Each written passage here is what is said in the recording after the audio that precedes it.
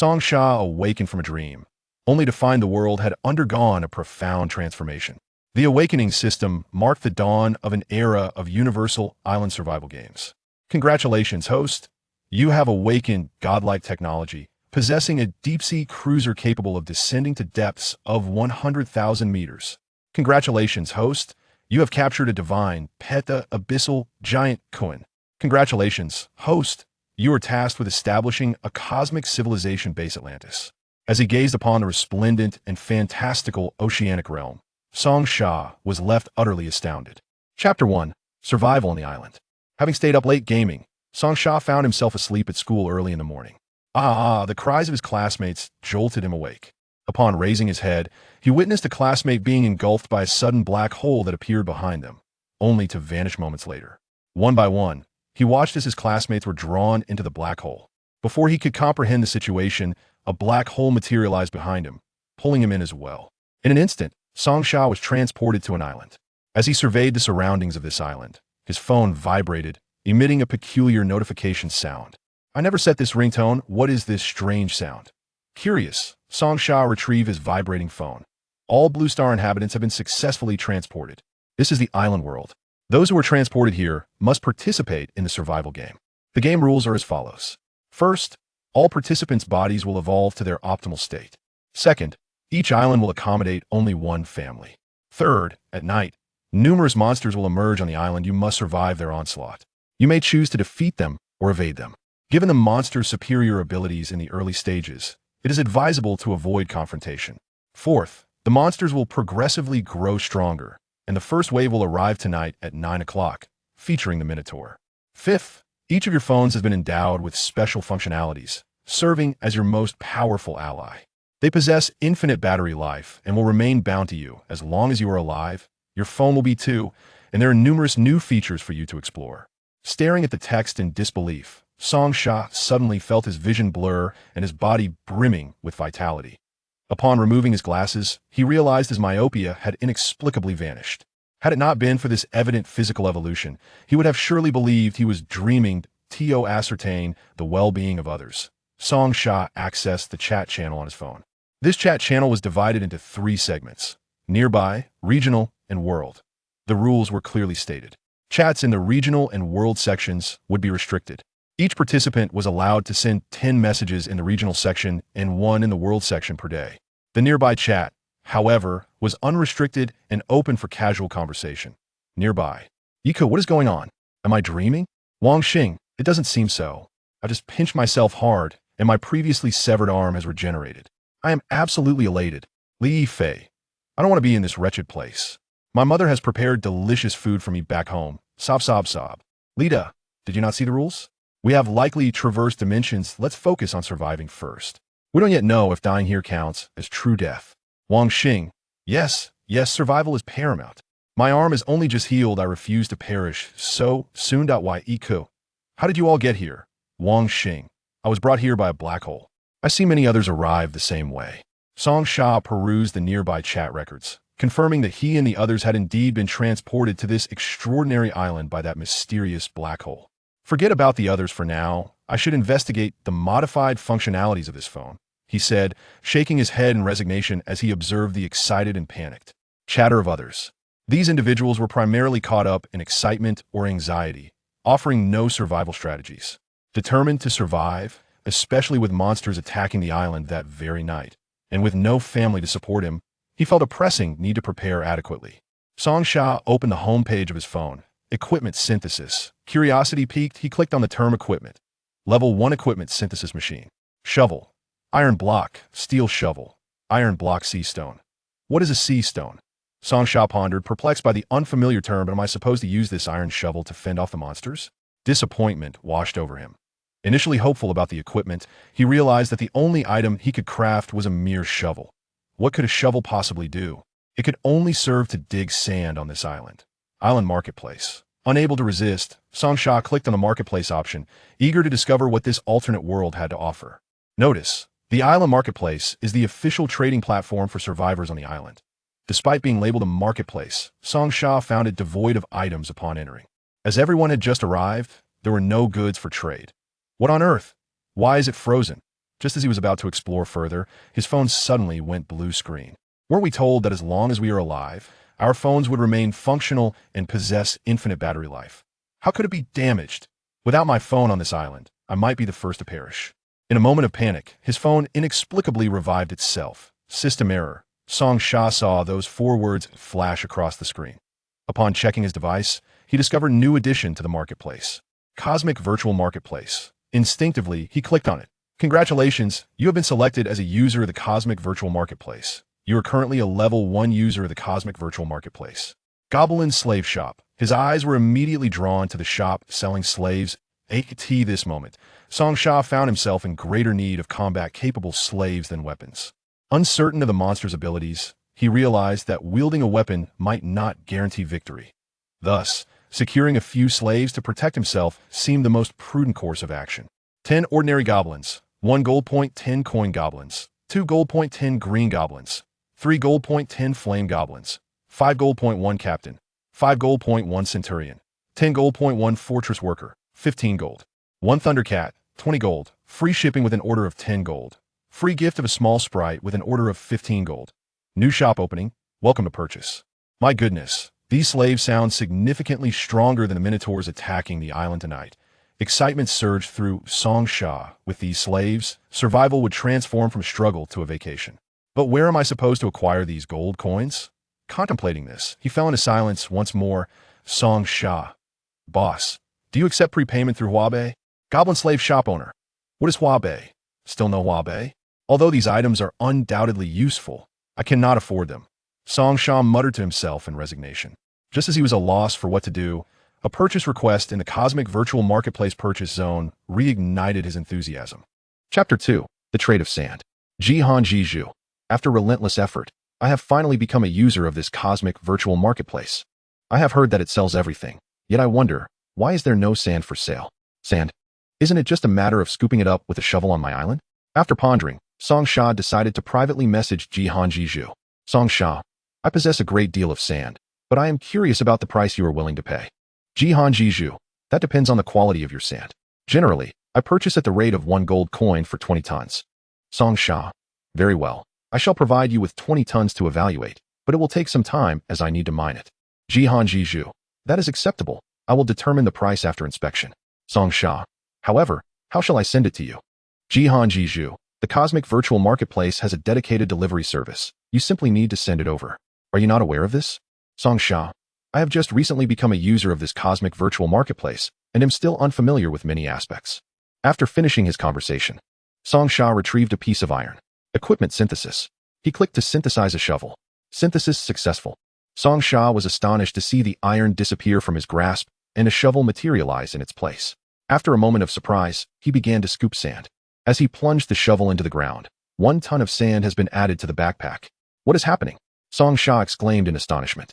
He initially believed that gathering 20 tons of sand would take a considerable amount of time, especially since he was alone on the island. However, the miraculous functions of his phone accelerated his efforts by more than 100-fold. Each scoop of sand seemed to directly appear in his backpack, yielding 0.1 tons with every shovel. This revelation filled Song Sha with joy. Slave. Vacation. Suddenly, these words flooded his mind. Overcome with excitement, he scooped sand continuously for 200 times, swiftly accumulating 20 tons in his phone's backpack. Song Sha, esteemed boss, I initially thought it would take time to gather the sand, but my friends have come to assist, and we have already prepared the 20 tons. Shall I send it to you now? Jihan Jiju. The address is the Lord's Mansion in Jihan City on the Hanbin continent. Just address it to Jihan Jiju and send it directly. Upon seeing the delivery address and the esteemed title of Jihan Jiju, Song Sha understood that dealing with Jihan Jiju was no simple task. Shipping. Shipping address, Lord's Mansion, Jihan City, Hanbin continent. Recipient, Jihan Jiju. Payment method, direct payment, cash on delivery. Song Sha, may I choose cash on delivery as I lack the funds for shipping? Jihan Jiju, no problem. Typically, merchants do not cover shipping here, so just select cash on delivery. After hearing this, Song Sha promptly chose cash on delivery. Confirm order. Upon clicking, the familiar black portal reappeared. A figure in black emerged. I am a junior courier of the Cosmic Virtual Marketplace. Pleased to assist you, the courier stated. The rapid and mystical entrance of the courier astounded Song Sha. Moreover, he felt an overwhelming sense of pressure emanating from this individual. Was he merely a courier? Song Sha pondered in amazement. Please hand over the items you wish to send. Noticing Song Sha's daze, the courier prompted him.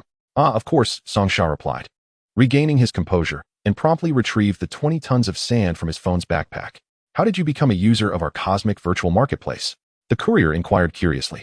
It became evident to the courier that this place was too underdeveloped to possess the network for the cosmic virtual marketplace. Yet, this individual appeared to be a novice user, which piqued his curiosity. The cosmic virtual marketplace simply notified me that I had become a user. Beyond that, I am unaware. Song Sha scratched his head and admitted, genuinely puzzled. Are there very few customers of the cosmic virtual marketplace in this area? He asked after a moment of thought. As far as I know, in this vast region, you are the only customer of our cosmic virtual marketplace. The courier chuckled. This is absurd. In such a large area without the network of the cosmic virtual marketplace, how could there be another special case like this? If there is nothing else, I shall take the sand, the courier declared. Although he was curious, he knew better than to probe further, understanding the immense power of the cosmic virtual marketplace. With a wave of his hand, the courier enveloped the sand in a large cloth and effortlessly carried it away. Is this even human? To carry 20 tons of sand with such ease.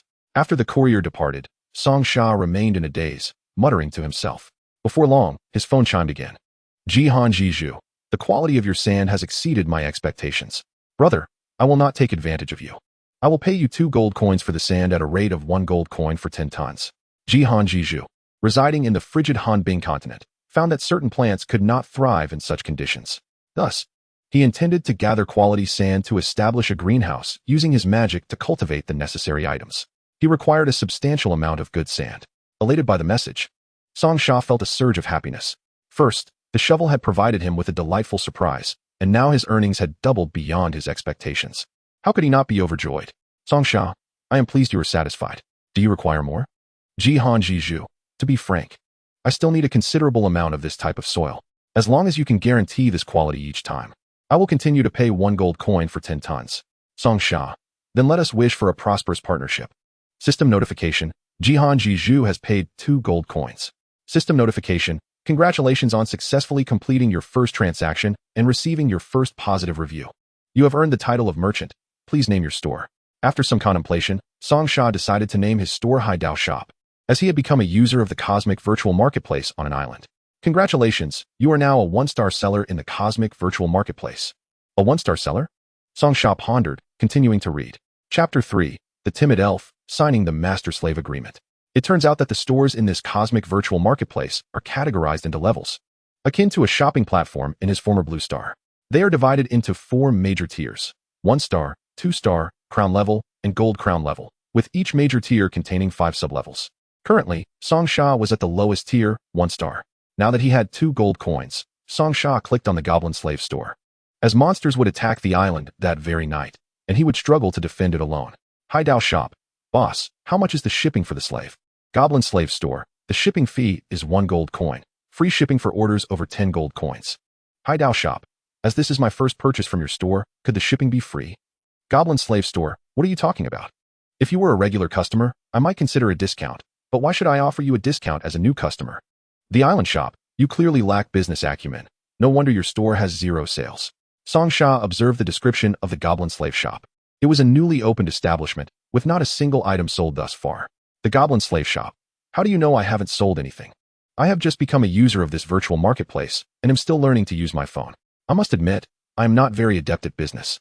But let me tell you, our shop has been thriving in our locale. The Island Shop. That is where your misunderstanding lies. I have a method that can significantly enhance your business in this virtual marketplace. Song Sha could tell that the owner of the Goblin Slave Shop had never engaged with the internet before, and he had already devised his plan. The Goblin Slave Shop. Speak quickly. If it proves useful, I will cover the shipping costs for your next purchase and even gift you a small sprite. In the future, shipping will be free for purchases over 5 gold coins. The Island Shop. You have my word on that.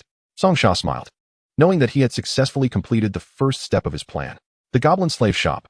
Our shop is known for its integrity. Please share your method. The Island Shop. Conducting transactions on a mobile device is not the same as in-person sales.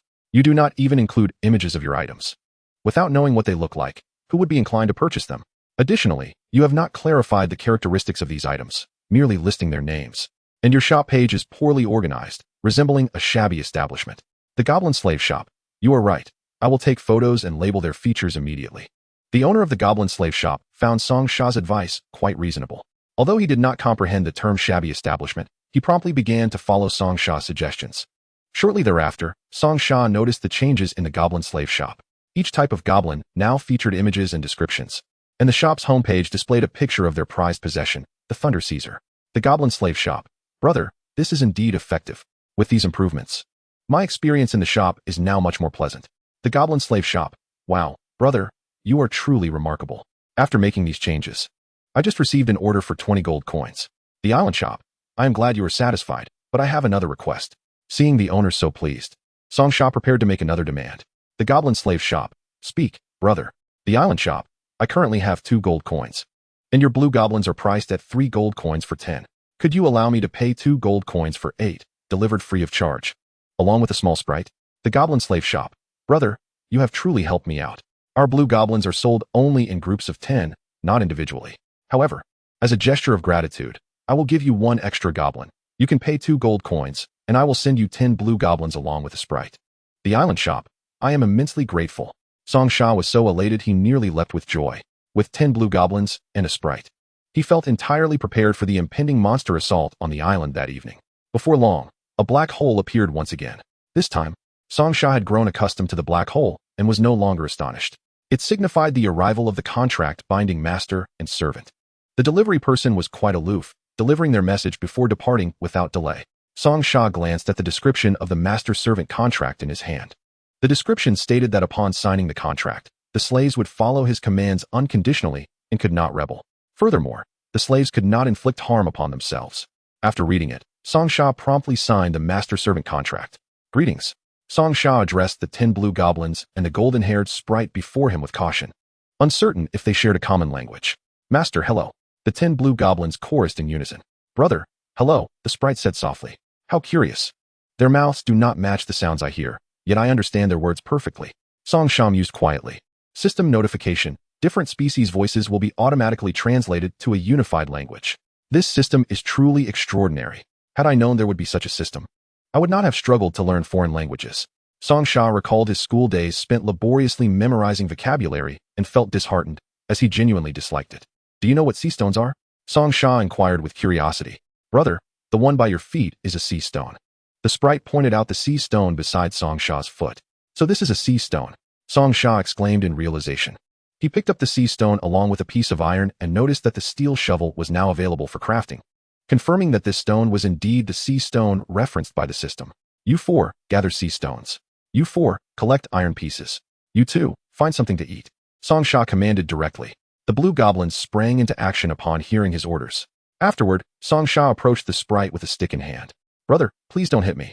The sprite cried out in fear. Slaves are often sold without clear expectations, especially when the sprite realized they were on a deserted island. She feared that Song Sha was a perverse individual who had brought them here for sport, as some slave owners had done in the past. Due to the nature of the master-servant contract, slaves could not harm their masters, leading some owners to satisfy their twisted desires by hunting the very slaves they had purchased. What are you doing? I merely need you to help me knock some coconuts down from those palm trees with this stick, Song Sha replied, startled by the sprite's reaction. I will do it right away. The sprite grasped the stick and immediately set to work. Chapter 4. Defeating the Gale Leopard. Thus, after giving his orders, Song Sha sat on a large rock and hummed a tune. It must be said, treating this small island as a vacation destination is quite pleasant, provided one possesses sufficient ability to confront monsters. Before long, the 10 blue goblins returned, bringing food, iron pieces, and some sea stones.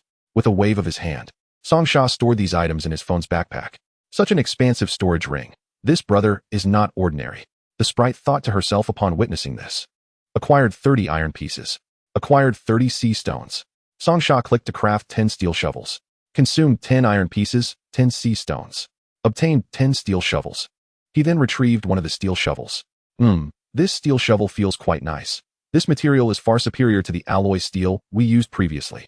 This will certainly make digging sand and soil much more convenient. Song Sha nodded in satisfaction, shaking the steel shovel in his hand. Is it possible that the crafting system can only create these 2 types of shovels? Song Sha pondered, searching for clues within the crafting interface. Suddenly, he noticed the explanation button on the crafting page. Clicking it revealed, system notification. Equipment crafting will unlock new items based on the materials you have collected or blueprints you have acquired. Oh. So collecting materials can unlock new items. Song Sha realized with clarity. You 10, gather all the usable materials on this island for me. Song Sha immediately commanded. After he issued his orders, the blue goblins appeared somewhat confused. Our master has instructed us to collect materials, but how do we even know what materials are? Are you foolish? Aren't there numerous trees here? Wood is indeed a material.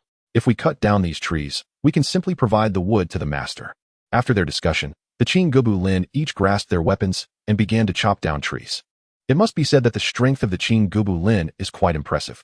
In no time, they delivered a substantial amount of wood to Song Sha. Indeed, they are a group of creatures with simple minds and strong limbs. Song Sha helplessly gazed at the piles of wood and remarked, "Wood is wood. At least it counts as a material." After some contemplation, he waved his hand and stored the wood into his mobile backpack. Acquired 50 wood. Unlocked. Wooden bed, wooden house, wooden stool, wooden table. Goodness, one piece of wood has unlocked so many useful items. Song Sha exclaimed joyfully. He promptly crafted a wooden stool and a wooden table. Consumed 2 wood. Acquired 1 wooden stool. Consumed 3 wood. Acquired 1 wooden table. After crafting, Song Sha sat directly on the wooden stool. This master is rather extravagant. Using a storage ring to hold these stools and tables, the little sprite marveled at Song Sha. She then offered the fruits she had gathered, placing them on the table. "Brother, these are the fruits I just picked. There weren't many fruits on the trees, so I went to gather these. Please don't be upset." The little sprite spoke timidly. "If there aren't any on the trees, then you should seek them elsewhere. What is there to be upset about?" Song Sha replied, feeling that this little sprite was exceedingly timid. Seeing that Song Sha was not angry, the little sprite let out a sigh of relief. "These fruits are colorful. Can we eat them? They aren't poisonous, are they?"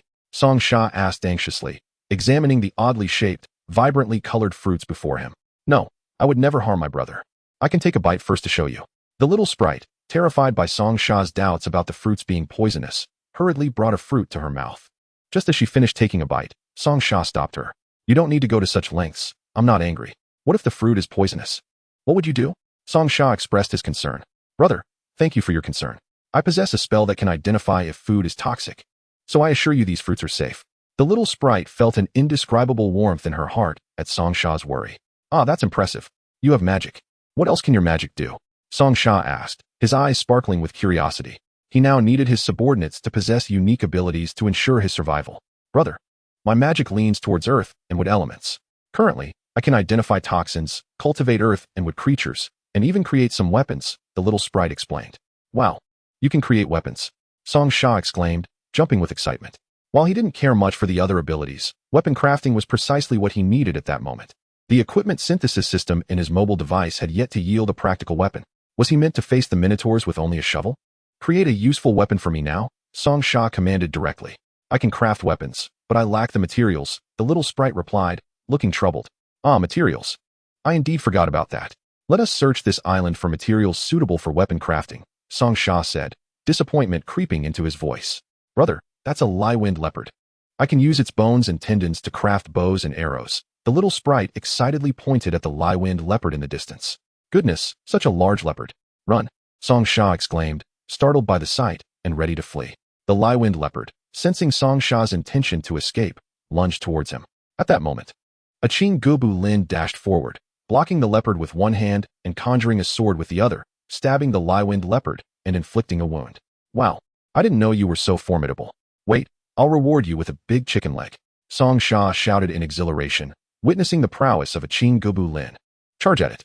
Subdue it," he commanded with enthusiasm, transforming into a commander. "Ha ha ha, little sprite, don't you think brother seems a bit overbearing with his authority?" Song Sha chuckled as he patted the little sprite beside him. "What does overbearing mean?" the little sprite inquired, puzzled. Yet, seeing Song Sha's joy made her heart swell with happiness. Thus, 10 Qing Gubu Lin surrounded the lie-wind leopard. The leopard, realizing its predicament, leaped into the air to escape. "Master, this is bad. The lie-wind leopard is trying to flee. It is renowned for its speed. We may not be able to catch up," one Qing Gubu Lin shouted. "No worries, I can trap it. You all work together to take it down," the little sprite declared. Chapter 5. Unlocking New Gameplay. The little sprite clasped her hands together, and suddenly, vines erupted from the ground, ensnaring the lie-wind leopard's legs. 3 Qing Gubu Lin rushed forward, each wielding a sword, and swiftly dispatched the creature. Blue Star Announcement. Song Sha from Huaxia, first to kill the lie-wind leopard. Difficulty, 3 stars. Rating, SSS. Reward. The area of the island where Song Sha resides has doubled. Incredible. This is exhilarating. Song Sha exclaimed as he watched his island expand automatically, his heart filled with delight. Island area upgrade complete. Current island diameter, 800 meters. Notice, as the island area increases, corresponding resources will also multiply. Song Sha realized that due to the Blue Star announcement, everyone now knew of his achievement in defeating the swift leopard. Curious about others' reactions, he opened the world channel in the chat. World channel. Jioteng de Cheng. Huaxia truly is a miraculous place. Our martial arts family of 6 could only injure this Liwind leopard, and my father was even wounded in the process, allowing it to escape. It is known for its speed. Li Kuei, how can a small island martial arts family like yours compare to us from Huaxia? Our brother Song here has a rating of 3S. Achieving such a score indicates a massacre. Park Gunji, you are being unreasonable. Does everyone in Huaxia possess such prowess? Li Jiwei, people from the dog country shouldn't embarrass themselves, just leave. Seeing the debate escalating among the individuals due to national pride, Song Sha shook his head helplessly and set his phone down, no longer wishing to continue reading. He approached the Liwind leopard, waved his hand, and stored its body into his mobile backpack. Acquired 10 Liwind leopard meat. Acquired 5 Liwind leopard bones. Acquired 5 Liwind leopard tendons. Acquired 5 Liwind leopard skins. Monster Encyclopedia updated. Liwind leopard, average aggression, high speed. Wow, this mobile backpack can even automatically decompose corpses. How convenient. Song Sha thought to himself. And there's a monster encyclopedia, allowing me to recognize the characteristics of similar creatures in the future. This is splendid. Later, let's roast some leopard meat together. You all have been incredibly helpful, Song Sha said, giving a thumbs up to the Qing Gubu Lin and the little sprite. As long as the master is happy.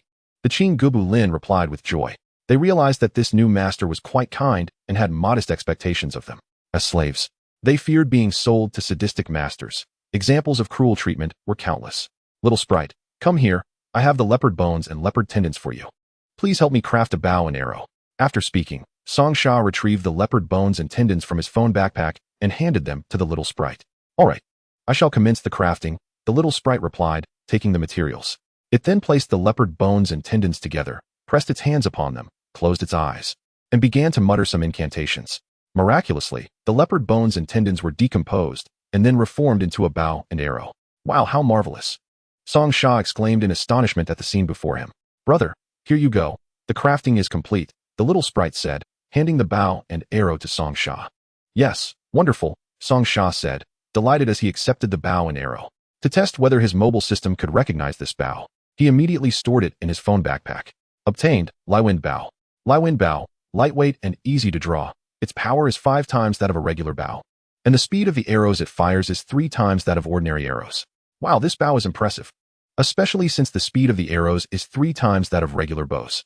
The speed at which arrows are already released is swift. This speed is tripled, allowing for nearly instantaneous strikes on targets, significantly enhancing accuracy. Song Sha mused, realizing that with this bow, his chances of survival during the monster attack on the island had increased substantially. Brother, there's a cow. The little sprite suddenly shouted. Perfect timing. Just the opportunity to test my bow, Song Sha declared, pulling his bow from his phone backpack. He aimed and drew the bow. Wow, this bow is truly extraordinary. It feels effortless to draw. After saying this, Song Sha looked up to find the cow had already fallen. In his heart, he cherished the Liwind bow as a treasure, planning to hold it close while he slept that night. Bow proficiency increased by 1. It seems that even hitting a target with the bow can enhance my proficiency. This is delightful, a continuous surprise. Song Sha laughed. Master is formidable, a perfect shot. The Qing Gu Bailing exclaimed in unison, clapping their hands. Very good. You certainly know how to encourage, Song Sha replied, even more pleased. Please bring me that cow, he instructed. I shall fetch it immediately. One of the Qing Gu Bailings said, rushing over to carry the cow's carcass back. Song Sha then stored the cow's remains in his phone backpack. Obtained, 10 units of beef. Obtained, 5 units of cow bones. Obtained, 5 units of tendons. Obtained, 5 units of cowhide. Unlocked, bow and arrow. Crafting materials for bow and arrow, 1 cow bone, 1 tendon, 1 cowhide. Song Sha promptly clicked to craft 5 bows. Consumed, 5 cow bones. Consumed, 5 tendons. Consumed, 5 cowhides. Obtained, 5 bows. The cosmic marketplace is filled with significant figures. Surely, no one would desire such bows. The only items I can offer them are local specialties like sand. The demand for sand arises from the fact that the extreme cold sovereign's icy continent lacks it. However, my island is limited in size. If I exhaust the sand, what if it sinks? There are other islands nearby. They surely require bows instead of sand. So I shall trade bows for their sand. I am quite clever, indeed, Song Sha thought, revealing a mischievous grin. Thus, Song Sha took out his phone and opened the nearby chat to post a message. Song Sha, is anyone willing to exchange 20 tons of sand for a bow? Ma Fei, wow, it's a big shot from our Huaxia country. You're right in my vicinity. I'm a fan of yours. Li Meng, wow, it's really the big shot who hunted the Liwind leopard. I adore you. May I bear your children? Wang Xiyu, you truly live up to your name. Like a dream come true. Li Meng, I'm speaking for myself. It's none of your business. I shall say whatever I desire. Song Sha looked on in speechless disbelief at the messages these individuals had sent. Not a single person addressed the matter of sand. Everyone's attention was fixated on Song Sha himself. Chapter 6, The Trading System. Song Sha. All right, everyone, please quiet down. Is there anyone willing to trade sand for my bows? The monster attack on the island is imminent. Possessing a bow will significantly increase your survival chances. Li Ku, you're asking for 20 tons of sand for a single bow? We can't possibly dig up that amount in time. Song Sha, no worries. Using iron blocks, you can craft a regular iron shovel in the equipment synthesis section, and a single dig will yield 0.1 tons of sand. You'll be able to gather 20 tons in no time. Before long, within the nearby chat channel, Shouda, wow, this shovel is indeed remarkable. Big shot. Wait for me. I will contact you once I finish digging. Li Ku, as soon as you mentioned it, I gave it a try. I'm digging now. First come, first served, understood? Line up behind me. Lu Long, first come, first served also depends on who finishes digging the sand first. Clearly, everyone realized the ease of sand excavation and eagerly wished to complete their digging to exchange for bows. Only a few individuals, in their cleverness, believed that since Song Sha sought sand, it must be extraordinary, and they began to investigate the sand. Song Sha, I have 5 bows. Each island can only trade one with me. First come, first served. I'm off to have a meal. Just contact me once you finish digging. After sending this, Song Sha pulled out Liwind leopard meat from his backpack and began skewering it. Please gather some wild grass for me. I'll start a fire to roast this leopard meat, Song Sha instructed. Some time later, having skewered the meat, the Qing Gobiling had already placed the wild grass before Song Sha. Can you create fire by friction? He inquired. I can, one of the Qing Gobiling replied. Preparing to assist. Brother, no need to create fire by friction. I can conjure flames with magic, the little sprite said. Perfect, please ignite this wild grass for me. Song Sha smiled. With a snap of its fingers, the little sprite ignited the grass. Wow, how wonderful it is to have magic. This is incredible, Song Sha exclaimed, gazing in awe at the little sprite. This is merely low-level magic. It's nothing impressive, the little sprite shyly responded, flattered by Song Sha's praise. Ha ha. The little sprite is quite modest, Song Sha chuckled, continuing to roast the meat skewers. The Qing Gobiling and the little sprite watched the meat skewers with their mouths watering, yet they held no hope of tasting the delicacies. Although Song Sha had promised to share with them and appeared amiable, they were, after all, merely slaves. How could a master treat his slaves so kindly? Moreover, it was Song Sha doing the roasting. A master roasting food for slaves? Who would believe such a tale? Come, let us enjoy the roasted skewers together. My roasting skills are quite commendable, Song Sha said to the Qing Gobiling and the little sprite. Master, are we truly allowed to eat? One Qing Gobiling asked. Brother, you're not testing us, are you? The little sprite asked, looking down. There isn't any test. Isn't it quite normal to wish to eat this meat? Surely, you jest, another Qing Gobiling said, salivating as he gazed at the skewers. What are you all pondering? You all killed this Liwind leopard. Is it not normal for me to roast it for you? Song Sha stated, pressing the skewers into their hands. I shall continue roasting. You may take as much as you wish, he added, resuming his task. One Qing Gobiling, as he ate, was moved to tears. What are you doing? Song Sha asked, bewildered, as he observed the Qing Gobiling weeping. New master, you are truly too kind. Since our goblin nation was captured, many of our kin have become slaves. In our situation, those with ordinary combat abilities, most slave masters harbor peculiar quirks that lead them to purchase individuals like us. Encountering a master like you is truly a stroke of luck, the Qing Goblin lamented while wiping away tears. Ah, do not be too sorrowful. At least you are fortunate now, are you not? Sh reassured. Although the Qing Goblin appeared rather daunting upon closer inspection, given that they are perceived as monsters in the eyes of humans, their experiences evoke genuine sympathy. Master, thank you. In the future, I will do my utmost to protect you, the Qing Goblin said, drying its tears and smiling. Thus, Sh and the others began roasting leopard meat, joyfully sharing their meal. After finishing the feast, Sing SH promptly opened the nearby chat channel. Okay, where's the big shot? Are they deceiving us? Upon opening the message, Sing SH discovered that everyone had prepared 20 tons of sand for their respective needs. With Sing SH momentarily absent, they assumed him to be a fraud. Sing SH, I just had some roasted meat. Now, let us trade. Only the first 5 have the chance to exchange. Are NJing, as expected of the big shot, while everyone else is busy surviving. You still have the leisure to enjoy skewers. LK, we tried to send you a trade request earlier, but you need to enable nearby trade invitations first. After reading this, Sing SH swiftly located the button to allow nearby trade invitations and clicked to enable it. No sooner had he done so than he noticed a trade request from LK. After accepting, Sing SH and LK exchanged items. Following the transaction with LK, Sing SH proceeded to trade with the next 4 individuals in succession before disabling the invitation feature due to an overwhelming number of requests.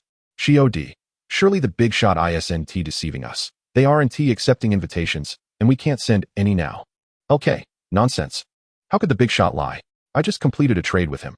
If you were slow, that's your fault. Soon after, the other 4 who traded with Sing SH stepped forward to clarify that he was indeed truthful. XOD, this isn't fair. I was ready long ago. I was among the first 5 to gather sand, yet I missed out because I was slow. LK, if you don't pay attention, whose fault is that? With such a great opportunity, you should have been more alert. Look at me. I'm always the first to seize the moment. And that is how I got a bow and arrow. Not wishing to witness further bickering, Sing SH exited the nearby chat channel. There are only 3 hours until monsters arrive. Let us hasten to establish our camp. Who among you can build? Sing SH inquired of the queuing GBLN and the little elves. Monsters are approaching? What kind of monsters? The queuing GBLN asked. Minotaurs, Sing SH replied. There are many types of minotaurs. Which level are we facing? The queuing GBLN probed. Remembering the system's notification that included pictures of minotaurs, Sing SH opened the monster encyclopedia, and indeed, it contained images of minotaurs. He promptly showed the queuing GBLN the photographs of the minotaurs. This is the lowest level of minotaur. We can easily handle them, the queuing GBLN remarked casually. However, Sing SH was still somewhat concerned. These monsters attack in waves, not just one at a time. As long as their numbers aren't excessive, they pose little danger. Under normal circumstances, we can easily manage 50 each. The queuing GBLN stated earnestly. Ha ha ha, then that is settled. If one can handle 50, 10 will take on 500. The system wouldn't set the number of monsters beyond 500. If it did, it's likely no one on the island would survive. Sing SH chuckled heartily.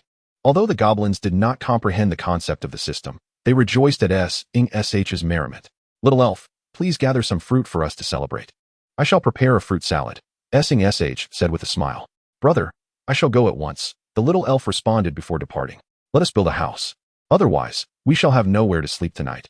Sing SH instructed the queuing GBLN. But we only know how to fight. We have no skills in construction, one queuing GBLN replied hesitantly. You do not need to know how. Just follow my instructions and do the labor. Sing SH explained. You 4, clear this area and level it with shovels. You 4, continue chopping trees and gather more wood, Sing SH commanded. It must be said that the queuing GBLN were quite efficient in such laborious tasks, as they were diligent and did not shirk their duties. Before long, the area was cleared and a substantial amount of wood had been gathered. How have you gathered so much wood? I don't need this much for a wooden house, Sing SH said with a wry smile, though he felt quite pleased within. Who wouldn't appreciate having such hardworking subordinates? Well, I have a phone warehouse, so having extra materials is not a disadvantage. After some contemplation, Sing SH stored all the wood in his phone warehouse, acquired 100 wood. He then began synthesizing the necessary items for constructing the house. Consumed wood, 3. Acquired wooden walls. Consumed wood, 2. Acquired wooden stairs, 1. Consumed wood, 5. Acquired 100 square meters of wooden flooring. Consumed wood, 2. Acquired wooden pillars. In this manner, all the required components for the house were synthesized. Sing SH then placed these items from his phone warehouse onto the ground. Master, did you create all these items from the wood you gathered? One queuing GBLN asked in astonishment. Indeed, Sing SH replied candidly. Are you a high-level wood mage? The queuing GBLN inquired further, now even more surprised. Although the queuing GBLN did not fully grasp the concept of a high-level mage, they recognized the power it implied. They understood that someone like Sing SH, who could instantly convert large quantities of wood into necessary items without any visible spellcasting process, was certainly not a low-level wood mage. Thus, This Qing GBL and mistakenly believed S-ing SH to be a high-level wood mage. Ah, I am not. S-ing SH said, slightly puzzled before answering. He too was uncertain about what a high-level wood mage entailed, but he was certain he was not one. Come, follow my lead. Let us build the house together, S-ing SH commanded. Under his guidance, within approximately 2 hours, a 2-story wooden house was completed. Consumed wood, 12. Acquired 12 wooden beds. Consumed wood, 5. Acquired 20 wooden stools. S-ing SH began synthesizing household items. Master, how did you create so many wooden beds? One Qing GBL asked in confusion. We need 12 beds altogether. Do you not sleep? S-ing SH replied. You are too kind, master. It is thoughtful of you to consider us. To follow a master like you is worth any sacrifice, the Qing GBL expressed with heartfelt gratitude. Tonight, we shall vow to protect our master at all costs. Suddenly, one Qing GBL led the rallying cry. To protect our master at all costs. To protect our master at all costs. The morale of the 10 Qing GBL soared as they shouted in unison. All right, I believe in you.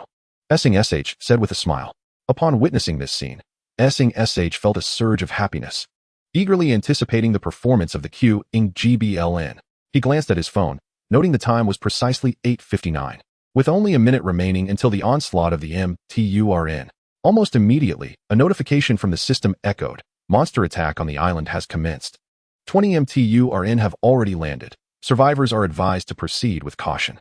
Where on earth is the little spirit? With these monsters arriving, what if she doesn't join us and ends up being devoured? S-ing SH began to fret. Fear not, the little spirit possesses magic. If all else fails, she can certainly evade these creatures. One of the Qing GBL reassured him. Nevertheless, we should search for her. I remain somewhat anxious. S-ing SH insisted. 10 Qing GBL nodded in agreement and departed the wooden house in search of the little spirit. Meanwhile, at the island's edge, the little spirit, pleased with her new master, sought to gather the most delectable fruits, wandering all the way to the seaside. Oh, this is DNCOCO. The soil here is remarkably fertile, and to find such a rare herb is simply wondrous, the little spirit marveled. Beginning to collect the plants one by one. DNCOCO, named for its timid nature, possesses the ability to move away from those attempting to harvest it, and typically only surfaces at night.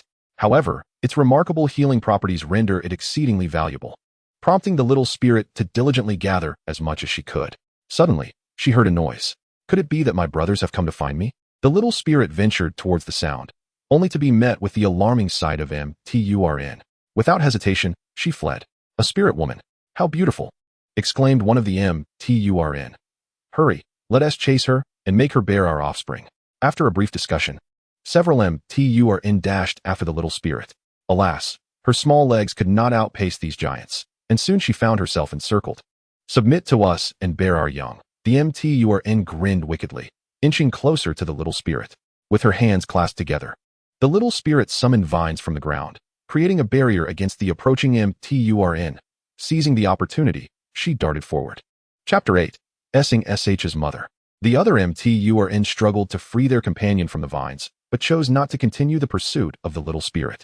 In her haste and panic, however, she tripped over a stone, tumbling to the ground, her hands bloodied.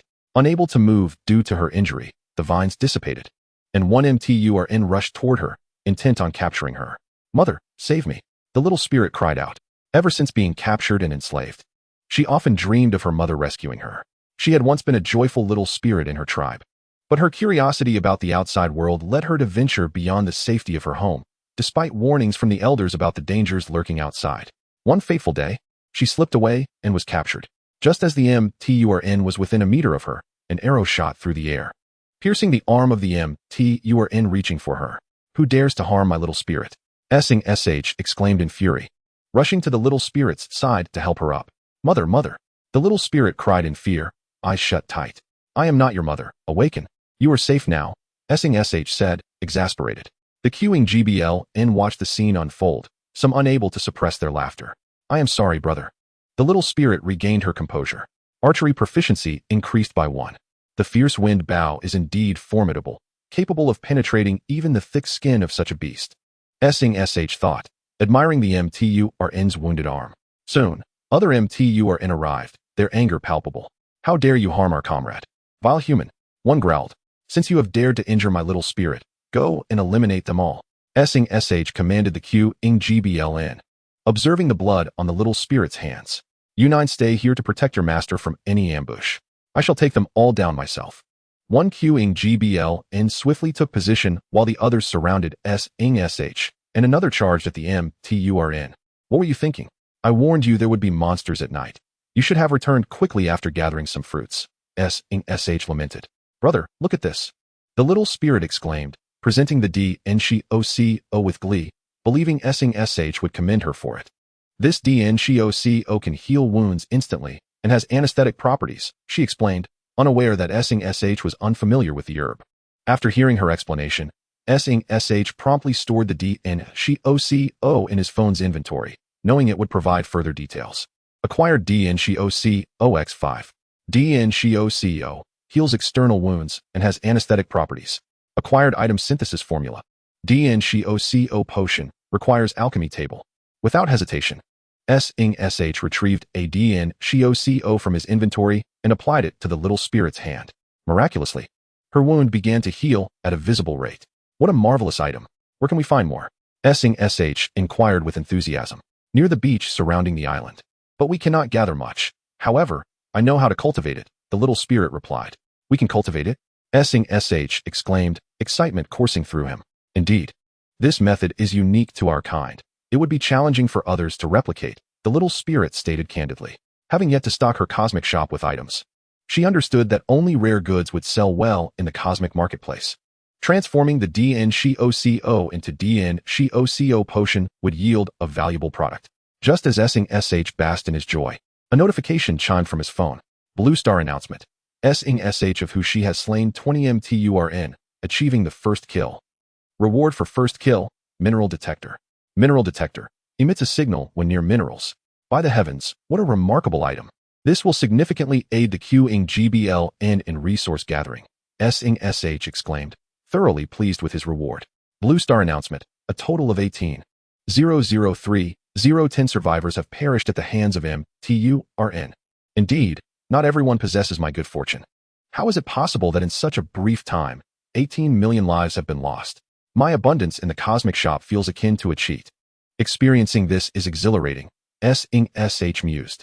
Meanwhile, on a distant island, a family of 3 hid in a cave, struggling to survive. What kind of monster is this Sing sh? Why does a creature from who she always emerge at critical moments? One mused. Indeed, we islanders should be the chosen ones here. Son, stop proclaiming such nonsense. If the MTURN discover us, we shall meet our demise. System prompt. You may request a second wave of monsters to attack the island, with difficulty tenfold of the first wave, but rewards are abundant. System notification. Newcomers are welcome to apply for the second wave of monster assaults on the island, as the survival rate is virtually 0. Let's return to the house first. I desire the abundant rewards, Song Sha declared to the Qing Gubu Lin. After reviewing the system notification, Song Sha prepared to head back home and immediately apply for the second wave of monster assaults. After all, his current lineup faced no issues with the impending challenges. He felt like a player with cheat codes at his disposal. Before long, Song Sha and his companions arrived at the wooden cabin. Upon reaching home, Song Sha promptly clicked to apply for the second wave of monster assaults. Blue Star announcement. Song Sha from Huaxia has successfully applied for the second wave of monster assaults. Blue Star announcement. The difficulty of the second wave will be 10 times that of the first wave. Blue Star announcement. Let us cheer for this brave survivor together. Meanwhile, Li Ku remarked, what kind of deity is this master of the Liwind Leopard's first kill? His elder brother responded, with the bow and arrows we obtained from him, along with our numerical advantage and this excellent geographical position, we barely managed to defeat 20 minotaurs in this cave. Yet, Song Sha dares to apply for a 10-fold difficulty challenge. 10-fold difficulty means 200 minotaurs. Li Ku exclaimed in disbelief. Surely, their numbers cannot exceed ours, Li Ku's fifth brother suggested. That shouldn't be the case.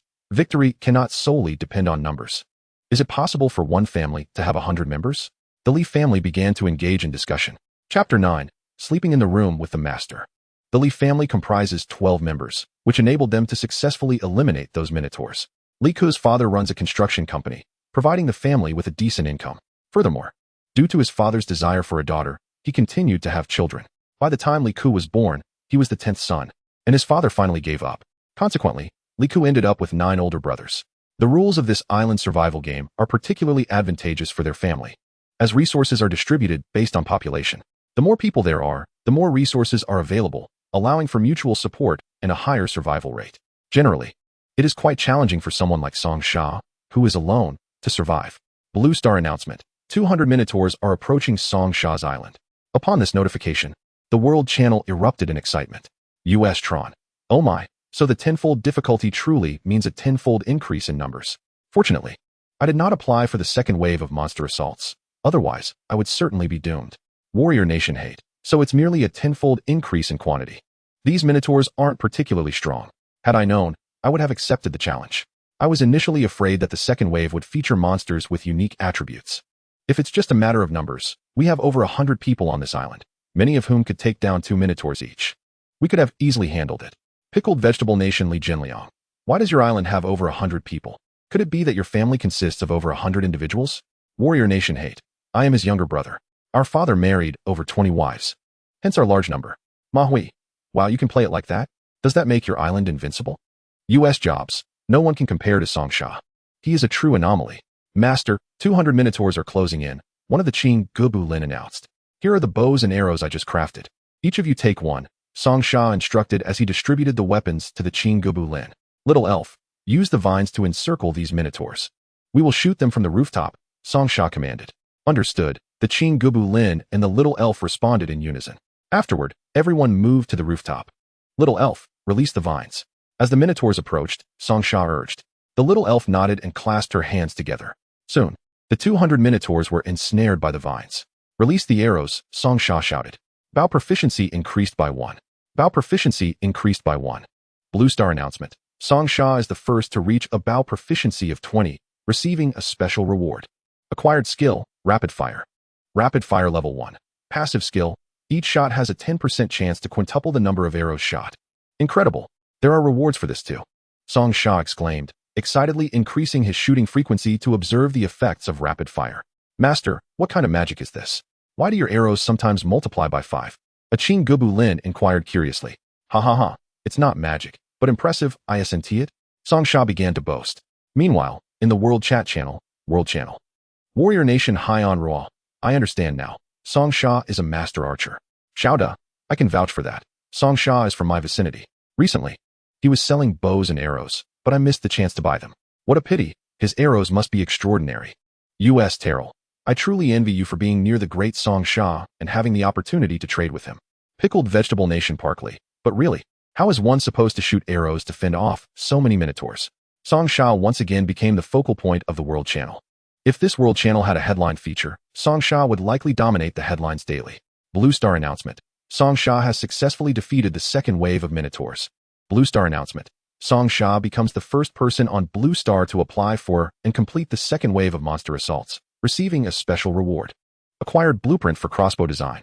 System notification. Would you like to apply for the third wave of monster assaults? What? There's even a third wave? Surely. It must involve 2,000 Minotaurs. My island cannot accommodate that many. 2,000 Minotaurs would fill it to capacity. Even if I possessed the capability to defeat them, there would still be risks. I shall refrain from applying, Song Sha contemplated. Decline application. Song Sha clicked to decline immediately. Meanwhile, World Channel. US Amos. As expected, this Song Sha is indeed a monster. He managed to defeat 200 Minotaurs. I am curious about the rewards for defeating them. US Andrew. Come on, big brother. Share what rewards you received. Esau. Why do you foolish Americans think that a great person would disclose such matters to us? Island Nation Kinsaka Taku. You fools are not being sincere. The system likely informed everyone about the rewards Song Sha received. Xia Jing. You islanders should stop your nonsense. I can't be bothered to explain. It's getting late. Let us rest. I have prepared 5 rooms for you, each containing 2 beds. You Qing Gubu Lin can divide yourselves accordingly, 2 individuals per room. Song Sha announced to the Qing Gubu Lin. Master, you are so kind to prepare separate rooms and beds for us. We are immensely grateful. The Qing Gubu Lin expressed joyfully.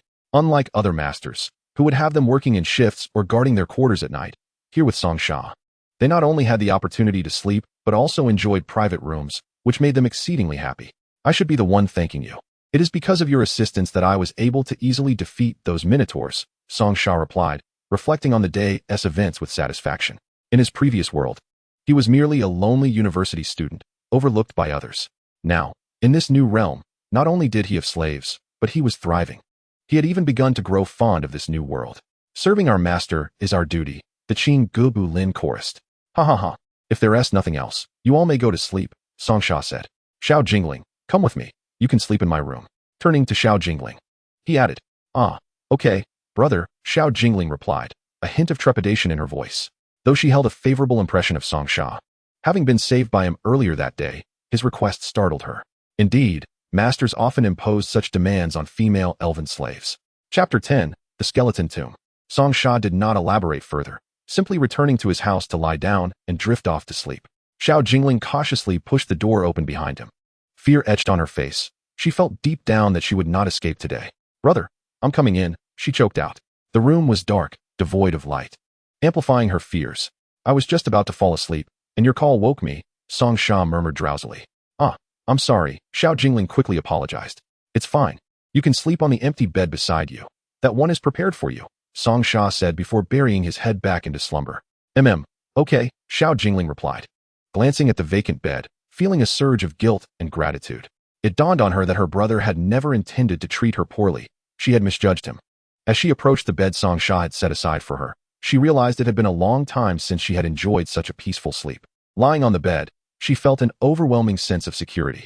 Brother, thank you, she whispered softly, yet Song Sha did not respond. Brother, she called out, fearing something might have happened to him. At that moment, his snoring filled the air. On his first day in this world, Song Sha had experienced an overwhelming amount. Fatigue washed over him. Closing his eyes on the bed was enough to send him into slumber. Ha ha ha.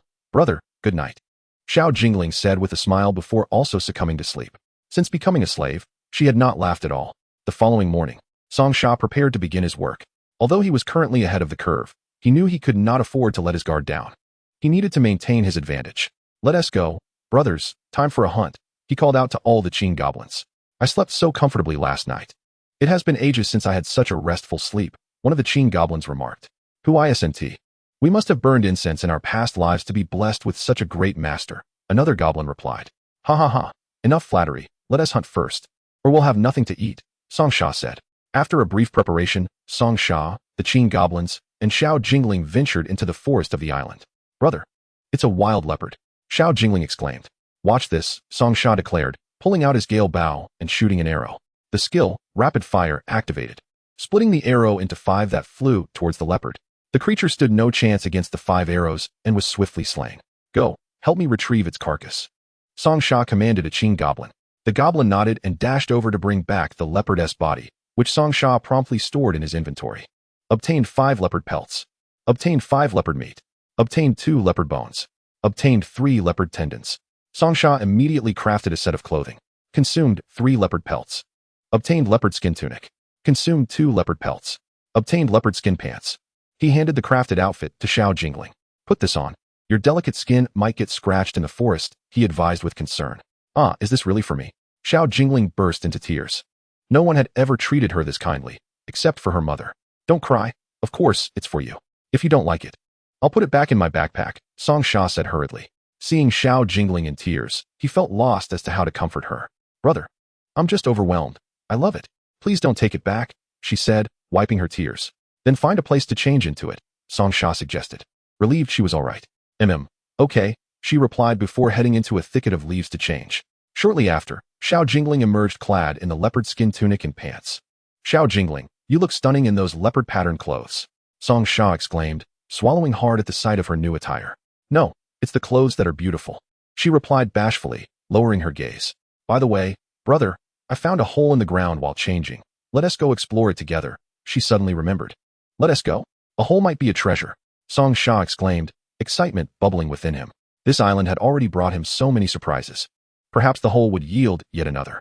Right here, Xiao Jingling pointed to a large hole in the distance. Song Sha approached the opening with curiosity. Just as he neared the entrance, his phone began to ring. In this world, messages on the phone were of utmost importance, so he promptly pulled it out. System notification, you are nearing the skeleton tomb. Underground tomb, difficulty, hard, reward, level 3. System notification, it is highly advised that early survivors do not enter. Survival rate is virtually 0.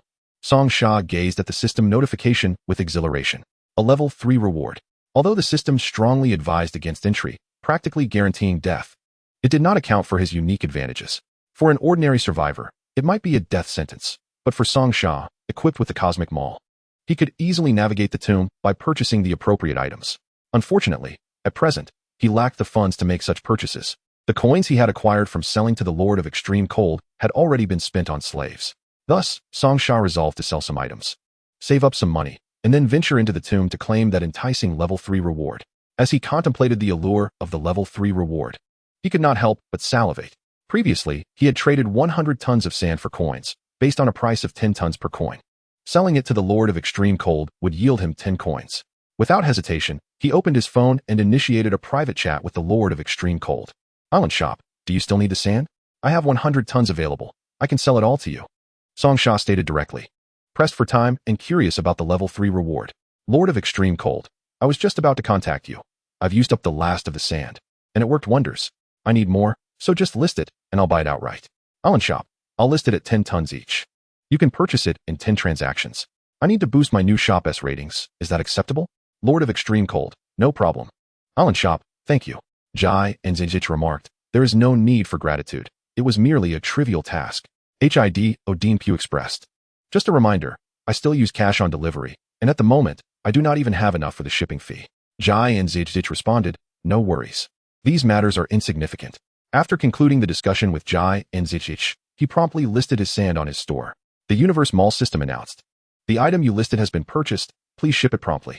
The notification chimed 10 times, and Jai and Zijich swiftly acquired 100 tons of sand. Thus, Sing SH filled in Jai and ZH's address and clicked to ship. Moments later, a black hole opened, and Sing SH handed the sand over to the Universe Mall courier. The system chimed again. "The buyer has confirmed receipt and has left you a positive review." After a while, the system congratulated him on receiving a total of 10 positive reviews, elevating his store's rank to 2-star status.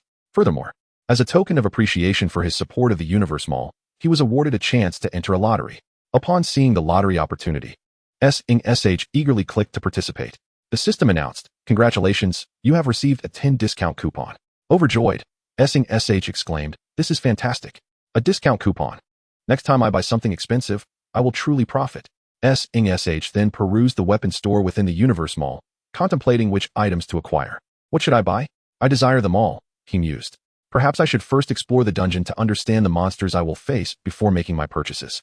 After all, I currently possess a bow and arrow, along with the assistance of the Q-ing GBLN and the magic of the little elf. I surely cannot be annihilated upon entry." After some reflection, Sing SH decided to venture into the tomb. "Brothers, let us advance and explore," he commanded with a wave of his hand. Understood, the Q-ing GBLN responded in unison, positioning themselves in front of Sing SH. As he was their master and should not lead the charge, the system prompted, "Do you wish to enter the skeleton tomb?" Upon seeing the system's notification, Sing SH promptly clicked to proceed. As he entered the skeleton tomb, the blue star report echoed. "The survivor from Who 11, Sing SH, has entered the skeleton tomb." The report continued, "He is the first survivor from Blue Star to enter a challenging dungeon. Let us celebrate his achievement."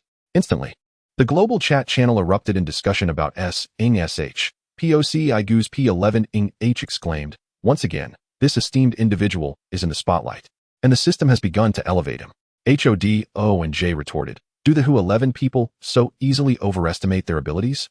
They believe that simply spamming the chat makes them impressive. Just days ago, I encountered this skeleton tomb. The system warned of a survival rate of 0.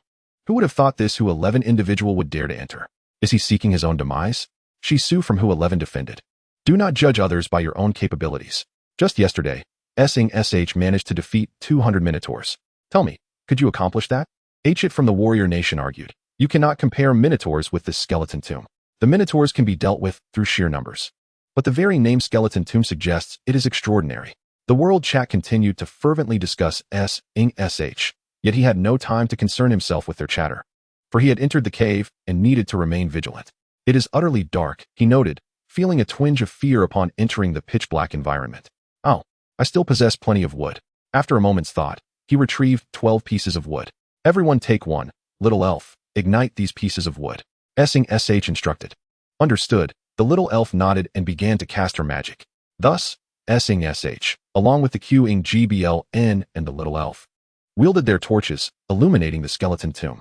"Master, there are numerous skeleton monsters," one Q-ing GBLN shouted. "Little elf, you and the others wield torches. The rest shall assist me in shooting them with arrows. S-ing sh commanded. Soon, everyone formed their ranks. The little elf and 2-ing GBLN standing at the front with their torches, while S-ing sh and 8-ing GBLN positioned themselves at the rear to shoot. Thanks to S-ing sh's rapid-fire shooting, the group swiftly dispatched the skeleton monsters. After clearing the area of skeletons, S-ing sh and his companions cautiously advanced. I wonder if these bones left behind by the skeletons serve any purpose, he pondered as he picked up a piece and placed it into his phone's backpack. Obtained Bone Fragment 1. Bone Fertilizer unlocked. Bone Fertilizer, Bone Fragment. Bone Fertilizer effect. Accelerates plant growth. Ah, this is a valuable item. I am planning to cultivate considerable amounts of timid grass. This bone fertilizer will greatly assist me. S-ing sh rejoiced upon seeing the fertilizer's effects. Master. Another wave of skeleton monsters approaches. A-ing GBLN exclaimed. Form ranks and continue shooting. S-ing sh shouted while collecting more bone fragments. Soon, he dealt with yet another wave of skeleton monsters. Master, another wave of skeletons is upon us. Do these creatures never cease? A-ing GBLN shouted in panic. No worries. These skeletons are of no consequence. Maintain your formation and keep shooting. S-ing sh replied with a smile. To him, each skeleton represented wealth. The more bone fragments he collected, the more timid grass he could produce, which could be transformed into potions and sold in the Universe Mall. With the profits, he could acquire divine artifacts, turning the island into a paradise. Brother, I believe I have sensed the source of these skeleton monsters, the little elf whispered, closing her eyes. It is over there. That teapot can infinitely generate skeletons. I suspect that destroying this teapot will cease the appearance of skeletons. Following this revelation, the little elf shouted, Chapter 12, The coffin contains treasures. Master, I shall destroy that teapot. 1-ing GBLN exclaimed. No, please do not. These skeletons are treasures. S-ing sh quickly intervened, fearing they would ruin his opportunity. Hearing S-ing sh's command, the ing GBLN abandoned their intention to shoot at the teapot, as they were bound to obey S-ing sh's orders without question. After dispatching 2 waves of skeletons, a dirt coffin suddenly appeared beside the teapot, and the skeletons were enveloped in a layer of purple light. This purple light intercepted the arrows they had shot. Quickly run, S-ing sh shouted, sensing the urgency of the situation. Thus, he and the ing GBLN retreated. Fortunately, the skeletons did not pursue them, otherwise they would have been in peril. Reflecting on the encounter, S-ing sh felt a pang of fear. So, Master, should we leave this tomb? A-ing GBLN inquired. That will not do. The wooden coffin must harbor treasures. S-ing sh felt strongly that there was something valuable within, and he was reluctant to depart. Perhaps I should first check the Universe Mall for items that could help me deal with these skeleton monsters. Contemplating this, S-ing sh took out his phone and entered the Universe Mall. Ah, a Taoist shop. Surely it contains items to combat skeleton monsters, he thought, and he promptly clicked to enter. After entering, S-ing sh immediately spotted the zh-oi-o-j-ing. The merchant from the HIDO shop inquired, Can this zh-oi-o-j-ing deal with skeleton monsters? The Taoist merchant replied, Skeleton monsters? As long as they are not the holy level B-I-G-J-ing. This zh-oi-o-j-ing can essentially annihilate them. If it fails, you won't need to pay. Very well, I shall make the payment now, as it is quite urgent. Could you send it directly? S-ing sh asked. The Taoist merchant confirmed, Certainly, just take a photo, and the zh-oi-o-j-ing will be in your hands immediately. With the Taoist assurance, S-ing sh proceeded with the payment, spending 2 gold coins. Shortly after, a black hole opened, and a courier emerged. Hello, here is your package. The courier said warmly. Oh, I just thought of something. If you were delivering while we are engaged in battle, what would you do? S-ing sh asked curiously. Ha. Such scenarios occur quite frequently. Our cosmic mall does not interfere with battles in any world. We are only responsible for delivering items to customers. Their safety is not our concern. The courier adeptly responded, as many posed similar questions. After delivering his message, the courier departed, for the cosmic mall's couriers are perpetually busy. S-ing sh unwrapped the package and retrieved the zh-oi-o-j-ing. Let us return, he declared. Ah, Master, are you sure you wish to give up? The ing GBLN queried. Give up? I mean to return and open that wooden coffin. S-ing sh asserted confidently. Upon hearing his words, the ing GBLN gathered their courage, preparing to continue the fight, although they felt a tinge of fear towards the skeleton monsters. S-ing sh's command held precedence over their lives, and besides, the skeleton monsters might not necessarily be able to kill them. S-ing sh returned to the side of the coffin. A horde of skeleton monsters, glowing with a purple light, encircled him. He aimed the zh-oi-o-j-ing at them, and suddenly, All the skeleton monsters turned into a pile of bones. Obtained bone fragments. Obtained bone fragments. SH promptly collected all the bone fragments scattered on the ground. Wow, Master, what weapon is this? It's incredible. The queuing GBL and gasped in astonishment. Ha ha ha, your leader possesses ample advanced technology. SH replied, delighted by the ZHOIOJ's effectiveness. Brother, why not aim it at that teapot to destroy the machine producing skeleton monsters?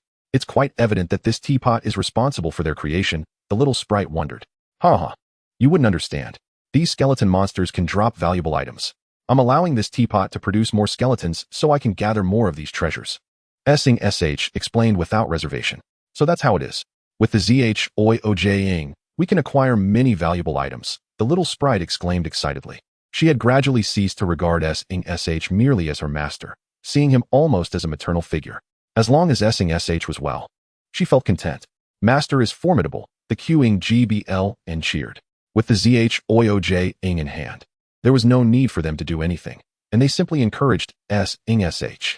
Thus, SH continued to harvest bone fragments.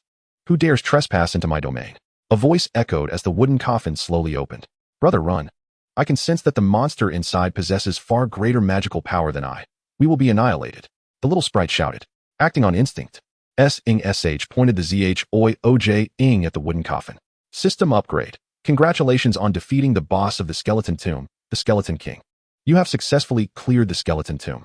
Completion rating, SSS. System upgrade. As you are the first to slay the Skeleton King and achieve the highest completion rating, you are awarded the Artisan Fortune talent. System upgrade. Clearance complete. You will now be teleported out. Alas, it is regrettable. I wish to continue collecting bone fragments. However, had I not used the ZHOIOJ to defeat the Skeleton King, I could have been killed instead. While SH felt a twinge of regret for not directly confronting the Skeleton King, he was intrigued by the Artisan Master talent, believing it to be an exceptionally valuable reward. With a smile, he opened his phone. Talent. Artisan Fortune. Artisan Fortune. When you manufacture items, there is a high probability of upgrading the item's quality. Blue Star announcement. Congratulations to SH for successfully clearing the skeleton tomb and achieving the highest rating, receiving an exceptional reward. Upon the announcement, the world channel erupted in commotion. ODNICUST, my heavens. This SH has secured yet another first kill. The rewards will only strengthen such experts further, while ordinary individuals like us grow weaker. I suggest the system abolish this setting. MGU be it. The risks of securing a first kill are considerable. One misstep could cost a life. I find this reward perfectly reasonable. ZHNSHGULW. What a fool. Not even attempting to compete, only envying others. Let me show you the men of our warrior nation. I shall challenge him now. Blue Star announcement. LW is the second to enter the skeleton tomb. Not long after, the system began to issue announcements again. Blue Star announcement. LW has perished in the skeleton tomb. Future survivors are advised to proceed with caution. Chapter 13. Bronze Technology. Upon the transmission of LW's death news, others grew fearful, and the World Channel buzzed with discussions. World Channel. ZHNSHGULUYN. How reckless of LW. Though our warriors possess inherent physical advantages, one cannot act so foolishly. ALNDCJNTOKI. Inherent advantages? This is merely a mindless fool, thinking that being a big shot guarantees success? That is just courting death. ALNDGUNGZOZHing. Indeed, it is wiser to remain grounded. The system has stated survival rates are virtually zero. Why seek death? Do not compare yourself to SH. Let us return, SH stated. Today was undoubtedly fruitful, and he planned to celebrate with a hearty barbecue. As he made his way home, he drew his bow and began hunting. After some time, SH arrived home. Just as he was tidying up his belongings, a notification chimed on his phone. JHNZHH.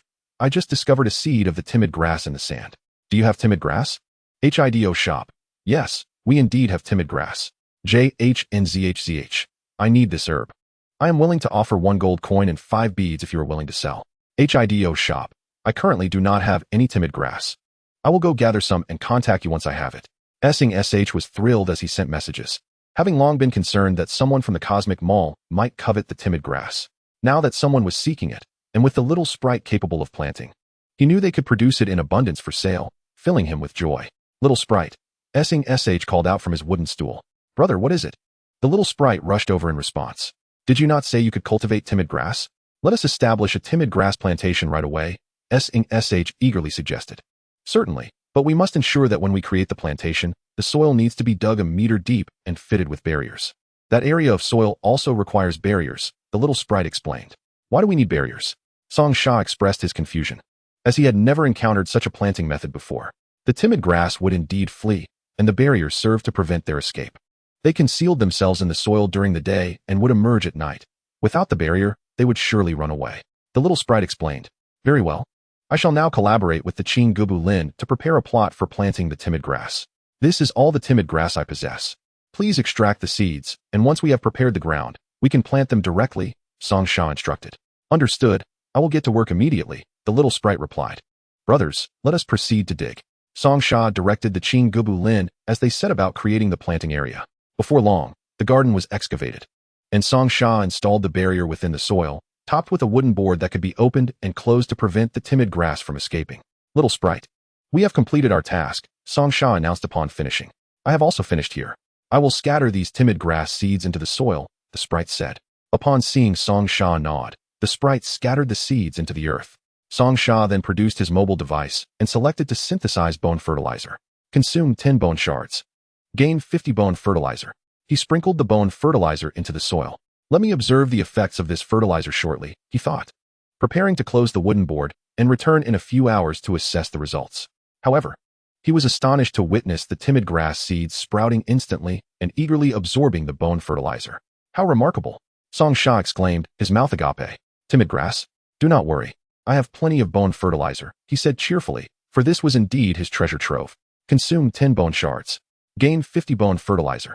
He scattered another 50 bone fertilizers into the soil, and the timid grass became even more animated, bouncing about energetically and visibly growing. Brother, at this rate, the timid grass will soon reach the harvesting stage. What on earth did you scatter? It is simply extraordinary. The little sprite inquired with curiosity. It is the valuable substance from those skeletal monsters I mentioned earlier, Song Sha replied with a smile. We must close this wooden board, otherwise, the timid grass will escape. This area of soil should also have partitions, which is crucial to note, lest they find a way to flee, the sprite cautioned. Very well.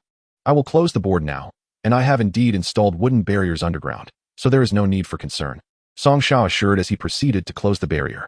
Shortly after securing the barrier, his phone chimed again. Blue Star announcement. Congratulations to the survivor Song Sha for being the first to complete the planting area, receiving a special reward. Gain smelting furnace. Smelting furnace, capable of dissolving minerals. Blue Star announcement. Due to survivor Song Sha possessing a mineral detector and smelting furnace, he has advanced from the Stone Age to the Bronze Age. Congratulations on unlocking bronze technology. Congratulations on unlocking bronze technology. All manufacturing systems have been upgraded to level 2. New synthesis item unlocked. Wooden boat. By the heavens, we have a boat now. This means I can leave this island. Song Sha exclaimed with excitement. With the mineral detector and smelting furnace, it seems I am compelled to mine, he thought, and then loudly declared, let us go, brothers and little sprite. We shall mine together. Upon hearing Song Sha's command, he, along with Qing Gubu Lin and the little sprite, gathered their tools and ventured out once more. Meanwhile, in the World Channel, Island Nation, out-towned Song Shang. This is unfair. This big shot has been ahead of us from the start, now leisurely planting flowers and grass, and he even receives rewards. How are the rest of us supposed to compete? Island Nation, Gnei Lang. Exactly. It is a miracle we are still alive, let alone having time to plant. Meanwhile, this person wastes time on cultivation and still gets rewarded. Is that not infuriating? United States. Bei say my Maluan. It is indeed somewhat unjust. If the system does not alter its rules, we will never catch up to Song Sha in this lifetime. The World Channel was filled with complaints of unfairness, all expressing envy towards Song Sha. However, they were disappointed to find that Song Sha was entirely oblivious to the World Channel, as he was too busy securing his advantage, unlike those who had ample time to discuss others. Chapter 14. The Special Talent of the Mineral Sprite. Just as Song Sha stepped outside for a brief moment, his phone chimed again. Blue Star announcement. A wave of monsters will attack the island at 11 o'clock tonight. Monster name, Bull King Sawuta. Quantity 1. Strongly advised to take cover. Sawuta will disappear after 1 hour. Bull Demon King Sawuta. What an imposing name. This monster attack is not a call for survivors to slay Sawuta, but rather to evade him. However, the prospect of defeating him surely promises generous rewards. I must prepare thoroughly for this encounter, contemplating how I will vanquish Bull Demon King Sawuta. Song Sha pondered. We shall not mine today. Instead, we should return and make preparations. A formidable monster will arrive tonight at 11. We will slay him together, Song Sha proclaimed. The group then followed him back to the wooden cabin. Upon returning home, Song Sha resolved to purchase additional slaves, as the combat prowess of the slaves in the Cosmic Mall was quite formidable. After acquiring a goblin last time, he decided to seek something different this time. He contemplated various slave shops and was drawn to one that specialized in construction slaves. In terms of combat, I already have Qin Gobu Lin. I need to enhance my own combat skills. It would be prudent to procure some functional slaves, he mused, before entering the shop. Island store, boss. I need 10 humans and 5 mineral sprites. Can you do a package deal for 5 gold coins? Upon reviewing the construction slave shop, Song Sha realized he could afford both mineral sprites and humans. Construction slave store. Brother, you are squeezing us. Our profit margins are already minimal. 5 mineral sprites for 5 gold coins is a loss for me. I'll give you 10 humans for 1 gold coin. But you must pay 6 gold coins in total. I cannot lower it further. Island store. Can you throw in a sprite for free? If so, I will take it. Construction slave store. We do not have any sprites, but I can include an additional mineral sprite as a bonus. Island store. That works. I will proceed with payment. Construction slave store. Great. Once you make the payment, I will ship your order immediately. Please remember to leave a good review. Island store. I have made the purchase. It shows a total of 7 gold coins. Please adjust the price. Construction slave store. 7 gold coins is the standard price. I will adjust it to 6 gold coins for you. The price for construction slaves was 1 gold coin each for mineral sprites and 2 gold coins for every 10 humans. Thus, when Song Sha made his purchase, it indicated a total of 7 gold coins, necessitating a price adjustment from the construction slave store. Island store. I have finalized the purchase. Do not forget the bonus mineral sprite and ensure it is shipped for free, not as cash on delivery. Song Sha paid 6 gold coins. And after deducting the 2 gold coins spent on the illusion mirror flower and the 10 gold coins earned from selling to the Ice Lord Sha too, he was left with only 2 gold coins. Island store. By the way, I want all 10 humans to be female. Do not send any men. Song Sha thought to himself that a mix of genders would make for lighter labor, as there had been no other females on the island apart from the little sprite. Construction slave store. The shipment will be a mixed gender. Besides, males are stronger for construction tasks. In the island shop, a customer declared, if you don't send 10 women over, I shall leave a negative review. The owner of the slave construction shop replied, considering you are our first customer this month, I will concede this time. Boss, do you really intend to send 10 women? You must realize that female humans are pricier than males. Additionally, by sending him a mineral golem, we reduce the cost by 1 gold coin. This deal will leave us at a loss, an employee remarked. What do you understand? Our shop has just opened, and this is our inaugural client. If our first customer leaves a bad review, it will certainly tarnish our business prospects. Initially, he even requested a ferry, which would be far more costly. Just send him that ailing mineral golem in the corner, as it is on the verge of death. We can at least mitigate some losses, the owner explained. Fine, that dying mineral golem cannot even be sold, and healing it is not worth the trouble. It will serve well as a favor for this customer, the employee concluded, proceeding to select the slaves and prepare for shipment. Inside Song Sha's wooden abode, shortly thereafter, the courier emerged from the black void with a group of individuals. Here are your slaves, and this is the master-servant contract. Please sign it, the courier instructed. After Song Sha signed the contract, the courier vanished back into the black void. Purchasing slaves proves advantageous. They are, after all, living labor. The price is not exorbitant. Previously, in our Blue Star, hiring a worker for a day would cost a significant sum.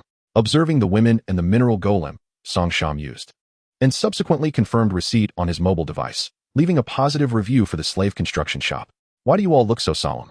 Smile? Song Sha observed the serious expressions of the individuals, as if they were about to face calamity. Master, we slaves often feel particularly anxious after being purchased, as we are unaware of the master's temperament. Sometimes, encountering a harsh master can lead to a veritable hell on earth, a green goblin explained. Through recent interactions, he had come to understand Song Sha's character and felt emboldened to speak. Ah, I see. You need not worry. Now that you are here, we are akin to family. I assure you, there shall be no violence, Song Sha replied with a smile. The newly arrived slaves remained unconvinced, their expressions more tense. They perceived Song Sha's smile as sinister, believing that a master who feigns kindness is far more terrifying. What special skills do you mineral golems possess? Song Sha inquired, attempting to ease the tense atmosphere. Slaves from the Cosmic Mall, priced at 1 gold coin each, must be quite formidable, as even such a valiant green goblin was only 2 gold coins for 10. We can forge various weapons, construct dwellings, and mine, responded one mineral golem. Haha, isn't mining simply a matter of having hands? Song Sha chuckled, viewing mining as a task easily accomplished through sheer strength. Brother, I have some knowledge of the mineral golem clan. They possess the ability to sense proximity to minerals and can instantly assess the value of each type. A source of great pride for their kin, a fairy interjected. Goodness, with my mineral detection device, wouldn't that make mining invincible? This is a treasure, Song Sha exclaimed, his excitement mounting as he felt he had struck gold. As Song Sha reveled in his thoughts, one mineral golem suddenly collapsed to the ground. Alas, I initially perceived this golem to be of considerable age, assuming that, like humans, they remain robust even in old age. It appears they require care in their twilight years. Just like us, Song Sha reflected, feeling anger toward the owner of the slave construction shop for his apparent negligence. Master, please, you must not have any misfortune. 5 mineral golems rushed to assist the elderly golem, calling out in distress. Fairy, is there any way to help him? Song Sha asked urgently, feeling a sense of responsibility, as they were now part of his household. My wood magic can indeed heal him. It is evident he suffers from age and malnutrition, the fairy replied. Hurry, bring him to me, Song Sha commanded. The fairy promptly approached the ailing mineral golem and began to cast her spell. Before long, the elderly golem weakly opened his eyes. Master, I implore you, reveal your identity. If you disclose this, the masters will certainly provide you with care, one mineral golem wept. Upon hearing this, Song Sha turned his gaze toward the elderly golem, noticing the determination and disdain in his eyes. Clearly, he refused to submit to the masters and did not wish to serve them, yet bound by the master-servant contract, he remained silent. Fairy, how is the healing progressing? Song Sha inquired. The organs show significant deterioration. I can only restore him to this extent. Further recovery would require the use of timid grass. Yet, even that would necessitate the creation of timid potion. Previously, someone from our clan could concoct it, but I lack the knowledge, leaving us with limited options. The fairy explained. Ah, timid potion. I can create that, Song Sha declared, recalling that he had unlocked the ability to craft timid potion upon acquiring timid grass. The creation only required a potion-making station, and having upgraded to the Bronze Age, he had access to a secondary potion-making station. With that, Song Sha opened his mobile device and selected the secondary potion-making station. Suddenly, the station materialized before him as he clicked to create the timid potion. Timid potion creation successful. Artisan's luck talent triggered, elevating the potion's rarity from white to blue. The rarity of items ranges from white to blue, purple, pink, and orange. Common items are typically of white quality, while blue signifies rarity. Consuming 5 timid grass. Obtained 1 bottle of timid potion, rarity, blue. Song Sha handed the timid potion to the fairy. Here, this is the timid potion I have just created, he said confidently. Wow, brother, how do you excel at everything? This is astonishing. A blue quality timid potion. Are they not usually white? Even our clan's finest apothecary could only produce white quality potions, the fairy exclaimed in surprise. At this moment, the elderly mineral golem's attention was not on the life-saving potion, but rather fixated on the secondary potion-making station. What a marvelous machine. What principles govern its function? He marveled, seemingly oblivious to his dire condition. Please administer this potion to the elder. It will greatly improve his condition, the fairy instructed, passing the timid potion to the young mineral golem who was supporting the elderly golem. Thank you so much.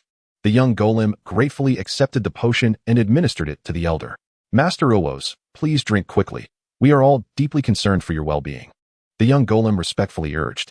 Thus, it was revealed that the elder mineral golem was named Owos. Upon hearing this, Owos promptly consumed the timid potion. After drinking, Owos's complexion visibly improved, and he stood upright with newfound vigor.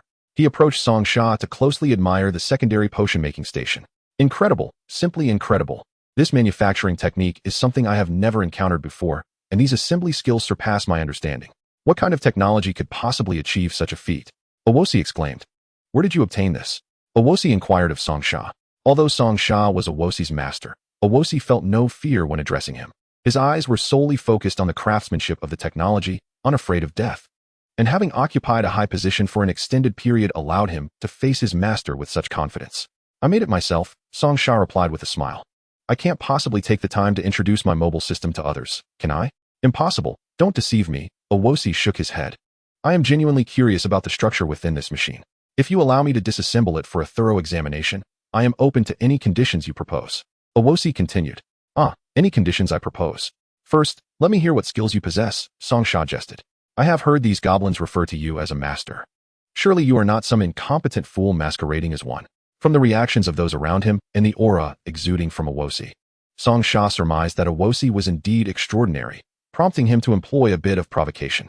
Young one, do not think that just because we have signed a master-servant contract, you can speak recklessly.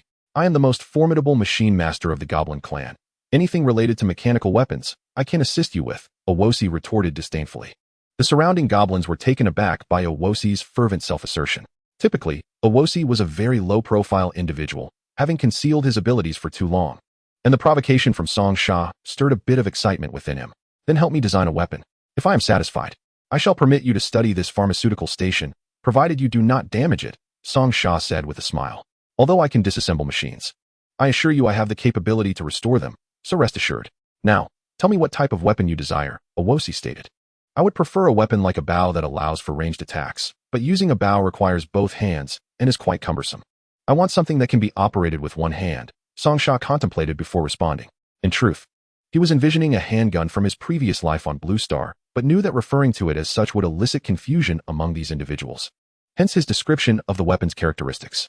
Chapter 16, The Blue-Ranked Repeating Crossbow. Very well, I shall draw up the plans for you, Owosi declared confidently. With that, Owosi found a table, took a large sheet of paper, and began sketching with a twig dipped in ink. Before long, he presented the completed design to Song Sha. Congratulations. You have acquired the blueprint for the repeating crossbow. Would you like to use it? Song Sha clicked yes without hesitation. Repeating crossbow can hold up to 100 bolts at once, capable of firing 2 shots per second. Ha ha ha, this is truly amazing. We can equip each of the Chinga goblins with one, and the Minotaur King Sayuda will be easily dealt with tonight. Perhaps we could even request a second wave and directly challenge 10 Minotaur Kings. Just think of the rewards. Song Sha laughed heartily. Do not forget the promise you made to me, Owosi reminded. Just be careful not to break it, Song Sha replied, handing the secondary pharmaceutical station to Owosi. Rest assured, Owosi said before finding a spot to examine the pharmaceutical station. As Song Sha entered the Bronze Age, other survivors also transitioned into this era. On a nearby island, Jiangjia Island. Ha ha ha, we have finally unlocked bronze technology. Look, we can build ships now, Jiu Tianliang exclaimed excitedly.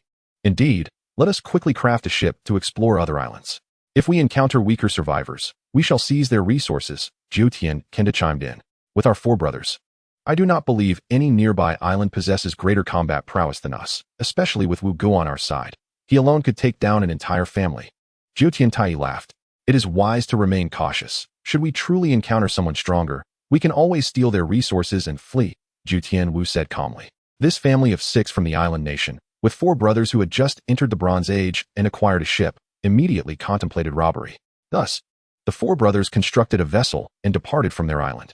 Repeating crossbow, Bronze 2, Wood 5, Bull Tendon 3. Fortunately, I have upgraded to the Bronze Age, otherwise I would not be able to manufacture this crossbow and its bolts even with the blueprints. Song Sha mused upon observing the crafting requirements for the repeating crossbow and bronze bolts. My gnomes, are you not skilled at mining? Please procure some bronze ore for me, Song Sha instructed. Here is a shovel. You may need it for mining, he added, preparing to hand the tool to the mine gnomes.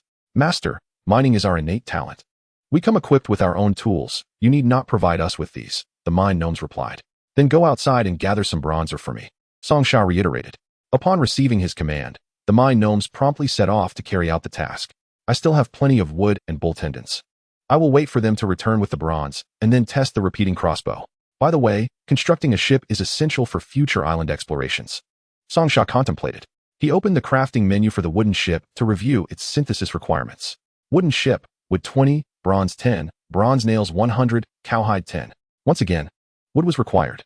Although the Chinga goblins had previously gathered a substantial amount, it was clearly insufficient.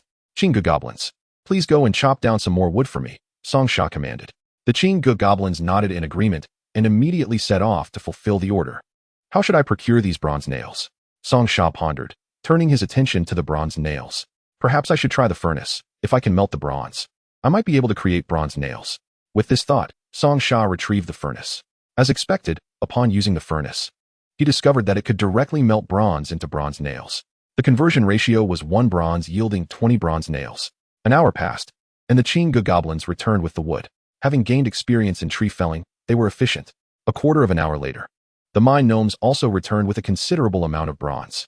Song Sha promptly stored the wood and bronze in his backpack. Obtained 100 wood. Obtained 50 bronze. He then took out the furnace and melted 5 pieces of bronze into bronze nails. Consumed 5 bronze. Obtained 100 bronze nails. With that, Song Sha began to synthesize the repeating crossbow. Consumed 24 bronze. Consumed 60 wood. Consumed 26 bull tendons. Obtained 10 repeating crossbows, quality, white. Triggered artisan's luck talent. Obtained 2 repeating crossbows, quality, blue. Next, Song Sha commenced the synthesis of the wooden ship. Consumed 20 wood. Consumed 10 bronze. Consumed 100 bronze nails. Consumed 10 cowhide. Obtained wooden ship. Consumed 5 bronze. Consumed 10 wood. Obtained 250 bolts. The last time he synthesized the cowardice potion, it had directly triggered this artisan's luck talent. This time, synthesizing the repeating crossbow yielded only 2 blue quality items from 12 attempts.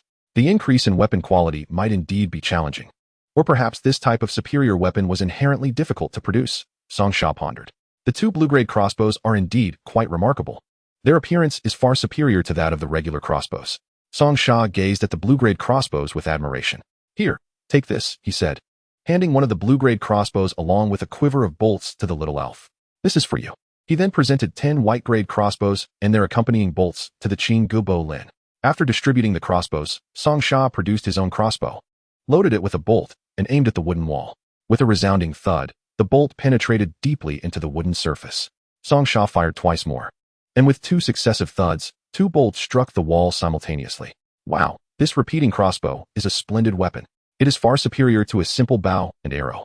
With one for each of us, when monsters approach, we can easily take them down, Song Sha exclaimed excitedly. Upon hearing the mention of the repeating crossbow, Owosi approached with keen interest. Whose craftsmanship produced this blue-grade crossbow? He inquired with palpable excitement. It was undoubtedly created by me, Song Sha replied, patting his chest with pride. I find that hard to believe. The blueprints I provided you should only yield white-grade crossbows, unless crafted by a master crossbow maker, which seems implausible given your age. Owosi countered, shaking his head in disbelief. Chapter 17, Resources Stolen from the Island.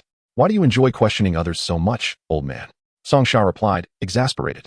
Owosi's skepticism regarding the level 2 alchemy table was somewhat understandable, but the repeating crossbow, while capable of being synthesized directly by the system, was also a product of Song Sha's artisan luck. Master, we witnessed it firsthand. This blue-grade repeating crossbow was indeed crafted by our master, the miner chimed in. Oh, how did you manage that? Why were you able to create this blue-grade crossbow using my blueprint? Owosi asked, astonished, knowing that the miner would never deceive him. I'm not that extraordinary. Out of 12 repeating crossbows, only 2 were blue-grade, while the rest were white, Song Sha humbly responded. What? You managed to produce 2 blue-grade crossbows out of 12? What caliber of weaponsmith are you? Owosi's agitation intensified at this revelation. Am I really that impressive? It was merely a coincidence, Song Sha chuckled modestly. Just as Owosi was about to inquire further, a Qing Gubo Lin rushed over, panting heavily. Master, dire news. Humans have landed on our island. I cannot discern whether they are friend or foe, he reported breathlessly. Humans? What kind of humans? Could it be that other survivors have reached the Bronze Age and built a ship to arrive at our island? Song Sha asked curiously. They sport peculiar little beards. The Qing Gubo Lin described the newcomers. They are likely other survivors from Blue Star, possibly islanders. Let us proceed to investigate, Song Sha declared. Upon reaching the island's edge, Song Sha discovered individuals mining his copper resources. Who dares to steal from my island? He exclaimed in fury, charging forward. Wu Gu. A group of people is approaching. Jiao Tianliang shouted as he spotted Song Sha and his companions. What are those creatures? It seems they are following the human's commands. Jiao Tianjian remarked, startled by the scene. Wu Gu, we cannot contend with them. We must flee. Jiao Tiantai urged in fear. Run. Wu Gu looked up and realized that the 4 of them stood no chance against the group before them, and he led his 3 brothers in retreat. Having previously served as a police officer in Blue Star, Wu Gu had encountered many criminals and understood the importance of having an escape plan during a robbery. They are attempting to flee. Pursue them, Song Sha commanded as he saw the 4 islander survivors leaping onto their boat. However, by the time Song Sha and his group reached the shoreline, Jiao Tianwu and his crew had already set sail. Master, should we use the repeating crossbow to shoot at them? A Qing Gubo Lin suggested, noting that the repeating crossbow could indeed reach Jiao Tianwu's group.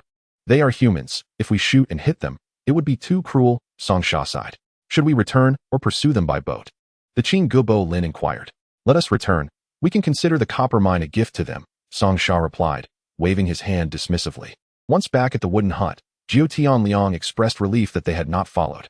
Do you think everyone can unlock bronze technology like us? I suspect they remain stuck in the Stone Age and lack boats, Jiao Tiantai proclaimed proudly. Wu Gu, why do you suppose those creatures are aiding that human? I even have a feeling that the human is their leader, Zhu Tianliang asked curiously.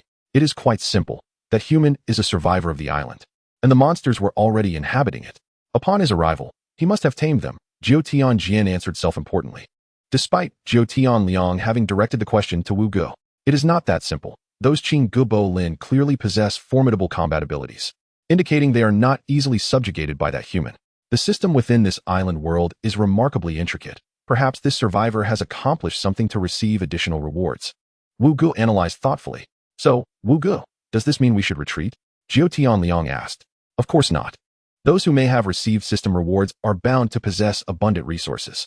Since they did not pursue us, let us sail to the other side of their island and begin mining and stealing from them, Wu Ge said with a grin. Thus, Zhou Tianwu and his companions navigated their boat to the opposite side of Songsha's island and commenced their mining activities. Additional channel, Zhou Tian Tai, little brother. Although we cannot defeat you, you are still too young.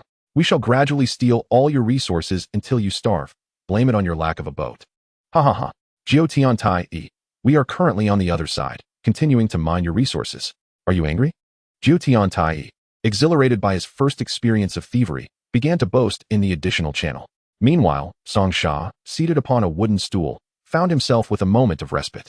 Suddenly, he realized that since bronze technology had only recently been unlocked, and that the islanders must have only just acquired boats, the individuals stealing from his island must be survivors from the additional islands. Thus, he opened the additional channel to seek any clues. Upon doing so, he was met with Zhou Tian Tai's boastful messages, prompting him to respond. Songsha, am I not entitled to some dignity? Seeing Zhou Tian Tai's message filled him with indignation. He had previously had the opportunity to eliminate them at the island's edge but refrained, considering their shared humanity. Even the copper resources they had stolen, he thought of as a gift. However, these individuals audaciously sought to exacerbate his plight, aiming for his demise through starvation.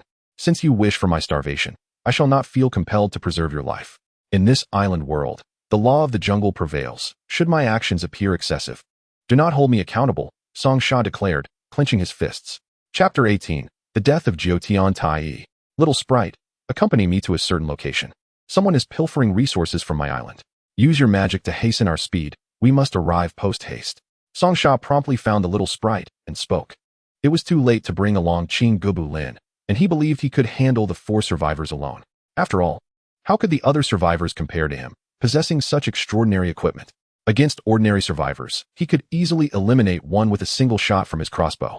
However, he required the little sprite's magic to accelerate their journey, for time was of the essence. Of course, having an additional little sprite would ensure a more secure confrontation against the 4 survivors. The little sprite nodded and swiftly followed Songsha towards the periphery of the island.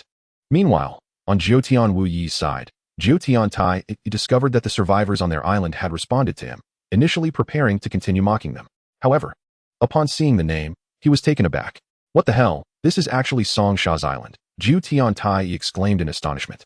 For the renown of Songsha echoed daily in the reports of Lanxing survivors were universally familiar with the name Songsha. Why do you say this is Songsha's island? Zhou Tianwu approached upon hearing Zhou Tian Tai's words. Zhou Tian Jianta and Zhou Tian Liang, noticing the commotion, also approached. Look, Zhou Tian Tai, he pulled out his phone to show them the recent chat conversation. Could it be a coincidence? Zhou Tian Jian Ta speculated. It cannot be that the infamous overlord has coincidentally appeared. It should not be. That person must indeed be Songsha. Those monsters seem to obey his every command. I suspect the island's master is none other than the renowned overlord Songsha. Zhou Tian Wu analyzed calmly. What shall we do now? Zhou Tian Liang inquired. We must flee immediately. Songsha was the first to access bronze technology and can craft ships. He likely hasn't pursued us yet because he hasn't had time to build one. If he comes after us now, he will certainly be prepared. Zhou Tian Wu commanded, directing his 3 younger brothers to escape. No need to worry.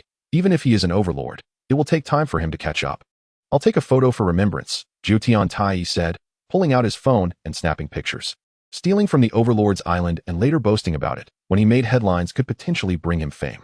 With this thought, Zhou Tian Tai beamed in his photographs. Hurry, we must leave, it will soon be too late. Zhou Tian Wu urged from the boat. All 3 boarded, yet Zhou Tian Tai continued to take pictures. Unbothered by Zhou Tian Wu's urgency, he paused his photography only to open the World Channel. World Channel. Zhou Tian Tai. Images, frolicking on Songsha's island. Stealing his bronze, or haha. As Songsha hurried along, He kept a keen eye on the 3 chat channels, knowing Jiao Tiantai particularly enjoyed conversing in them to gauge their movements. Thus, when Jiao Tiantai posted to the World Channel, Song Sha was immediately alerted. Damn it, not only are they stealing my belongings, but they are also so brazenly gleeful about it. Song Sha's fists tightened at the sight of Jiao Tiantai's expression. Little sprite, utilize your magic to maximize our speed. We are running out of time. Song Sha commanded the little sprite. Understood, the little sprite replied, activating the acceleration effect to its fullest extent. Before long, Song Sha spotted Jiao Tianwu and the others. Hurry aboard, they have arrived. Jiao Tianwu urged. Damn it, you fool. Under ordinary circumstances, it might be acceptable, but now you are dawdling. We will all be dragged down because of you. Jiao Tianwu exclaimed in frustration. Brother, do not be alarmed. Song Sha is merely accompanied by a little girl, presumably his sister. There is nothing to fear, Jiao Tiantai replied nonchalantly, remaining on the dock as if waiting for Song Sha to catch up. They could only see a man and a woman sprinting towards them. The man was identified as Song Sha, while the girl was presumed to be his sister due to her small stature. Ha ha ha, do you think you can catch up to me? Jiao Tiantai taunted as Song Sha drew nearer. Damn it, this person is insufferable. Unable to endure Jiao Tiantai's insolence any longer, Song Sha drew his crossbow and swiftly fired 2 bolts at him. Lanxing report. Huaxia Nation survivor Song Sha has killed Island Nation survivor Jiao Tiantai, marking the first kill in the Lanxing world since the inception of the island game. The announcement sparked a flurry of discussion in the World Channel. Island Nation's Ashi Munio, damn Huaxia people, daring to murder our islanders. American Elton, one day, in this island world, humanity will turn against one another over resources.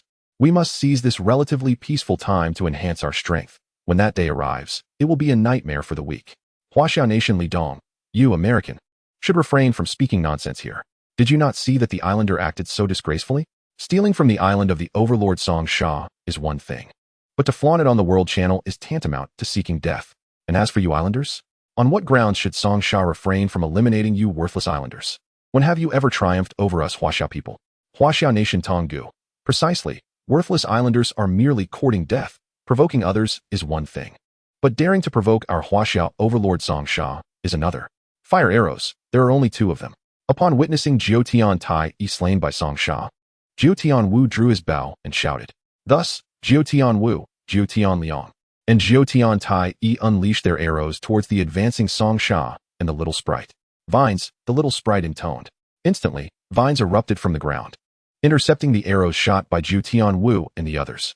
What the hell, this little girl is not human. She is a sprite and possesses magic. Jiao Tianjian exclaimed loudly.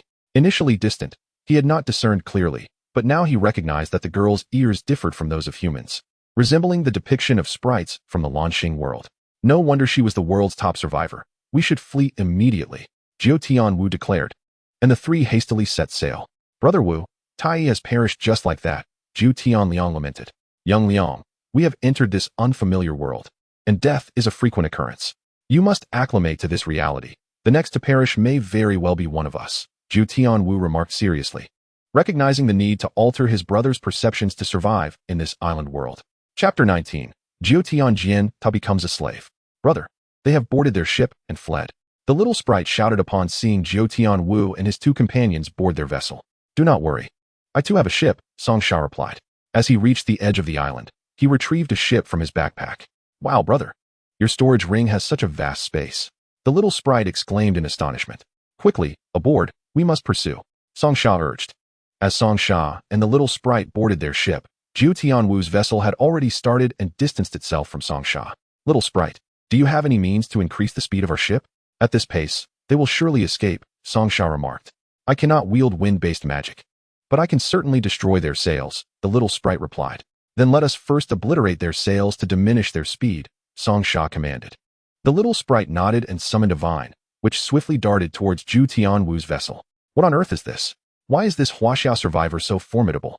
Jiao Tianjian exclaimed in panic upon witnessing the approaching vine. We should never have provoked such a powerful individual. The moment we realized it was his island, we ought to have retreated, Jiao Tianwu sighed. All thanks to that fool Jiao Tiantai, who insisted on showing off and flaunting, Jiao Tianjian chastised. Tai is dead now. Spare him your words, Jiao Tianliang interjected. However, it was too late for Jiao Tianwu and the others to regret their decisions. As the vine pierced through their sails, we're doomed. The sails are destroyed, and Song Sha will soon be upon us, Zhu Tianwu lamented. What shall we do now? Zhu Tianliang asked, trembling with fear. What else can we do? I say we fight back, Zhu Tianjian proposed.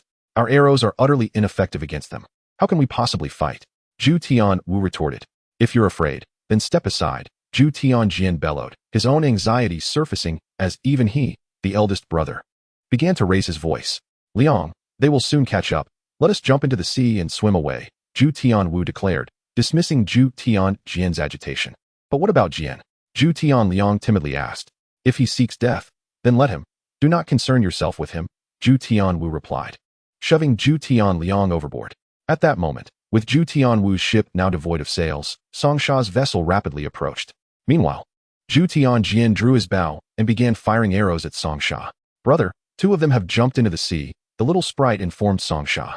Be cautious, Song Sha warned, pushing the little sprite aside. An arrow whizzed past where she had just stood, embedding itself deep into the ship's planks. Immediately, Song Sha drew the gale bow and aimed at the arrows in Zhu Tianjian's possession. With a single shot, he severed the bowstring of Zhu Tianjian's bow. Brother, thank you, the little sprite said shyly, though she still felt a tinge of fear from the encounter. It is nothing. Be more vigilant on the battlefield in the future. Do not be so careless, Song Sha advised. Indeed, the little sprite nodded, her heart swelling with joy, realizing that Song Sha genuinely cared for her. At that moment, Zhu Tianjian, sensing that things were amiss, prepared to jump into the sea as well. Song Sha fired an arrow in front of Zhu Tianjian. If you attempt to flee, the next arrow will claim your life, Song Sha shouted. Upon hearing this, Zhu Tianjian raised his arms in surrender. Soon, Song Sha's ship drew near to Zhu Tianjian's vessel. Little sprite, use the vine to bring him over, Song Sha instructed. The little sprite summoned the vine once more, capturing Zhu Tianjian and drawing him closer. Why did you attempt to steal the bronze, or from my island? Song Sha interrogated. It was not me. It was that damned Zhu Tiantai who insisted on pilfering the bronze, or from the island, Zhu Tianjian replied, terrified. He had witnessed Song Sha's prowess and understood that any act of defiance would be tantamount to courting death. Tai, is he the one I shot with my crossbow? Song Sha inquired. Yes, yes. As long as you spare my life, I will obey your every command. I will be your dog or your servant. Zhu Tianjian pleaded in a panic. Song Sha harbored no desire to kill, yet he feared that keeping Zhu Tianjian close could pose a risk. Hand me your phone, Song Sha commanded. He realized that the survivors on the island primarily relied on their phones. Confiscating it would render Zhu Tianjian virtually harmless. Upon hearing this, Zhu Tianjian promptly produced his phone and handed it to Song Sha. System notification. Due to Zhu Tianjian voluntarily relinquishing his phone to you, he has become your slave. So seizing a survivor's phone allows one to transform them into a slave. It seems that in this game, a phone is indeed more valuable than one's own life, Song Sha mused. This arrangement was far more convenient, now that Zhu Tianjian was his slave. He no longer had to worry about potential threats. Are you all from the same island? Song Sha inquired. Yes, we are 4 brothers. And my parents are also on the island, Zhu Tianjian replied. Take me to your island at once, Song Sha commanded, intent on capturing the others who had fled. Understood, Zhu Tianjian acquiesced. Typically, with Zhu Tianjian's character, he would have attempted to deceive Song Sha to prevent him from easily reaching his island. However, having become Song Sha's slave, he instinctively felt compelled to obey. Moreover, Zhu Tianjian found himself unable to lie to Song Sha. Meanwhile, Zhu Tianwu and Zhu Tianliang had returned to their island. Father, mother, our spare boat is in your phone backpack, right? Zhu Tianwu asked anxiously upon finding his parents. It's in my phone backpack. Xiao Wu, what is the matter? You look so distressed, his father inquired, concerned. There is no time to explain. Enemies are about to attack. We need to hasten and prepare a boat to escape this place, Zhu Tianwu replied, his expression tense. He had caught a glimpse of Zhu Tianjian being captured by Song Sha during his escape, and knew that Song Sha would surely extract the island's location from Zhu Tianjian. Thus, he resolved to flee with his family. But we have established defenses on our island. We previously withstood the Minotaurs. What could we possibly fear from other enemies? Zhu Tianwu's father questioned. The foes we face this time are far more terrifying than those Minotaurs. It is none other than Song Sha, the top survivor from Huaxia, who requested the second wave of monsters to invade and swiftly annihilated 200 Minotaurs, Zhu Tianwu stated gravely. Chapter 20. The occupation of Zhu Tianwu's island. How did you provoke him? Zhu Tianwu's father grew anxious, having heard of Song Sha's formidable reputation. Which survivor does not know of the man who is constantly trending in the launching reports? Father, enough with the questions. We have just witnessed Song Sha's terror firsthand. We must escape quickly. If we do not leave now, we will not be able to, Zhu Tianliang urged. Very well, let us hurry, Zhu Tianwu's father said in a fluster. With that, Zhu Tianwu, Zhu Tianliang, and their parents boarded their spare boat and set sail from the island. Wu Gu, thankfully we have a spare boat, but now that we have lost our island, where shall we go? Zhu Tianliang asked Zhu Tianwu. Our island will soon fall into Song Sha's hands. We should seek to occupy a weaker island first. I must work doubly hard to enhance my strength. I have truly grasped the meaning of the survival of the fittest. Once I grow stronger, I will seek vengeance against Song Sha, Zhu Tianwu declared, clenching his fists. Simultaneously, under Zhu Tianjian's guidance, Song Sha arrived at Zhu Tianwu's island.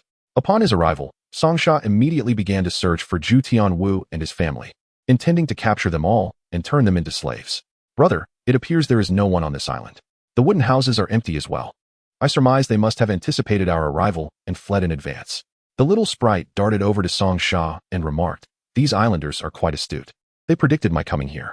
Oh well, next time I shall thoroughly cleanse their island of resources, Song Sha replied with a mischievous grin.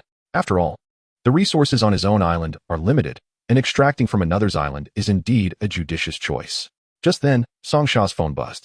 Upon opening it, he found the notification, System Upgrade. As the original owners of the island are absent, you may choose to occupy it.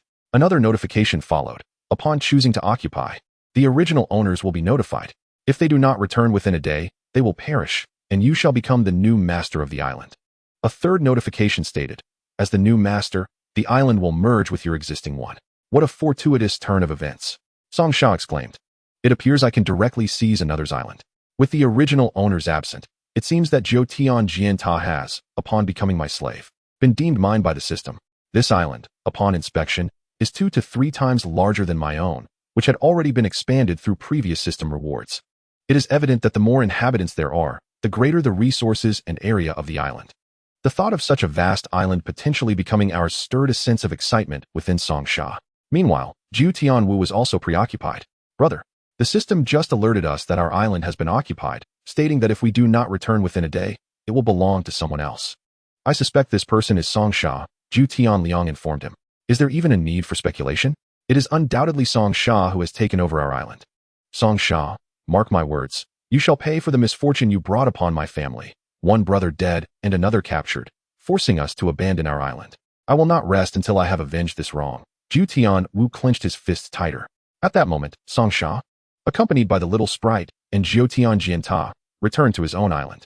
Brother, did you not say that if those people do not return within 24 hours, the island would move and merge with yours? But we have left. What if they return? The little sprite questioned with a hint of confusion. Fear not. They lack the courage to return, Song Sha replied with a smile. Yet, he pondered how to deal with Zhou Tianjian. This island man is of no use. Merely consuming resources and not particularly pleasant to behold. I have no desire for him. Song Sha thought to himself regarding Zhou Tianjian. Perhaps I could sell him as a slave in the Cosmic Mall. Though he possesses no noteworthy traits and may not fetch a high price, I could always offer him for free if someone covers the shipping costs. After contemplating, Song Sha took out his phone. He was aware that the goblin slave shop he had previously patronized would certainly have no interest in Zhou Tianjian. In constructing a slave shop, Zhou Tianjian lacked the meticulousness of a human woman and the strength characteristic of a man. He could perform no work effectively. Thus he would hardly be desirable for a slave shop. As Song Sha perused the listings, he found no suitable shops to sell Zhou Tianjian. Just then, a user from the Dark Star Circus provided a glimmer of hope. Song Sha mused that this islander, with a small mustache, might bring some humor and charm, making him appealing to a circus. Dear circus, do you require a slave? I have one to offer, Song Sha messaged. The Dark Star Circus inquired. What race is the slave? He is human, Song Sha replied. We do not require humans. They lack any special skills and do not contribute much to our circus. Came the response from the Dark Star Circus. This human is exceptional. He exudes a natural charm. While he may not perform magical acts, his mere presence would enhance the audience's enjoyment, Song Sha argued. I will not charge you. Simply cover the shipping costs. Interesting, indeed. Please send me a photo so I may assess if he possesses the charm you claim, the circus responded. After receiving the message, Song Sha took out his phone and snapped photos of Zhou Tianjian. Click, click. He even had Zhou Tianjian smile for a few shots. Here are the images. Does he not possess a certain charm? Song Sha sent. Haha, he is indeed delightful. I quite fancy his little mustache and that amusing grin. He would fit perfectly into our circus. Send him over.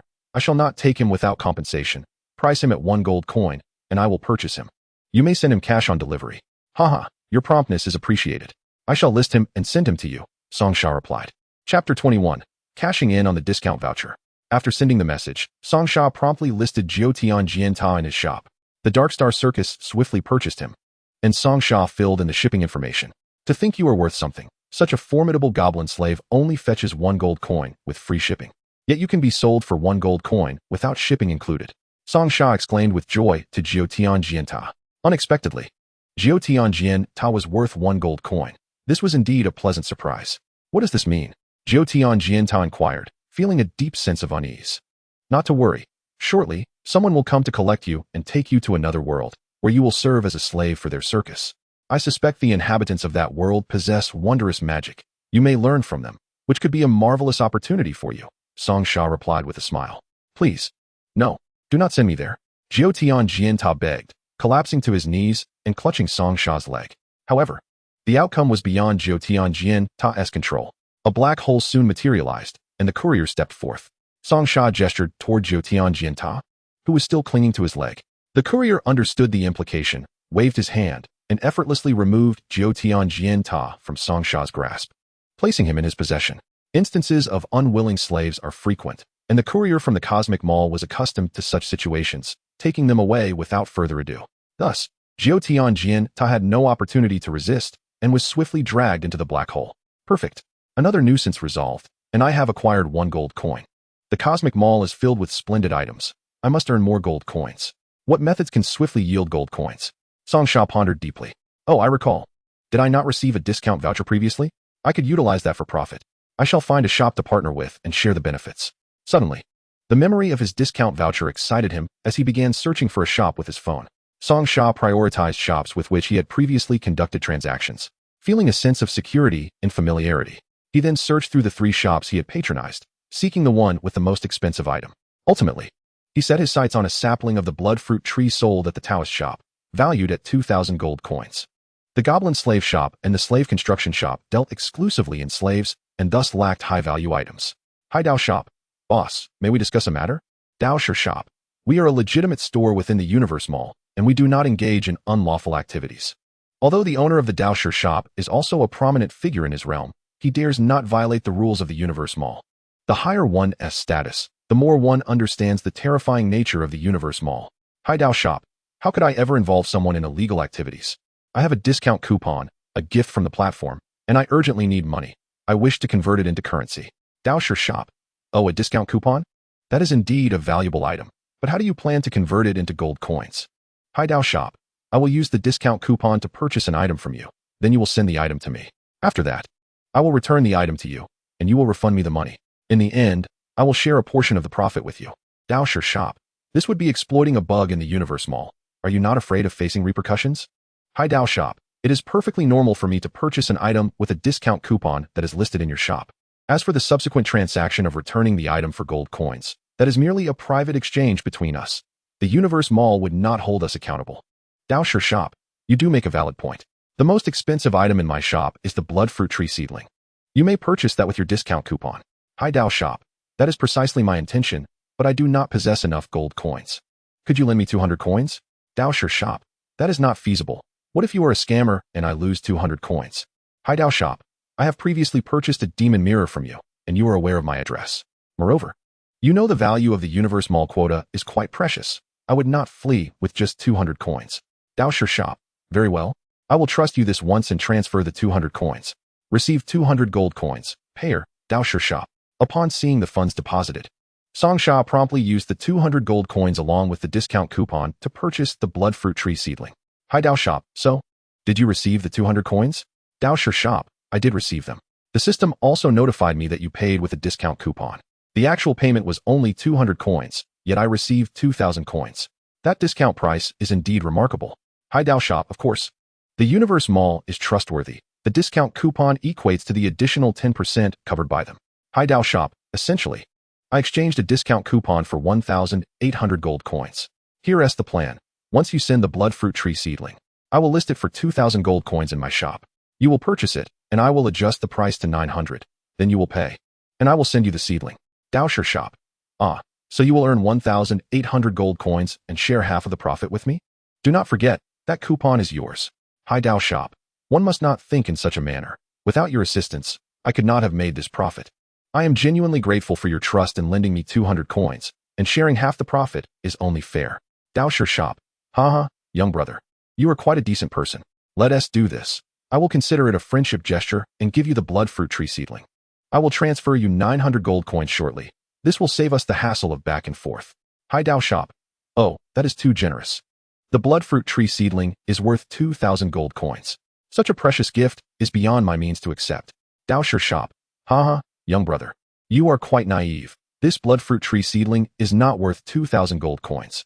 I merely set that price when I established my shop to create an impression of high value. Daosher Shop. In reality, the blood fruit tree seedling is just an ordinary one, worth around 500 gold coins. Consider it a gift in the spirit of friendship. Hai Dao Shop. I see.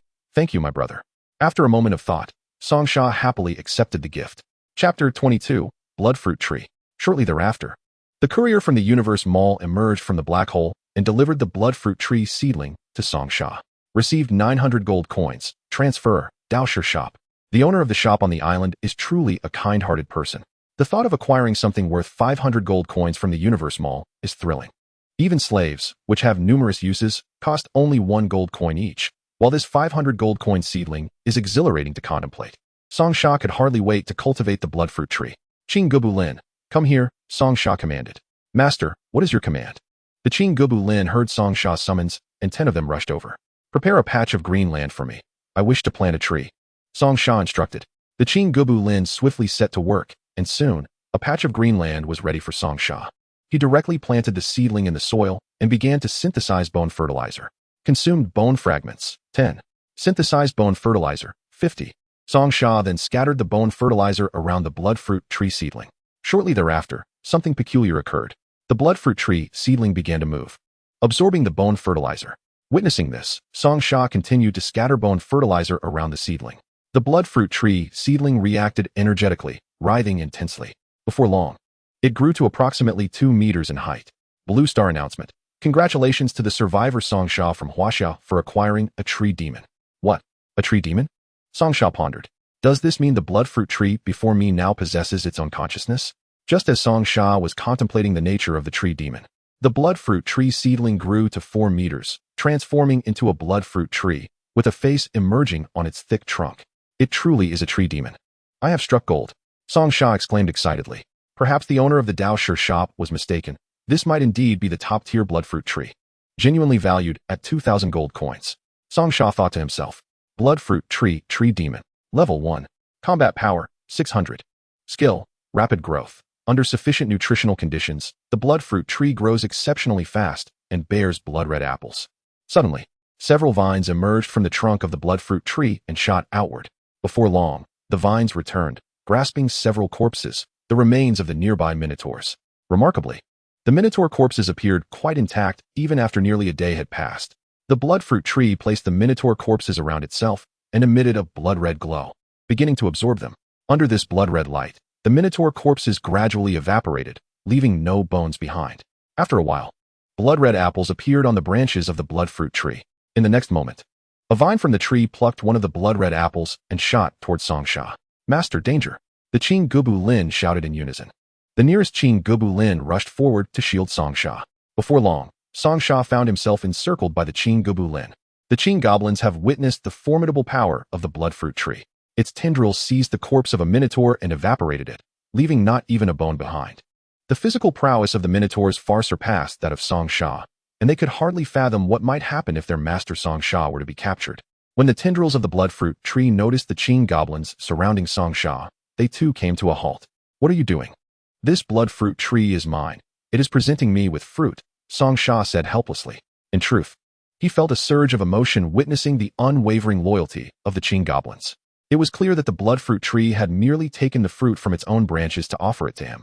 Yet these Qing goblins failed to comprehend this, leaving Song Sha somewhat speechless. Indeed, they were a simple-minded and physically robust group of creatures. Upon hearing Song Sha's words and observing the now still tendrils, the Qing goblins recognized that the tree's spirit was an ally, and thus, they parted ways.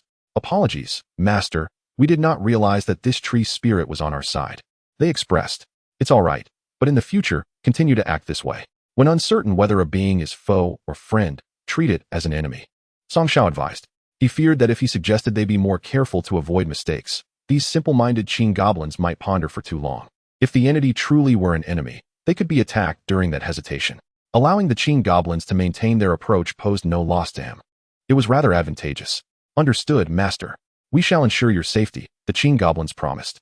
Song Shao appreciated their loyalty and secretly gave them a thumbs up in his heart. After the Qin goblins stepped aside, the blood fruit tree's tendrils directly presented a blood apple to Song Shao. Upon receiving the blood apple, he prepared to consume it, for he recognized its exceptional quality at a mere glance. As soon as he finished the first bite, a message appeared. "Congratulations, you have awakened blood qi, and can now begin cultivation." "Wait, does this world really have something called qi?" he exclaimed. "Does that mean if I work hard, I could wield special skills like the little spirits? How exhilarating." Song Shao was momentarily swept away by excitement. Yet, he remained uncertain about the precise nature of this blood qi and whether it would allow him to cast magic like the little spirits. He thus took out his phone to consult the owner of the Taoist shop. "Island shop, boss. I ate a blood apple from the blood fruit tree and gained blood qi. What is this blood qi?"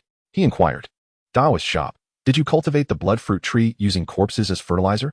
Island shop, "No, I did not use corpses. I was using a type of fertilizer. However, it grew to such an extent that it began absorbing the corpses of nearby monsters." Taoist shop, "You must be human, right?" Island shop, "Yes, I am human." Taoist shop, "Then, did the corpses absorbed by your blood fruit tree belong to humans?" Island shop, "There are monsters appearing every night. And the blood fruit tree absorbed the corpse of the minotaur I defeated last time." Taoist shop, "That is good. If it had initially absorbed human corpses, the fruits it bore might lead you to madness if consumed, turning you into a soulless husk." Chapter 23, Controlling the Blood Fruit Tree. Island shop, "What if it absorbs human corpses in the future?" Taoist shop, "Just prevent it from absorbing them. However, if it hasn't absorbed them initially, it won't do so later. So you need not worry. Prevent it from absorbing?" Wasn't the blood fruit tree supposed to seek out corpses on its own? It seemed the Taoist shop owner was unaware that the blood fruit tree had transformed into a tree spirit. Theoretically, a mid to low-grade blood fruit tree could not evolve into a tree spirit. "I must keep this matter concealed. Otherwise, the shop owner would be distraught," Song Shao mused. Taoist shop, "You've struck gold this time.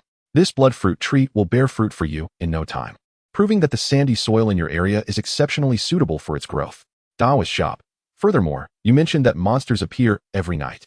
If you can eliminate them all and allow the blood fruit tree to absorb their remains, the benefits it provides will be immense." Island shop, "Thank you for your guidance. Boss, I shall continue my research on the blood fruit tree." Taoist shop, "Very well. We are both human, and I have many treasures for dealing with monsters. Little brother, if you encounter any formidable foes, feel free to visit me for discounts." Island shop, "Sure, boss." After sending the message, Song Shao exited the chat and set his phone aside. It appeared that this blood qi was indeed a remarkable boon. And since the blood fruit tree had not absorbed human corpses, it would not affect his sanity. He resolved to finish the apple. As he continued to eat the blood apple, a notification appeared. "Successfully absorbed blood apple. Combat power increased by 100. Reviewing the information, he opened his status panel. Combat power, 200. A healthy human's combat power typically stands at 100, while the elite soldiers of various nations on Blue Star hover around 180. Now, Song Shao had surpassed them with an increase of 100. "Brother, how did a tree spirit come to be here?" a little spirit exclaimed upon returning home and spotting the tree spirit. "Tree spirit? Is it not referred to as a tree demon?" Song Shao inquired, puzzled. "In our elven kin, we refer to sentient trees as tree spirits. They are also our reliance for survival. Our elven clan may lack the combat prowess of other races, but outsiders refrain from encroaching on our territory due to our ability to command tree spirits in battle," the little spirit explained. "Oh, can you control this tree demon?" Song Shao asked. "It feels different from the other tree spirits. I am unsure if I can control it, but I will give it a try," the little spirit replied. With that, the little spirit summoned tendrils to lift her to the top of the tree demon's trunk. Upon sensing her presence, the tree demon's crimson glow began to flicker, seemingly urging her to descend quickly. Yet, the little spirit remained unafraid, sitting beside the tree demon on a branch. She placed her hands upon the trunk, emanating a green light. The tree demon's flickering red glow gradually calmed under the illumination of the green light. Slowly, the little spirit began to exert control over the tree demon. With a smile, she extended 2 tendrils from the demon's trunk, twirling them before Song Shao. "Brother, I can now control this tree spirit. Impressive, isn't it? She declared proudly. Indeed, but I wonder how strong this tree spirit's combat power is, Songsha stated. As his primary concern remained enhancing his strength, he sought to request additional waves of monsters to attack the island for greater rewards. This tree spirit is extraordinary. Even in its current small form, it possesses significant combat power. No tree spirit in our village could compare, the little spirit remarked. Wow, that's incredible. Please demonstrate a skill, Songsha urged. The little spirit smiled, and suddenly, a multitude of tendril walls formed around him, entwining him layer upon layer. While he could still see outside through the gaps between the tendrils. Brother, may I use the rapid-fire crossbow to shoot at you so you can witness the defensive prowess of this vine spirit? Inquired the small sprite. Certainly. As long as you are confident that this vine can shield me, go ahead, replied Songsha with a smile, feeling quite reassured by the sprite's capabilities. Upon hearing his words, the sprite promptly produced the blue-grade rapid-fire crossbow that Songsha had previously gifted her. She then pressed the trigger 5 times in quick succession. In an instant, 5 bolts flew towards Songsha. As the bolts approached, the vine protecting Songsha transformed into a deep crimson hue, and new vines sprouted from the ground, filling the gaps of the existing ones. When the bolts struck the vine, it was as if they had collided with steel, shattering and falling to the ground. Once the danger had passed, the newly emerged vines vanished, allowing Songsha a glimpse of the outside world. Brother, isn't it impressive? The tree spirit's vines are far superior to mine, indestructible and boasting remarkable defense. This skill is more than sufficient to ensure your safety in battle, declared the sprite. Ha. Indeed, I am quite aware of the power of this rapid-fire crossbow. I once eliminated that islander with a single shot. I never anticipated that it would have no effect on this vine. Please retract it. I cannot remain confined here indefinitely, Songsha exclaimed joyfully, feeling as if he had gained a significant advantage. For a survivor, the essence lies in endurance, and now, with such formidable defensive abilities, he felt assured of his survival. Brother, just now the tree spirit told me it was hungry and wished to continue feasting on the bone fertilizer you provided earlier. It mentioned that bone fertilizer is its favorite type of nourishment, the sprite suddenly stated. The blood-colored tree spirit had unique preferences, favoring a fertilizer derived from bones, perhaps a touch morbid. Yet, the tree spirit was indeed remarkable. Despite feeding it generously, it remained unsated. However, this could work to his advantage. The more it consumed, the faster it would grow. With ample bone fertilizer at his disposal, nurturing this tree spirit was worthwhile. Fortunately, he had cleverly harvested numerous bone fragments from that skeletal monster, enabling him to produce substantial amounts of bone fertilizer to sustain the tree spirit. With this in mind, Songsha produced several bags of bone fertilizer and waved them towards the sprite. Sprite, your location is ideal for feeding the tree spirit. Use your vines to carry this fertilizer, Songsha instructed. The sprite promptly summoned vines to take the fertilizer from Songsha's hands. Tree spirit, here is the bone fertilizer you desire, the sprite said, as she tore open the fertilizer and scattered it on the ground. Upon consuming the bone fertilizer, the tree spirit began to tremble with excitement, radiating a brilliant crimson glow that grew increasingly dazzling. After finishing the fertilizer, it appeared quite content, extending its vines to present Songsha with 10 blood-red apples. Sprite, please inquire whether consuming too many of these blood apples would be problematic for me, Songsha requested. The sprite nodded and initiated a dialogue with the tree spirit. The tree spirit advised, you may consider these apples as part of your daily sustenance. They will benefit you, especially during the initial stages, when their effects are most pronounced, the sprite relayed. Upon hearing this, Songsha immediately began to consume the apples. Given that blood apples are inherently more flavorful than ordinary apples and enhance one's abilities, he devoured them with great enthusiasm. Before long, he had finished 6 blood apples. Glancing at his status panel, he noted, talent, artisan's luck, skill, rapid fire, combat power, 800, blood energy, 110, chi training stage. There are now clear tiers of power? It seems I can cultivate those special abilities as well. If consuming a single blood apple increases my combat power by 100 points. It is unfortunate that these apples are quite filling. After 7, I feel completely sated, Songsha mused. Once he had completed these tasks, the sprite descended from the tree spirit and approached Songsha. By the way, brother, while I was out, you won't believe what wonderful treasures I found. The sprite exclaimed playfully. The sprite had gradually regained her lively demeanor, reminiscent of her days alongside her mother, a stark contrast to her initial arrival on the island. Could it be that you discovered some delectable treats? Songsha chuckled. Brother, you are astute. I just found this, the sprite declared, presenting a potato and a stalk of asparagus. Asparagus and potatoes. These were among my favorite vegetables back on Blue Star. I thought I would never eat them again after arriving here. However, sprite, you only have 1 potato and 1 stalk of asparagus. This is hardly sufficient, Songsha lamented. Yet finding one means we can find more. There is still hope for a few meals, the sprite replied. Brother, have you forgotten that I excel in cultivation? I can extract many seeds from this potato and asparagus. We can prepare a plot of land to grow these vegetables, ensuring we have plenty to eat in the future. I prefer vegetables over meat, the sprite said with a longing gaze. Ha ha ha, I too wish for a mix of vegetables and meat. I never imagined such a dream could be realized. Please transform these potato and asparagus into seeds at once, and I shall have them prepare a plot of land. Songsha instructed. Upon hearing this, the sprite's hands glowed green, and she directed the light towards the potato and asparagus. Before long, they had transformed into a pile of seeds. With this skill and repeated use, as long as there is one vegetable template, we shall have an endless supply of such vegetables. Can all plants be cultivated in this manner?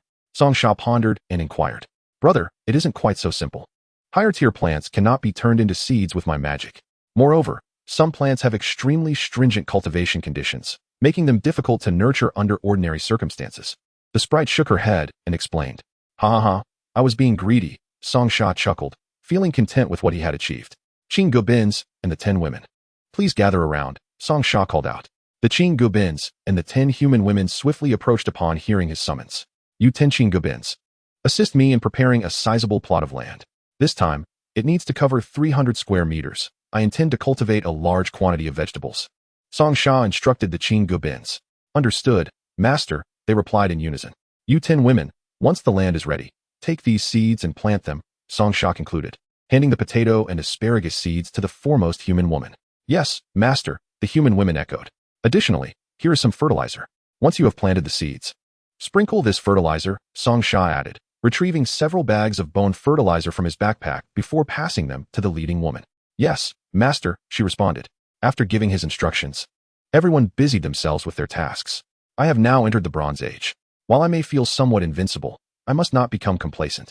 It is imperative to establish a defensive system on my island, Songsha contemplated, opening the Cosmic Mall. Due to the previous 1% discount coupon, he had directly gained 900 gold coins. Compared to before, he was now truly a wealthy individual. Songsha glanced around and immediately set his sights on a 2-star building materials store, Tianxin Jiankai. Hideout shop. Boss, I wish to purchase some stones. Could you offer a discount? Tianxin Jiankai. Dear, we are a small business and cannot lower our prices. We already offer the lowest rates. Hideout shop. If I buy in bulk, would you consider giving me a discount? Tianxin Jiankai. That depends on the quantity you intend to purchase. Hideout shop. What if I buy 200,000 cubic meters? What discount can you provide? Tianxin Jiankai.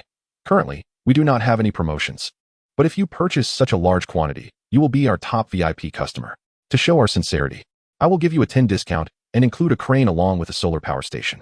The owner of Tianxin Jiankai was ecstatic upon hearing someone wanted 200,000 cubic meters. This transaction alone would exceed the total profits from all their previous sales combined. Hideout shop. Are you certain that the crane and solar power station are included with my purchase? Tianxin Jiankai. They are only included for you. Others will not receive them. The owner of Tianxin Jiankai had already considered Songsha their top VIP. Meanwhile, Songsha wore a mischievous smile. Chapter 25, The Shrewd Merchant. Simultaneously, on a mining star in the cosmos, a beautiful woman with twin ponytails and high-tech glasses sat excitedly at her computer, shaking her legs. This is a big deal. A substantial transaction. Just 3 days without sales, and we can eat for 3 months. 200,000 cubic meters of stones equals 1,000 gold coins. Despite her current elation, one could hardly fathom that Songsha was far more astute than she. She was situated on a resource-rich planet where ores and stones could be excavated to 1's heart's content, and her family had secured a vast area nearby. As she eagerly awaited Songsha to place an order, a private message arrived. Hideout shop. Alright, I want 10,000 stones for just 80 gold coins. Remember to include the crane and solar generator. Tianxin Jiankai. Wait. Hold on. The somewhat dim-witted beauty was taken aback. What happened to the 200,000? Tianxin Jiankai. Sir, you seem to have misunderstood. The crane and solar generator are only included with a purchase of 200,000. Hideout shop. They are essentially the same, aren't they? I am currently on a small island, and this is my first purchase. I just want to place a trial order. I will definitely have larger orders in the future. This somewhat naive beauty paused at his response, clearly tempted, but ultimately shook her head. Opportunities do not fall from the sky. I cannot be deceived. Tianxin Jiankai. Dear, you can place an order, but without 200,000. We cannot include the crane and solar generator. Haidao shop. Then forget it. I will take my business elsewhere. You lack sincerity. No wonder you Haven team made a sale in 3 months. You are quite foolish. Song Sha's cold sarcasm perfectly struck a chord in the wealthy young lady's heart. She gritted her teeth, took a deep breath, and decided to take a chance. It seemed that this individual was also affluent, and having such a long-term customer would be beneficial. Tianxin Jiankai, fine. I will include them. But you must ensure that you will purchase all your future building materials from me. Haidao shop. I wouldn't lie to you. If your quality is better than others or the same, I will continue to buy from you. Tianxin Jiankai, great. The crane and solar power station are yours. Order successful. Payment of 80 gold coins completed. Balance 824 gold coins. Song Sha smiled as he watched the delivery person arrive. Indeed, regardless of the world, the arrival of a package is always a joyous occasion. Song Sha excitedly rubbed his hands together, wondering if the delivery person would carry the 10,000 cubic meters of stones. What an impressive sight that would be. Would the delivery person be exasperated and scold him? However, he saw the delivery person approaching empty-handed. Song Sha thought, what is happening? Where are my goods? He smiled broadly but inwardly cursed, jokingly saying to the delivery person, I was hoping to see you perform the feat of carrying several tons of stones. Why not fulfill my wish? The delivery person chuckled at his expressive face. Boss Song. Even if I had the strength, the spatial door does not allow it. With curiosity, Song Sha asked, what about the stones? At the inquisitive gaze of Song Sha, the delivery person raised a ring in his hand, glanced at the empty ground, and instantly, 10,000 cubic meters of stones appeared. It was truly instantaneous. Outside their camp, 10,000 cubic meters of stones were neatly stacked, identical to those he had mined with a bronze pickaxe. The advancements of technology were remarkable. His requests were effortlessly fulfilled. Song Sha pondered with concern. I just hope these can be recognized by the system. He tentatively placed one square stone into his backpack. Stone 1. The system acknowledged this stone. That was reassuring. But even if it wasn't recognized, he could simply return it. At that moment, the delivery person tossed out a massive crane and a solar power panel. With a gentle smile, the delivery person said, everything is here. Please sign for it. Song Sha examined the crane and solar generator closely. The power station was quite small. Though labeled as a power station, it was merely a few solar panels. However, it should suffice to charge the crane, as no other power supply was needed on the island for now. Although he felt the crane might not be particularly useful. It was free, so why not? The crane was tall enough to serve as a lookout tower. It would be advantageous to know if anyone approached unexpectedly. A crane lookout tower. Song Sha thought to himself, realizing he was quite the clever little genius. He clenched his fists. It was time to build his walls. A castle was within reach. However, Song Sha soon encountered a new problem. He needed to cut down trees to construct the walls. He could use the crane to remove the trees. Song Sha leaped onto the crane, maneuvering it towards the trees, showcasing its capabilities. With a mechanical arm, he grasped a tree and uprooted it. Wood 2, resin 1, pine seed 1. Using an axe to chop down a thick tree would take considerable time, even for the Qing Gubu Lin. But now, with a single grasp and pull, a tree was uprooted, and he gained resources. Song Sha thought, this is delightful, comfortable, quite splendid. Meanwhile, outside, all the Qing Gubu Lin and the human women watched in awe. They exclaimed, this machine is incredible and so imposing. Master Owosi babbled incoherently. If this could be transformed into a war machine, it would be invincible. Master Owosi eagerly approached the crane. Esteemed master, may I operate this machine? His demeanor was nothing like the previously obstinate attitude. Having spent his life studying machinery, the sudden appearance of such a mechanical marvel left him entranced, with sparks of excitement evident in his eyes. Are there people eager to work? I welcome such participation. Song Sha thought. All right. These two are control levers for maneuvering the crane's tracks. Pushing both forward makes it advance. Left push and right pull makes it turn right. Song Sha explained as he dismounted the crane. Fortunately, Song Sha had previously visited his father's construction site, where he learned to operate the track tractor.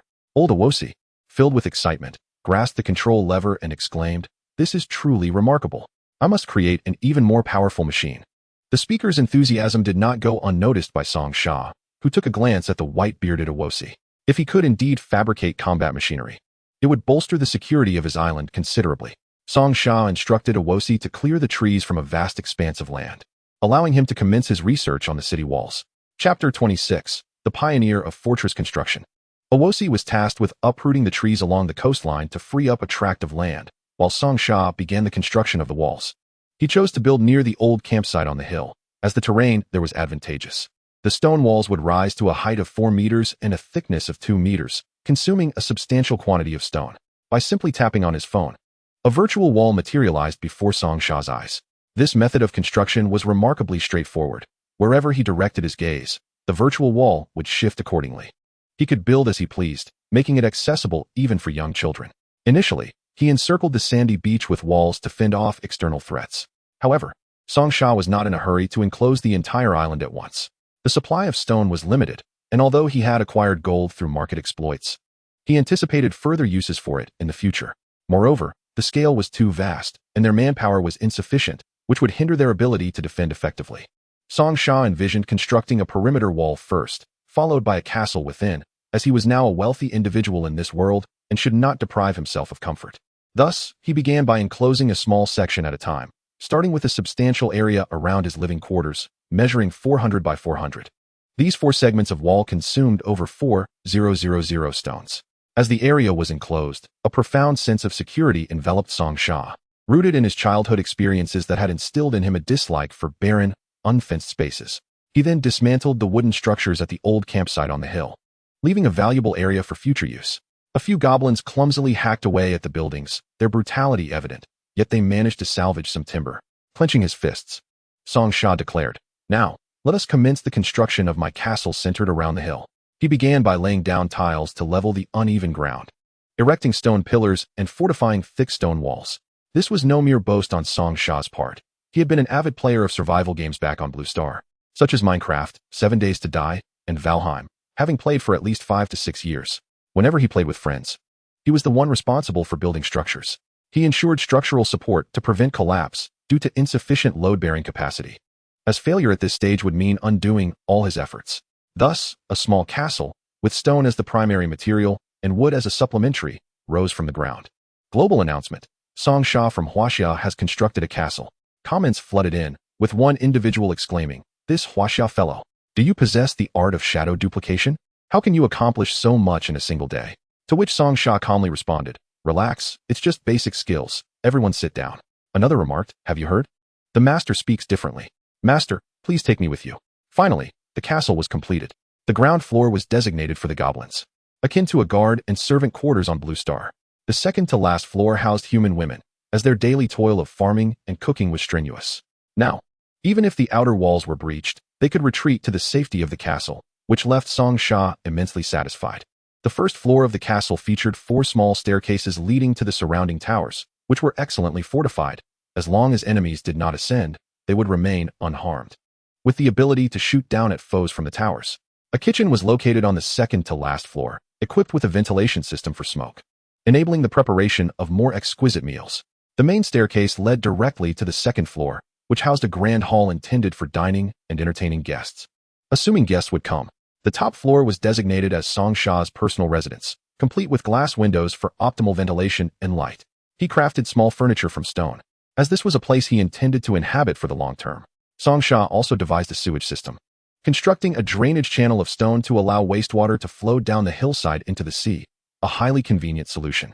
However, he was troubled by the issue of drinking water, which still relied on clay pots for fetching. He planned to create wooden barrels and yokes, enabling the goblins to carry water. Although this method lacked efficiency, it was the best option available for now. Ingeniously, he included a river within the walls, leaving an opening on the lower right side for the river to flow beneath the fortifications. Yet, Song Sha was aware that this also represented a vulnerability in the castle's defenses. If anyone were to dive into the water and infiltrate the walls, it could pose a significant threat. Pondering for a moment, he concluded that he must forge iron railings to seal the inlet and outlet of the water, thereby preventing any potential intruders.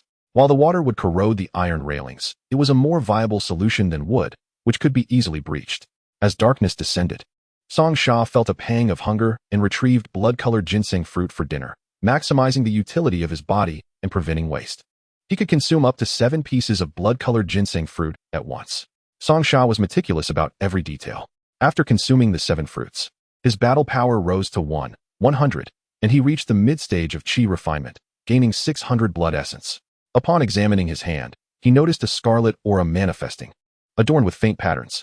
According to the old Taoist at the shop, he was cultivating using the blood and flesh of certain creatures, albeit as a demonic cultivator.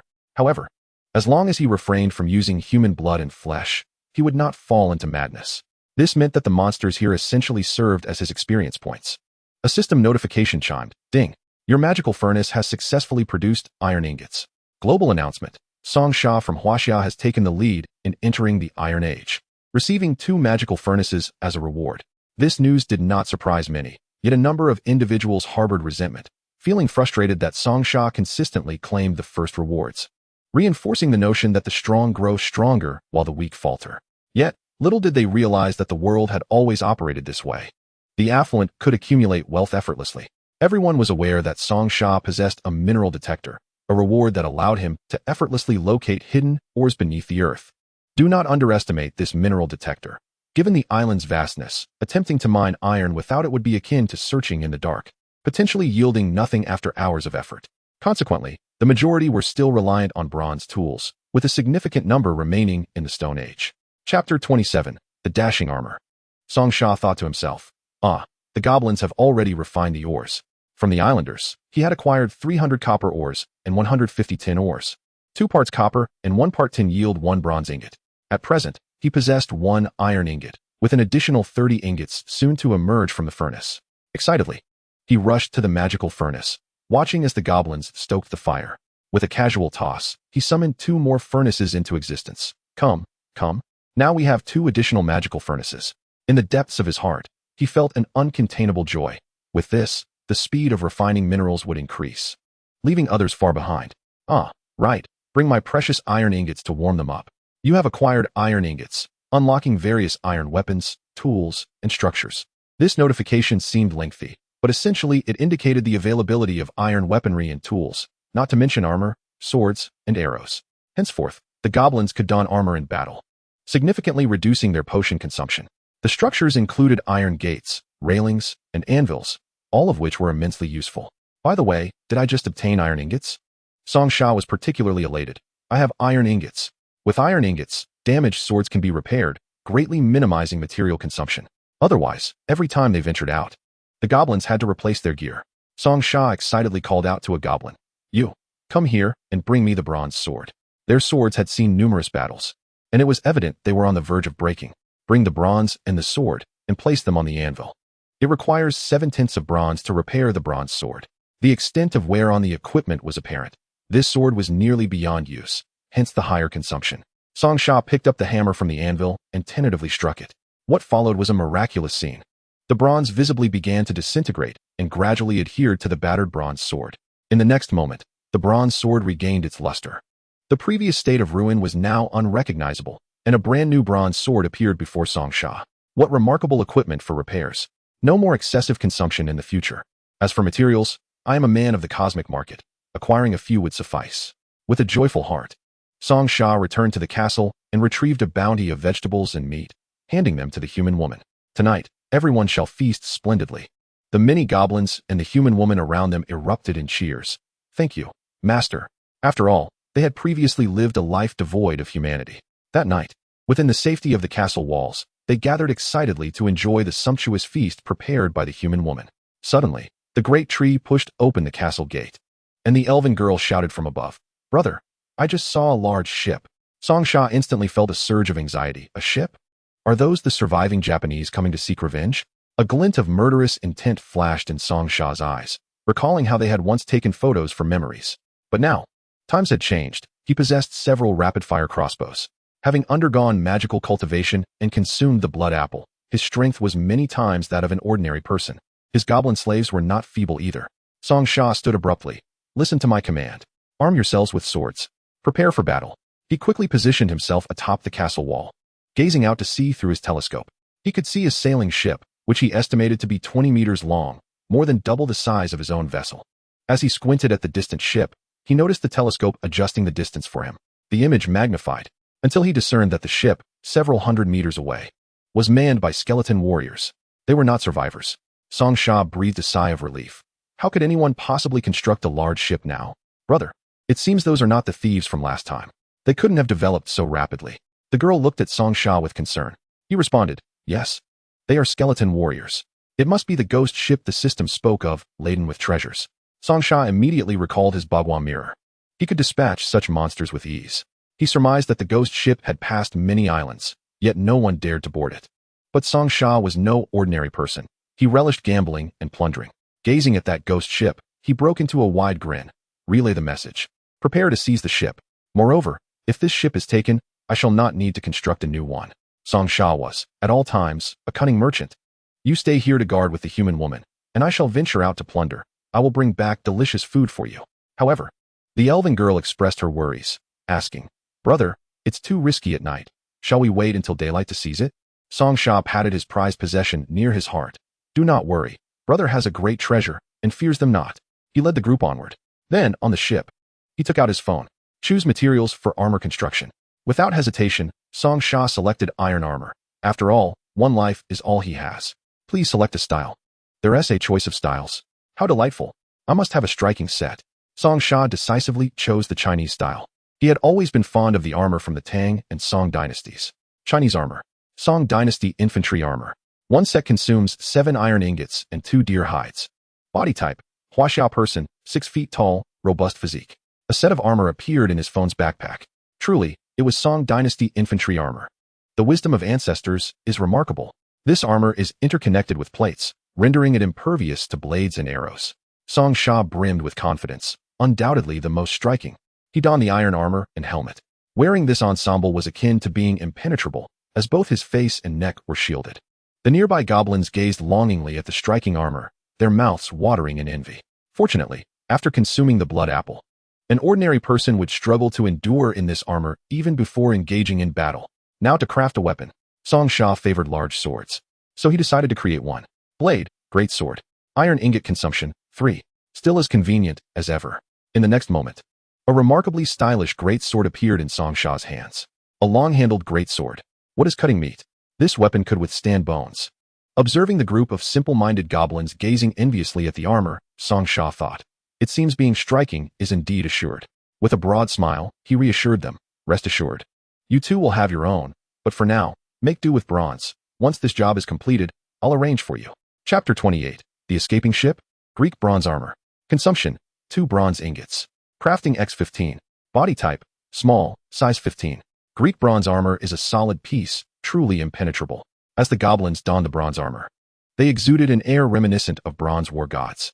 Next, let us make 15 helmets. We don't want any heads getting smashed. Bronze helmet, Greek helmet. Consumption, 0. 5 bronze ingots. Crafting X15. Head size, small. The simple-minded goblins instantly transformed into bronze war gods, standing guard beside Song Sha. Armed with bronze swords and clad in splendid armor, they appeared formidable, devoid of any weakness.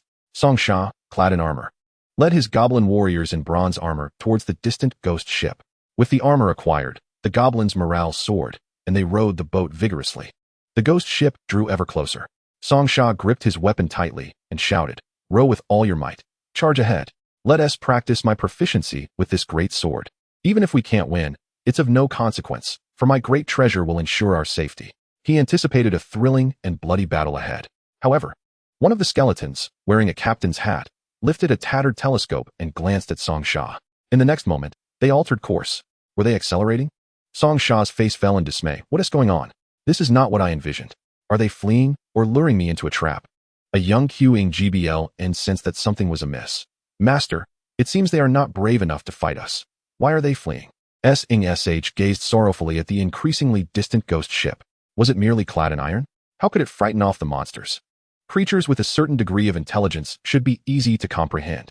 Why were they in such a peculiar location? The more SH pondered, the angrier he became. Shouting, row the boat quickly, we can still pursue them. Charge.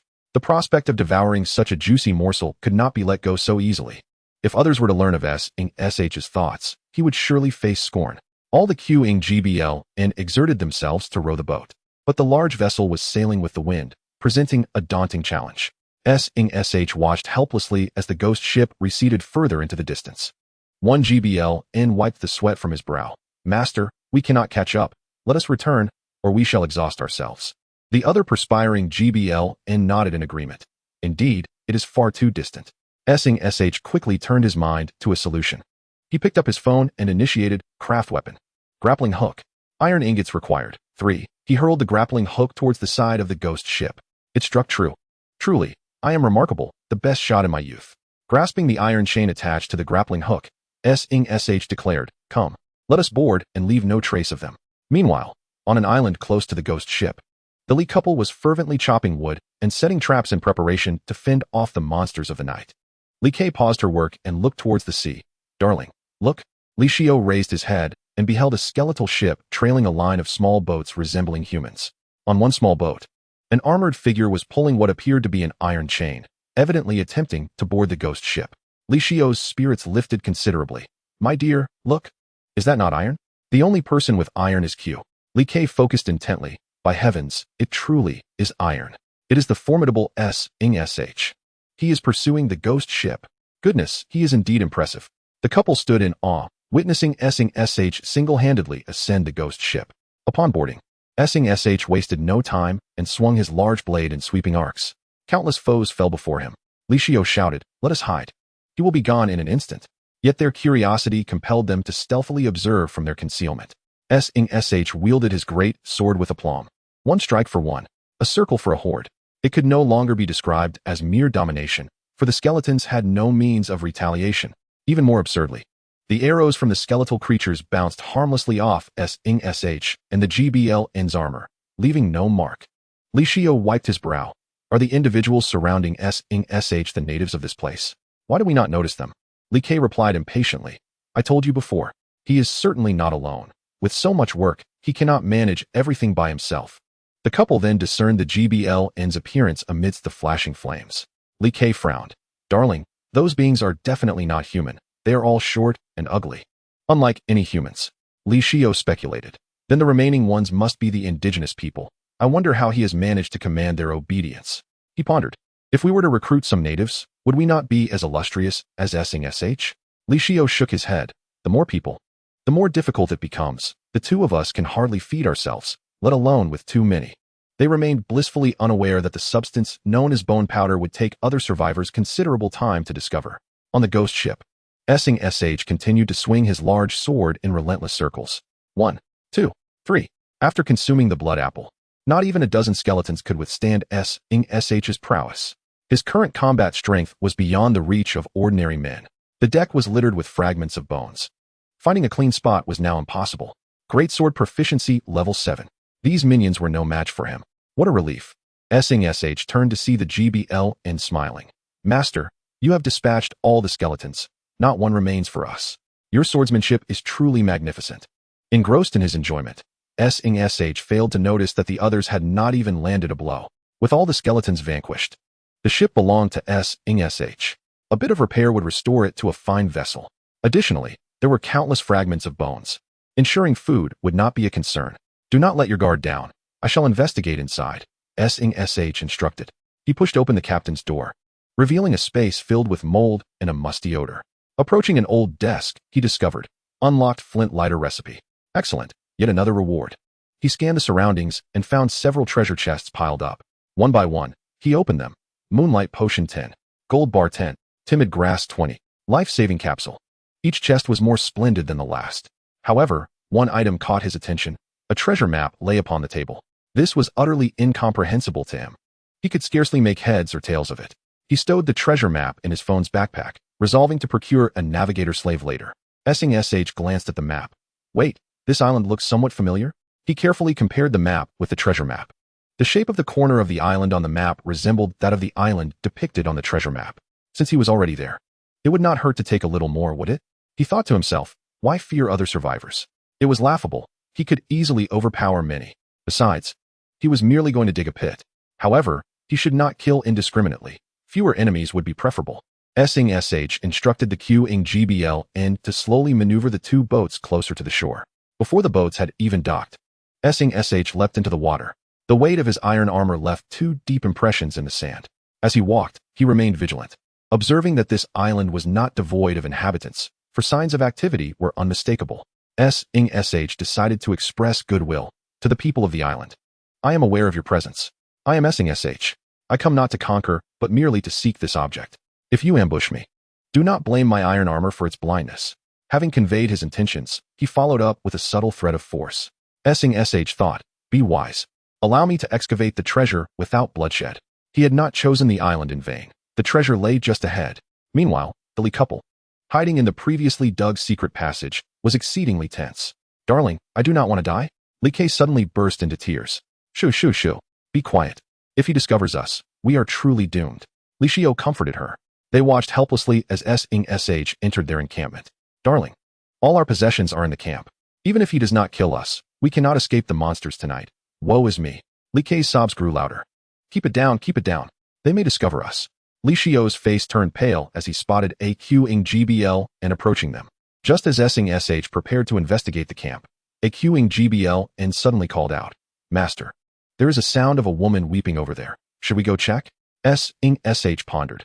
Are they from this island? I must investigate. If it is merely crying, it should pose no significant issue. I hope it is not a trap, or there will be heads rolling. Sh commanded. You two stay here. Watch the camp. The rest follow me to take a look. A young goblin unearthed a haystack and discovered Li Xiao cradling the weeping Li Ku. Although trembling with fear, he mustered the courage to exclaim, Song Sha. I shall confront you. Who would have thought you were a scoundrel robbing others? He brandished his bronze sword defiantly. Song Sha, observing the scene, could not suppress a chuckle. He sheathed his weapon and led them into the camp, reassuring them, Fear not, I bear no ill intentions. In the camp, the atmosphere was tense. With the trembling Li couple on one side and Song Sha accompanied by 4 goblins on the other. Greetings, I am Song Sha. I apologize for the disturbance. I am not here to rob. I merely seek to excavate something, he stated earnestly. Li Xiao, still fearful, retorted, Why should I trust you? Raising his hand. Song Sha declared, I understand the hardships of mining. Here are 10 pieces of bronze for you. He placed the coins onto the ground before the Li couple. Li Xiao thought to herself, a benevolent figure? How unexpectedly accommodating. In truth, Song Sha recognized that prior to his arrival here, he was merely an ordinary individual. There was no reason to harm an unarmed person without cause. He preferred dialogue over violence, aware that creating enemies would only lead to ruin. If the other party proved obstinate, he would resort to force if necessary. With a smile, Song Sha addressed them, I intend to excavate a portion of your land. Do you have any objections? Li Xiao exchanged a glance with Li Ku, understanding they were not a match for Song Sha. He wielded a large blade with ease. While they were merely flesh and blood, seeing their lack of opposition, Song Sha swiftly cleaved the wooden floor with his axe and began digging with a shovel. After burrowing approximately 5 meters deep, he unearthed something solid, a box gradually emerging from the soil. The Li couple watched in astonishment as Song Sha retrieved the treasure chest. At the moment he opened the chest, a system notification sounded. Global announcement. Song Sha from Huaxiao has discovered the first epic-level weapon. Neon Kuni's Kateta Nanako. Are you sure this Huaxiao fellow isn't using hacks? Why is it always him? Huaxiao's Zhangku, don't talk nonsense. We in Huaxiao have always been the strongest. Do you think everyone is as weak as you? Meanwhile, the Li couple stood in disbelief. Could an epic-level weapon truly lie beneath their home? They had slept through so many days without realizing it. Heavens, what a loss. Song Sha stored the weapon in his phone. Amber blade, golden, epic-level weapon. Description: this blade was forged by an elderly blacksmith in another world, who was executed for failing to produce what the government required. His daughter, in a final act of desperation, infused the blade with her blood and flesh, slaying all the officials who sought it. Subsequently, villagers greedily seized the cursed blade, leading to a series of mysterious deaths in the village. As the vengeful spirit of a woman became attached to the amber blade, an epic-level weapon with its own tragic backstory, Song Sha was eager to examine it further. But this was not the appropriate setting. He clasped his hands in gratitude to the Li couple, saying, I apologize for the intrusion. I shall take my leave. The goblins restored the floor to its original state. It was only after Song Sha departed that the Li couple dared to speak. Li Xiao sighed, fortunately. Someone of his stature would likely find our possessions unworthy. Li Ku gazed at the receding figure, pondering, how can one man be so much stronger than a group? Song Sha hurried home, aware that monstrous assaults were imminent, necessitating swift preparations, even though fear no longer gripped him. Upon returning to his island, Song Sha held the amber blade in his hands. The scabbard gleamed golden, while the hilt was stained a deep crimson, suggesting it had quenched its thirst for blood. A palpable aura of malevolence and bloodlust enveloped him, causing a shiver to run down his spine. He quickly resolved to stow the blade away until the impending attack had passed. He placed it atop a chest, intending to examine it further once the threat had subsided. He also needed to craft a repeating crossbow, for he anticipated a multitude of monstrous encounters that night, aiming to secure as many rewards as possible to stay ahead of others. As Song Sha exited his room, an unsettling noise emanated from the chest. To his astonishment, a long-haired woman in red began to materialize from the blade. Chapter 30, Minotaur Sa Wu Ta. However, they were oblivious to the happenings within the room. Song Sha ascended the city wall, surveying his meticulously laid traps below. He had made thorough preparations for the night, conjecturing that the monsters would emerge from the southern region. As they had the previous day, he positioned himself near the beach, anticipating their arrival. However, Song Sha noticed the southern edge was merely dozens of meters from the beach. The improved repeating crossbow was ready. With confidence, he declared, "Tonight, the tree spirits shall feast." Feeling a pang of hunger, he retrieved blood apples from his backpack, consuming them one by one. Combat power, 100. Combat power, 100. Combat power. With satisfaction, Song Sha burped, having consumed 7 in total, boosting his combat prowess to 1 against 18. Yet, he had not taken the amber blade with him, which seemed illogical, given it was the most powerful weapon on the island. Nevertheless, the blade's aura felt peculiar, prompting him to postpone further examination until after the battle. Should any unexpected events arise, he dared not imagine the consequences. With his combat power sufficiently enhanced, a figure clad in red stood within his dwelling, observing him from behind.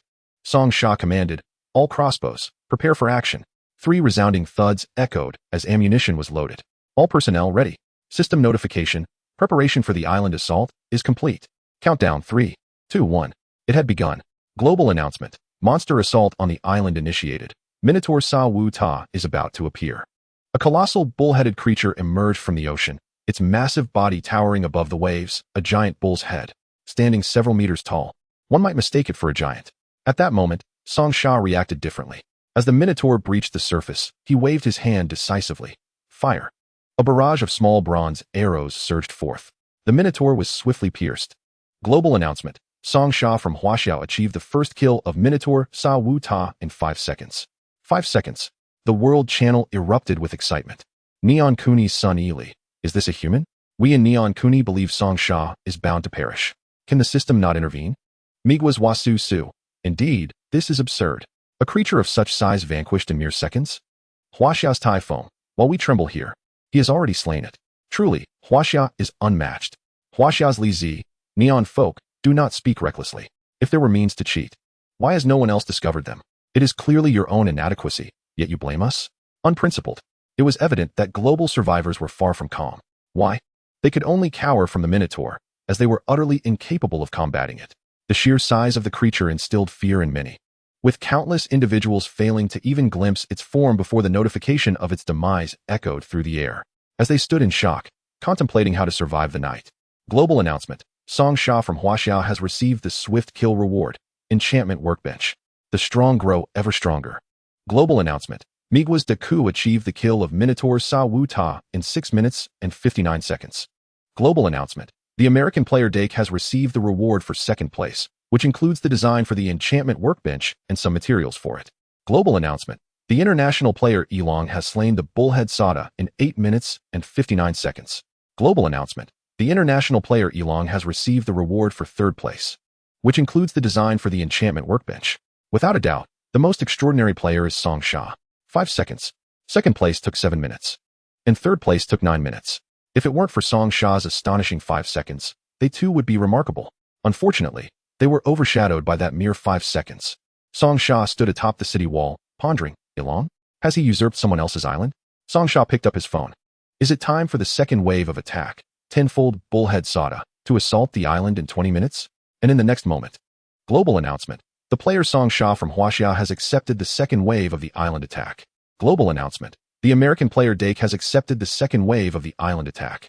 Global announcement. The international player Elong has accepted the second wave of the island attack. What a spectacle, these 3 extraordinary competitors. Dake wiped the sweat from his brow. Goodness, we had just set our traps, and he is already ready? This surely defies logic. Dake employed cunning traps. After digging a large pit on the beach, he covered it with large leaves, fooling the bullhead into stepping right into it. His comrades approached, using bronze knives to inflict gradual damage upon the bullhead. Their trap strategy was undeniably secure, albeit time-consuming, to lure the bullhead in. Meanwhile, let us observe Song Sha.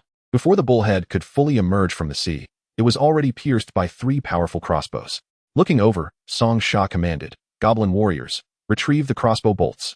Several goblins dashed out of the city, pulling out the bolts lodged in the bullhead's skull. Meanwhile, the elf traversed over the tree spirit's head. The massive tree spirit, upon seeing the corpse, quickened its pace, inserting its hands into the bullhead's remains to begin absorbing its essence. This bullhead Sada yielded 10 blood apples. Compared to the 20 produced from yesterday's 200 small monsters, this was simply unparalleled. The corpses of 10 bullheads equated to 100 blood apples. 100 bullheads would yield 1,000. The mere thought stirred a sense of excitement within him. Surely, he could not consume them all himself. However, he could share them with the elves and goblins, thereby significantly enhancing their combat capabilities. Huaxia values unity, and individual strength is meaningless unless everyone is strong together. Just as Song Sha was directing them to prepare for battle, a human woman hurriedly approached, shouting from below the city wall, "Master, I heard noises coming from the 3rd floor." Song Sha mused, "My room? That shouldn't be possible." He glanced at the window, and upon doing so, he was startled to see a woman in red. But she was not human. She was a ghost. What was happening? Song Sha calmed himself and pondered slowly. In his room lay the epic-level amber blade he had brought back. Was it the blade that was haunted? He recalled the backstory. Could it be that the little girl still lingered here? Yet, he noticed that the ghost in red was staring at him from the window. After a moment of calm, he decided to address her later. For now, the imminent attack demanded his focus. If she had not appeared yet, she likely would not. Why should he fear a mere ghost when he was engaged in slaying bullheads? The hunt must continue. For the sake of blood apples. The recent global notifications indicated that others were also in the midst of their second round, and he needed to secure his first place. The rewards would further widen the gap. This was Song Sha's trump card. Chapter 31, The Third Wave. Terrifying indeed. System notification. The second wave of bullhead Sada has appeared. Countdown 3, 2, 1. 10 bullhead Sada burst forth from the water's surface, and Song Sha, along with 2 goblins, wielded the crossbows. The first bullhead was swiftly eliminated as it emerged, and Song Sha shouted, "Conserve the arrows. Goblins, be ready to charge." The first bullhead fell with a thunderous crash. Yet the others showed no fear and continued their advance. However, their bones were no match for the rapid fire of the crossbows. Global announcement. The player Song Sha from Huaxia has slain the second wave of bullhead Sada, achieving a first kill in 2 minutes and 1 second. Reward. Design and all materials for the cannon. Global announcement. The American player Dake has slain the second wave of bullhead Sada, taking 10 minutes and 59 seconds. Rewarded with the design for the crossbow. While the crowd cheered for the 2, global announcement. The first wave of monsters attacking the island has resulted in 3.6 billion casualties. As top survivors battled monsters, countless lives were lost on this seemingly tranquil island. Nearby channel, Zhao Yun, the wooden house I built was destroyed. Fortunately, I had set numerous traps. Otherwise, I would have perished. Ziliang. I hit on the mountain and crushed them with stones. It was a close call. When a bullhead towering several meters appeared before them, it evoked a sense of dread akin to a mountain pressing down. Ziliang. Do you think the esteemed Song Sha will refrain from engaging in the third wave? Zhao Yun. But there are 100 of them. I doubt he will proceed. Global announcement. The second-ranked player on the ladder board, the American Dake, has opted out of the third wave. The third wave was indeed overwhelming. 100. Such a number implied that bullheads would converge from all directions, not merely one. Defending against this was no easy feat. With enemies approaching from 4 sides, Song Sha had only 3 rapid-fire crossbows, and creating an additional one was not feasible. Even if he could, there would be insufficient ammunition. The goblins pondered. Is this system and world treating humans as mere playthings? Song Sha did not dwell on such thoughts, for survival was paramount. Brother, let us forego the third wave, the elf maiden nervously suggested. Glancing at Song Sha, who was deep in thought, she hesitantly added, "And what about that ghost?" Song Sha contemplated. The bullheads seemed to be charging directly towards the city gate. If he were to dig a trench around the perimeter, deeper and complemented by 5-meter-high city walls, perhaps the bullheads would circumvent to the gate? It was evident that bullheads lacked intelligence. They simply charged towards their target. Should he wager on it? Although 100 was indeed a daunting number, he could utilize the city walls to withstand the onslaught.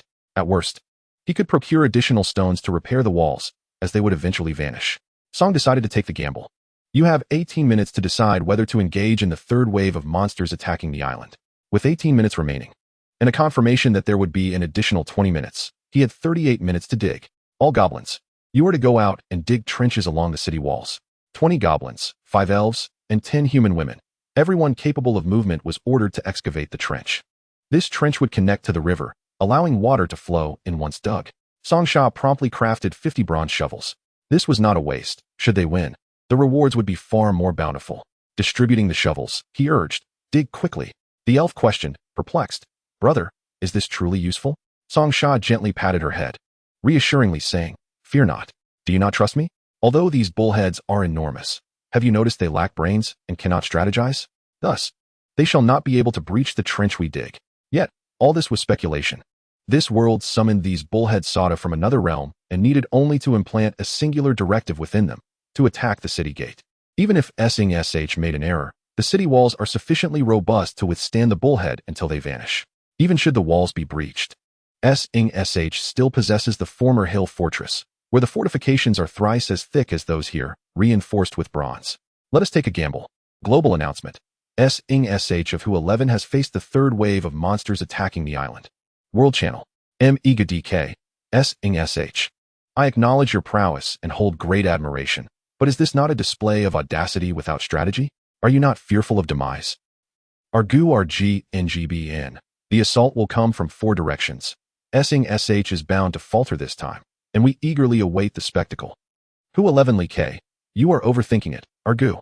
He is surrounded by countless indigenous fighters, and he himself is clad in iron armor, effortlessly dispatching a bullhead with a single stroke. Who 11 L NZing. Has the brother above met the great SH? Do you know him? Might you introduce me to the great one? I shall generously provide the island. Those who have witnessed SH's might are undoubtedly convinced of his strength. He is engaged in a pursuit of phantom vessels upon the sea, amidst the global chat channel, which is nearly ablaze with excitement. SH has also excavated a river channel. Water rushes into the newly created area. Fortunately, this place possesses a unique quality. The soil unearthed transforms into a small unit, directly entering the mobile inventory. In the previous world, such a feat would have taken several hours. The mode is completed, and the monsters will arrive in 3 minutes. If the guess is incorrect, then the only loss will be in materials, which can be repurchased from the cosmic market. Such a thick stone wall could withstand even giants. It is improbable for them to breach it in one fell swoop. The third wave of monsters attacking the island has commenced. Countdown 3, 2, 1. Enormous bullheads begin to emerge from the beaches in all directions, charging towards the city walls. SH stands atop the walls, observing the bullhead SWTA surrounding him. Due to the obstruction, the bullhead SWTA foolishly opts for a detour. As expected, regardless of the direction from which they approach, the bullhead SWTA all choose to circumvent the walls. Such low-witted creatures, prepare to meet your end. Brother, they are coming around. Is it not miraculous? How do you know everything? The elf gazes up at him in admiration. Chapter 32, Global Live Broadcast. The elf, unbeknownst to herself, has forgotten her identity, now solely focused on surviving alongside SH in the island world. Upon hearing this, SH smirks. No need for conjecture. This is merely the result of years of experience. The elf muses. Years of experience? Could it be? Gathering her courage, she inquires. Brother, you must be a warrior, and quite experienced at that. SH smiles without a word, his demeanor making the elf find him particularly dashing, though only he knows that he cannot reveal his past gaming exploits. However, the intelligence of the bullhead SWTA appears limited to recognizing the city gate. The individual who established this rule surely understands that the walls cannot be breached. The stone walls are remarkably formidable. SH contemplates. There is indeed a simple method for the future. Construct a fortress of thick stone and shoot arrows from atop it. Regardless, this is merely the initial phase of survival. It is impossible for such beings to be utterly invincible. The challenges will undoubtedly escalate, but they will come gradually. SH must remain patient in his contemplation. Whether giants or bullheads, they can all be vanquished with a single strike. The first wave is straightforward. Yet the second wave presents a challenge. Arrows cannot be produced in a short span. The bones of the bullheads are undeniably sturdy, and ordinary arrows may not inflict damage. But weapons are another matter. Now, observing the city gate, one bullhead has indeed taken the detour. At the forefront of the gate, SH has left a pathway 3 meters wide, allowing only one bullhead to pass at a time. As the bullhead SWTA prepares to strike the gate, SH raises his hand. Fire. Bang. Bang. Bang. The 5 closest bullheads collapse in response. System alert. Due to numerous players' disbelief, your combat scenes have been globally broadcasted. Please prove your worth. SH contemplates. What in the world? This is a once-in-a-century occurrence. Even battling a monster can be broadcasted. No matter. Let us slay first and discuss later. If they come, everyone is doomed. Rapidly firing the crossbow. 1, 2, 3, 4. Each bullhead falls without exception. Global Live Channel. Who 11 Li K. Wow? A castle? This is astonishingly large. Who 11 ZHOYN. I cannot fathom. The Great One is indeed remarkable. A moat? Initially, everyone presumed SH's castle to be a mere wooden structure, perhaps a bit of stone at most. Yet upon closer inspection, it is a magnificent 3-story stone castle stretching 700 meters long. Diogagu Yling. Just how much has SH plundered?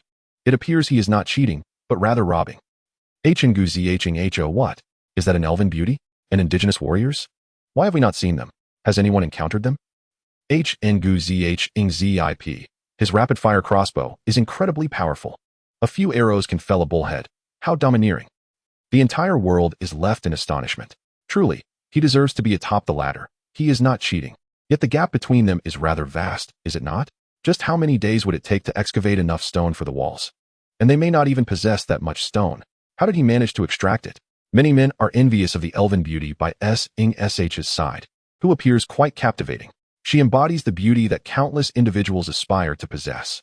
Furthermore, she exudes an ethereal aura, appearing exceptionally lovely. However, some astute individuals have noted that employing the moat method directs the bullheads towards a single point. Who 11 Zhoyn. Thank you, Great One. I have learned much. Low-witted monsters will only seek the city gate. Had it not been for the Great One, I would have never deduced that. Who 11 Liang. But wouldn't it be easier to seal it entirely? Who 11 Li K. If we seal it completely, the monsters will rampage elsewhere, resulting in a loss that outweighs the gains. Who 11 Li Xiao. Indeed, we must leave a path open. As the global populace watches on their devices, they are enthralled by SH's thrilling defense of the city. The equipment he possesses renders many envious. Diogagu CHNGNGBN. However, BG. He cannot hold out much longer. Observe the bullheads advancing step by step. In the footage, the first batch of bullheads has already perished. Others from different directions begin to follow suit in their assault. The wooden gate cannot withstand such relentless attacks. As everyone watches, over 70 bullheads charge forth. Yet, SH issues a command that leaves everyone astounded. He bellows, "Open the city gate. Open the gate." Why would he do that? The goblins strain to push open the hefty wooden gate. Are we inviting destruction upon ourselves? What is this maneuver? However, what follows will be an unforgettable spectacle. The elf had already taken control of the trance. With a sweeping motion, the treant thrusts its hands into the ground, releasing a multitude of vines. The vines ensnare. It is his skill. Over 70 bullheads are instantly ensnared by the vines around their feet. SH shouts again, "Close the gate." The gate slams shut once more. Marvelous. The vines severely impede the bullhead SWTA's speed, rendering them nearly immobile. They now awkwardly shuffle forward, devoid of their previous arrogance. Each one struggles angrily to tear apart the vines. Yet these tendrils are formidable, creating a vast area of deceleration. The intelligence of Nyo Sa Wu Ta is solely focused on attacking the city gates, ensnared by a tangle of vines that slowed down its movements, rendering it an easy target. Song Sha stood atop the city wall, shouting, "Goblin, aim precisely. One shot, one kill." Under the gaze of millions around the globe, Song Sha effortlessly eliminated 100 trolls. It cannot be said that it was without effort. Rather, it was a simple task. The elves appeared particularly excited as they approached the wall, exclaiming, "Brother, you must be a great warrior. This is too easy. What you said about not being able to hold out was completely unfounded." Song Sha waved his hand dismissively. Basic operations. Thanks to the slowing effect of the tree spirit's vines, this crowd control skill is exceptionally effective against large-scale attacks. However, his ammunition was dwindling. Song Sha had initially prepared 200 bronze crossbow bolts, and he was now nearly out. Thus, he exhaled a sigh of relief. Global live broadcast concluded. You have received a storage space reward X5. Broadcast ended. Song Sha confirmed no cheating. Survivors, take heed. Yet, Song Sha shouted wow, as his storage space expanded to 50 slots, allowing him to carry more items. Chapter 33, Amber Knife Ghost. This mobile phone is truly powerful. Tossing it or burning it would be futile. All it takes is for a survivor to raise their hand, and the phone appears automatically. It is fireproof, theft-proof, waterproof, and resistant to blows. But how did the captured phones end up in Song Sha's possession? Because they belonged to surrendering survivors, and the phone had automatically updated its owner. However, stolen phones are different. Once you raise your hand, the phone will inevitably return to you. Hence, the storage space within the phone is the safest place. This live broadcast reward was exceedingly profitable. I hope for more arrangements in the future. A 50-slot ultra-large capacity mobile backpack is incredibly comfortable. Song Sha let out a long breath, concluding his day. Global announcement. Song Sha of Huaxiao successfully defended against the third wave of monster assaults on the island and has abandoned the fourth wave. Reward. Blood Medicine Seeds, X10. Blood Medicine. Song Sha selected the reward to examine it. Blood Medicine. Fully restores health. Nearby chat. Zhao Yun, congratulations, big boss. Li Ku, this is double the timid grass. It fully revives you. Ma Xiaohai, the boss is getting stronger. We can hardly keep up. Ziliang, boss. May I ask where that beautiful woman came from? Song Sha glanced at his phone and closed the chat channel. It was not that he wished to act superior. After all, there was a ghost in red residing in his bedroom. Wouldn't it be a bit too calm not to check? He turned to look. And the red-clad ghost was no longer at the window. Song Sha thought, has she fled? Where has she gone? The elf looked at Song Sha, then at the window, seemingly worried. Brother, what about that ghost? Song Sha took a deep breath. I'll go take a look, it's fine. He had to return. Moreover, Song Sha had his trump card, the Bagua mirror, still hanging on his chest. If he wasn't afraid of skeletons, why would he fear a ghost? After having slain a considerable number of monsters, would he really be afraid of a ghost? Striding upstairs, Song Sha found his bedroom door ajar. He inhaled deeply and pushed the door open. A chilling wind blew past his face. A sinister female voice echoed, "You leave?" Song Sha thought, what? On what grounds? This is my room. He shouted, this is my room. It is you who should leave. The ghost did not harm him, but dared to occupy his bedroom? Another voice echoed within, this is my room. Goodness! Song Sha exclaimed in disbelief. Having lived so long, he had never encountered a ghost that immediately attempted to claim a room. Song Sha was thoroughly displeased and entered to inspect the room. Yet, he saw nothing. Where's the ghost? He felt a chill at the crown of his head and looked up to find long hair dangling down. The ghost was hanging from the ceiling. You must leave. How dare you take my knife? Do you even deserve it? Song Sha was not one to tolerate such insolence. His temper flared as he glared at her. Are you certain? The ghost slowly drew her knife, declaring, this knife has now fused with me. You cannot possibly take it. Suddenly, a fierce aura erupted from her. Song Sha contemplated, if this amber knife and the ghost are inseparable, she would certainly not want me to wield it like a mere tool. However, I have already invested time in this blade. I must use it. He raised an eyebrow. Are you sure you want to fight me? The red-clad ghost, indifferent, replied, give up. You are no match for me. Song Sha suddenly laughed. Do you believe I could defeat you in one move? The ghost paused, taken aback, and snorted coldly. You? Song Sha stroked his chin and asked, by the way, you're quite beautiful. Would you consider being my wife? Impertinent fool. If you continue to be unreasonable, I shall no longer be patient. If you do not leave, I will kill you. Song Sha realized that this ghost indeed had some merit. Despite her insistence, an epic weapon was his greatest trump card. He suddenly tore open his clothing. The ghost's fury erupted as she shouted, what do you think you're doing? I've never seen someone undress before a fight. What a rogue. Song Sha revealed the Bagua mirror hanging at his chest. With a flash, the mirror radiated golden light. The ghost shrieked, and in the next moment, she retreated back into her sheath. The amber knife quivered on the ground. It hurts. It hurts. What is this thing? Quickly take it away. Song Sha chuckled mischievously. I told you I could make you submit in one move. Now will you be my wife? If you kill me, I won't let you touch me. The voice from the sheath trembled in response. He shielded half of the Bagua mirror with his hand. He had to admit that the Bagua mirror was indeed a remarkable item, having aided him immensely. After death, entities that encounter the Bagua mirror are rendered nearly helpless. It suppresses ghosts and undead, making it a priceless treasure. Did she truly think he would overlook an epic weapon? So, if you obediently submit, I shall treat you kindly. With the Bagua mirror in hand, why would he fear a mere ghost? Consider wisely. If I do not acquire blood in time, I may lose control and kill you. And you will regret it. So release me quickly. The ghost was now particularly enraged. Unappreciative. She was a vengeful spirit, having died unjustly. In her state of grievance, she was akin to a being unable to control her own affliction. She would transform into a terrifying ghost to attack anyone, whether familiar or not, including her own master. After all, she had met her demise in injustice, brimming with negative energy. She could not restrain her murderous desire, yet she did not wish to kill. She could only try her best to persuade.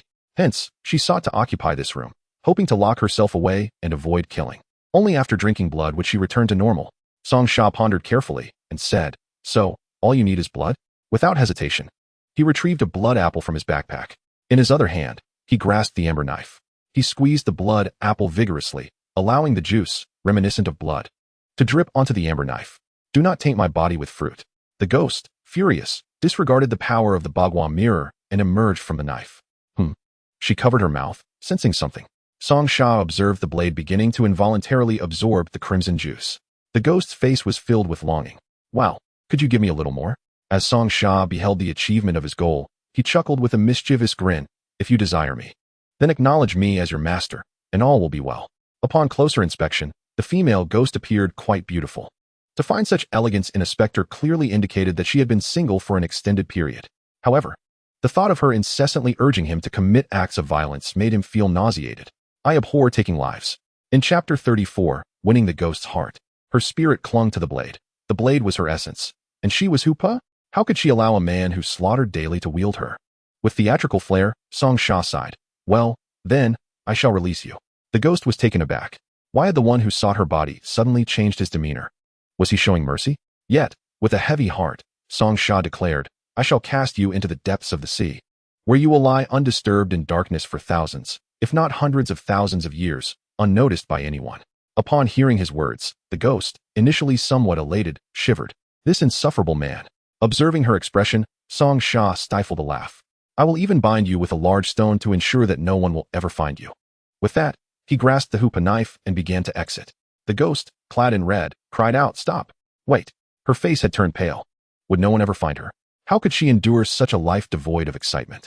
To languish in endless darkness until death? Absolutely not. The female ghost hastily proposed. How about this? As long as you feed me that blood apple daily, I might consider allowing you to use me in emergencies. Song Sha glanced at the knife in his hand. Have you come to your senses? The ghost nodded vigorously, yes. I've seen the light. However, Song Sha shook his head. A forcibly picked fruit is not sweet. You should leave. Go wherever you please. Releasing the hookah knife? Song Sha was indeed clever. This blade was not something to be discarded casually. In a moment of panic, the ghost exclaimed, The blade is forged from a celestial meteorite and can cut through iron like mud. It would be a pity to part with it. What a performance. With the hookah knife in hand, Song Sha raised an eyebrow. That is a valid point. He then released the knife to stand upright and donned his attire, covering it with a bagua mirror. In the next instant, the ghost chuckled excitedly, Fool. This beautiful lady was merely deceiving you. Farewell. With that, she soared out of the house with the hookah knife, taunting him with a playful grimace. Watching the ghost and the hookah knife flee, Song Sha smiled silently. The sprite rushed up, exclaiming, Brother, the ghost and the knife have flown away. Song Sha remained unfazed. Calm down, my dear. Just wait and see. All stray dogs will eventually return home. The liberated Hoopa, however, did not revel in her newfound freedom for long before sorrow engulfed her. After flying around the island, she became disoriented. This is an island. I cannot escape, she shouted. No wonder he had not stopped her. What a despicable trick. Surrounded by mist, visibility was non-existent, and she could not discern if other islands lay nearby. What a cunning plan. With the darkness shrouding her, her chances of survival diminished. If she carelessly ventured away from the island, she would surely exhaust her energy midway and plunge into the sea. Initially, she could rely on moonlight to regain a bit of strength, but one misstep could lead her to a solitary demise. Where am I? This cannot be my world. She pondered, her mind clouded with confusion. At that moment, her stomach growled. I am so hungry. That delicious fruit I just had, where can I find it again? No. My little Hoopa, we are dignified spirits. How can we yield to a mere fruit offered by another? She resolutely shook her head. This blade is my body. I cannot allow a stranger to touch me daily. I shall not return today.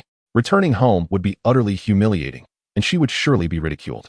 With her hands on her hips, she declared, Only if he comes to find me shall I begrudgingly return. Otherwise, how can I face myself? She nodded to herself. Yes. That is the plan. Meanwhile, Song Sha remained unconcerned, examining his spoils. This time, he had acquired a cannon, an enchanting workstation, and blood potions as rewards. The cannon appeared rather cumbersome and likely unnecessary, requiring gunpowder to fire projectiles. Quite a nuisance. He could envision its use without even looking. However, the enchanting workstation intrigued him. Enchanting workstation can enchant any weapon or tool. Enchanting energy derived from monster corpses. Song Sha mused, I may not have enough monster corpses for this, as there are numerous areas that require it. This had additional applications. Not only could he produce blood apples, but also serve as an energy source for the enchanting workstation. He randomly selected a spot and pressed his phone to construct it. What a massive workstation. The enchanting workstation was at least half the size of a classroom, capable of entirely accommodating a house. It could certainly house people. Still, it was a workstation. He needed to retract it into his phone, as there was no space to place it. Song Sha contemplated gathering some corpses outside to find a fitting location for it later. The sprite, who had been by his side, curiously inquired, Brother, are you not going to deal with that knife or ghost? She is outside the city walls, peering in. Song Sha chuckled. Let her be. She will return soon enough. He secretly thought, this is a game of desire and restraint. I am far more adept at this than she is. Once she realizes she cannot escape from here, she will obediently come back. The sprite gazed at Song Sha's charming smile, utterly captivated, Wow, you seem so profound. I do not understand what you are saying. That is of no consequence. Just trust me. By the way, where's the timid grass you planted? The sprite pointed to an open area. Brother, we now have 4 10 by 10 herb gardens, each capable of cultivating 150 stalks of timid grass. Every time I harvest timid grass, I receive 10 seeds. Songsha calculated in his mind. If I plant another 600 stalks, I can harvest tomorrow. Then I can concoct potions to sell in the cosmic market. Oh, I almost forgot. I also have 10 seeds of bloodgrass. Songsha retrieved the seeds and instructed the sprite. Plant these separately to protect against small animals. They are quite valuable. The sprite, excited that her brother had assigned her a task, patted her chest. Do not worry, master. I will guard them all day. Songsha, observing her adorable demeanor, replied, indeed. Here, have a fruit. He then extracted a blood apple from his phone and handed it to the sprite. The sprite eagerly rubbed her hands together. Thank you, brother. I will work hard to repay you. In chapter 35, absorbing the spirit pearl, the sprite, having watched Songsha depart, turned around and took a small bite of the fruit, savoring its sweetness. The fruit was delightful, just like her brother. As she munched on it, she felt a surge of energy flowing into her body. The sprite gasped. It turned out that eating this fruit also enhanced her strength. Brother is so kind. Upon exiting the castle, Songsha made his way to the pile of corpses. The goblins were using a crane to stack the carcass of a colossal bull-headed sorta. Songsha called out, remember to retrieve the crossbow bolts from the bull's head for continued use. At that moment, a seemingly simple-minded goblin scampered over, eagerly exclaiming, Master. We discovered this in the heart of the bull-headed sorta. Songsha pondered, what could it be? As he took the object in hand, he examined it closely. A small bead, seemingly crystal clear, adorned with a faint hue of purple, captivates the eye with its beauty, reminiscent of a precious gemstone. Yet, it also evokes memories of childhood games involving marbles. Songsha squints at the bead, observing a peculiar energy darting back and forth within. He places the Nyotu Sa Wu Ta bead into his phone's backpack for examination. Giant Nyotu Sa Wu Ta spirit bead. Description: can be absorbed by humans. Each bead increases combat power by 20. Astonished, Songsha's eyes narrow as he contemplates the implications. Everyone has the ability to absorb these spirit beads to enhance their combat prowess. However, he has defeated a total of 111 Nyotu Sa Wu Ta today. Calculating. 111 beads would yield a staggering 2,220 points of combat power. Nonetheless, he must consider other factors. He has not merely received superficial rewards. The corpses can also be absorbed by the tree demon, transforming into blood apples. Killing monsters offers an exceptionally high return. Moreover, the spirit beads can be absorbed without limit. They offer boundless potential.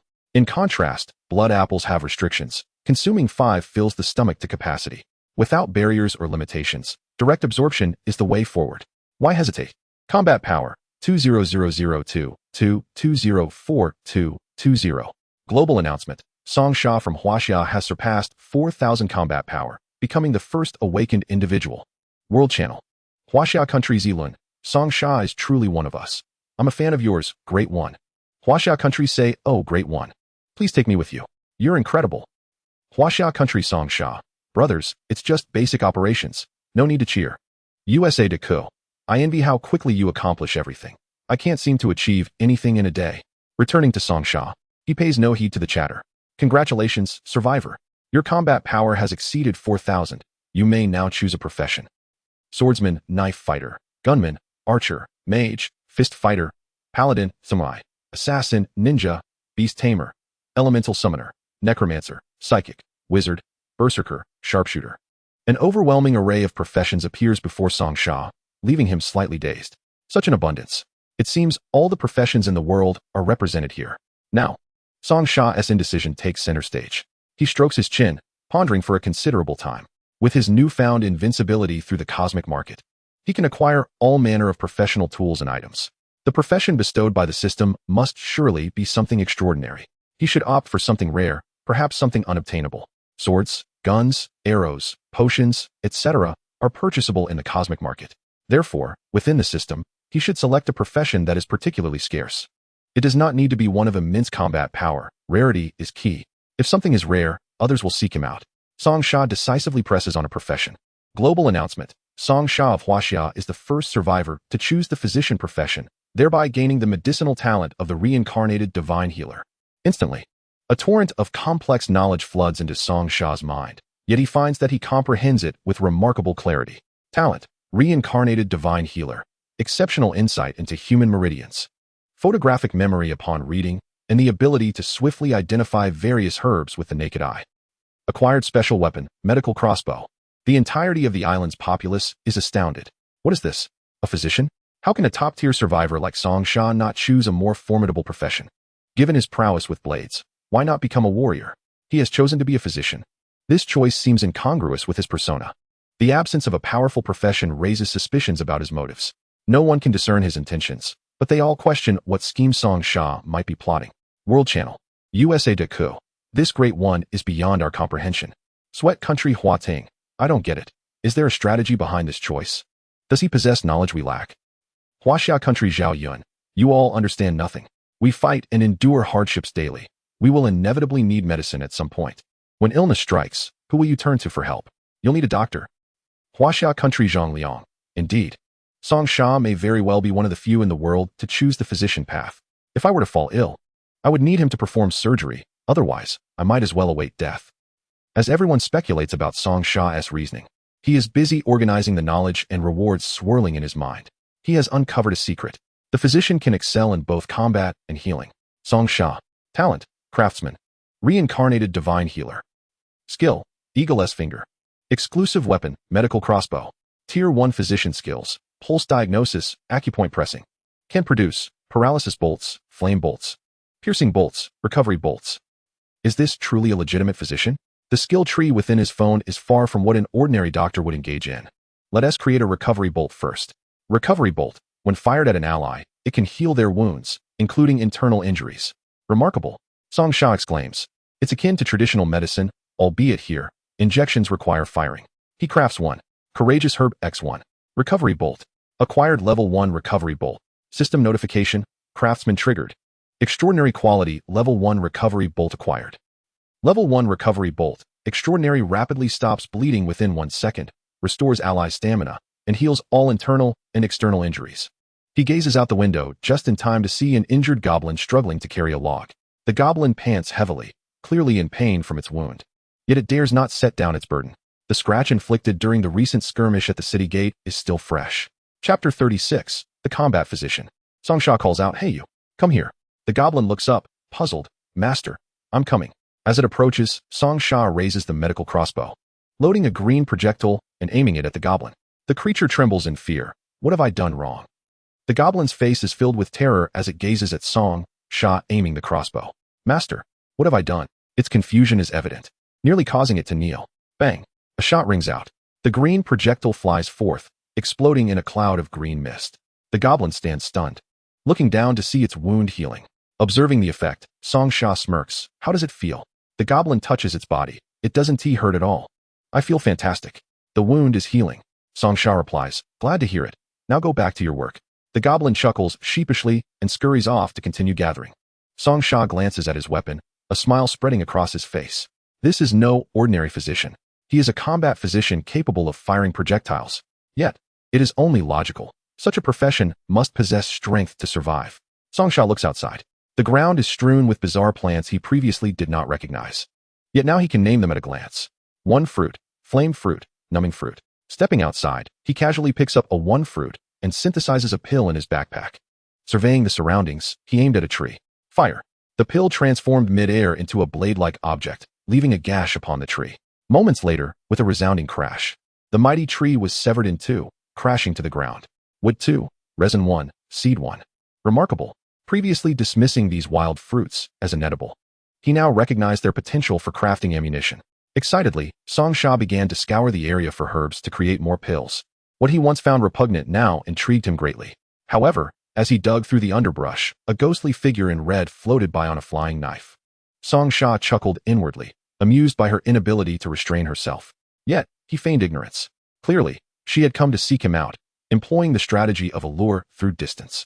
Despite having only a fleeting encounter, he discerned that her true nature was not malevolent. If she truly wished him harm, she could have done so from the outset. Such a unique weapon required patience. His reward was imminent. Suddenly, Song Sha strode purposefully towards the amber knife. The ghost, emboldened, smirked, convinced he could not escape her allure. If Song Sha were to kindly invite her, she would surely overlook past grievances and reluctantly acquiesce. After all, she was trapped, realizing there was no escape.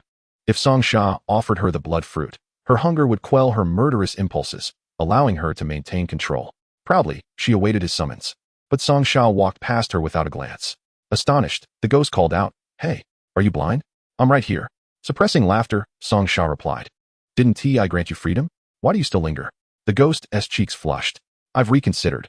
I can begrudgingly serve as your bodyguard, though I do not sell myself." Her confidence was palpable. She believed her proposal would be accepted. Yet, he retorted, "No need. I have more than enough bodyguards. Besides, I alone can keep you in check. And in terms of beauty, my elven companion surpasses you." The ghost's confidence shattered. Her frustration surged. "Fine. I concede on other points, but how can your elf possibly be more attractive? Surely, I am 100 times more beautiful." The ghost was no longer the disheveled figure she once was. Now, she resembled a bride ready for her wedding.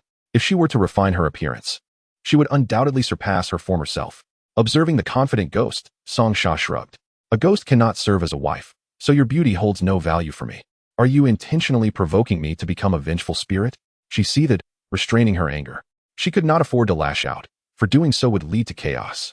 At first, Song Sha remained unperturbed. "Good night, Mississippi." He sauntered away, whistling a tune, resembling a mischievous boy retreating into the shadows. The ghost could only watch him depart, her mind racing with frustration. How infuriating! How could someone be so despicable? Upon returning, Song Sha surveyed the amassed corpses, contemplating how to manage the collection. Perhaps half could be transformed into blood apples, while the other half could energize the enchantment platform. He opened the enchantment interface on his phone. Tier 1 enchantment platform. Enchantment of gathering demon leather armor is now possible. Description: provides defense equivalent to iron armor, allowing for various functions without impeding movement, with negligible weight. Requirements: 10 bullhead Sada skins, 10 bullhead Sada corpses. With a spirit of experimentation, Song Sha confirmed the action. Instantly, a powerful force drew the 10 corpses into the platform, which commenced the skinning process. No wonder it required such space. This platform would likely enchant larger items in the future. 2 minutes later, the process concluded. Gathering demon leather armor complete. Notification: Artisan Mastery Talent triggered. Extraordinary Quality Defense X2. The leather armor returned to Song Sha's phone inventory. Gathering demon leather armor. Defense, 3000. Helmet enchantment, far-reaching hearing. Chest armor enchantment, complete blockage. Leg armor enchantment, defense amplification. Boots enchantment, lightness. Gauntlets enchantment, resistant to blades. Remarkable. Chapter 37. The Evolution of the Tree Demon. Clad in a sleek black leather coat, he exuded charisma. The black leather helmet radiated authority. The long black boots were stylish. Song Sha felt no desire to delay. He donned the entire ensemble, finding his movements remarkably lighter. Thrilling. All pieces were of extraordinary quality, making him feel affluent. Envisioning the future, he imagined wielding a medical crossbow in one hand and a ghostly blade in the other, proclaiming himself the most dashing doctor of crows. As he stepped out of the room, the elven maidens were left speechless. "Brother, how handsome." He smiled, and as he walked, the black ensemble billowed as if caught in an unseen breeze. Enhanced by enchantments, he felt ethereal, with a defense rating of 30,000. A full set of iron armor offers 20,000. This leather armor was not only lighter, but also boasted an additional 10,000 in defense. Even what appeared to be heavy greaves paled in comparison to the gathering demon leather armor. It defied logic. Yet, this realm was inherently illogical. Regardless, Song Sha reveled in his newfound comfort. At that moment, the system's voice echoed. Third day monster forecast. Gakazan monsters, quantity 50. A small wave of monsters will appear 7 days from now, lasting an entire day. Everyone gasped in unison. 7 days. If the monsters were formidable, it would be manageable, but if they were weaker, many could perish in one onslaught. The system continued. Simultaneously, you may merge islands with nearby individuals via your phone. Nearby channel. Zhao Yun. Seeking a coalition? Ziliang. Is there a piece of land in Huaxiao for survival? I am alone. Li Xiao. I wonder if the esteemed Song Sha would consider taking me, a mere burden? Zhao Yun. If the esteemed one agrees to lead us, we shall undoubtedly secure first place. Li Ku, you dream. How could the esteemed one unite with you burdens? Look at how he is ignoring us now. Song Sha glanced through the stream of messages, chuckling softly. It was not that he was unwilling to ally with other survivors, but his cosmic market system was overly sensitive. Should he join forces, explaining the situation would be complex. Now, his focus was on earning and strengthening himself. Alliances were up to others. Pondering, he examined the city wall, realizing the bullhead Sada posed a challenge due to their height. A 5-meter wall could fend off most minor monsters, but against such large beings, it would struggle. The endeavor must continue to rise higher, for prudence's sake. Otherwise, we might as well set up a few cannons. Gunpowder is easily procured. There is no need to mine for it. Why squander time on items that can be purchased? Substances like potassium nitrate and charcoal require mining and burning, which is a waste of both time and labor. With a cosmic market available, why not let others mine for themselves? As for contemporary weaponry, purchasing is even more straightforward. Why not buy? It is remarkably affordable. With just a few coins, one can acquire cannons and an abundance of various firearms. Yet, why not outfit ourselves now? What about the ammunition? Burning through several hundred coins for bullets is not an issue, is it? I cannot bear that expense. Those coins could be better spent on superior items, such as martial arts manuals, which are far more enticing. With over 800 coins remaining, it is well said, funds should be allocated wisely. To spend lavishly, one must first possess stable means of earning. Currently, such means are lacking. Thus, I must be frugal.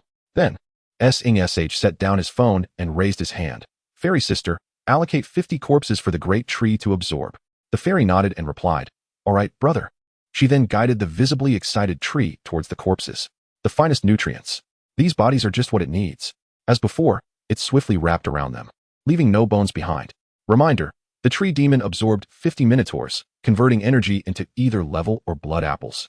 SH paused to ponder. Level. Reminder, the tree demon evolved into a second-tier subordinate.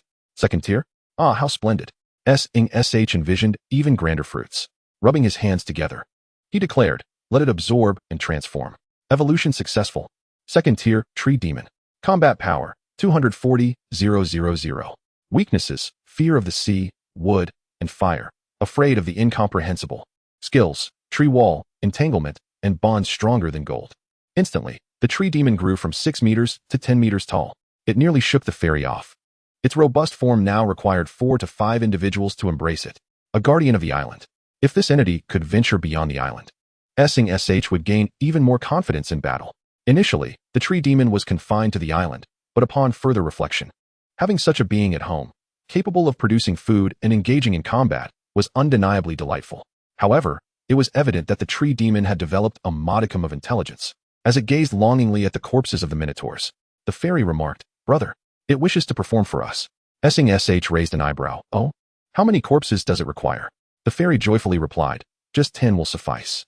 We still have 51 minotaur corpses remaining, which is ample. SH waved his hand. Very well, proceed. The tree demon consumed 10 corpses once more, but this time it did not devour them ravenously. Instead, it bore 10 fruits. What is this? SH took the fruits the tree had plucked and examined them with his phone. 9th grade jaw fruit. Effect, increases combat power by 1,000. Wow.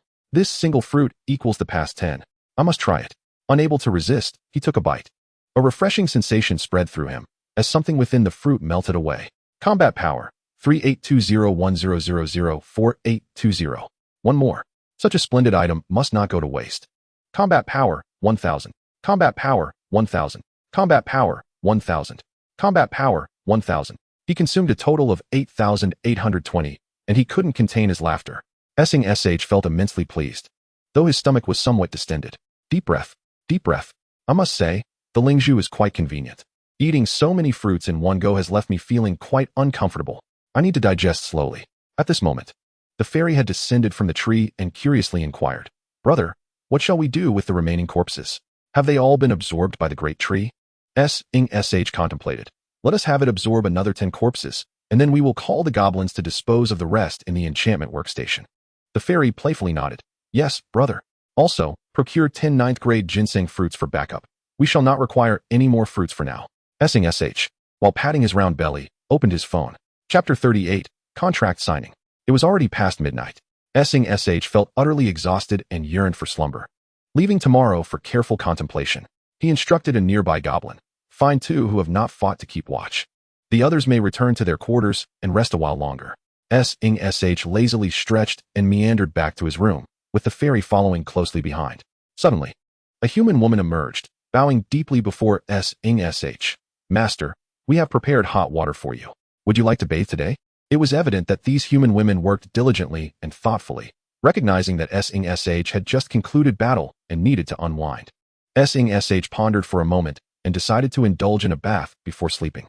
He followed the human woman to the bathing pool he had constructed, beginning his wash. Soaking in the warm water, SH lazily mused. It has been ages since I last bathed, covered in blood. This is a perfect opportunity to relax. As he surveyed his surroundings, he took in the modest bathroom he had built himself. Though it was simple, it was complete in every regard. While SH was bathing, a few human women approached the door. One of the more attractive ones asked, "Do we need to come in and assist our master with his washing?" Another, less comely, suggested, "I think this is a splendid opportunity. Let us quickly ingratiate ourselves, lest he dismiss us in the future."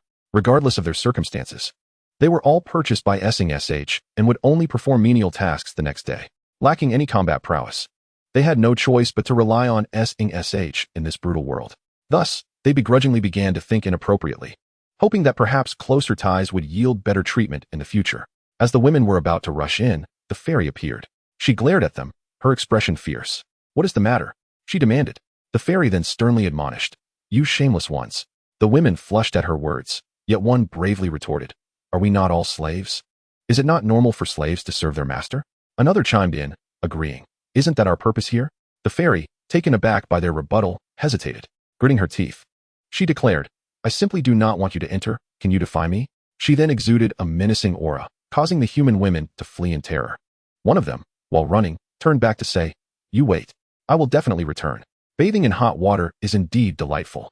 SH lazily opened his eyes, gazing at the beautiful scenery outside. He reflected on how this place once was, a forest devoid of anything. Yet now, it had transformed into his home. He understood that he was not particularly clever, but regardless, he possessed a unique advantage: the cosmic market. Speaking of which, his coins were nearly depleted. Tomorrow, he must devise a plan to promote the items on his island. Just then, a ghostly woman in red, wielding a knife, floated past the window. SH caught sight of her and pretended to squint, observing her as she glided by. "Are you seeking attention, ghost?" The ghost noticed him and promptly closed her eyes, infuriating the amber. "You are not blind. Take a look at me." He did not open his eyes. Yet he casually remarked, "What brings you here?" The ghost pouted, "Give it to me." Song Sha still lazily replied, "What? Can you be more specific?"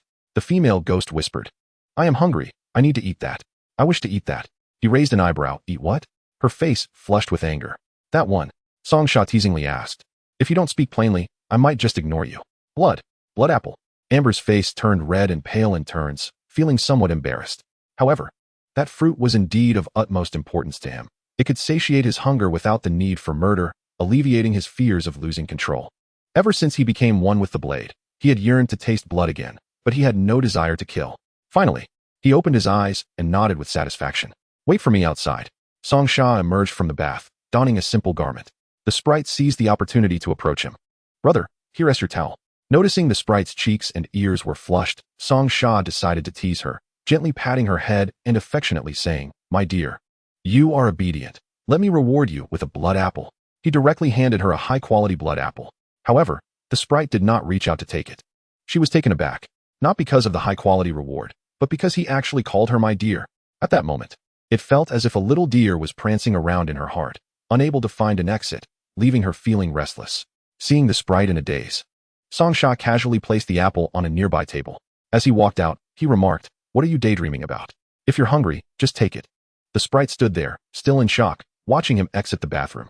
After a few minutes, she pondered her feelings, an amalgamation of joy and shyness.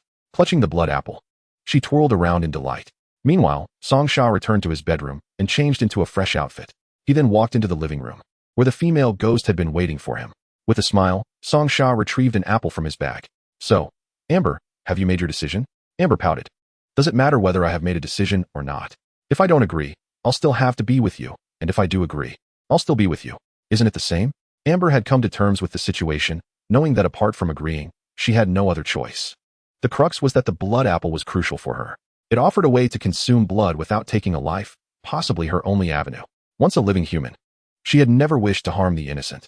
Song Sha chuckled, "Then just sign the contract with me and acknowledge me as your master." Suddenly, a contract appeared between them, inscribed with the words, "Master-Servant Contract." Wow, what a marvelous thing, saving us the trouble. Chapter 39, Master of Alchemy. Gazing at the contract, Amber quickly clarified, "I must make it clear that we are equals. I will assist you only in dangerous situations. You cannot demand anything else from me." Song Sha was not one to easily acquiesce. Hence, before Amber could finish, he tucked the contract away and walked away without looking back. "Take care. No need to see me off," Amber retorted angrily. "You lack any semblance of masculinity." I sign. You are my ancestor. No temper. No temper. Really, none at all. You are such a rogue, Song Sha. She felt intimidated. For someone like Song Sha, who could completely ignore her for an entire day, was truly formidable. Amber signed and pressed her handprint. Song Sha also signed and pressed his handprint. Global announcement. Huaxia Song Sha has successfully subdued a vengeful ghost. Receiving the first reward, Tianshi Curse. Global channel. Americana's big customer, vengeful ghost? What is that? Does anyone know? Cons Zheng Pu. It should be like the kind of ghost movies I watched as a child. Quite frightening and thrilling. Huaxia's Zhaoye, no way. Even in this world, there are still ghosts. I am a bit scared. Song Sha glanced over and suddenly realized that numerous messages had already flooded in. Observing the chat box closely, he noticed a line of small text above the speaker icon. The top 10,000 on the ladder can earn 5 speaking opportunities. Hence, those individuals were the elite survivors. The contract then transformed into radiant light, one part entering Song Sha's body and the other part entering the blades. Amber clenched her fists. Now that we have signed the contract, I must inform you that I am merely your enforcer, selling my skills, but not my body. Do not harbor any inappropriate thoughts. Song Sha scratched his ear. Aren't ghosts typically taciturn? Why are you so talkative? Close your mouth. The next moment, the master-servant contract took effect. Amber covered her mouth, stuttering but unable to utter a word. Her body instinctively obeyed his every command. Song Sha nodded in satisfaction and retrieved a blood apple from his bag, approaching Amber. You may do as you please. I will certainly provide you with fruit. However, I must warn you, if you falter in battle, you shall not see the sun tomorrow. Amber appeared eager to speak but found herself unable to do so, merely muttering in her heart. Men's words are deceptive. When they once deceived me, they spoke so eloquently. Yet now, they do not like me. Song Sha grinned mischievously, a friendly reminder. I can automatically know what you are thinking. Why? You despicable scoundrel. She was furious. Feeling somewhat weary, Song Sha decided not to engage further. Enough chatter. Eat, and let us head out. He crushed an apple in his hand and placed it upon the blade's edge. In an instant, Amber felt a surge of power. Her body uncontrollably turned crimson, greedily absorbing it. Wow, this is far better than the last one. Wasn't that obvious? Her combat prowess had skyrocketed tenfold. Vengeful Ghost Servant Amber. Combat level, Tier 2. Amber Blade and Amber. Epic Legendary Weapon. Combat power, 220,000. Weakness, vulnerable to magical artifacts. Skill, Bloodthirsty Frenzy, instant kill. Looking at Amber, who was now lost in her own revelry, it seemed unlikely she would be roused anytime soon. Never mind. Song Sha comfortably returned to his bedroom and lay down. As soon as his head hit the pillow, he fell asleep almost instantly. After what felt like an eternity, Song Sha suddenly opened his eyes. He had surprisingly awakened naturally. However, upon looking through the window, it was undeniably dark outside. What is going on? Logically, given his exhaustion, he should not have been sleepless. Checking his phone. 4:55 a.m. Wow, how could it be daytime already? I only slept for 2 hours. This is absurd. Song Sha mused. Could this be related to combat power? Perhaps my abilities, which are several times greater than the average person's, have also shortened my sleep duration. That must be it. No other explanation comes to mind. Over the past few days, everyone had noticed that time here was indeed quite limited. However, if he were to calculate based on this theory, he might only need a few hours of sleep every few weeks in the future. This would free up ample time for cultivation, leisurely enjoyment, and self-improvement. Just then, his phone buzzed. Polar Lord, little brother, could you please stock up on that soil? I urgently need it. I can offer you a better price. Song Sha replied. Island shop, rare soil, brother, I don't have much left here either. The soil on the island is exceptionally fertile, ideal for cultivating crops, and they grow remarkably fast. Recently, he aims to mass-produce the timid grass, so he needs it himself. A classic case of overexploitation. Polar Lord, I will soon require potions. What should I do? Song Sha pondered. I sense the aroma of opportunity. Island shop. Brother, my family also produces potions, but they are not listed yet. How about I send you a sample? If it meets your approval, you can place an order directly with me. Polar Lord, sure. If available, that would be splendid.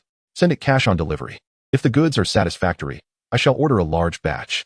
Island shop has sent you the timid grass potion. In another realm, within a snow-covered castle, a deliverer man clad in yellow approached, holding a bottle of potion. Dear customer, your package has arrived. The sender requires payment upon delivery, 1 silver coin. All right. He took out his phone and paid 1 silver coin. The deliverer man said nothing further and departed, leaving him with the sample sent by Song Sha. This potion was unlike anything he had ever seen before. It appeared transparent, yet its scent was quite thick. Extraordinary timid grass potion. Recovery type. Am I not mistaken? Extraordinary quality. He was utterly astonished. Polar Lord, little brother, where did you acquire this potion? Did you concoct it yourself, or did your master create it? Island shop, what's the matter? I brewed it myself. Would you like to see my alchemy cauldron? Polar Lord, I will buy as much as you have. I didn't realize you were an alchemy master. He felt that his concocted potions were indeed quite valuable. The fact that he could casually produce extraordinary quality potions was beyond his expectations. He quickly checked the pricing in the cosmic market. Quality: white, green, blue, purple, gold, orange, red. Corresponding: ordinary, premium, legendary, epic, heroic. The cosmic market and island rankings shared the same quality levels. Chapter 40: Supply and Demand. Song Sha pondered for a moment. It appeared that the quality levels in the cosmic market and on the island were indeed identical. With this in mind, Song Sha resumed his search in the cosmic market. Potions, new store opening. Premium potions, discount sale. Ordinary potions starting at a third off. Premium potions appreciation discount. He hurriedly searched for extraordinary quality timid grass potion.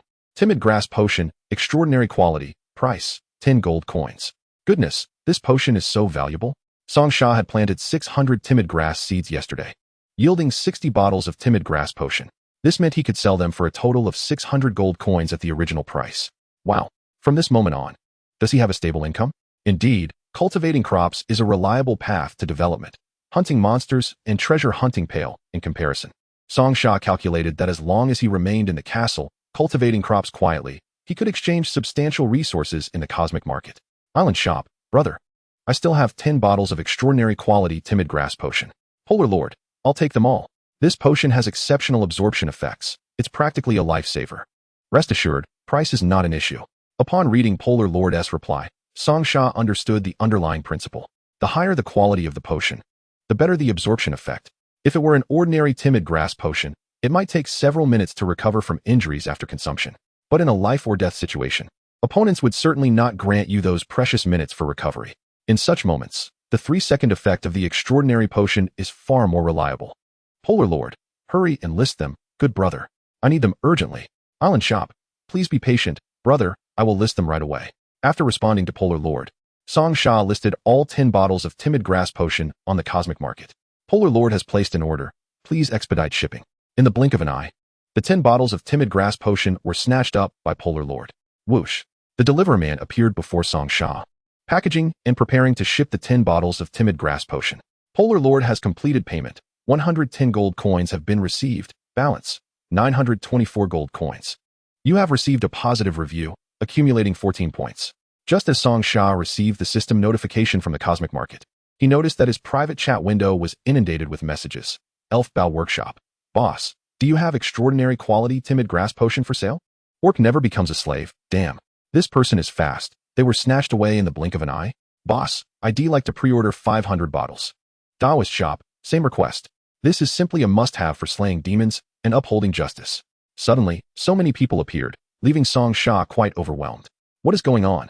He merely sold a few bottles of timid grass potion, and now so many are clamoring? Perplexed, he opened the dialogue box with the old Taoist and humbly inquired. Island shop, newbie seeking guidance. Is the timid grass potion truly rare? Taoist shop, not at all. There are plenty of these potions. Island shop, then why do you all seem so anxious? Taoist shop, what as scarce is the extraordinary quality? Newbie, I seriously suspect you are flaunting your wealth. Island shop, I genuinely do not understand. I seek your guidance. Taoist shop, true, the timid grass potion is a low-end potion. Many high-level alchemists are too lazy to brew it, but ordinary alchemists cannot produce the extraordinary quality, hence the supply cannot meet the demand. After hearing the old Taoist's explanation, Song Sha searched the cosmic market once more. Indeed, as the old Taoist had said, the extraordinary quality timid grass potion was indeed scarce. Many shops on the cosmic market listed it for 10 gold coins per bottle, but upon inspection, they were completely out of stock. Upon realizing this, Song Sha could not help but curse. Damn, it's all a scam. The low-price baiting strategy of certain platforms has been perfected by these shops. They first lure buyers with the allure of extraordinary quality timid grass potion, then hope for a chance that they might purchase other goods in the store. A complete trap, filled with pitfalls. As Song Sha's shop successfully completed transactions, the system automatically promoted it to the front row. Consequently, his shop attracted a large crowd of onlookers. Reflecting on the old Taoist's words, Song Sha quickly understood. The extraordinary quality timid grass potion is considered a mid-tier product. High-end shops offer rarer, pricier, and more effective potions, looking down on selling them. Conversely, low-end shops may have timid grass potions, but producing extraordinary quality is simply a pipe dream. By a twist of fate, Song Sha became the sole seller of extraordinary quality timid grass potion in the cosmic market. This is the best quality potion that commoners can afford. At this moment, Song Sha's private chat window continued to explode with messages. If this continues, he would be inundated. Helpless, Song Sha could only click group message. Island shop, dear friends. Producing extraordinary quality potions is no easy task. We are still restocking. If you wish to purchase, please join the group. Island buyer group.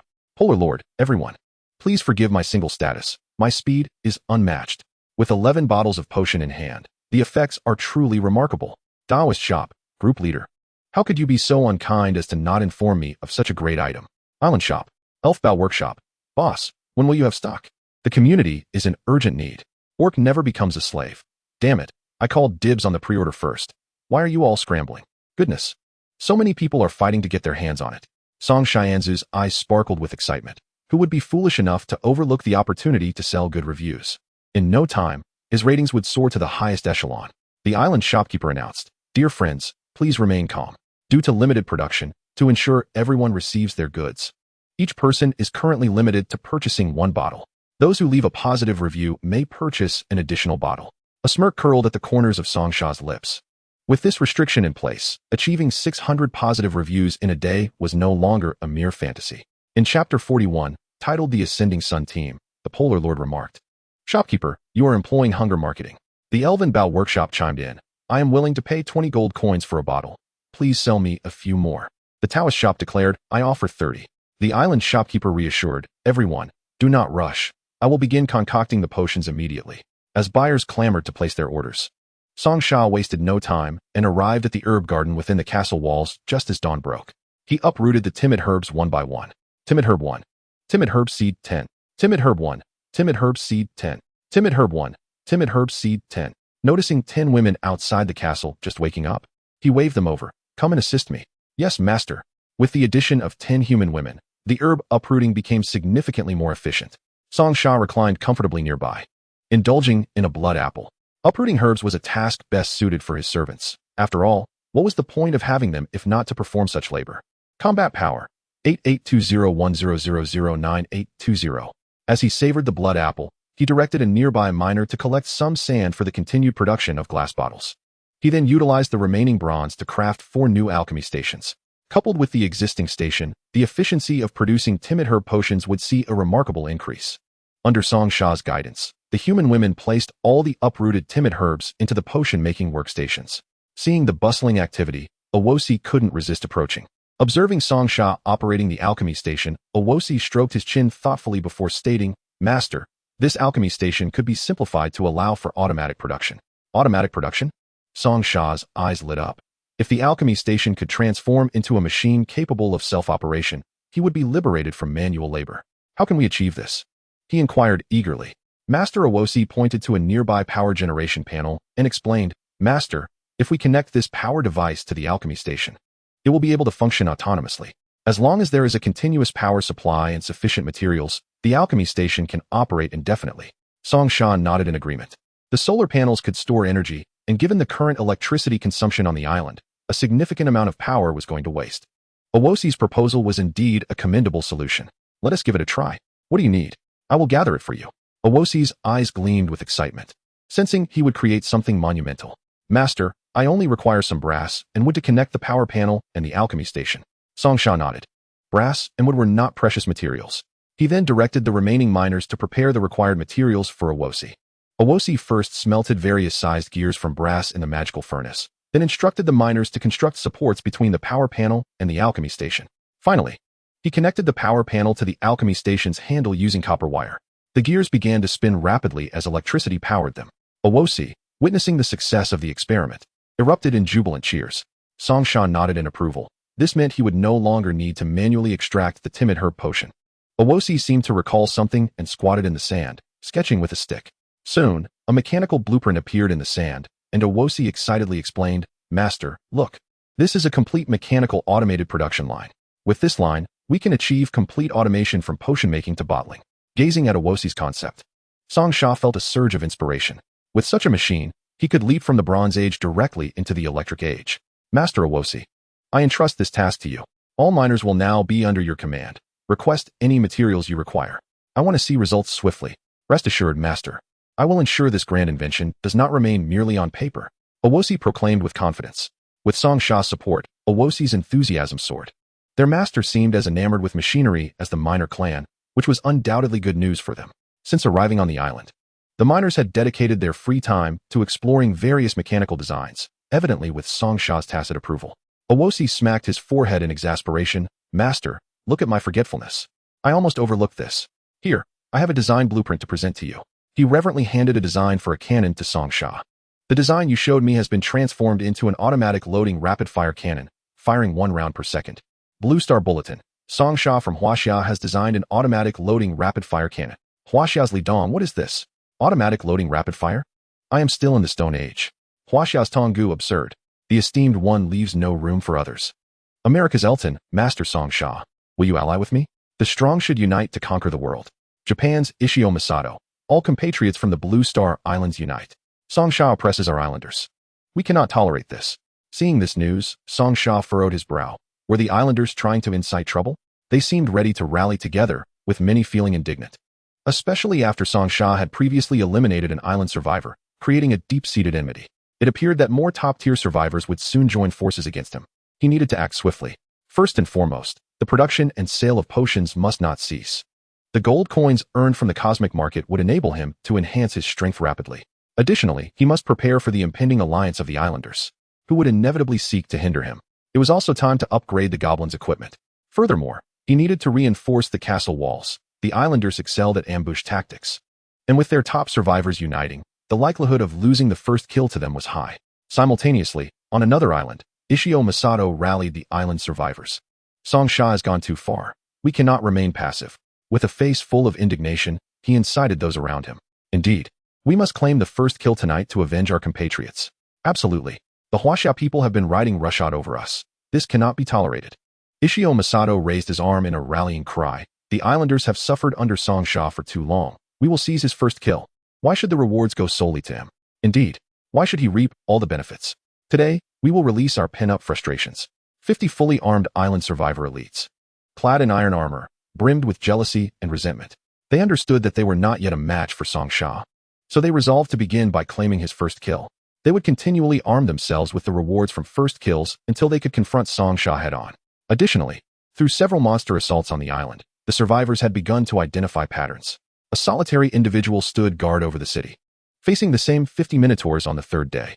Even with 2 people, the count remained 50, regardless of the number of participants. They would ultimately confront the same 50 minotaurs. Shui Zhengrun wore a sly grin, suggesting that if they rallied their fellow compatriots from the island nation to gather 100 individuals, securing the coveted first kill would be a mere formality. The news from launching reported that Shui Zhengrun had formed the world's first survivor group, the Rising Sun Corps. Chapter 42. How can one unjustly tarnish another's reputation? The reports continued, announcing the Bai Hu Corps from the Vegetable Nation, the Bai Ying Corps from the Rice Nation, and the Bai Ji Xiong Corps from the Fur Nation. As the island nation established its survivor group, new factions began to emerge. Survivors from various nations started to gather their neighbors, seeking warmth in numbers. Song Sha glanced at the patterns of monster attacks summarized by several survivors and flipped through the established rules. To his astonishment, he discovered that regardless of the number of participants on their side, the monster waves on any given island remained constant in both type and quantity. Clearly, these survivors were envious of his first kill reward, lacking the personal strength to secure it themselves, hence their efforts to recruit others for the endeavor. They were determined to seize his first kill. The reward for the first kill was exceedingly generous. The more survivors there were, the greater the number of waves they could withstand. It was not merely the third wave they had to consider, but also the potential for the fourth and fifth. As long as the stone resources were sufficient, nothing would pose a problem. Moreover, these survivor groups would surely consolidate all their stone resources. Song Sha understood that a solitary survivor's resources could not compare to his own, but what about 50 or 100? This thought weighed heavily on his mind. He could not afford to lose the advantage he had painstakingly established. The automatic loading rapid-fire cannon that Owosi had presented needed to be prioritized for construction. First, he would convert all the timid herbal potions into resources in the cosmic market. Owosi and a group of miners busied themselves throughout the morning, with 5 production lines at the pharmacy now completed. With these 5 lines, 60 bottles of timid herbal potion were quickly produced. However, more timid herbs needed to be cultivated. Song Sha could not help but exclaim. The efficiency of these production lines was remarkable, and the supply of timid herbs must keep pace. He could not allow these lines to gather dust. Nevertheless, selling these 60 bottles remained the immediate priority. In the island buyer group, the shopkeeper announced the latest batch of products had shipped, with limited quantities available and a 1-bottle purchase limit per person, allowing for an additional purchase upon leaving a favorable review. The Taoist shop inquired whether their apprentice could make another purchase. While the Polar Lord questioned if the penguins on their territory counted, the shopkeeper replied that as long as they could leave a good review, any arrangement could be made. Each store level up allowed for a lottery, and he could cash in discount coupons. Was this not delightful? The product listing for Timid Herbal Potion, extraordinary quality, was set at 15 gold coins. After considering the market price, Song Sha opted for a slight increase. After all, he was the sole seller of this potion in the entire cosmic market, and producing these potions incurred no negligible costs. At 15 gold coins, it was a price both buyers could accept and one that would not leave him at a loss. However, to Song Sha's surprise, although these potions were not crafted by his own hands, they were still of extraordinary quality. His talent as a master craftsman typically ensured that his creations were of exceptional quality. Yet these potions were produced automatically. What could this mean? After much contemplation, Song Sha finally connected the dots. The pharmaceutical apparatus he had crafted was of extraordinary quality, and thus the potions produced were naturally the same. The product listing was successfully established. The Taoist shop expressed discontent over the price hike, and the Polar Lord proclaimed their disinterest. Yet, within moments, Song Sha completed numerous transactions. In a group of over 100, nearly half had made purchases, while the remaining individuals anxiously occupied their spots, fearful of missing out. The shopkeeper, considering the production costs, proposed a price increase of 5 gold coins, asserting that the current supply could not meet demand. Song Sha maintained a nonchalant demeanor as buyers were left with no recourse. After all, there was only one seller of extraordinary quality timid herbal potions in the cosmic market, and demand far exceeded supply. Discounts? Such notions were out of the question. Suddenly, a spatial door opened, and a delivery person emerged. "Boss, your sales have skyrocketed in the cosmic market." Song Sha beamed with pride, as the 1-bottle limit and the incentive for reviews propelled his shop to the top of the rankings. However, the delivery person's words doused his elation. "Boss, if you're not careful, the system may determine you're engaging in fraudulent transactions. Please exercise caution." A chill ran down Song Sha's spine. His greatest asset was the shop in the cosmic market. If the system flagged him for fraudulent activity, it would spell disaster. The delivery person swiftly packaged the 60 bottles of timid herbal potion and vanished. Notifications of successful deliveries began to populate his screen, each granting him a positive review.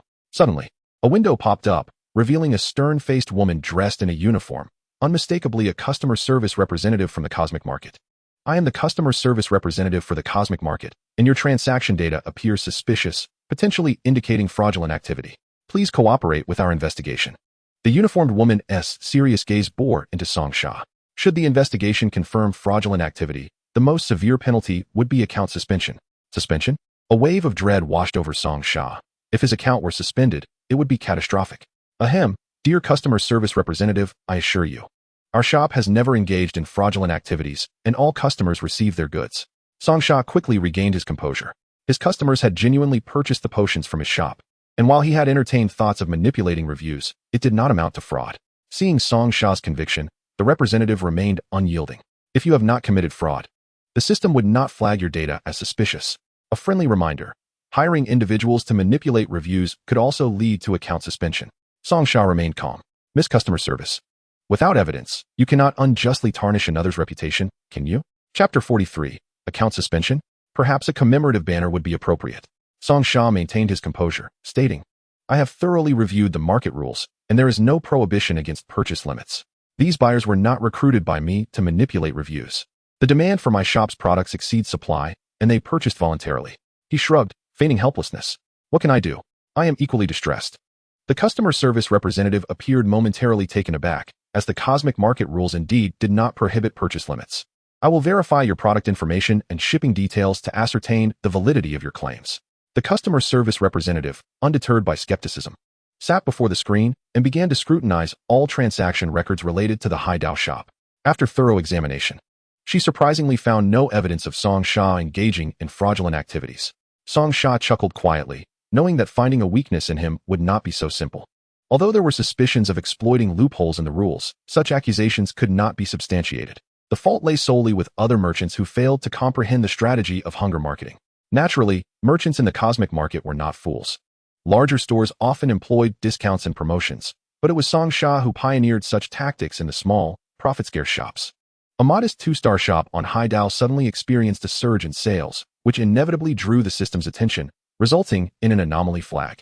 Upon inspection, it was confirmed that only he was selling the extraordinary quality of timid herb potion in the entire cosmic market. However, as a master alchemist, he could easily pursue a high-end line. The customer service representative found it absurd that a distinguished alchemist would stoop to concoct timid herb potions. Song Sha, unapologetically, seized the opportunity. If they regarded him as a master alchemist, so be it, as it spared him considerable hassle. I merely undertook a task that others shied away from. Filling a market gap and serving the grassroots, he asserted nonchalantly. The representative shot him an incredulous glance, as if to say, "Should we present you with a banner for your efforts?"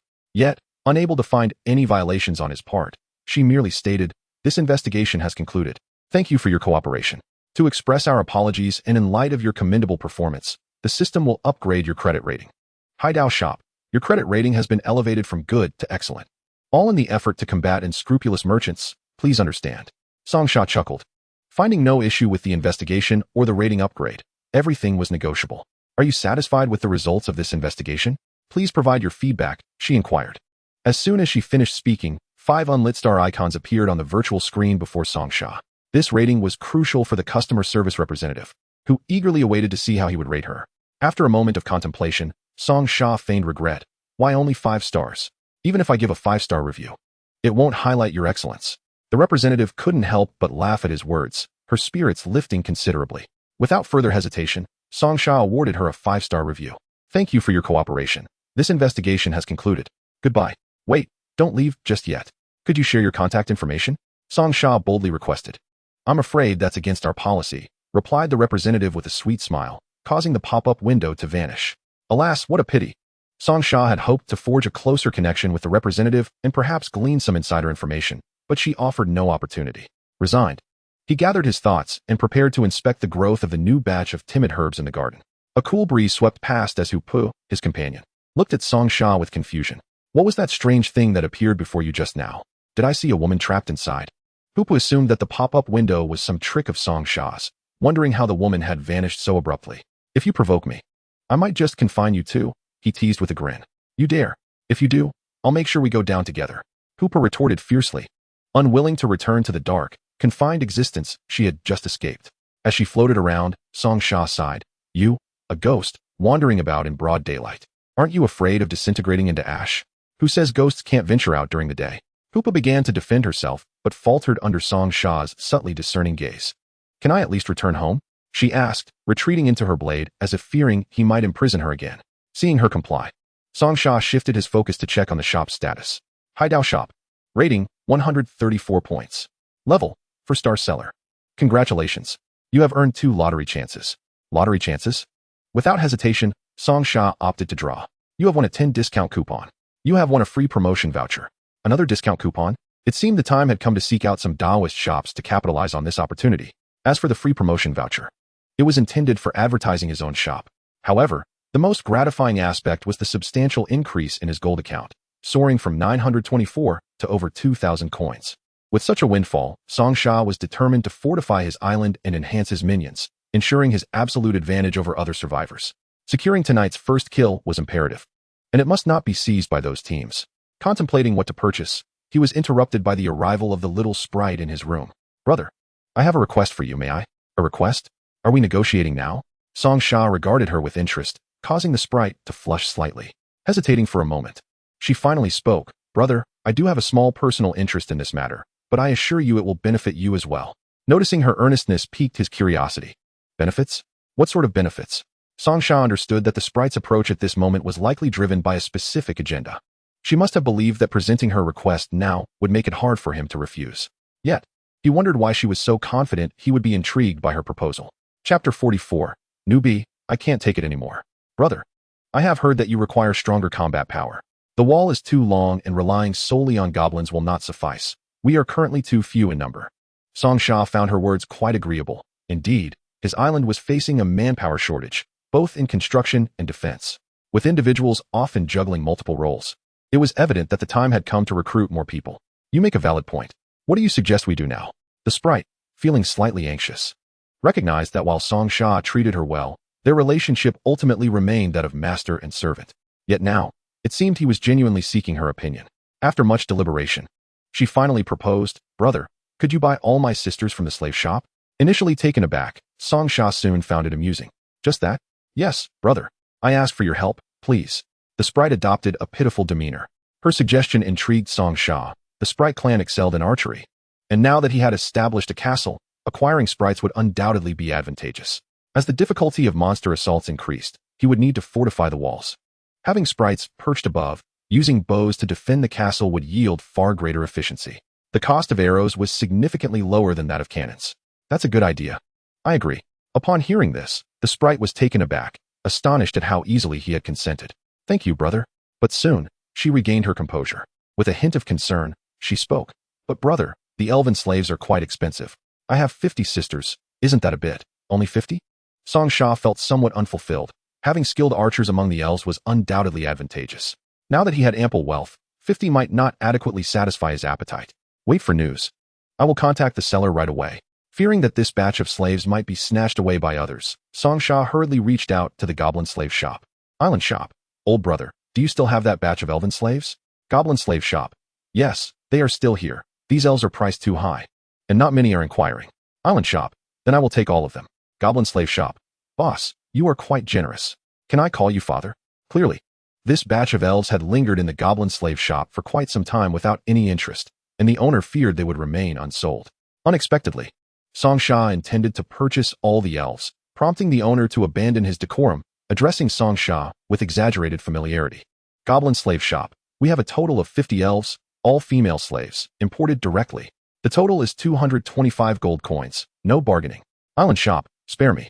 It's been ages since I bought goblins, and you still haven't sold a single one. 200 gold coins is my final offer. Goblin slave shop. Boss, that's too harsh. You're cutting 25 gold coins? Are we still in business? Island shop. If you won't sell, there are other places that sell elves. Goblin slave shop. No. Let us talk. Please don't leave, father. Island shop. Then hurry and ship them. I'll pay immediately. Goblin slave shop. You're a great patron. I will notify you first of any good goods next time.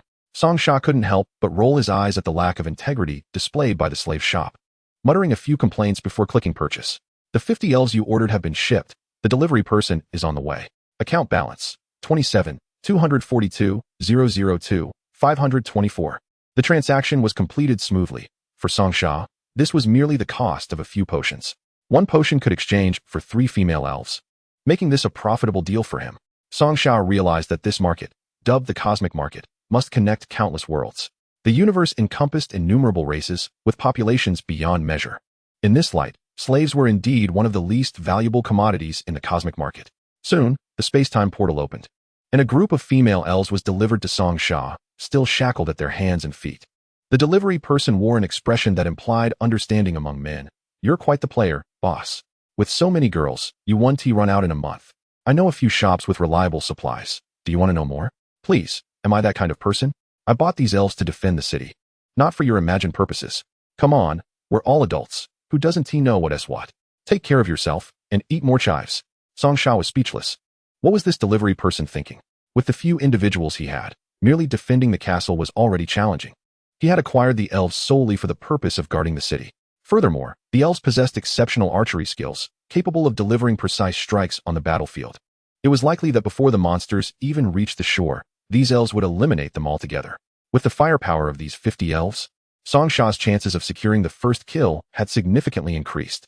However, the 50 elves stood there, their gazes vacant, seemingly lost. The moment they became slaves, they had envisioned their fate, sold to nobles and cities or relegated to bars and nightclubs. Yet now, they found themselves in the wild. Observing the expressions of the elves, Song Sha shook his head. He needed to help them regain their composure. He sought warriors, not mere ornaments. Release. Song Sha raised his hand, breaking the magical chains binding the elves. The expressions of the elves shifted to one of heightened vigilance. They were uncertain of what their new master would do. At that moment, a little elf rushed forward. Sisters. Little sister, you are here too.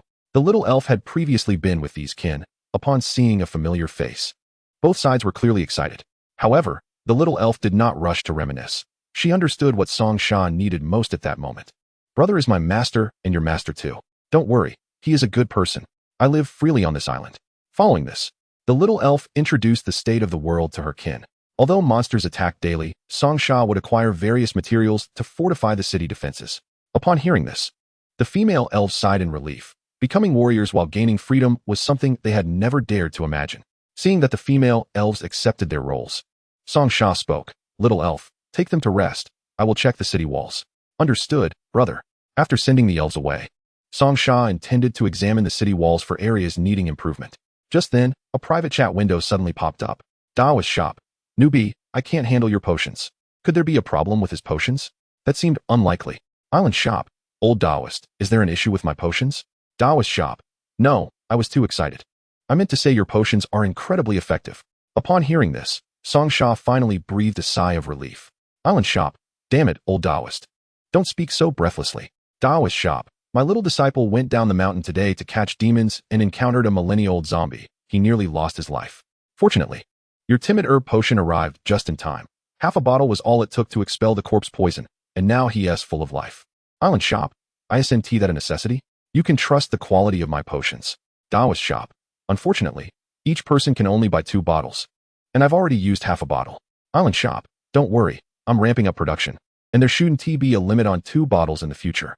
The timid herb had some peculiar characteristics. After planting, it could only be fertilized at night for effectiveness. This was due to its aversion to sunlight. Planting it during the day was futile. While chatting with the old Daoist, another 120 orders came through. Due to the initial shortage of potions, the limit on purchases was a necessary measure. Implementing such restrictions occasionally was fine, but overdoing it could lead to complications. All things considered, the planting area for the timid herb was still far from sufficient. Song Sha couldn't help but exclaim. He now had 6,000 seeds of the timid herb, allowing him to plant tenfold what he had before. However, the original 410 by 10 planting areas were now grossly inadequate. Presently, the area of Song Sha's city wall was merely 400 by 400. Expanding the herb garden was simply unfeasible. He couldn't possibly convert the entire area within the city walls into a herb garden, could he? To plant all of these timid herb seeds, Song Sha estimated he would need around 40 herb gardens. Thus, the only option left was to continue expanding the city wall area to increase the planting space.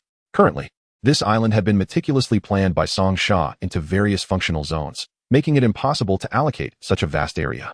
However, upon reflection, Song Sha realized that the island he had previously annexed from the islanders had yet to be fully integrated. Opening the map, he noted that the island continued its slow drift toward the main landmass. Nevertheless, its movement was exceedingly gradual. After a day, the distance between the island and the mainland had only diminished by 1/3. It would likely take another 2 days for it to reach his vicinity. Fortunately, the land on his own island was still sufficient for the time being, so there was no immediate urgency. Song Sha intended to commence small-scale expansions of several herbal gardens, planning for a more substantial construction effort once the new island arrived. With the addition of this new land, Song Sha felt a surge of confidence, allowing him to proceed with his endeavors unburdened. When the time came, he would procure additional building materials to extend the fortifications of the entire island, thereby enclosing more territory. Furthermore, after several monster incursions, Song Sha observed that the once sturdy walls had sustained some breaches from the minotaurs. Some of the crops he had planted outside the walls had also been ravaged by the marauding creatures. While a few crops were not a significant loss for Song Sha, the breaches in the walls warranted serious attention.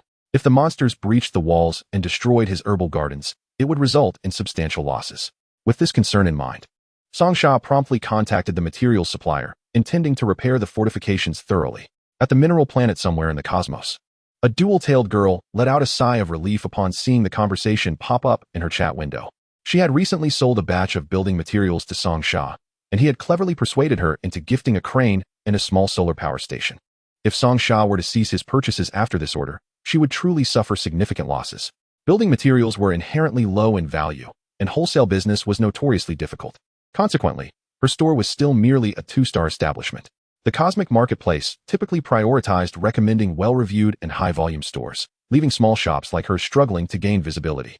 Unfortunately, the competition within the industry was exceedingly fierce. Currently, her shop relied heavily on Song Sha as a primary customer, making him her lifeline. After processing the order, the girl quickly began to load the materials, determined not to let this opportunity slip away. Just then, Song Sha sent another message inquiring about any possible freebies. Do you want waste materials? I can send you a few tons. I need to clear out my inventory, she replied. Thank you. I will place the order now. As Song Sha awaited the delivery, he soon saw the courier open a portal. Boss, why are you ordering so much stone? This is quite a laborious task. Song Sha felt a bit embarrassed, realizing he had forgotten how many times he had seen the courier that day. Observing the mountain of stones before him, he sheepishly asked, I hope the shipping fee is only 1 silver coin? Despite the courier's complaints, it was evident that his demeanor remained unfazed by the labor, suggesting he was quite capable. Earning merely 1 silver coin for such effort indicated that he was not motivated solely by money. How could he willingly work as a courier in the cosmic marketplace? The courier smiled nonchalantly. I can create clones. The one in front of you is just one of my avatars. The cosmic marketplace has thousands of orders every second. Otherwise, how could I manage? Hearing this, Song Sha was taken aback. This courier could create tens of thousands of clones? Such power was astounding. However, it also meant that the courier could indeed earn a significant amount of money. As it turned out, regardless of how formidable one became, the pursuit of wealth remained a necessity. By the way, I also have a few tons of waste materials for you, the courier added, tossing aside some construction debris and steel scraps, forming another small mound. Upon seeing the pile of complementary materials, Song Sha couldn't help but smile. These scraps could at least be refined into several tons of steel. Indeed, it felt gratifying to receive such benefits without cost. After completing his materials purchase, Song Sha left a positive review for the Sweetheart Building Materials store. Although the shop's business was meager, its reasonable prices and complementary items merited commendation. Subsequently, he began the process of repairing and reinforcing his castle walls. Using the stones, he thickened the existing fortifications, raising the original 3-meter-high and 1-meter-thick walls to an imposing height of 8 meters and a thickness of 3 meters.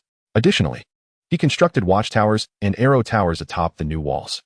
These structures not only facilitated the detection of invading foes, but also provided a place for goblins and elves to patrol and rest.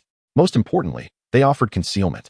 If attacking monsters possessed ranged weaponry, his people could take shelter within the arrow towers. After reinforcing the surrounding walls, Song Sha discovered that he still had a considerable amount of stone left over, not one to waste materials. He planned a new district on the northern side of the island. This new area, however, was not intended for habitation, but rather for cultivating timid grass. Soon, the expansion of the new herbal garden was complete. To avoid wasting materials, Song Sha constructed 3 new walls adjacent to the old ones. As the herbal garden represented his primary source of income, to safeguard the herbal garden from potential monster incursions, he added yet another layer of thickness to the old walls.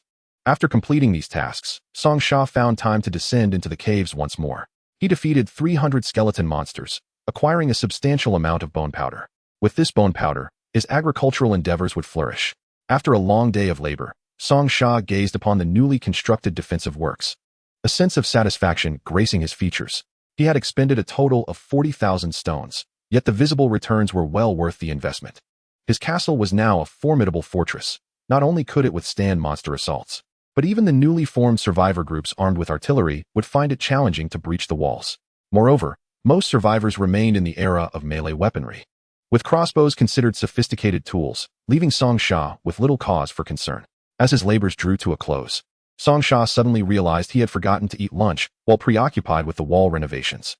Discovering 13 fruits in his backpack, he promptly took one out to satiate his hunger. After all, these fruits were irresistibly delicious, and moreover, consuming them enhanced his combat prowess. His body instinctively craved this flavor.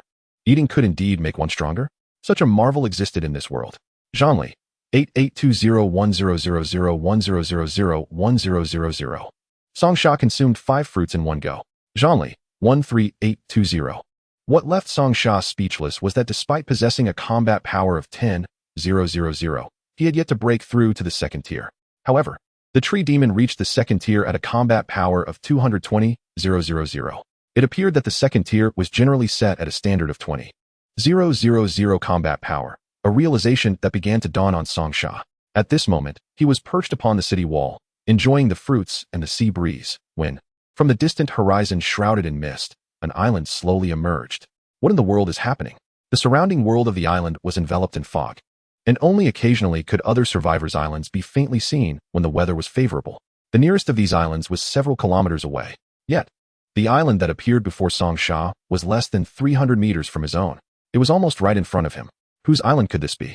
A sense of vigilance arose within Song Sha. One must be cautious when things seem amiss. However, before he could voice his thoughts, a message arrived from the opposite side. Li Xiao, is that the island of the great Song Sha? The Li family? He remembered visiting their island to excavate treasure chests, leaving him with a vague impression of them. Song Sha, your island is practically in my face. What is going on? Li Xiao, this sea area has formed an alliance, and the islands are beginning to converge towards their allies. We have formed the Yan Huang Alliance. Could the esteemed Song Sha allow us to cling to your coattails? Song Sha, perhaps not. I prefer to remain unaffiliated. Across the way, the Li family could see Song Sha's grandiose castle from afar. Goodness, it hadn't seemed so colossal during the global broadcast. The 12 members of the Li family stared in astonishment at the castle on the opposite island. Could it be that Song Sha intended to enclose the entire island as his fortress? What was even more outrageous was the sheer amount of stone materials he must have amassed. Several tons of stone would be impossible to excavate from a single island. To extract such vast quantities of stone would be beyond the wildest dreams of ordinary survivors.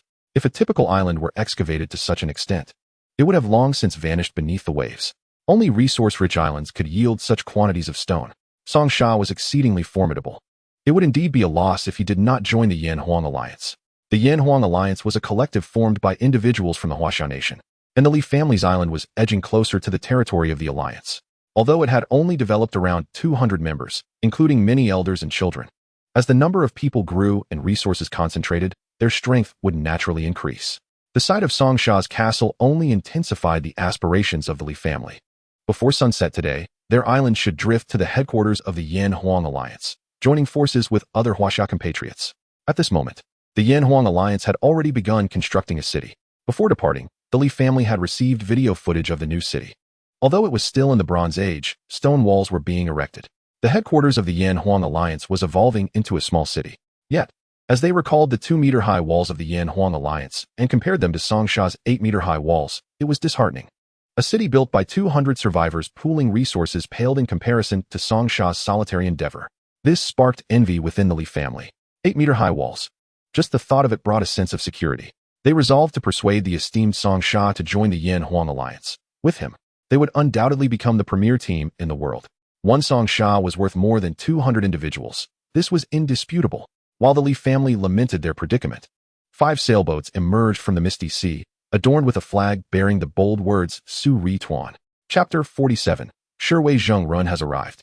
At the bow of the ship, a group of several dozen survivors, their heads bound with white cloth, donned iron armor, and wielded various cold weapons with menacing expressions.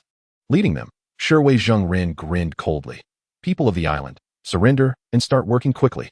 Your island has been claimed by our Su Ri Tuan. Shirwei Zheng Run, a cunning individual, understood that in the struggle for survival, what was paramount? Resources. The resources that survivors could acquire were all located on various islands. Seizing an island meant seizing resources, and their own influence could grow exponentially. Unlike Song Sha, who could purchase resources in the cosmic market, Shirwei Zheng Ren's situation was one of resource scarcity. Land was in short supply. Yet, there was no need for him to resort to banditry to seize islands. With ample resources, he could simply create new land. Such is the privilege that comes with abundance. Nonetheless, Shirwei Zheng Ren had formulated a clear strategy. Despite the formation of several small groups, none exceeded a few hundred members. Compared to these smaller factions, Su Rituan stood among the top ranks. Furthermore, Shirwei Zheng Ren had identified a lucrative opportunity to ambush solitary islands drifting towards the alliance headquarters, like the Li family's island. By weakening the opposition while bolstering his own strength, it was an enticing prospect. Thus, under Shirwei Zheng Ren's leadership, Su Rituan devised a straightforward strategy. Half of the members would remain behind to mine and construct defensive fortifications on their main island with the elderly and children, while he would lead the elite survivors of Su Rituan to engage in plunder. This elite group consisted of 30 individuals, all equipped with the finest gear that Su Rituan could provide. They had been eyeing the Li family's island for several days. With a larger population, the Li family could extract resources from their island more rapidly than others. Today, for some inexplicable reason, the Li family's island had come to a halt, and Shirwei Zheng Run deemed this a once-in-a-lifetime opportunity. Surrender quickly and become our Su Rituan slaves. Otherwise, we will kill you all. Shirwei Zheng Run declared with a smug grin, revealing yellowed teeth. The motivation behind targeting the Li family was not merely to seize their island, but also to capture individuals. With 12 members in the Li family, they could provide 12 laborers, coupled with the previous captures of 10 individuals and the acquisition of 3 islands. Shirwei Zheng Ren felt that Su Rituan was now invincible. These 30 elite survivors, in terms of both equipment and quality, were entirely superior. Against the 12 members of the Li family, their chances of victory were substantial.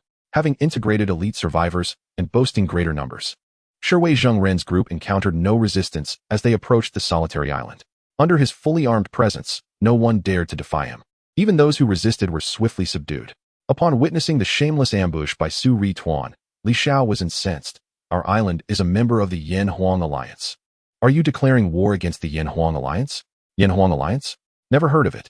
Shiwei Zhengren, brandishing a massive sword, leered at the wooden walls of the island. Is that your wife? His gaze fixated on the woman beside Li Xiao. What business is it of yours?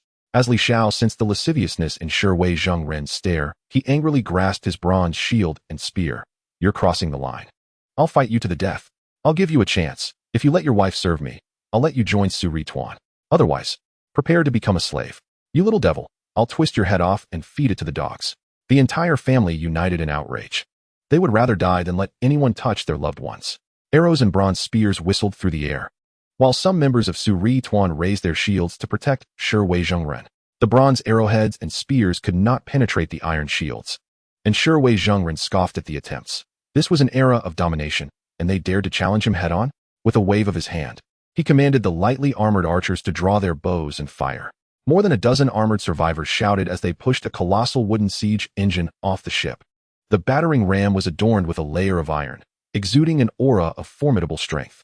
In stark contrast, the Li family's wooden fence was but a flimsy barrier, certain to crumble beneath the onslaught of this siege machine. The survivors of the Shi Rituan, clad in full armor with only their eyes visible beneath their helmets, drew nearer, intensifying the pressure on the Li family. Faced with such an overwhelming disparity in equipment, the Li family found themselves momentarily stunned. Only Li Xiao was clad in bronze armor, while the others wore leather armor made from deer hide. How could they possibly contend with dozens of fully armed survivors? It felt like a futile struggle against an unstoppable force. Suddenly, a resounding crash echoed outside as the wooden wall splintered under the impact, sending shards of wood flying. They had originally planned to reach the new city of the Yanhua Meng today, but unexpectedly, a band of robbers from the Shi Rituan had emerged along the way. What should they do? The younger sister of the Li family looked anxiously at her father and brothers. Li Xiao gritted his teeth and roared. What else can we do but fight with all our might? Grasping his bronze shield and sword, he prepared to charge down and confront the Shi Rituan with unyielding resolve. Just a few hundred meters ahead lay the territory of the formidable Song Sha. Perhaps there was still a glimmer of hope for survival. Li Ke glanced at her husband and quickly urged him. There is still a chance for escape. Yes, Song Sha's territory lies just ahead. Although he has shown no interest in joining the Yanhua Meng, we are all compatriots. Surely, he would not stand idly by and watch us perish. Li Xiao, nearly consumed by rage, was fortunate that Li Ke's words brought him back to his senses. We'll flee through the underground passage. The Li family had wisely prepared an escape route when they settled on this island, a secret tunnel leading directly to the coast, providing them with an opportunity to escape to safety. The family hurried through the underground passage and emerged at the seaside. Together, they pushed an 8-meter-long sailboat out from the thicket by the shore. At that moment, the Shi Rituan had just breached the Li family's stronghold. Baka, Shita-san. They escaped through the underground passage. The group quickly pursued, and from their elevated position, Shirtu Masato soon spotted the Li family by the sea. There's a boat by the shore. It seems there's an island across the water. The fog was thick, obscuring their view of the distant island's outline. Nevertheless, Shirtu Masato felt no urgency, even finding amusement in the situation. Excellent. A 2-for-1 deal. We can capture the people from both islands. He raised his hand, commanding. Let us pursue them. We'll seize the inhabitants of the other island as well. Unbeknownst to him, the island across was Song Sha's domain, and his mind was filled with visions of triumphantly returning with captives from 2 islands. Meanwhile, on another island, Song Sha was reorganizing the defensive positions of the goblins and elves, standing beneath the castle walls. He meticulously arranged mixed groups of goblins and elves, 1 elf paired with 2 goblins to form a trio. The elf would handle ranged attacks while the goblins dealt with any enemies approaching the elf. Song Sha was quite pleased with his arrangement, effectively compensating for the elf's vulnerability in close combat. At that moment, a little elf atop the watchtower suddenly spotted a sailboat cutting through the mist, rapidly approaching the shore. Brother, we have a situation. Chapter 48. If we cannot win, let us use poison. The little elf, seeing the sailboat emerge from the fog, immediately nocked an arrow. Listen, if you attempt to land on this island, I shall shoot. Li Xiao was taken aback. The golden-haired maiden atop the castle wall was an elf? Indeed, Song Sha was a man of considerable wealth and influence. However, Li Xiao dared not delay and waved his hand toward the castle wall. Do not shoot. We are allies. Song Sha knows me. The little elf noticed Li Xiao's frantic demeanor and, seeing his family in tow, assumed they were not ill-intentioned. Moreover, given the vast disparity in strength, she harbored no fear of deception. Little elf, what is happening outside? Brother, there are over 10 Huaxiao people outside, and they claim to know you. Outside the walls, the Li family had already landed on the island, and behind them, several sailboats emerged from the mist. As they set foot on Song Sha's territory, Li Xiao quickly called for help. Hurry, inform Song Sha. We are being pursued. Seeing that Li Xiao and his companions were not feigning distress, the little elf promptly relayed the message to Song Sha. Brother, they say someone is chasing them. At that moment, 3 large sailboats approached the island, and dozens of fully armed warriors leaped ashore. The little elf furrowed her brow and coldly declared, "Leave this place at once, or I shall shoot." As Shirtu Masato jumped off his boat, he exclaimed, "Are they truly of the elven race? They are indeed elves. By the gods, they are elves." The revelation of elves inhabiting this island astonished the islanders. Could it be a wild island? All eyes were captivated by the enchanting beauty of the elves. This was a legendary race. The little elf atop the arrow tower, with her golden hair and azure eyes, was irresistibly charming. At that moment, several female elves cautiously peeked over the castle walls, their expressions alert. So many elves. Could this truly be the elven island? The sudden discovery of a multitude of elves thrilled the members of the Shirituan. Originally intending to capture slaves, they had unexpectedly encountered elves. This was exhilarating. "Shida-san, let us go quickly." The enthusiastic underlings shared knowing glances with Shirtu Masato, their faces adorned with lewd smiles. What were they waiting for? Their immediate goal was to seize the elves. Though the elves wielded bows and arrows, the islanders were clad in iron armor, fully capable of charging forth. The thought of capturing elves was enticing. However, Shirtu Masato was somewhat taken aback. YNT the system announced the discovery of the Elven Island. World Channel. Shirtu Masato, our Shirituan has discovered an Elven Island. Join us now and receive elves as rewards. Want elven slaves? Come join the Shirituan. At that moment, Song Sha beneath the castle walls could not help but smirk. This Shirtu Masato truly dared to intrude upon his island to capture people? Suddenly, another message appeared in the chat channel. Song Sha, to hell with you. Looking for death, are you? What Elven Island? This is my island. Huaxiao National Oyangda. How dare he set foot on the boss's island? This will be entertaining. Huaxiao National Sudong. Serves him right. Shirtu Masato, that scoundrel, has invaded my friend's territory. Boss Song Sha, please take revenge for us. As Shirtu Masato read these comments, a chill ran down his spine. Song Sha. This was Song Sha's island. In the distance, a castle loomed through the mist. Shirtu Masato snapped back to reality. Realizing the castle walls were impossibly high, the islanders, already of shorter stature, found the 8-meter walls towering even larger in their eyes. Run, don't charge in, he shouted. Do you want to die? The underlings, still in a frenzy, laughed heartily. Shita-san, the elves are right before us. Their arrows cannot pierce our iron armor. Why are you so cowardly? This was Song Sha's island. Were they seeking death? Upon hearing Song Sha's name, the group faltered, some even stumbling and falling to the ground. Song Sha. This was Song Sha's island. Though they spoke of confronting Song Sha, they were fully aware of the peril they faced. Their presence on Song Sha's island was akin to delivering themselves as offerings. However, they have now realized, quite belatedly, the gravity of their situation. Emerging from the mist, Song Sha wielded his ghostly blade, adorned in enchanted leather armor, and stepped out from the city gates. You desire the elves from my island? Shiwei Zhongren replied with a forced smile. Nonsense, it's all a misunderstanding. At that moment, a subordinate whispered, Shiwei-san. With Song Sha clad in leather armor, let us take a chance. Perhaps he can transform a bicycle into a motorcycle. They were over 20, fully armed and encased in heavy iron armor. Yet, before them stood Song Sha, ranked first on the survival leaderboard, dressed merely in leather armor. It appeared flimsy, stylish, yet offering only the defense of a mere layer of paper. This Song Sha isn't impressive at all. Observing that Song Sha was alone and encouraged by his subordinates, Shiwei Zhongren gritted his teeth and made his move. Shiwei-san, we possess poison darts. Once they strike Song Sha, he is surely doomed. Several subordinates chimed in with suggestions, and Shiwei Zhongren's resolve solidified. The 20-plus members swiftly surrounded Song Sha. Meanwhile, Li Xiao and his family had reached a relatively safe position, and upon seeing Song Sha encircled, Li Xiao exclaimed anxiously, "Let us assist the esteemed Song Sha." Indeed, with our numbers, we can make a difference. Yet, the small elf intervened. You should remain here. My brother can handle this himself. The elf continued. Your presence would only complicate matters. It is best to stay put, for my brother is more than capable of resolving this. The Li family stood dumbfounded, taken aback by the elf's dismissive demeanor. Could they truly hinder Song Sha? Seeing no one from the opposing side rush to aid Song Sha emboldened Shiwei Zhongren. Onward. Let us finish him with the poison darts. Yes, he wears only leather armor. He cannot withstand the poison. Shiwei Zhongren and his subordinates hurled their poison darts at Song Sha, who remained unmoved, holding his sword. Whoosh. Several poison darts flew toward him. The Li family watched, their hearts sinking, fearing the demise of their esteemed ally. However, before the darts could reach Song Sha, they were inexplicably deflected. Standing still, Song Sha yawned. I expected something more. Is this all? Shiwei Zhongren and his companions were aghast. This was the pinnacle of survivalists? The disparity was astounding. Shiwei Zhongren's complexion turned pale as he turned to flee towards the sailboat. You think you can escape?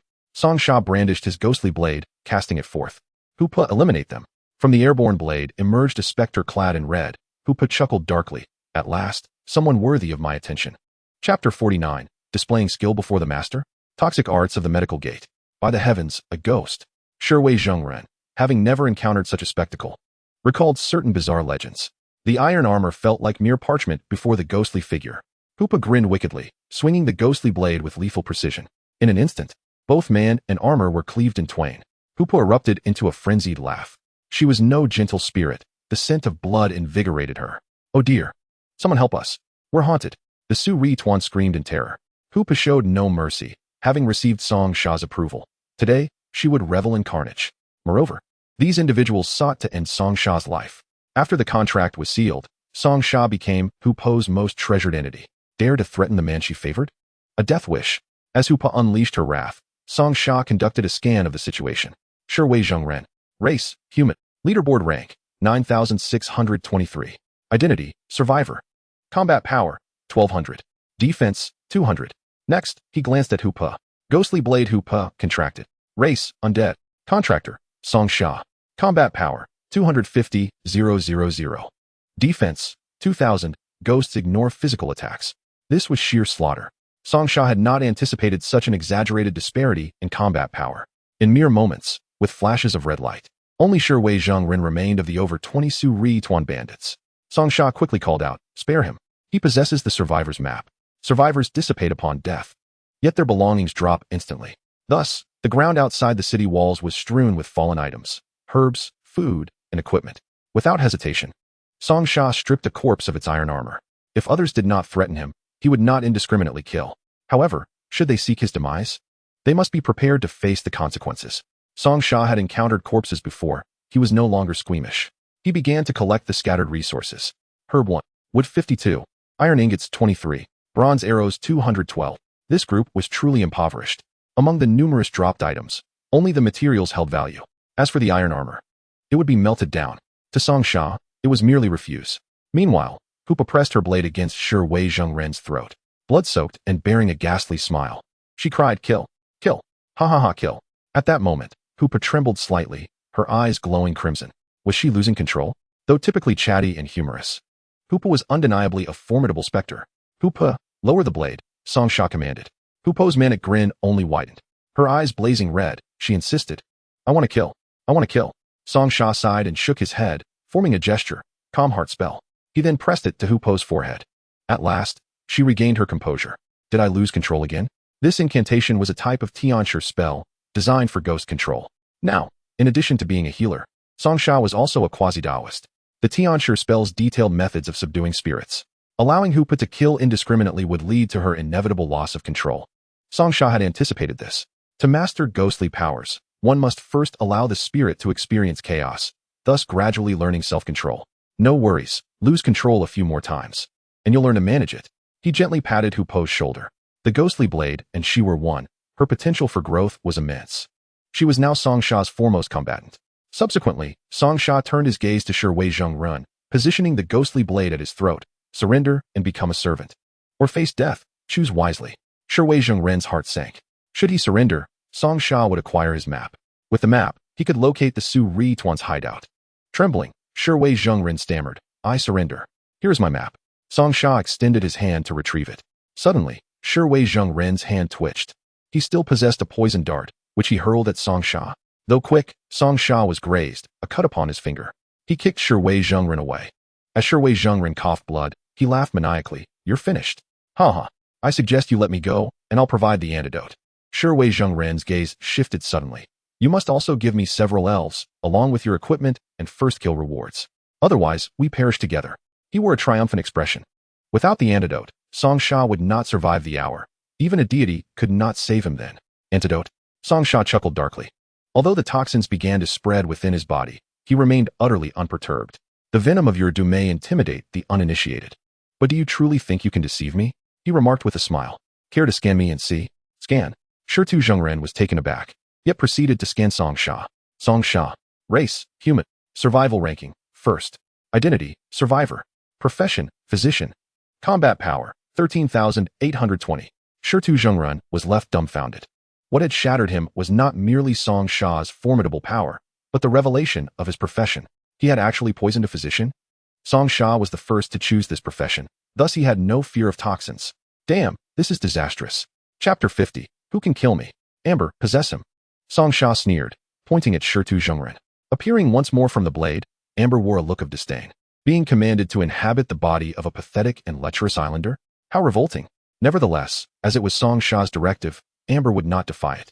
After witnessing Song Sha's terrifying combat prowess, Shirtu Zhongren's mindset had already been compromised. This was the perfect opportunity for Amber to invade. In a flash of crimson light, Amber plunged into Shirtu Zhongren's body. He let out a blood-curdling scream, only to be immediately possessed by a spirit. Amber effortlessly seized control of Shirtu Zhongren's form and unfurled a map. Peering closely, Song Sha was momentarily taken aback. How could it be so close to our island? According to the map, the territory of the Rising Sun Group was merely over 10 kilometers away. If the course was correct, they could reach it swiftly by boat. However, the map was incomplete, depicting only the locations Shirtu Zhongren had explored. After copying the explored map, Song Sha instructed Amber, open his backpack. Amber, as if discovering a new continent, complied with Song Sha's command and opened Shirtu Zhongren's backpack. Inside, aside from the dew and antidote powder, there was a parchment map labeled Secret Realm. A map to a secret realm? What treasures might it hold? Taking the antidote powder, Song Sha consumed it in one swift motion. After neutralizing the toxins, he smiled lightly and said, Shirtu Zhongren, I shall impart to you a brand new recipe for poison. Possessed by the spirit, Shirtu Zhongren writhed in agony, realizing he was utterly immobilized. It felt akin to being pinned down by a ghost. Despite his desperate struggles, he could not regain control of his body. He could only watch helplessly as Song Sha plucked a fruit from a nearby tree. This is a huishua fruit. When combined with your dew, it will accelerate the flow of toxins in your bloodstream. Quite fascinating, isn't it? Shirtu Zhongren seemed to grasp something. A flicker of despair and desperation flashing in his eyes. After combining these two materials into a toxic powder, Song Sha grasped the concoction and forced it into Shirtu Zhongren's mouth. You, Shirtu Zhongren, wish to play with poison? Very well, let us indulge together.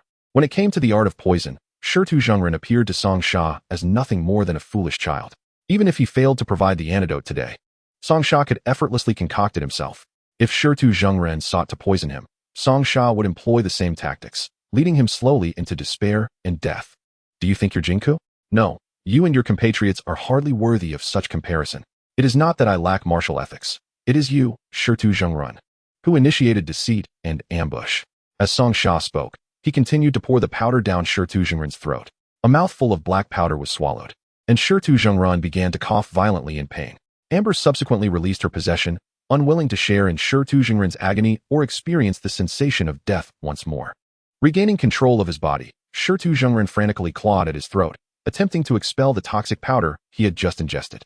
Save your efforts. If my poison were so easily expelled, then I would be a physician in vain. A doctor can save lives, yet he can also take them. Upon hearing this, Shirtu Zhongren plunged into despair. Song Sha, you cannot kill me. Otherwise, you will face the wrath of the Rising Sun Group. My brother and my comrades will never let you go. Song Sha scoffed, finding it absurd that Shirtu Zhongren remained defiant at such a juncture. He smirked, producing the antidote from his person. Do you truly not desire it?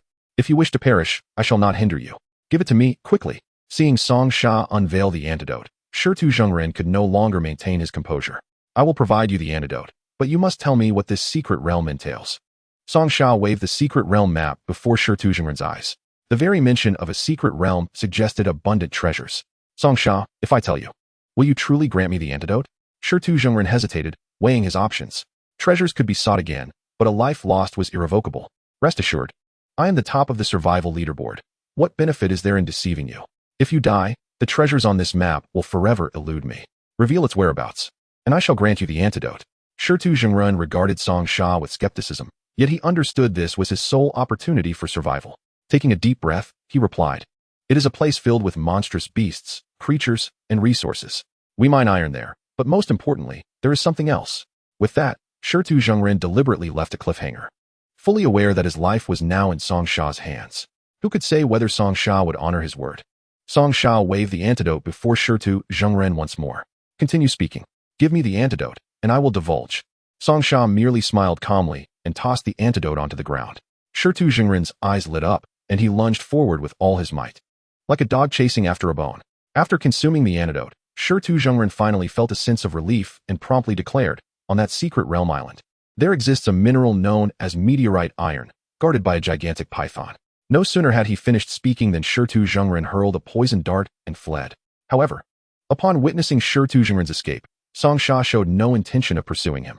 Instead, he caressed the map in his hand, deep in thought. "Brother, shall we let him go?" The little sprite approached with the Li family members, harboring some resentment at allowing that scoundrel to flee. The avarice displayed on his face had been utterly repugnant to the sprite. "Ha ha ha, the heavens have not forsaken me." At that moment, Shirtu Zhengrun felt an overwhelming joy as he realized Song Sha had not pursued him. Did this mean he had escaped with his life? A sense of survival surged within him, and he hastily retrieved the Return Island Talisman, eager to flee. Tearing the Return Island Talisman, he laughed heartily. "I am leaving. None shall capture me."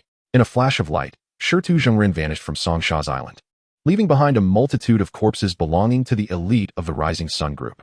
Back on the island of the Rising Sun Group, Shirtu Zhengrun exhaled in relief. He had initially thought to strike it rich today, only to nearly lose his life in the process. "Everyone, I have escaped from Song Sha's clutches. I personally ventured onto his island and discovered he is nothing extraordinary." With a look of disdain, Shirtu Zhengrun basked in the admiration of his comrades, relishing the boost to his prestige. Yet, he was not satisfied with merely having the Rising Sun members aware of his triumph. Global Channel. "Shirtu Zhengrun, did you expect this?" "Song Sha, I have returned home.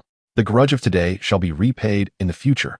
Prepare yourself, for the Su-Ri Tuan shall soon arrive at your doorstep."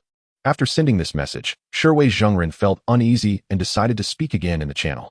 "If you dare to lay a hand on my Su-Ri Tuan, I shall expose the coordinates of your island." This was intended as a threat against Song Sha, and surely this fellow would not dare to provoke him any further. Song Sha replied, "This is simple. As long as you are dead, no one will know my coordinates." Shirwei Zhengrun laughed heartily, claiming, "I am safe at home. Who could kill me? Who could possibly kill me?" However, at that moment, his body suddenly stiffened. Blood began to flow from his nostrils, the corners of his mouth, his eyes and ears. With a thud, Shirwei Zhengrun fell backward. Chapter 51. The true reason behind the lack of explosive items. The announcement from Lan Xing read, "The leader of Su-Ri Tuan, Shirwei Zhengrun, has been poisoned to death by Song Sha. This announcement is limited to the first 10,000 survivors." Upon receiving this news, a multitude of survivors was left in shock. Shirwei Zhengrun was a prominent figure in the Global Channel, the creator of the first team in Lan Xing. Yet, such a being had been killed by Song Sha, and through poison no less. Not only the survivors who witnessed this announcement, but also the members of Su-Ri Tuan were equally bewildered. Just moments ago, Shirwei Zhengrun was perfectly fine, and now he had been dispatched without a sound by Song Sha. No one could comprehend the situation. "Wake up, Shirwei." "It's no use. Shirwei has breathed his last."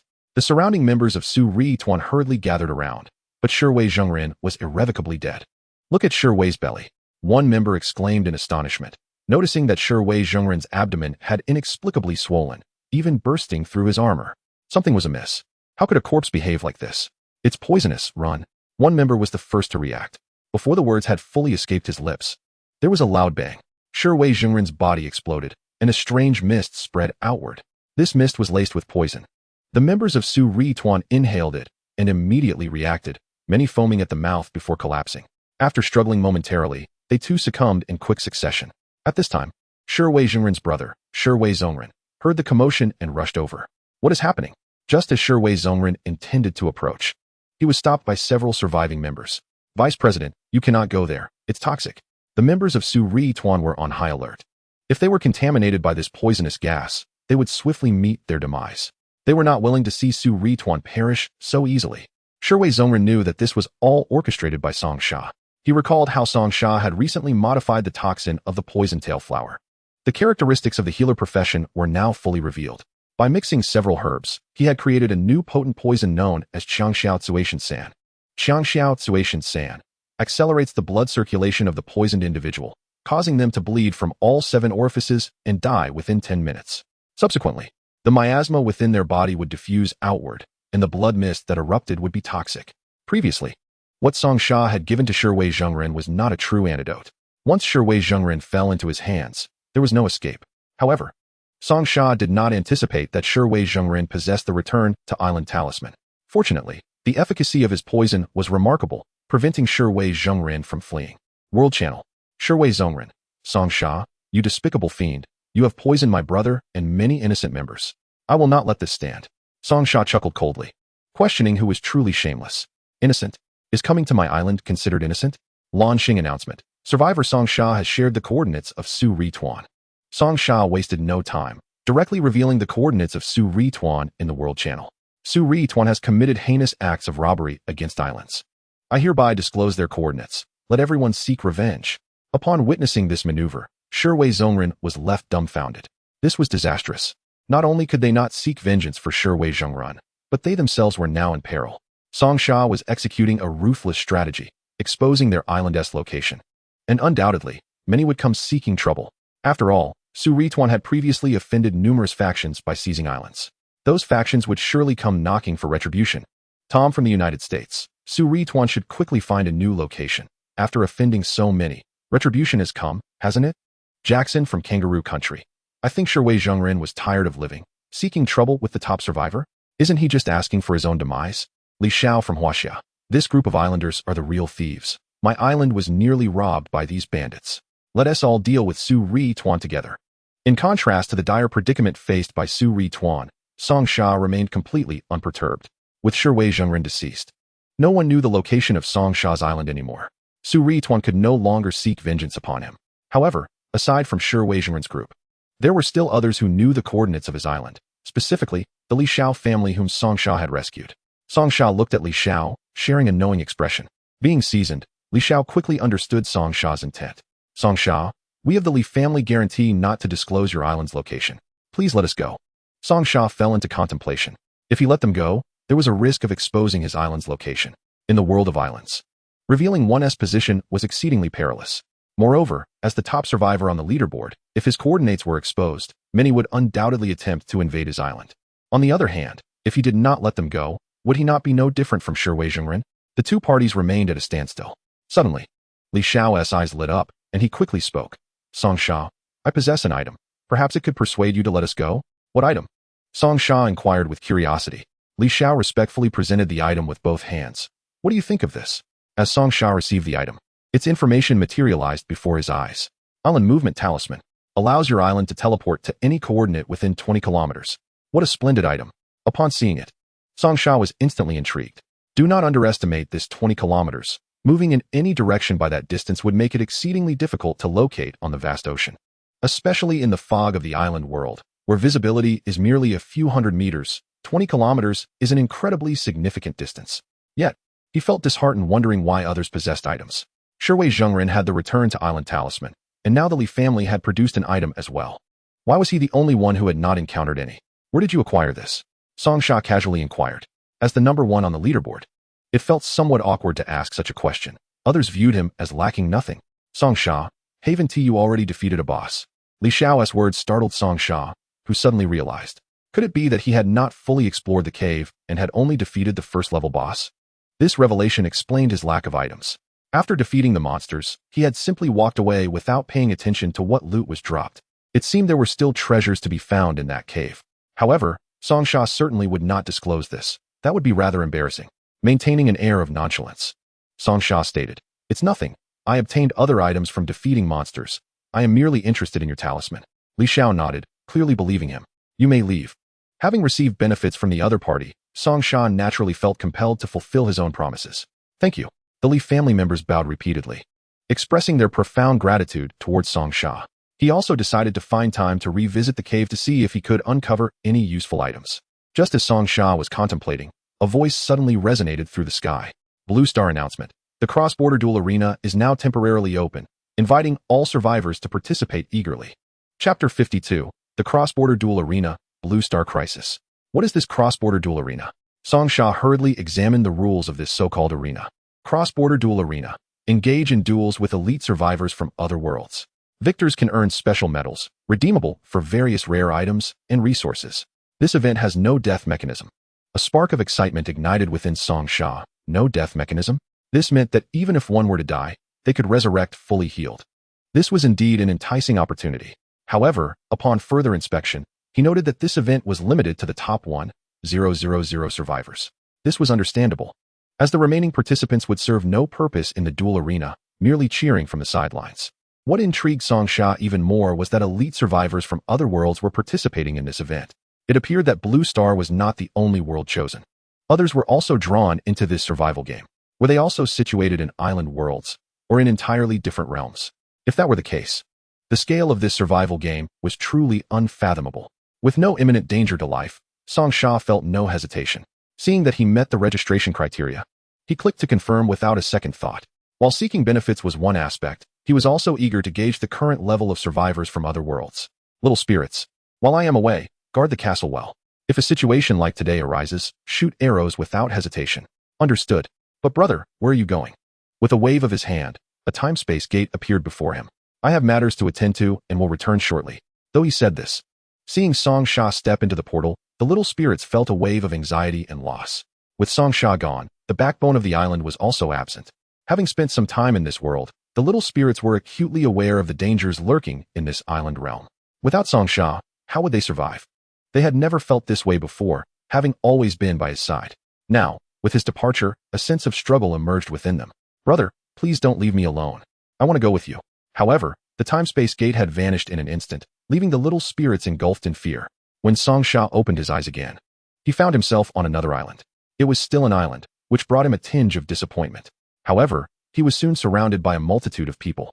Survivors from various regions, ethnicities, and races were gathered together, engaging in conversation. It was evident that they were all participants in this event. Yet, on the opposite side of the island stood not humans, but creatures with green skin and sharp tusks protruding from their mouths. At that moment, a string of text suddenly appeared on the central arena of the island. Blue Star human survivors versus Beast Star Beast Tribe survivors. These complex and mysterious characters were not of Earth, yet all human survivors could comprehend them seamlessly.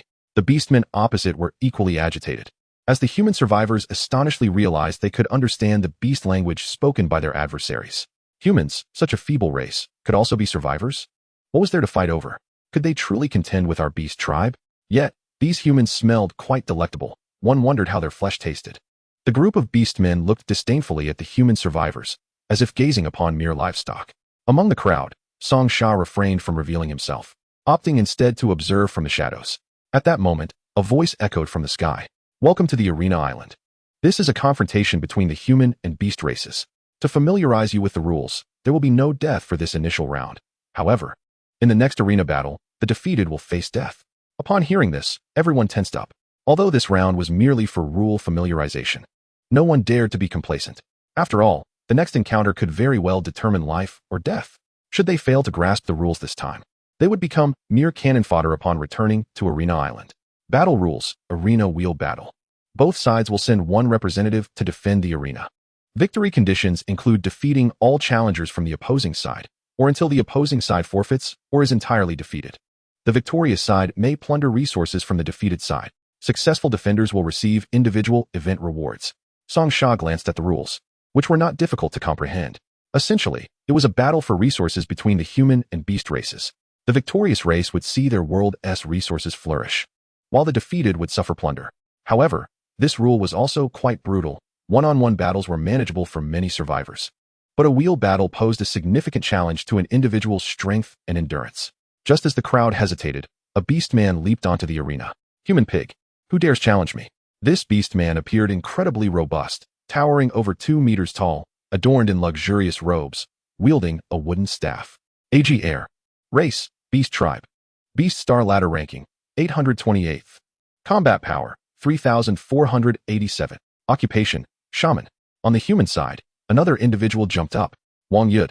Race, Human. Earth Ladder Ranking, 944th. Combat Power, 1,600. The disparity between these two was evident. Song Sha sighed. Unless Wang Yud had some hidden abilities, the defeat of the human race was all but assured. Indeed, as the match commenced, Wang Yud was struck down by the lightning summoned by the Beastman shaman, leaving him charred. The first battle between the two races has concluded. Blue Star's Wang Yud has lost. The Beastmen erupted in excitement, whistling in triumph. Trash human. I could crush him with a single finger. Below the arena, Wang Yud felt a lingering fear. Facing a shaman, he could hardly approach. One hit would have left him defenseless. Had this been a genuine match, he would have been reduced to a mere stick of candy. The strength of the beast race far surpassed that of humans. One after another, human survivors stepped onto the arena, each falling to defeat. Agier's lightning was not only powerful, but also nearly impossible to evade. Human survivors struggled to approach Agier, let alone defeat him. The Beastman displayed no signs of exertion, gazing disdainfully at the human ranks. Is there anyone else? I ask again, is there anyone else? Agier was arrogant, yet the humans had no means to counter him. Moreover, this was merely a representative from the Beast Star. While the human side had 400 survivors who were no match. Was Blue Star doomed? With resources already scarce, would they be plundered? What was left for the humans to live for? Where was Song Sha? Song Sha, please come out and save the day. Song Sha shook his head helplessly. He wished to remain low-key, yet his strength would not permit it. If Blue Star were plundered, the quality of the soil would also deteriorate. The timid grass that I just planted also seems to be wilting. This is utterly devastating. It feels like a direct assault on his livelihood. How can Song Sha tolerate this? With a cold snort, Song Sha stepped onto the arena. The orc, Agier, sneered, another one seeking death? Do you not cherish your life? Chapter 53. What the heck? Is there a cheat? Song Sha stood calmly in place, exuding an air of nonchalance. Agier noticed something unusual about Song Sha compared to the previous human challengers. This one appeared exceedingly composed. Could this human be a master? Agier scanned Song Sha's data, and upon doing so, he nearly stumbled in shock. This cannot be real. 13,000. This seemingly ordinary young man possesses a battle power of 13,000. Are you telling me this is the strength of a human? Agier's lips twitched. What kind of monster is this? What gives you the right to possess such power? Song Sha yawned, too lazy to respond to this simple-minded brute. Instead, he stated, hurry up, I'm pressed for time. Agier was momentarily stunned, feeling as if he had been gravely insulted. To be looked down upon by a human was simply unheard of. Enraged, Agier roared and charged at Song Sha. Thunder crackled ominously in the air. Yet, Song Sha remained unfazed. When the lightning struck, it failed to inflict any harm upon him. The crowd gasped in disbelief. What the hell? Is this for real? Song Sha smirked. Truth be told, the lightning felt pleasantly tingling upon his skin. Seeing that the lightning had no effect on Song Sha, Agier's brain momentarily crashed. His battle power was merely a fraction of Song Sha's, and with lightning magic failing to phase him, Agier was left with no other options. Without hesitation, Song Sha swiftly advanced and delivered a powerful punch straight to Agier's face. Boom. A deep sound echoed as if the wind had shattered. Match concluded. The human from Blue Star, Song Sha, emerges victorious. At this moment, the arena fell silent. Facing Song Sha's full-force punch, Agier spat blood and was sent flying off the stage. Just then, a green light descended from the sky, reviving Agier. Had it not been for the rule prohibiting death in this match, Agier, a shaman unskilled in close combat, would have met his demise. Song Sha relaxed his wrist. The orc was disappointingly weak, hardly a warm-up. Who is next? Song Sha inquired indifferently, leaving the orc side in stunned silence. Truly, the first on the survival leaderboard. Such prowess. The spectators from the human side felt a surge of pride. With Song Sha taking action, the results were indeed extraordinary. Humans could hold their heads high. At this moment, a green-skinned orc, adorned with bizarre battle tattoos, ascended the stage. This orc wielded dual axes, emanating a faint aura of menace. It was Carolong. Lord Carolong was about to make his move. Song Sha was taken aback. It seemed this orc held considerable popularity among his kin. He cast a glance at his opponent. Carolong. Race, Orc, Beast Star Ladder Ranking, 1. Battle Power, 150,000. Class, Berserker. Good heavens, this battle power exceeds his by 2,000. Humans should not be overly arrogant. Do you think that bullying my kin will go unpunished? Carolong spoke slowly, his words laced with a hint of threat towards Song Sha. At that moment, the hearts of all humans on their side were in their throats. They initially believed Song Sha to be overwhelmingly strong, yet this orc before them possessed even greater strength. Everyone present silently prayed for Song Sha's victory. Though they had previously harbored jealousy towards him, this was not the time for personal grievances. A loss would render their island world devoid of resources, an outcome no one could accept. A dearth of resources meant a harsh environment, leading to a significant decrease in yield. The internal strife among humans would only escalate over resource competition. This was undoubtedly a vicious cycle. The overall decline of resources would be detrimental to all. Regardless of the situation, the humans fervently hoped for Song Sha's triumph. If he lost, they would be utterly doomed. Against a 150,000 battle power orc, they would merely be fodder. Song Sha's battle power was merely 130,000. His opponent was evidently formidable, a berserker, rumored to see an increase in battle power when enraged. It seemed today would be perilous. The disparity between 130,000 and 150,000 was glaringly apparent. The humans murmured in despair. However, Song Sha remained composed, declaring, "I am ready. Let us begin." Ajier slowly drew his weapon. "Young man, your spirit is commendable. But the gap in battle power cannot be bridged merely by bravado." Suddenly, a peculiar red hue enveloped Ajier's eyes, and the battle tattoos on his body seemed to emanate a crimson aura. At that moment, Ajier's battle power surged to nearly 170,000. 17,000. This is dire. This is a difference of 4,000 in battle power. The humans appeared hopeless, while Ajier, wielding his dual axes, charged at Song Sha with a furious roar. Yet, a bizarre scene unfolded. Song Sha's palm glowed with a faint luminescence, and he effortlessly caught Ajier's axe barehanded. What is happening? Am I imagining things? Crack. A crisp sound reverberated through the arena. The axe blades in Carolong's hands shattered. Following this, Song Sha delivered an unremarkable punch that sent Carolong reeling backward. Carolong, incredulous, exclaimed, "How is this possible? Even if you are swift, you cannot negate the gap in battle power." At this moment, no one noticed a fleeting, ethereal figure behind Song Sha. Carolong was right. The gap in battle power was insurmountable. However, Song Sha had a secret. Just moments ago, he had not directly engaged Carolong. It was the entity Amber, possessing a battle power of 25,000 that had merged with Song Sha. In the face of Amber's might, Carolong was destined to shatter upon contact. Carolong remained bewildered, unable to comprehend how Song Sha could defy the disparity in strength. Had it come to a life-and-death struggle, he would likely have lost his life. Meanwhile, the humans, initially in disbelief, erupted into jubilant cheers upon realizing they had won. In just one blow, they could think of no words other than incredible to describe Song Sha's prowess. Our world's resources are about to increase. Song Sha is forever a legend. Chapter 54, Redemption of Metals. The expressions on the orcs' faces were exceedingly grim. The Berserker was a unique class among the orc race, characterized by the ability to unleash energy surpassing their inherent battle power for a short duration. Originally, Carolong's strength already exceeded Song Sha's, let alone unleashing the Berserker skill, Rage. Yet, even with that, Carolong had been defeated by Song Sha. What now? Is no one brave enough to challenge Song Sha? Song Sha inquired, casting a glance at the orc faction. No one from the orc faction challenges Song Sha. Countdown initiated. 5, 4. No challenges to Song Sha. He successfully defends the arena. In the first race duel, humans emerge victorious. The resource level of the Blue Star Island world is elevated. Resource level, abundant. The resource level of the Beast Star Island world is reduced. Resource level, poor.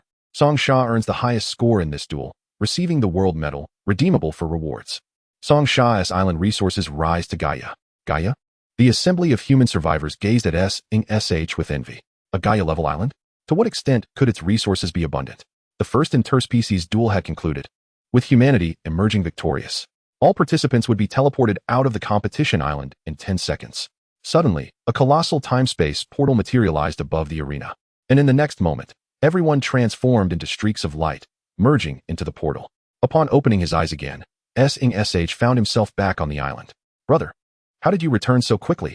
the little elf exclaimed, astonished that SH had already come back. SH was equally taken aback, realizing that time on the competition island was separate from the world of the island. Although he had spent a considerable duration on the competition island, time in the real world had come to a standstill.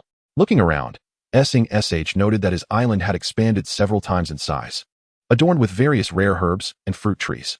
Gaia level truly was impressive. He couldn't help but marvel at the newly sprouted plants, recognizing that the soil's fertility had significantly improved. It seemed that his next task was to continue procuring materials in the cosmic market to expand the city walls and further cultivate the herb garden. Meanwhile, the world channel erupted with excitement. Li Dong from Hu 11. GG. A massive lake has suddenly appeared on my island, and I catch 10-pound fish with ease. John from the Kangaroo Nation. What on earth? Why are there so many kangaroos on my island? Tom from the United States. This must be the reward for winning the competition island. Stop acting so surprised. At that moment, everyone realized this was indeed the reward for their victory on the competition island. Following this, the World Channel began to extol the virtues of S-ing-sh. Everyone benefited from this triumph, and they could hardly fathom the dire consequences had S-ing-sh not been present, as the resources of L-ing would have been diminished to barrenness. Brother, why has the island changed so drastically? The little elf inquired, feeling the peculiar shifts in the island's environment, as her kind was most sensitive to such changes. She sensed an overwhelming comfort in the island now, comparable to her own homeland's forests. This is naturally related to my recent departure, S-ing-sh replied with a faint smile, feigning mystery. This time, I have made significant contributions. At that moment, HP appeared, seemingly eager to flaunt her achievements to the little elf. The orc was stunned, realizing that a mere flick from her had dispatched the orc. The little elf felt a tinge of envy upon hearing this. Despite being a ghost, HP had the opportunity to accompany S-ing-sh and experience diverse landscapes, while she remained confined to the island, worrying about S-ing-sh's safety. Hold your tongue. Here, this is for you. S-ing-sh tossed 2 blood apples, handing one to HP. Hee, you're quite discerning, HP exclaimed proudly, returning to her blade after receiving the blood apple. Little elf, your contribution to guarding the island cannot be overlooked. As our island's resources become more plentiful, it will undoubtedly attract more covetous gazes, so you must hasten your own strength. Thank you, brother. The little elf shyly accepted the blood apple, feeling the weight of S-ing-sh's regard and realizing she needed to elevate her abilities to keep pace. You may go ahead. I wish to rest for a while. S-ing-sh yawned, having repelled the invasion and traversed the competition island, draining much of his energy. Take care and rest well, brother. The little elf nodded as she departed, and HP dared not disturb S-ing-sh, retreating into her blade. S-ing-sh lay in his room, contemplating the rewards he had obtained on the competition island. Besides the enhancement of the island's resources, he had acquired a world medal. What could this world medal be exchanged for? Opening the cosmic market, he discovered a new exchange option had appeared. World Metal Exchange Shop. Phoenix Egg? Resource Island? Pure Gold? Fountain of Youth? S-ing-sh briefly scanned the offerings, realizing there were indeed many valuable items. Phoenix Egg. He promptly opened the introduction interface for the Phoenix Egg. Phoenix Egg requires 30 days for incubation, yielding 1 Phoenix chick. 30 days for incubation? And just a chick? After a moment's reflection, S-ing-sh decided against it. The nurturing cost of a phoenix would likely be substantial, making the exchange unworthy at present. As for the resource island, it was unnecessary, as he could procure resources directly from the cosmic market. Pure gold was a high-tier material for weapon crafting, which held little relevance to him as a healer. Ultimately, S-ing-sh focused on the Fountain of Youth. Fountain of Youth, an inexhaustible source. Any item created using its water will increase in quality by 1 level. S-ing-sh pondered for a moment. This was indeed a splendid item. If he utilized this water to produce potions, wouldn't their quality continue to elevate? Legendary-grade potions should fetch a handsome price. Furthermore, with this limitless source of water, his island would no longer need to worry about water scarcity. Exchange for the Fountain of Youth. A droplet of water appeared in S-ing-sh's hand, and he scanned it. Fountain of Youth Mother Spring can be placed anywhere. S-ing-sh exited his room and approached the castle's outer courtyard, constructing a stone pool at the center within the walls. Subsequently, he tossed the Fountain of Youth into the pool. Instantly, the pool filled with crystal-clear spring water. Without hesitation, S-ing-sh cupped his hands and drank from the spring. How sweet! S-ing-sh felt invigorated. The spring water was refreshingly delicious. Unable to contain his excitement, he prepared to experiment with the effects of the Fountain of Youth. Chapter 55. The Marvelous Spring Water. Brother, what are you doing? The little elf approached, curious about S-ing-sh's activities. You arrived just in time. Come and taste this spring water. The little elf sipped cautiously, and after savoring it, her eyes sparkled with realization. Brother, this water is imbued with a powerful life energy. Hearing this, S-ing-sh quickly retrieved the vegetables he had previously grown on the island in a clay pot. He poured all the vegetables into the pot, filling it with water as well. S-ing-sh intended to boil a pot of vegetable soup to discern any differences when prepared with the Fountain of Youth water. Before long, a unique aroma wafted from the pot of vegetable soup. S-ing-sh promptly assessed the soup. Delicious vegetable soup. Quality, legendary. Effect, restores 20 stamina. Restores 20 energy. Good heavens. Just a simple dish made with this Fountain of Youth water attained a legendary rating. If this spring water could produce such results with food, it should yield similar effects when refining potions. Little elf, hurry and gather all the timid grass from the herb garden. The little elf, accompanied by a group of human women, quickly brought 10 timid grass to sh. Timid grass 10. Timid grass, seeds 100. sh took the timid grass to the potion production line and tossed the 10 grasses into the alchemical platform. The automated production line of Awosi was indeed impressive. Watching the alchemical platform operate autonomously, sh felt relieved, as it saved him considerable hassle and increased production efficiency. However, this time, sh chose to personally craft the timid grass potion. After all, producing high-quality potions brought a significant sense of accomplishment. Beginning synthesis of timid grass potion. Synthesis successful. Triggered Artisan Master. The notification chimed, and the alchemical platform shone with dazzling brilliance. The brilliance of the elixir is intricately linked to its rank. And this time, the concocted brilliance radiates a dazzling orange hue. Synthesis successful. Obtained an epic-grade Cowardly Herb Potion. Song Sha activated the scan. Epic-grade Cowardly Herb Potion. Effect. Restores enhanced abilities by 200 for 10 seconds. Can resurrect within 10 seconds of death. Is this a resurrection potion? Song Sha's eye sparkled. It was not merely the creation of an epic-grade potion that delighted him, but rather the astounding effect of the Cowardly Herb Potion. Resurrection within 10 seconds? This is simply extraordinary. Glancing at the remaining cowardly herbs in his possession, Song Sha resolved to transform them all into potions. Synthesis successful. Triggered Master Craftsman. Obtained legendary grade Cowardly Herb Potion. Clearly, potion crafting involves an element of chance. He had just experienced a stroke of luck by producing an epic-grade Cowardly Herb Potion. Such a potion could fetch a handsome price in the cosmic market. With this thought in mind, Song Sha promptly opened the chat interface. Island Shop Buyers Group. Daoist Shop. What is going on, shopkeeper? It's been several days. Why haven't you shipped yet? Orc never a slave. What about the potions I ordered? The battles here have been fierce. I dare not venture out without potions. Song Sha couldn't help but slap his forehead. He had been so preoccupied with remodeling the island that he forgot to fulfill the orders. Island Shop, I sincerely apologize. I've been delayed by some matters recently. Polar Lord, hurry up with the shipping. I'm in urgent need. Island Shop, rest assured, I will dispatch your orders immediately. Song Sha packaged all 140 bottles of Cowardly Herb Potion and summoned the courier. Boss, you're finally shipping? I've been busy these past few days, Song Sha replied, a bit sheepishly, as he handed the Cowardly Herb Potions to the courier. The courier packed all the potions and then vanished into the portal. Congratulations. You have received 140 positive reviews. Total rating, 274. Upgraded to a 5-star shop, earning a chance for a lottery draw. Total gold, 207, 421, 004, 174 gold. Indeed, selling potions is profitable. In such a short time, he had amassed such a significant amount of gold. With this wealth, Song Sha naturally contemplated further enhancing the strength of his island. He glanced at the little sprite beside him, a thought igniting in his mind. With so much gold, it was time to procure a set of equipment for the sprite maiden. As he perused the cosmic market, he couldn't help but frown. The price of a sprite bow is exorbitant, Song Sha lamented, as the average price for a sprite bow hovered around 50 gold coins, even surpassing that of a sprite slave. However, the sprite bow is considered one of the finest bows across various realms, which justifies its steep price. Would crafting a sprite bow save some costs? If he could replicate the design of the sprite maiden's bow, he would undoubtedly save a considerable sum.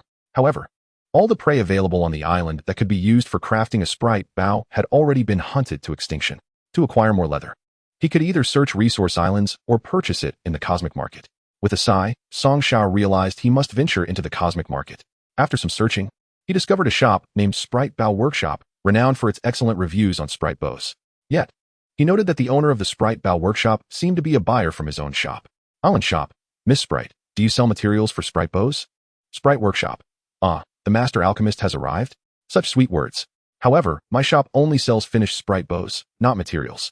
Island Shop, with all due respect, the bows in your shop are rather mediocre. My own creations are far more reliable. Sprite Bow Workshop, what do you mean by that? Don't you see my shop's high rating? Ridiculous. Her shop indeed offered genuine sprite bows, from low-end to high-end, available for purchase. Besides sprite bows, there were also enchanted sprite arrows. Island Shop, Miss, don't misunderstand. In this cosmic market, no one's sprite bow surpasses what your shop offers. Sprite Bow Workshop, I suppose you have some discernment. What did you mean by your earlier statement? Island Shop, I mean that I can craft a better one. At this moment, within the eternal song forest of another realm, a tall and exquisitely beautiful sprite maiden, residing within the world tree at the heart of the forest, bore an expression of displeasure. Although she recognized the island shop owner as a formidable alchemist, how could he claim to craft a bow of superior quality? Was he jesting? Chapter 56. Creating a secondary account? I understand. The sprite bow is a cherished ancestral skill of her kind. It can be said that the ability of sprites to thrive in the forest for generations is significantly attributed to this exceptional bow. For millennia, the craftsmanship of the sprite bow has remained a closely guarded secret. Now, the owner of the island shop dares to assert he can forge one of even higher quality? Sprite Bow Workshop. I must say, dear shopkeeper, your words seem rather presumptuous. A bow of higher quality? Surely you jest. Island shop, how about we place a bet? You sell me the materials, and I will guarantee the creation of an extraordinary quality sprite bow. Sprite Bow Workshop. All right, if you lose. You owe me 10 bottles of extraordinary potions. How does that sound? Island shop, it's a deal. Upon hearing Song Sha's proposal, the sprite maiden sat up straight in her tree bed. 10 bottles. 10 bottles of extraordinary potions. The sprite maiden smiled. She did not believe for a moment that Song Sha could create an extraordinary quality sprite bow. 10 bottles of extraordinary potions would be hers without a doubt. Sprite Bow Workshop. I trust you won't back out, shopkeeper. Island shop. No backing out. I'll send you an order link, and you can place the order. With that, Song Sha sent a link. Order information. Cowardly herb potion, extraordinary quality, X10, price, 0 gold. The sprite maiden raised an eyebrow. This shopkeeper is serious. With this order in hand, she felt assured. However, she could hardly believe that a human could craft a sprite bow. The shop information clearly indicated that the owner was human. Although humans had attempted to replicate sprite bows before, the relationship between humans and sprites had always been amicable, and many sprite bows had found their way into human hands. Yet, humans had never succeeded. The sprite bow is crafted from unique materials, the most crucial of which is the sacred tree of the sprite tribe, the sprite wood. The sprite wood has always been meticulously safeguarded by the sprites. Therefore, only sprites can utilize it to forge sprite bows. Sprite Bow Workshop is shipping to you sprite wood, gale deer, antler fiber. The courier arrived on time. After Song Sha confirmed everything was in order, he settled the payment for the materials with the Sprite Bow Workshop. After scanning the materials, a voice suddenly echoed. Congratulations. You have obtained sprite wood, unlocking the new recipe for the sprite bow. Song Sha retrieved a piece of gale deer antler fiber and a piece of sprite wood. Since he had unlocked the recipe, he decided to attempt crafting a sprite bow. Following the recipe's instructions, Song Sha commenced the synthesis. Synthesis successful, triggering master craftsman talent. Sprite bow synthesized successfully, obtaining an extraordinary attribute, sprite bow. To his astonishment, the process had been so effortlessly successful. Song Sha quickly sent a message to the Sprite Bow Workshop. The proprietor of the magical bow shop gazed incredulously at the image sent by S.sh, questioning the authenticity of the extraordinary quality of the elven bow. How could it be that a mere human had crafted such a remarkable weapon? Indeed, this is an extraordinary elven bow. You didn't purchase it elsewhere to deceive me, did you? The shopkeeper mused, grappling with the astonishing notion of a human being both a master alchemist and a bow craftsman. Send me the bow, and I shall ascertain whether you are indeed telling the truth. Clearly skeptical, the elven beauty wished to verify S.sh's claims personally. You think you can fool me? I shall expose your deception. The elf scoffed. The intricacies of crafting an elven bow lay deeply within the enchanted wood. Across the vast cosmos, countless worlds existed, each hosting various races of elves, including dark elves, high elves, and moon elves, each with unique characteristics imprinted in their respective woods. Thus, elves could recognize the wood of their homeland. Very well, I can send you this bow back. If I win our wager, will you continue selling me materials? S.sh proposed. Naturally, that is the essence of our wager. If the bow is indeed your creation, I shall honor my word, the shopkeeper replied. In no time, the delivery person presented the bow to the shopkeeper. Was this truly an extraordinary bow? The elven beauty felt her breath catch, initially suspecting the island shopkeeper was a fraud. Yet here was tangible proof of his craftsmanship. Master, have you disguised your identity? You must be an elf and an archery master, am I correct? Well, how could S.sh explain this to the elven maiden? Now that the shopkeeper believed him, any explanation would likely fall on deaf ears. Let us move past this. Will you sell me materials, or not? You jest, master. If you desire them, I shall certainly sell. But there is one more matter I wish to discuss. Would you be willing to sell a portion of the bows you crafted to my shop? We offer a generous price. As for the materials, discussing money feels too formal. S.sh chuckled, imagining receiving materials for free, even profiting from the elven bow shop. Such a transaction was simply too lucrative. In that case, please send me materials for 50 bows. I intend to keep these for personal use. And if you need more later, feel free to place an order with me. And thus, the roles of buyer and seller were reversed. You have purchased elven wood. Dear Sinew X50, gold balance, 4127041127. A smile crept across S.'s face. It was simply delightful. You are giving away such precious materials. The delivery person was taken aback by the transaction amount. Offering such valuable supplies with free shipping made the delivery person suspect that S.H. had an intimate connection with the elven maiden. Alas, charm was undeniable. Suddenly recalling something, S.H. exclaimed, I assure you, delivery person, this is not a fraudulent transaction. Rest assured, the goods are in your possession. And such a transaction will not be deemed fraudulent, the delivery person replied. With that reassurance, S.H. felt relieved. After receiving the materials, he prepared to continue developing his island. With the sun setting, he needed to prepare promptly. Chapter 57, A New Wave of Monster Assault. Little elves, distribute these bows among your sisters. After the materials arrived at the elven shop, S.H. swiftly crafted 50 elven bows. He allocated them to the elves, and then set about fortifying the city defenses. Previously, he had purchased 50,000 units of stone from the Sweetheart Materials shop. Although most of the stone was now utilized, a few tons of waste material remained.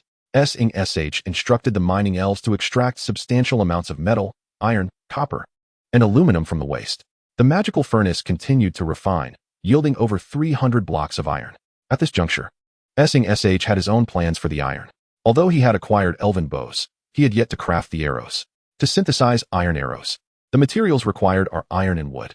S.H. initiated the synthesis, consuming 100 iron and 100 wood to produce 1,000 iron arrows. Synthesis successful, triggering Master Craftsman effect. Gaining 1,000 iron arrows, extraordinary quality. Clearly, these arrows alone were insufficient. As the waves of monsters increased, so did their numbers and defenses. Even with the elves' precision, fatigue would set in during prolonged battles. Reflecting on this, S.H. retrieved the blueprints for the enhanced rapid-fire cannon. The steel extracted from the waste was perfectly suited for casting cannons. With rapid-fire cannons, the island's defenses would significantly improve, boasting immense power and increased range. Should monsters invade, he could simply bombard them. Automatic loading rapid-fire cannon.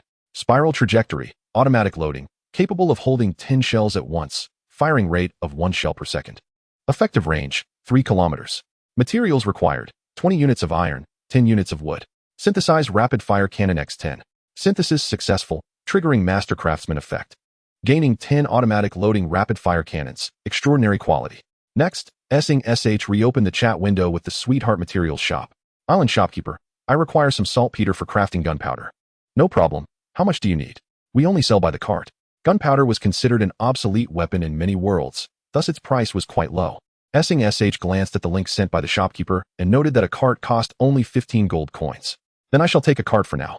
Payment completed, the seller will dispatch it promptly. You have received 100 portions of gunpowder. Gunpowder acquired, unlocking new recipes. Landmines, flintlock guns, and explosive shells. The delivery person placed the gunpowder down and stepped through the space-time portal to depart. S.H. transported all the newly synthesized rapid-fire cannons to the city walls, positioning 2 at each direction, while the remaining 2 were mounted on the castle's main gate. The castle was strategically situated at the highest point of the island, enabling the rapid-fire cannon's firepower to cover most of the surrounding waters. S.H. surveyed the newly unlocked weapons, formulating a plan. Landmine, required materials, gunpowder, copper. Explosive shell, required materials, gunpowder, iron. Solid shell, required materials, iron. He noted that there were over 10 types of shells available, allowing him to produce them according to the characteristics of the monsters. Besides various shells, landmines were essential as well. Burying these mines on the beach could inflict significant damage on the first wave of invading monsters. As for the shells, S.H. decided to initially produce some explosive shells and a few solid shells. The flowering bomb, as its name suggests, contains numerous iron shards within its body. Upon detonation, these shards scatter widely, inflicting substantial damage upon monsters within a certain radius. In contrast, solid ammunition is composed entirely of solid iron and proves effective against boss-level monsters. With the production of the first batch of ammunition and landmines by Songsha, an announcement resonated. Blue Star Bulletin. The Huaxiao region's Songsha has entered the era of firearms, rewarding the observer talent. The observer can automatically analyze the shell's landing point, significantly enhancing the accuracy of the projectiles. Yet another initial reward? Songsha raised an eyebrow, realizing that he had inadvertently propelled himself ahead of other survivors into a new era. Meanwhile, many survivors on Blue Star had already transitioned into the Iron Age, while some less adept ones were still trapped in the Bronze Age. In comparison to Big Brother Songsha, we are nothing but primitives, lamented Tom from the United States. Songsha, you scoundrel. I will slay you to avenge my brother, vowed Shirtu Zongren from Japan. Tonight's first kill is in jeopardy. Big brother Song Sha is light years ahead in the firearms era, commented Johnson from Australia. Aside from Song Sha, the other top-ranking survivors had also begun to engage with gunpowder. Yet they were still outpaced by Song Sha's advance into the firearms era. Not far from Song Sha's island, the remaining members of the Shiri Tuan awaited with bated breath. Today, the Minotaurs will land on this beach. To restore the glory of the rising sun, we must fulfill our duty. Shirtu Zongren raised his weapon, rallying the remaining members for a pre-battle address. On another island, members of the Yanhuang alliance were equally poised for the monster's emergence. Since Song Sha had severely weakened the Shiri Tuan, the Yanhuang alliance had become the most formidable survivor coalition in the current island world. Although they knew the chances for a first kill were slim, the survivors of the Yanhuang alliance actively prepared, as securing a good ranking could attract more survivors to join their ranks. Currently, the Yanhuang alliance boasted nearly 300 elite survivors, and with their numbers, they felt confident about the upcoming monster siege. However, having numerous members was a double-edged sword. Once their islands were amalgamated, the direction of the monster's assault could become challenging to predict. The landing points would multiply, making them harder to defend. Nevertheless, this did not dampen the spirits of the Yanhuang alliance, as they believed their strength would allow them to withstand several waves of attack, potentially even vying for the first kill. 10 minutes until the monsters assault the island. Monsters, Dark Knight Cat Demon. Quantity, 50. Hurry, children, the elderly, and women. Retreat to the back and prepare to shoot arrows. All men, follow me. The leader of the Yanhuang alliance donned his helmet and assumed a defensive posture. A full 200 elite members of the Yanhuang alliance, clad in heavy armor, formed a formidable defensive line beside their leader. Chapter 58. Refreshing Records? Firepower is Justice. The Yanhuang alliance donned uniform Ming-style heavy armor, complemented by shields, resembling an iron fortress. Everyone silently counted down as the monster siege entered its final countdown. 3, 2, 1. Begin. Suddenly, a horde of cat demons appeared on the beach, and the Yanhuang alliance leader promptly commanded, "Fire." The elite members, well trained, dipped their arrows in oil before drawing their bows. A rain of arrows descended, with hundreds striking the beach, and the first wave of cat demons that had just set foot on the sand fell in droves. As the arrows rained down, cheers erupted from the Yanhuang alliance members. In just one round, few cat demons remained. The leader calculated the time. Only 4 seconds had elapsed. Charge! The elite members of the Yanhuang alliance surged onto the beach, swiftly dispatching the remaining cat demons with their blades. After clearing the area, a collective sigh of relief swept through them. 5 seconds. It seemed highly probable that the Yanhuang alliance would secure the first kill. The thrill of snatching the first kill from the hands of a prominent figure was exhilarating. Blue Star Bulletin. Huaxia Region Song Sha has achieved the first kill. Time taken, 3 seconds. Reward, 50 Jinjing. Blue Star Bulletin. Huaxia Region's Yanhuang alliance secured second place. Time taken, 5 seconds. Reward, 30 Jinjing. The leader of the Yanhuang alliance's mouth twitched. 3 seconds? Surely this was absurd. Even if Song Sha had entered the firearms era and obliterated all the cat demons with cannon fire, the time required for loading, aiming, and firing could not possibly be condensed into 3 seconds. Meanwhile, far away on his own island, Song Sha sneezed. It seemed he was being eyed by others. Yet, what could he do? He found himself in an unenviable position. The first wave of cat demons had conveniently wandered into the minefield he had strategically set, and in an instant, they were reduced to mere fragments. Had the cat demons not required an additional second or two to come ashore, he could have achieved the kill even faster. This was hardly his fault. It was evident that only firearms could be deemed just, and the sensation of an effortless victory was immensely gratifying. With a chuckle, Song Sha noted that the first wave of cat demons had barely managed to explore the minefield he had laid, and there were still more spectacles to come. As for the Jinjing he had just received as a reward, it was clearly a more advanced mineral. Eagerly, Song Sha retrieved a piece for scanning. Jinjing, lighter than pure gold. It is a high-strength mineral with 10 times the defensive power of gold, and it possesses excellent compatibility, making it easier to enchant forged items. What a splendid find. Upon reading the description of Jinjing, Song Sha's eyes sparkled. He had never encountered this material on his island before. However, Shirtu Zongren had mentioned it moments before his demise, indicating that a vein of Jinjing could be found on the island marked in the coordinates. Subsequently, Song Sha searched for Jinjing in the cosmic marketplace. To his surprise, the search yielded 0 results. This revelation baffled him. Was Jinjing a resource unique to the Blue Star Island world, or perhaps an undiscovered new mineral? However, Song Sha had little time for contemplation as the second wave of monsters swiftly approached. System notification, you have achieved the first kill. The difficulty of the monster assault has doubled. Second wave of monsters, 500x 21,000. Song Sha's expression tightened. This was no mere doubling. It was an exponential increase. While the individual strength of the cat demons might not be formidable, there were 1,000 of them. Moreover, a more pressing concern loomed in Song Sha's mind. If he were to secure the first kill of the second wave as well, would the third wave not double in size too? Who could withstand that? Without hesitation, Song Sha opened the details interface. Dark Knight Cat Demon. Combat power, 400 by 2800, nighttime bonus. This combat power was not particularly high. Even his goblins boasted a combat power of 1300. Not to mention his fully equipped elven sisters. Oh, they should now be referred to as elven rangers. However, these cat demons relied on sheer numbers. And while his forces were stronger than theirs, what would happen against 3, or even 10, at once? As this realization dawned on him, a chill ran down Song Sha's spine. It appeared that his forces were still insufficient. His island had achieved the Gaia rating, and various resources and food supplies could adequately sustain an army. With this thought, Song Sha wasted no time and promptly opened a dialogue with the goblin slave trader. Island shop, 1,000 goblin warriors. Hurry up, don't dawdle. Goblin slave shop. The wealthy patron is quite fierce, but I find it rather appealing. Song Sha could not help but roll his eyes. The shopkeeper undoubtedly had some serious issues. The message from the shopkeeper of the island store insisted on urgency. Please send the link. I will pay immediately. I need it urgently. In the blink of an eye, the goblin slave shop sent a link. Goblin warrior mega package. Price, 200 gold coins. The shopkeeper added, this price is fair for everyone. Dear benefactor, considering my hardships in business, please do not negotiate further. Song Sha, uninterested in further conversation, clicked to make the payment, for he was busy defending his island. After successfully placing the order, a delivery person quickly appeared before Song Sha's castle, accompanied by a throng of goblin slaves. He jested with the delivery person, saying, your business is quite lively.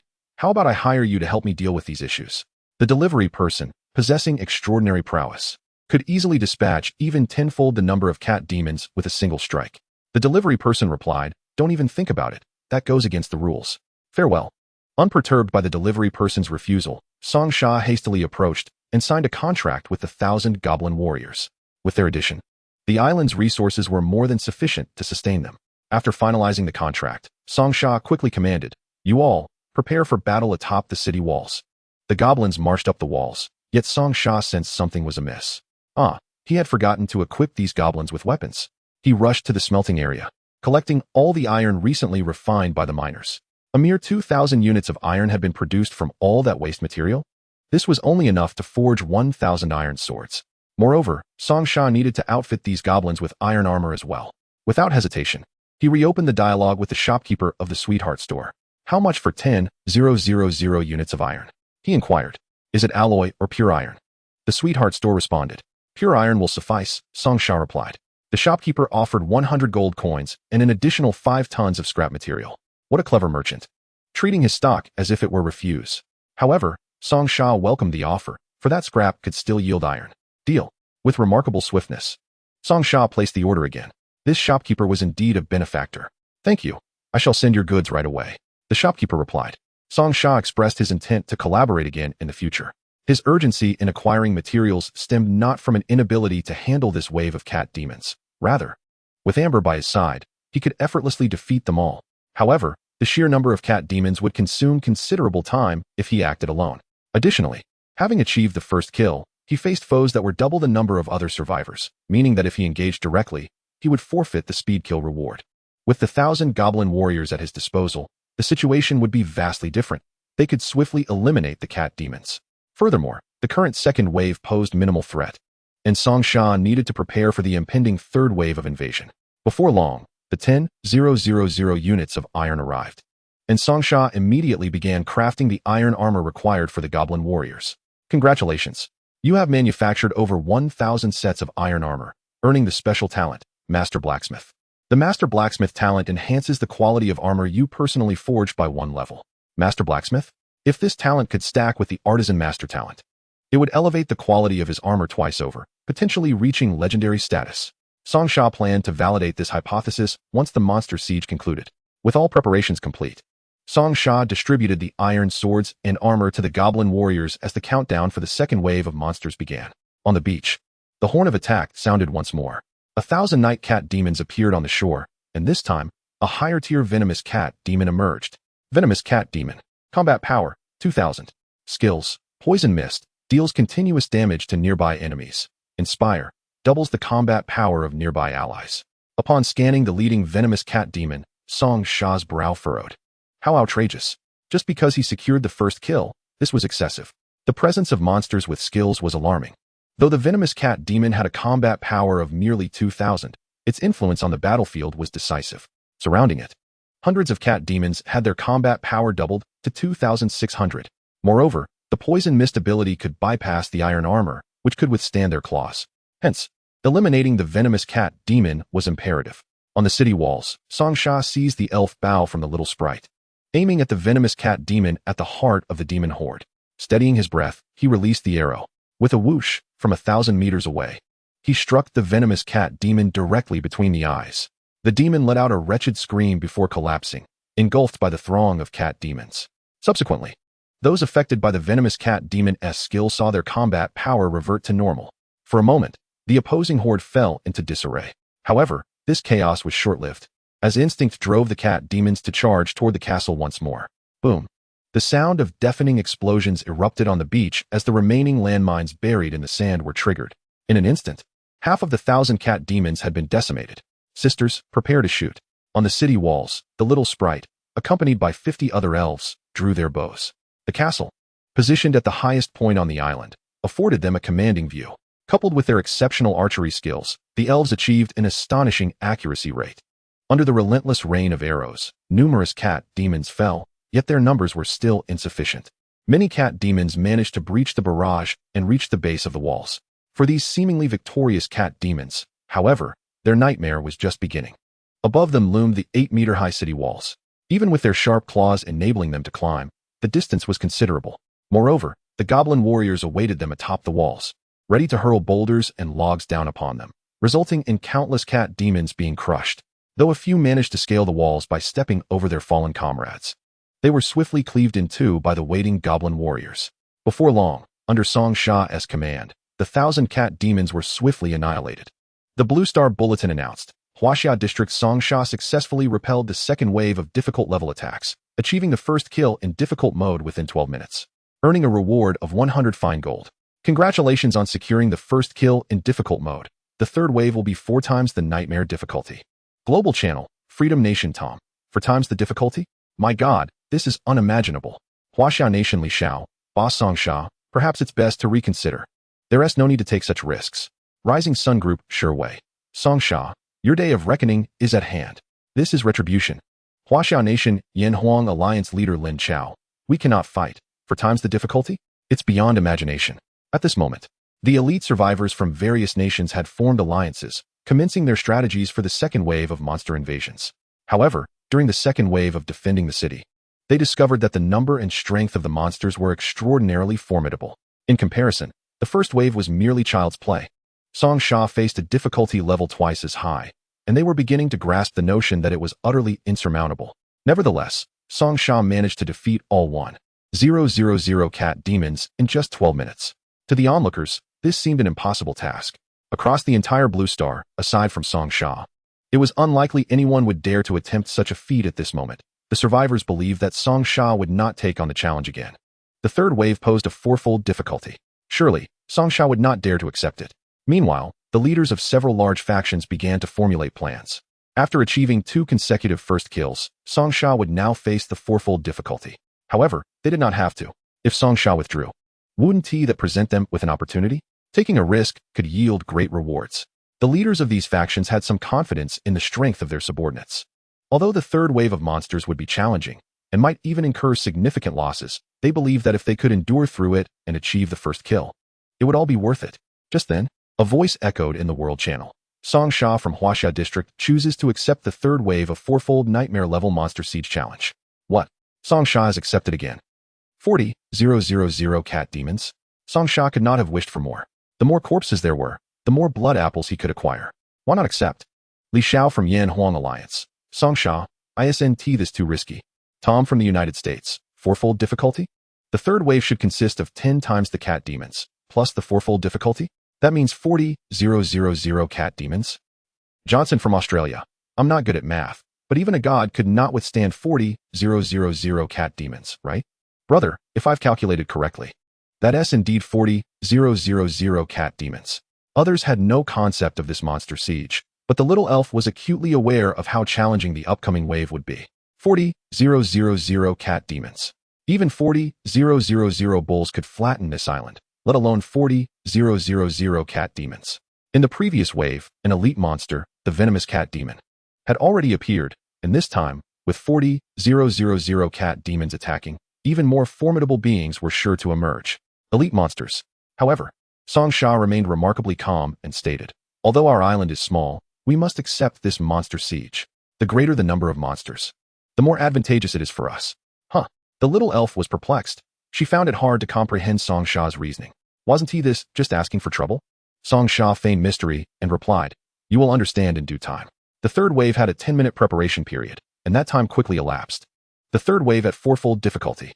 Not only the little elf, but the entire community of survivors on Blue Star believed Song Sha had lost his mind. Although Song Sha possessed over 10,000 in combat power, facing a staggering 40,000 cat demons, no matter how high his strength, he could not withstand such a multitude. Meanwhile, the third wave of monster siege was about to commence. Song Sha commanded the miners operating the rapid-fire cannons. Prepare all artillery. Countless cat demons surged towards the city walls like a tidal wave, and under Song Sha's command, the miners activated all artillery. Boom. With a single shot, hundreds of cat demons were obliterated. A smile crept across Song Sha's face. This was the effect he desired. The explosive rounds mercilessly harvested the lives of the cat demons, each shot claiming numerous heads. Due to the overwhelming number of cat demons in the third wave, they became congested on the beach, unable to move. Just as they crawled out of the water, they were blasted into a pile of flesh by the explosive rounds. On the city walls, the miners continuously bombarded the monsters, firing a shot every second, as if raindrops fell upon the beach. The shrapnel from the explosions scattered in all directions, and the molten iron pierced through their bodies. A level of damage ordinary cat demons could not withstand. Due to the limited area of the island, the 40,000 cat demons were rendered immobile. However, this was to Song Sha's advantage. Atop the hillside fortress, the miners required no aiming. Any random shot could take out 80 or 90 cat demons. With 10 cannons firing at full blast, the cat demons could not approach the city walls at all. Blue Star Bulletin. 80% of the global population has abandoned the third wave invasion. 70% of survivors are watching other survivors fight. Song Sha's viewership, 95. Yan Huang Alliance viewership, 2. Rising Sun Group viewership, 1. Other viewership, 2. Tom from the United States. Wow, that city wall must be 8 meters high. Johnson from Australia. Not just the city wall, but also the numerous warriors under Song Sha. Is this an army?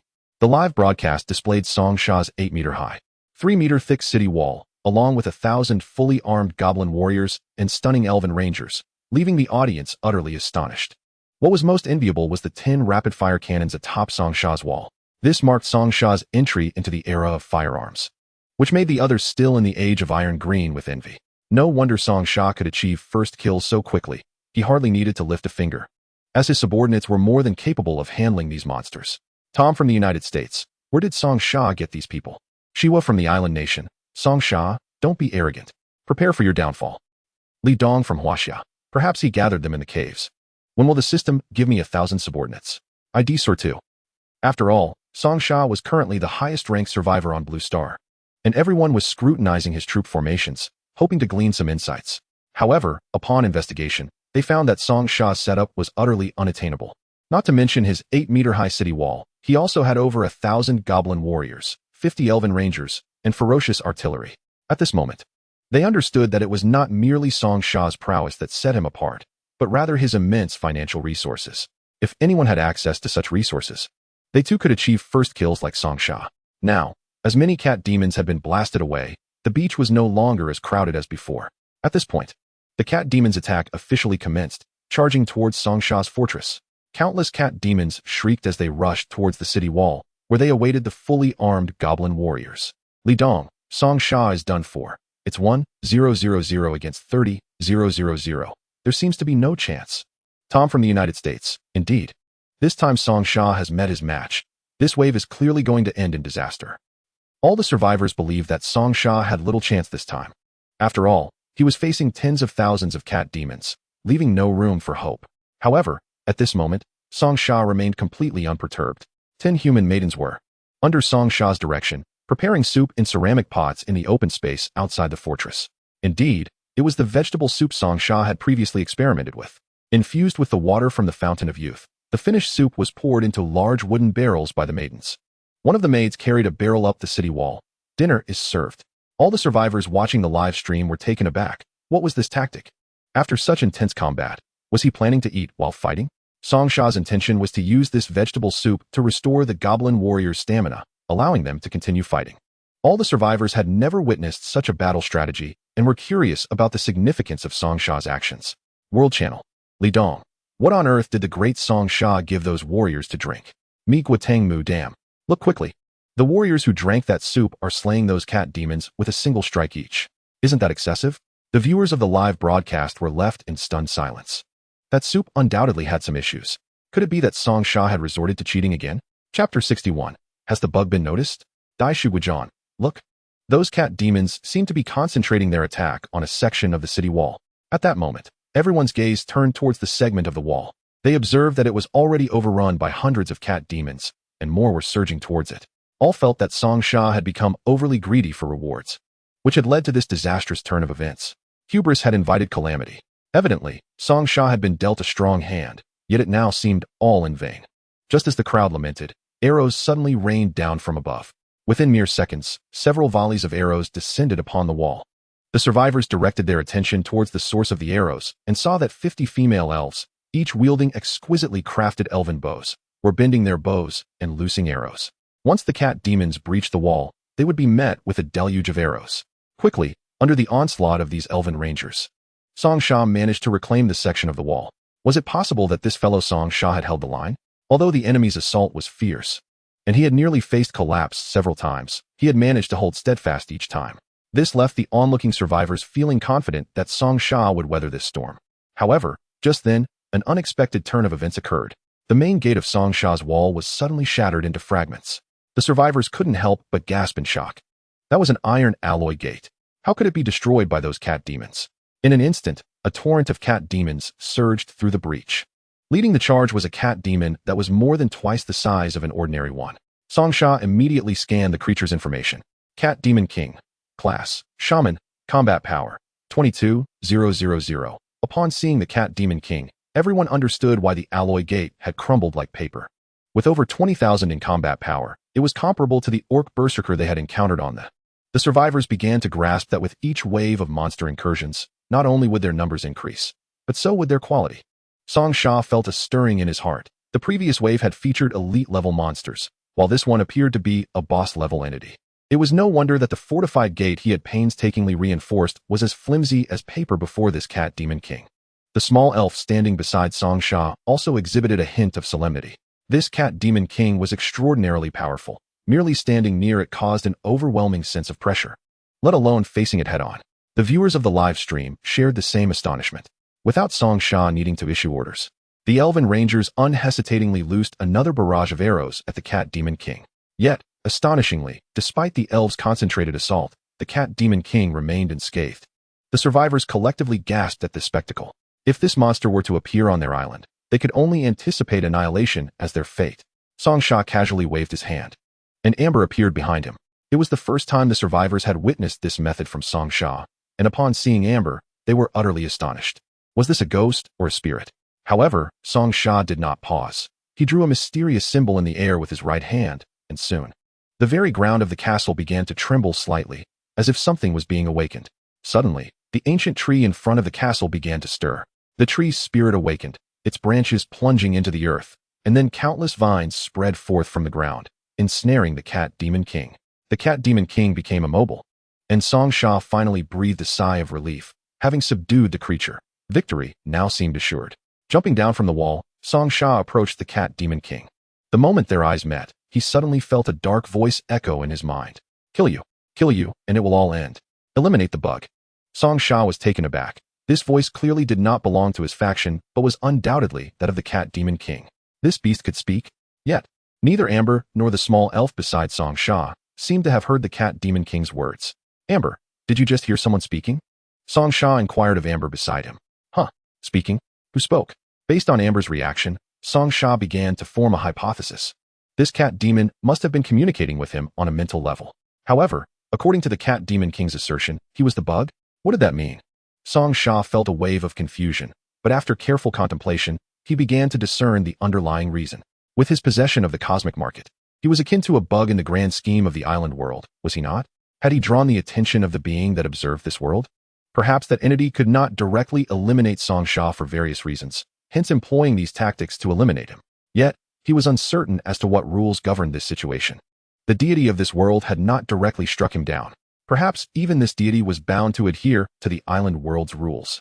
What then was there to fear? If they could not deal with him directly, did they think to eliminate him with such trivial tricks? A foolish dream. With this thought, Song Sha unceremoniously wielded his blood knife and struck down towards the cat demon king's head. The blade fell swiftly, and before the cat demon king could even react, it was instantly slain by Song Sha's decisive blow. Migua Tang Mu. My god, just how high is Song Sha's combat power? Hua Xia Guoli Dong. So, this means that during the previous encounter on the Song Sha was merely playing the fool. Devious, truly devious. Ri Gua Shi Wei Zong Ren. 30 years east of the river, 30 years west of the river. Do not underestimate the youth.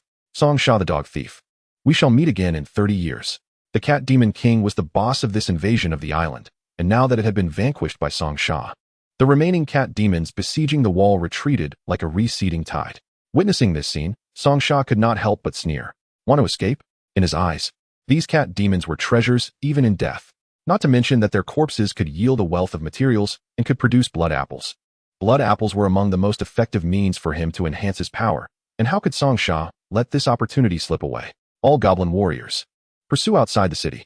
With a commanding shout, Song Sha directed the goblin warriors to form a spearhead formation and charge towards the beach. Chapter 62, The Millennial Tree Spirit.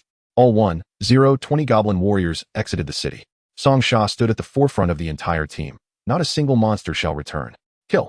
Due to their slave contract with Song Sha and the goblin warriors' naturally low intelligence, no one questioned his motives. They were born warriors, and a warrior's duty was to obey orders. Thus, the goblin warriors roared as they launched a new charge towards the beach. Before exiting the city, they had consumed a vegetable soup brewed from the Fountain of Youth, restoring their stamina significantly. Now, with just a brief adjustment, they could immediately rejoin the fray. Kill. This is a task I cannot miss. The silhouette of Hoopa reappeared behind Song Sha, a glint of bloodlust flashing in her eyes. Harvesting the lives of the living was indeed one of the favorite pastimes of vengeful spirits. Furthermore, Song Sha sought to push Hoopa into another bout of frenzy, as this would hone her control. Thus, with Song Sha's tacit approval, Hoopa swiftly dashed to the forefront, followed closely by 1,000 others tasked with mopping up the remnants.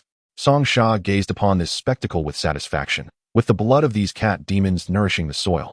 It was possible that the island's terrain would undergo some delightful transformations. Yet, his greater intrigue lay in the words conveyed to him through a mental connection by the cat demon king just before its demise. Was he a glitch? It seemed that the deities of this world had no means to eliminate him, allowing him to persist unchallenged. However, Song Sha was certain that when the fourth wave of monsters assailed the city, this deity would undoubtedly escalate the difficulty to hellish levels. The last of the cat demons fell beneath Hoopa's blade, yet her countenance bore no trace of satisfaction. Rather, she appeared frenzied and bloodthirsty, clearly lost in a murderous rage. The announcement echoed. Blue Star Bulletin. Song Sha has successfully defended against the third wave of monsters attacking the island. The fourth wave will escalate to hellish difficulty. Cat Demon Spirit. Song Sha frowned. This deity had truly overstepped boundaries. Although he had been prepared, he had not anticipated such a direct assault. The cat demon spirit was, in some sense, the embodiment of the cat demon race, or perhaps its deity. A fitting description indeed. It seemed that his earlier suspicions were correct. The island world's deity had truly set its sights upon him. This was akin to a player being discovered exploiting a glitch by a game master. What awaited him next could very well be a punitive ban. It was likely that his greatest trump card, the cosmic market, had been laid bare before this deity. Nevertheless, Song Sha was also assured of one thing. This deity could not obliterate him through conventional means. Its only recourse was to continually intensify the monster assaults on the island. How shameful for this deity to have sunk to such depths. Without hesitation, Song Sha chose to forego the fourth wave challenge. After all, only a fool would confront a deity head-on without proper preparation. With Song Sha's withdrawal, the entire monster siege on the island came to an end. Aside from Song Sha, the other major factions suffered significant losses during the third wave, with many opting to surrender. Song Sha emerged as the sole survivor to withstand the third wave assault. The announcement continued. Blue Star Bulletin. Today, 10 survivors have perished.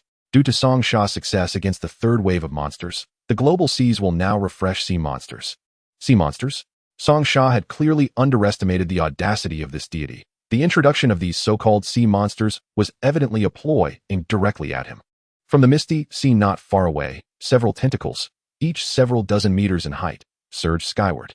An octopus of such colossal proportions. Was it akin to a creature from the Cthulhu mythos? Song Sha was incensed, nearly cursing at the heavens. While the existence of sea monsters was already intolerable, linking it to his successful defense against the third wave was nothing short of a provocation.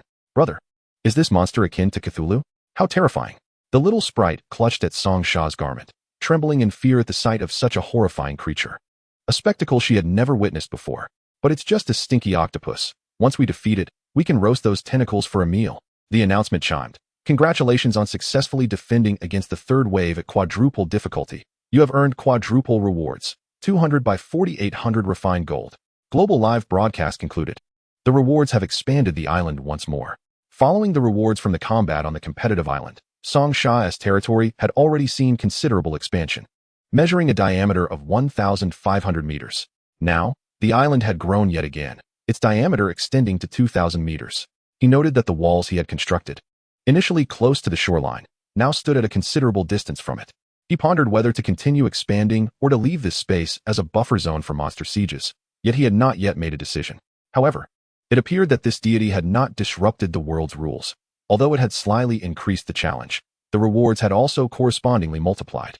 By the looks of it, he was not at a loss after all. Though the deity viewed him unfavorably, it was powerless to act against him. Strangely, this sensation was rather exhilarating. Tree Demon, absorb. Song Sha commanded the Tree Demon. This was a staggering amount of over 40,000 cat demon corpses, including elite units like the Cat Demon King and the Toxic Cat Demon. At his command, countless vines rapidly spread across the island, detecting units eligible for evolution. Tree Demon can evolve to Tier 3. Would you like to consume 30,000 corpses to evolve the Tree Demon to Tier 3? Without hesitation, Song Sha affirmed in his mind. Evolution successful. Tree Demon has evolved into a Millennium Tree Demon, with combat power increased to 100,000. New feature, Fire Resistance, Enhanced Fire Resistance. Song Sha gazed towards the Tree Demon's form, which had now swelled tremendously from 10 meters to a towering 30 meters. Its canopy could entirely shroud the castle. A description of blocking out the sun would not be an exaggeration. He sighed at the sight of the immense tree crown. The decision to expand the walls was now imperative. Only under the protection of these walls could the safety of all his vital facilities be assured. Given that the Tree Demon's canopy enveloped the entire castle area, while his timid grass plantation would remain unaffected. Indeed, the coverage even allowed the timid grass to flourish during the day. Other crops, however, could not thrive without sunlight. Song Sha had no choice but to continue the expansion of the walls. There was no alternative.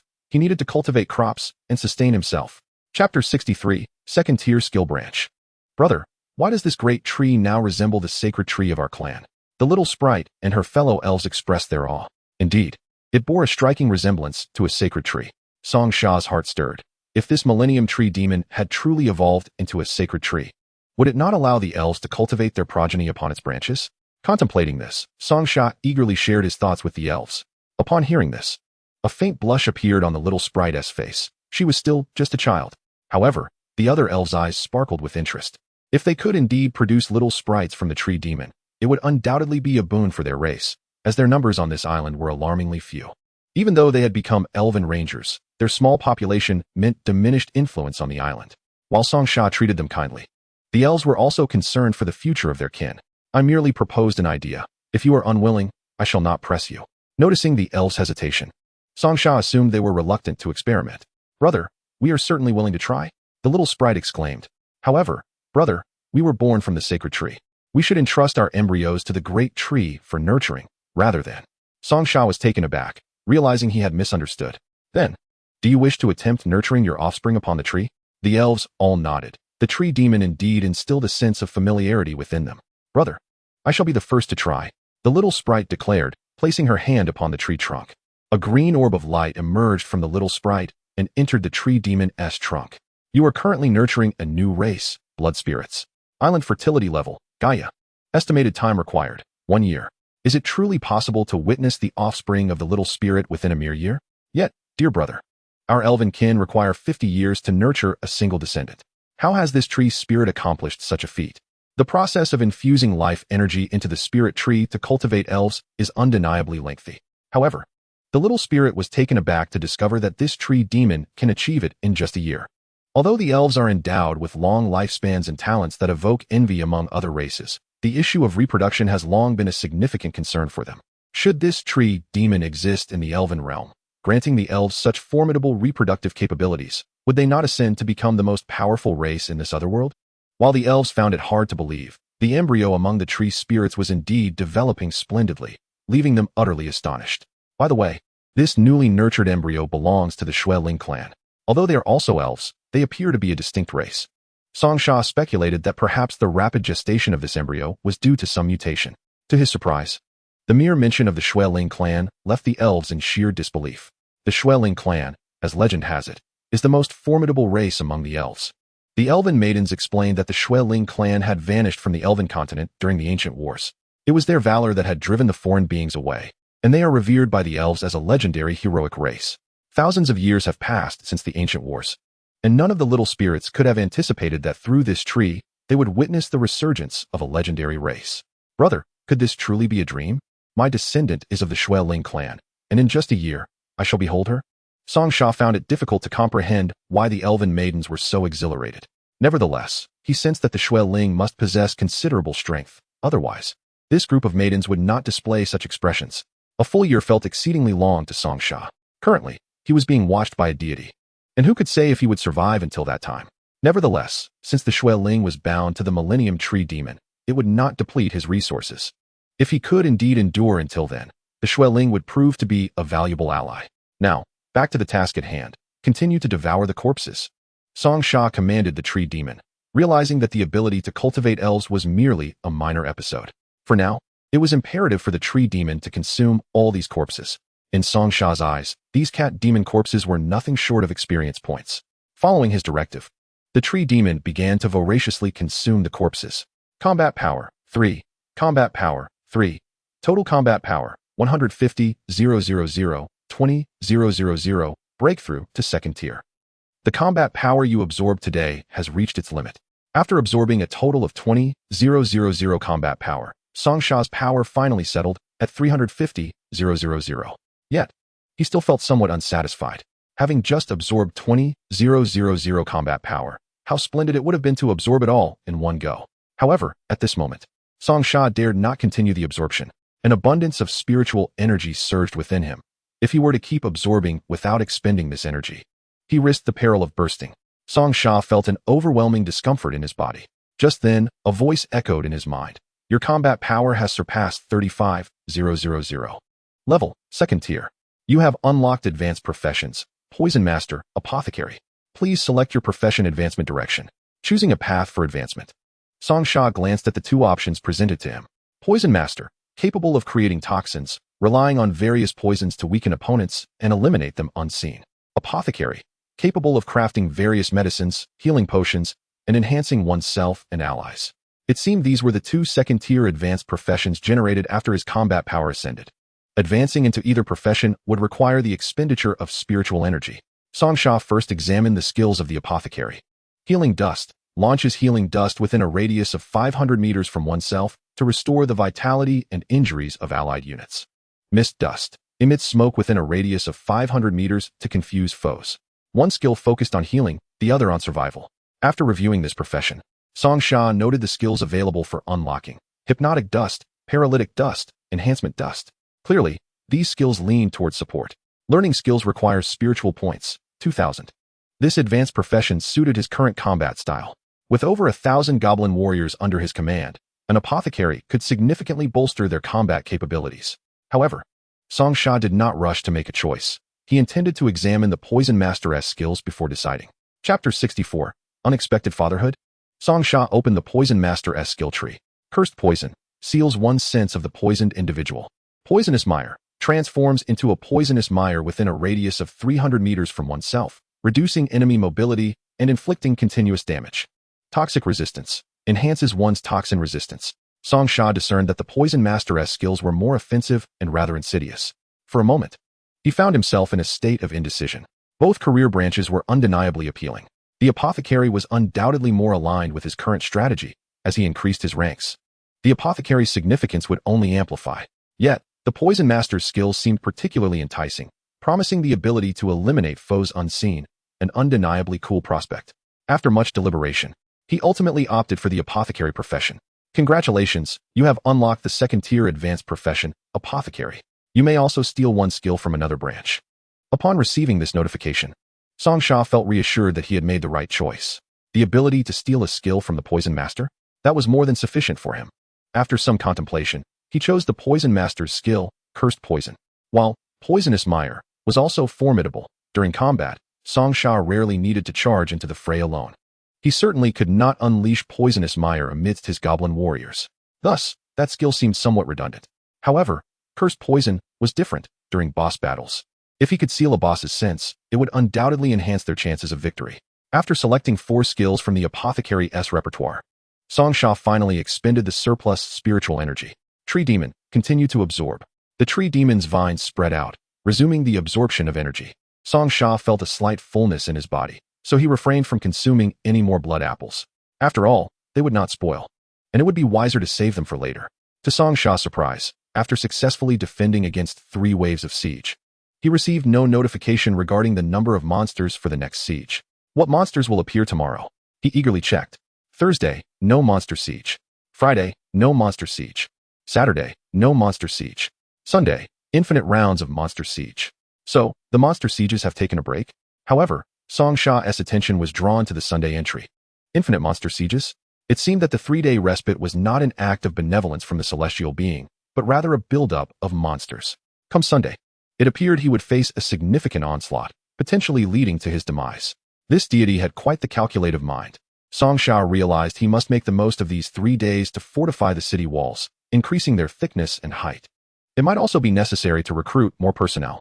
Most importantly, he needed to explore all the caverns and secret realms.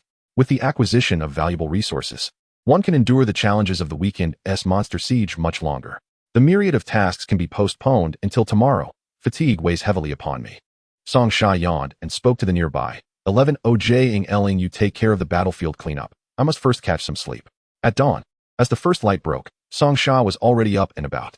What to tackle first today? Perhaps expanding the city walls and establishing a few herb gardens? Upon reflection, he realized that not only the herb gardens, but also the plantations required further expansion. Just yesterday, their island had gained over 1,000 mouths to feed. However, sustenance was not a concern for Song Sha. The island was bountiful, akin to Gaia. A mere handful of seeds scattered would yield fruit. The wild berries scattered across the island were ample to sustain the goblin warriors for some time. Nonetheless, wild fruit could not quite satiate hunger like cultivated vegetables. So Song Sha scattered a significant number of sprouting potatoes, followed by a sprinkle of bone meal, ensuring a swift harvest. Potatoes and corn were inherently high-yield crops, and on Song Sha's island, their yield was even more abundant. Food was no longer an issue. His task was merely to sow the seeds and apply bone meal, then await the human maids to awaken, collect the harvest, and prepare meals. Yet, at this moment, Song Sha's greater concern was the ancient tree spirit's condition. The tree had absorbed numerous corpses the previous day, but to his surprise, those later absorbed corpses did not seem to affect the ancient tree spirit in any noticeable way. At least, it appeared so. Rising without breakfast, Song Sha decided to pluck a couple of blood apples to quell his hunger and to scan the tree spirit for any new developments. However, upon reaching the tree, he was taken aback by the sight before him. Overnight, a massive fruit had appeared atop the tree's canopy. This fruit was no smaller than a round table. Could it be that the corpses absorbed yesterday had transformed into this fruit? A surge of elation coursed through Song Sha. This fruit was unfamiliar, evidently a new type. Just as he was about to scan the fruit for its properties, it suddenly stirred. Stunned, Song Sha realized that the fruit could move on its own. At that moment, he sensed that something was amiss. While he pondered, the fruit abruptly fell from the tree, landing directly at his feet. It was then that Song Sha discerned the truth. This was no ordinary fruit, but rather an egg. Suddenly, a crack appeared at the top of the egg, and from within, a petite humanoid creature slowly stretched. This being had pointed ears. Before him stood a porcelain doll-like girl, with silvery hair, crimson eyes, and pointed ears. In an instant, Song Sha comprehended that this girl was none other than the embryonic blood spirit recently planted by the. Upon seeing Song Sha, the girl paused for a moment before exclaiming, "Daddy." Song Sha stumbled back, caught off guard by the unexpected turn of events. Quickly, he draped his cloak over the girl. But she leaned in closer, saying, "Daddy, I want a hug." Taken aback, Song Sha found himself at a loss. He had never even been married, yet here he was, presented with a daughter seemingly out of nowhere. Although the little was incredibly adorable, resembling a porcelain doll, Song Sha had no idea how to respond. Hearing commotion from outside, he also arose to investigate. Well, the main character had arrived. With an expression of helplessness, Song Sha sought assistance from the, who was equally bewildered. However, the undeniable bond of blood made the realize the girl's identity. She was her descendant. The blood spirit race? Was it truly possible for one to be born in a single night? What was happening? Chapter 65. Mass production of blood spirits. Wasn't it said that they required a year to mature? How could a blood spirit be born overnight? Song Sha contemplated the situation, concluding that only one possibility existed. The tree spirit had absorbed the energy from over 10,000 cat demon corpses without any visible transformation. This energy had clearly been consumed by the blood spirit embryo within the tree. Thus, in a mere night, the blood spirit girl had come into being. A thought struck Song Sha. If his hypothesis was correct, he could potentially mass produce, though he could not guarantee that every newly born would be a blood spirit.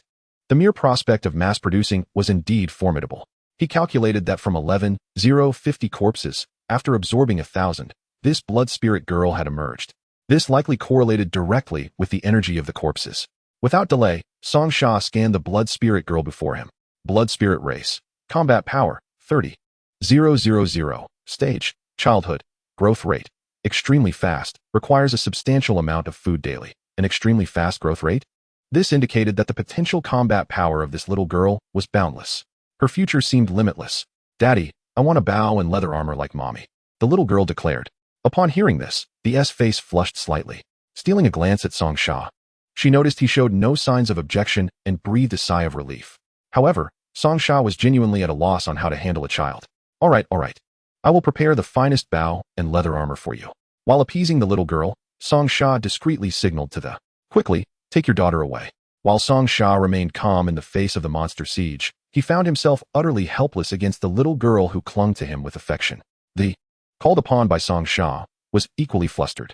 She was still quite young herself and hadn't anticipated becoming a mother so soon. Yet, she felt a sense of joy. "Dear, the master is our lord, not your father," she hastily explained to the blood spirit girl. Upon hearing this, the little blood spirit girl seemed somewhat disheartened. As she was about to be taken away by the, she lingered for a moment. "Master, what about my name? Why hasn't anyone given me a name?" Sighing, Song Sha realized that the little girl was quite attached to him, indicating a profound connection between them. After all, she was the first blood spirit born on the island. Since they shared such a bond, perhaps he should name her. "Would you mind if I named her?" The nodded. At that moment, even she had yet to fully accept her new role, and allowing Song Sha to name the girl would alleviate her own dilemma. "Let us call her Philia." "Philia? I have a name now."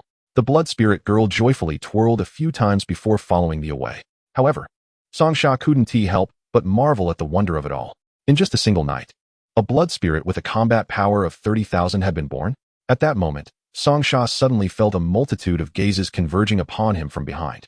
Turning around, he discovered a gathering of who had silently arrived at his back. "Master, we also wish to cultivate blood spirit descendants from this tree. The blood spirit race. They were the most formidable among all. If their offspring were blood spirits, their existence in this world would not be in vain." Upon hearing this, Song Sha felt a surge of excitement. He also wished to ascertain whether it was the bloodline of the or the effects of the ancient tree spirit that had led to the birth of a blood spirit. Moreover, although the construction of his island was progressing vigorously, it still remained perilous, and he would inevitably face greater dangers in the future. If a formidable blood spirit guard were at one side, many tasks would indeed become significantly more manageable. Let us proceed with the draw. Those selected will have the privilege to cultivate blood spirits.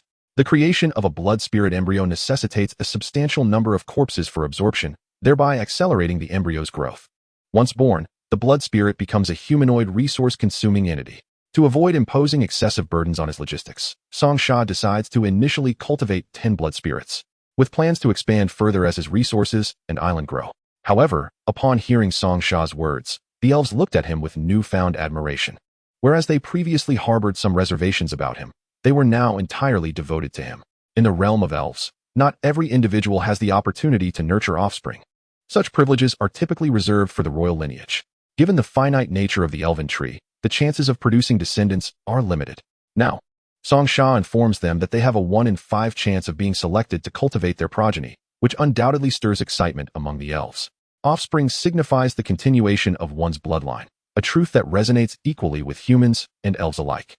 With their own descendants, they would no longer be solitary beings. Thank you, Master. No need for thanks. Those selected may entrust their embryos to the great tree. For those not selected, do not despair. Our island will continue to flourish. And soon you too will have the opportunity to bear your own offspring. Song Sha's message was clear. Although some did not draw this time, it did not preclude future opportunities. As the island expands and resources increase, every elf will eventually have the chance to give birth. This promise serves as both encouragement and motivation to the remaining elves. At that moment, 9 elves had approached the great tree, entrusting their embryos to it. Each blood spirit embodies 30,000 combat power. Thus, 10 would amount to 300,000 combat power. Given that their mothers had established a master-servant contract with Song Sha, he need not worry about the loyalty of these blood spirits. Once this batch of blood spirits is birthed, defending the island in the short term should pose no challenge. Just then, a chat interface unexpectedly popped up before Song Sha. Elven Bow Workshop. Master, please reply if you see this. Urgent. Song Sha raised an eyebrow. What could the elven maiden need? Was it to order elven bows? Island shop. What's the situation, miss? I'm here. Elven Bow Workshop. Can you craft me some elven bows? It's urgent. The price is negotiable. Island shop. Of course, no problem. How many do you need? I can offer a discount for bulk orders. Let's say 50 gold coins per bow. Chapter 66. Crafting the exquisite golden arrow. For Song Sha, producing a batch of elven bows is as simple as a flick of the finger. It merely requires synthesis. Charging 50 gold coins per bow is somewhat steep. Yet from the perspective of the elven maiden at the Elven Bow Workshop, this price is reasonable. After all, these are extraordinary quality elven bows. Rare, even in the elven realm. 50 gold coins per bow is indeed a fair price. However, for the owner of the Elven Bow Workshop, time was of the essence, and she did not have the luxury to gather such funds. In another world, at the edge of the eternal song forest, a stunningly beautiful elven maiden wore a look of anxiety. Not far away lay the front line where elves clashed with orcs. The orcs, relentless and fearless, surged against the elven defenses. Outnumbered, the elves were forced to retreat deeper into the forest ridge. Lady Nia, the rangers at the front are about to collapse, without reinforcements. Our line may soon break.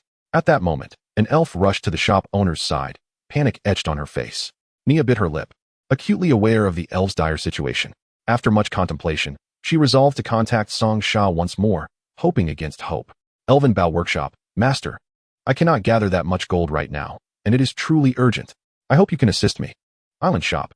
Crafting an extraordinary quality elven bow requires considerable effort. I will not proceed without a suitable price. Elven Bow Workshop. I am in dire need. The line is about to collapse. In her desperation, Nia sent Song Sha a short video. Upon viewing it, Song Sha saw the orcs brazenly assaulting the elven defenses, with numerous elven maidens falling to their blades. It was a grim sight. Observing the orc numbers, which far outstripped the elven rangers, it was evident that the situation was indeed urgent.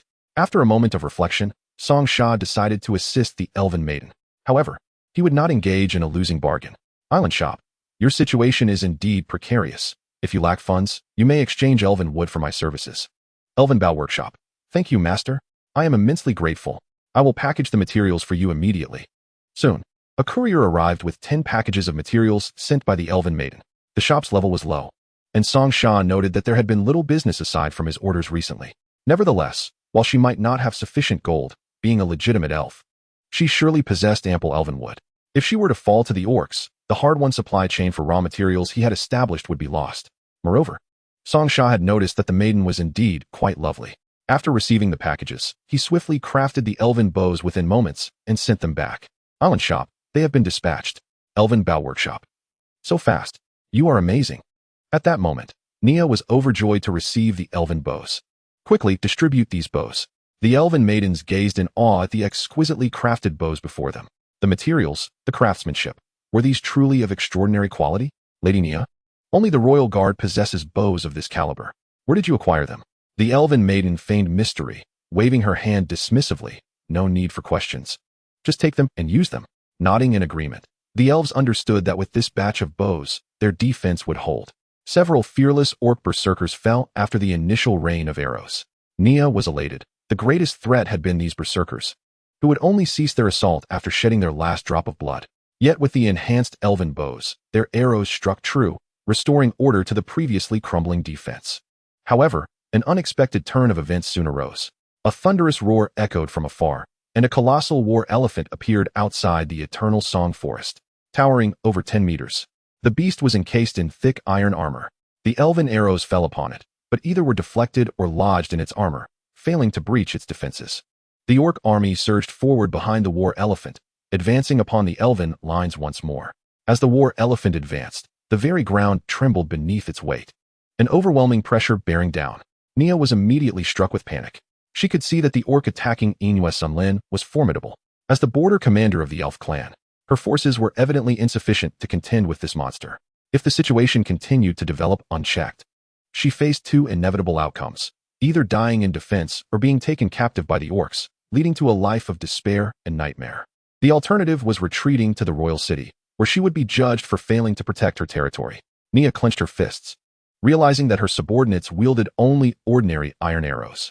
If only they had enchanted arrows used by the royal guard, they could surely penetrate the defenses of this beast. With no other options, Nia was compelled to seek help from Song Sha once more. Elf Bow Workshop. Master, your bow is fine, but there have been new developments on the battlefield. Our arrows may not suffice. What should we do? The orcs are about to attack. Arrows insufficient. Song Sha pondered as he viewed the short video sent by Nia. Clearly, the arrows used by the elves under her command were nothing more than common iron arrows, whereas the iron armor of the war elephant before them was likely nearly a meter thick, rendering these arrows ineffective. Simply put, it was a matter of materials. Your arrows are made of iron, and so is the armor on the other side, but theirs is significantly thicker. What gives you the right to penetrate it? Recalling the exquisite materials rewarded from previous monster assaults on the island, Song Sha remembered that he had unlocked a plethora of blueprints, including those for exquisite golden swords, armor, and spears. A cursory glance revealed something particularly intriguing: exquisite golden arrowheads. If he could sell these exquisite arrowheads to the elf maiden, they would undoubtedly be capable of easily breaching the war elephant's armor. Island merchant, miss, I can produce a type of arrowhead. Would you be interested? Chapter 67, A Fair Exchange. Elf Bow Workshop. Master, do you have a solution? In this otherworldly realm, Nia's eyes sparkled with hope. She had not anticipated that the proprietor of the island shop would indeed possess a solution. Island shop, if this can be created, it will indeed assist you, but I may require some time. Elf Bow Workshop. Master, rest assured, as long as it can defeat that monster, the materials are not an issue. The reason Song Sha mentioned needing time was that, upon accessing the synthesis interface, a dialog box promptly appeared. To manufacture exquisite golden weapons, the workbench must be upgraded to an exquisite golden workbench.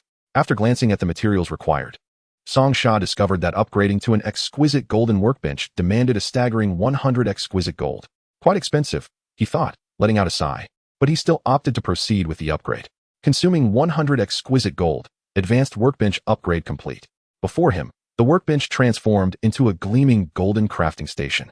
Manufacture exquisite golden arrowheads X10, consumes exquisite gold X1. Synthesize exquisite golden arrows X10, consumes exquisite gold X1, and elf wood X1. Goodness, elf wood too? Song Sha felt a twitch at the corner of his mouth. The cost of these exquisite golden arrows was indeed exorbitant. This was a weapon that only the wealthy could afford. After a moment's hesitation, he decided to synthesize 10 exquisite golden arrows. Just then, he noticed another option among the various recipes for exquisite gold synthesis. Exquisite golden quiver. Allows for the infinite recovery of exquisite golden arrows within the quiver. Infinite recovery? Song Sha's eyes lit up, and he immediately synthesized an exquisite golden quiver to test it out. A beautifully crafted quiver appeared in his hands. He strapped it to his back, drew his bow, and shot an exquisite arrow several hundred meters away. Then, with a casual gesture, he watched as the distant exquisite arrow indeed returned, landing back in the quiver on his back. Exquisite arrowheads do not easily wear down, to his knowledge. No material could damage exquisite gold. With this exquisite golden quiver, the only wear on his exquisite arrows would likely come from the elf wood. Considering the substantial rewards he had accumulated recently, he found himself with a considerable amount of exquisite gold. It would be perfect to create several exquisite golden quivers to gift to the elf maiden for her evaluation. Rental products. Exquisite golden quiver, exquisite golden arrows. Price, 5 gold coins per day. Song Sha listed the exquisite arrows and quivers in the shop. Island shop, take it. If it doesn't work, I'll refund you. As the war elephant drew near the defense line, Nia could no longer afford to question the efficacy of Song Sha's newly created items. She hurriedly placed an order and received the exquisite golden quiver from the delivery person. With a swish, an exquisite arrow was released, piercing a small hole in the war elephant's head. Strangely, that seemingly inconspicuous wound proved to be fatal. Behind the war elephant, a gaping hole suddenly erupted, and in the blink of an eye, a spray of blood burst forth from its rear. Witnessing this scene, Nia gasped in astonishment. The arrow's material was unknown, but possessed extraordinary power.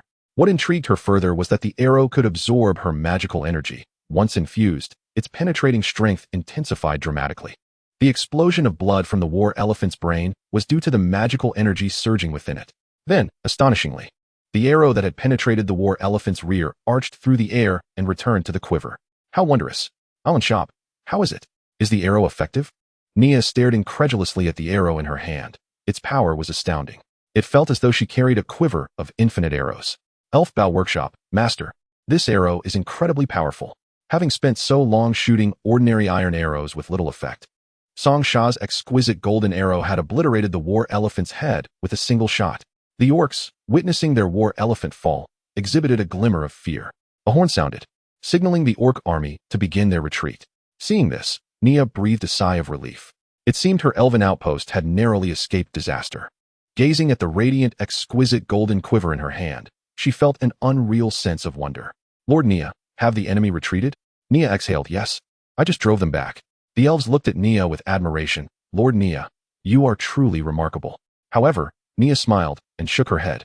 The success in repelling the orc attack was entirely due to the support of the mysterious elven craftsman master, who had first provided the extraordinary elven bow and then created the exquisite golden quiver, akin to a divine artifact. Lord Nia, your elven bow and quiver are splendid. The elves soon noticed the elven bow and quiver in Nia's hands. Nia gazed longingly at the exquisite golden quiver, lamenting that the master did not sell it. It was merely a rental. Remembering this, Nia recalled that she had yet to pay the master. Elfbow Workshop, Master, I currently do not possess that much gold. Island Shop, did you manage to defeat the war elephant? Elfbow Workshop, yes, it is defeated. With each inquiry from Song Sha, Nia felt increasingly embarrassed.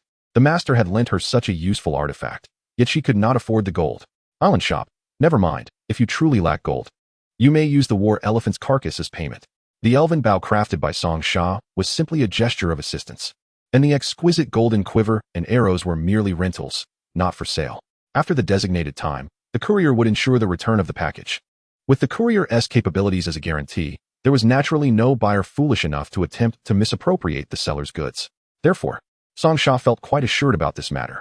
Upon hearing that Song Sha would not accept gold coins, Nia was overjoyed at the prospect of offering the corpse of a war elephant as payment.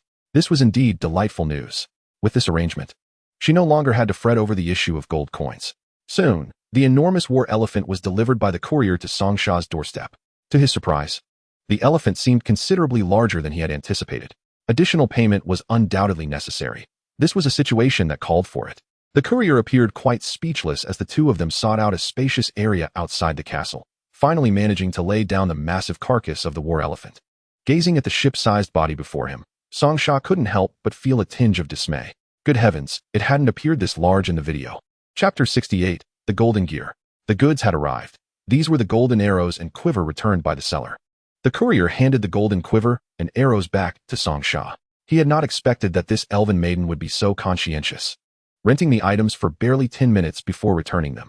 However, even with such a brief rental period, the price was calculated as if it had been for an entire day, costing 1 gold coin.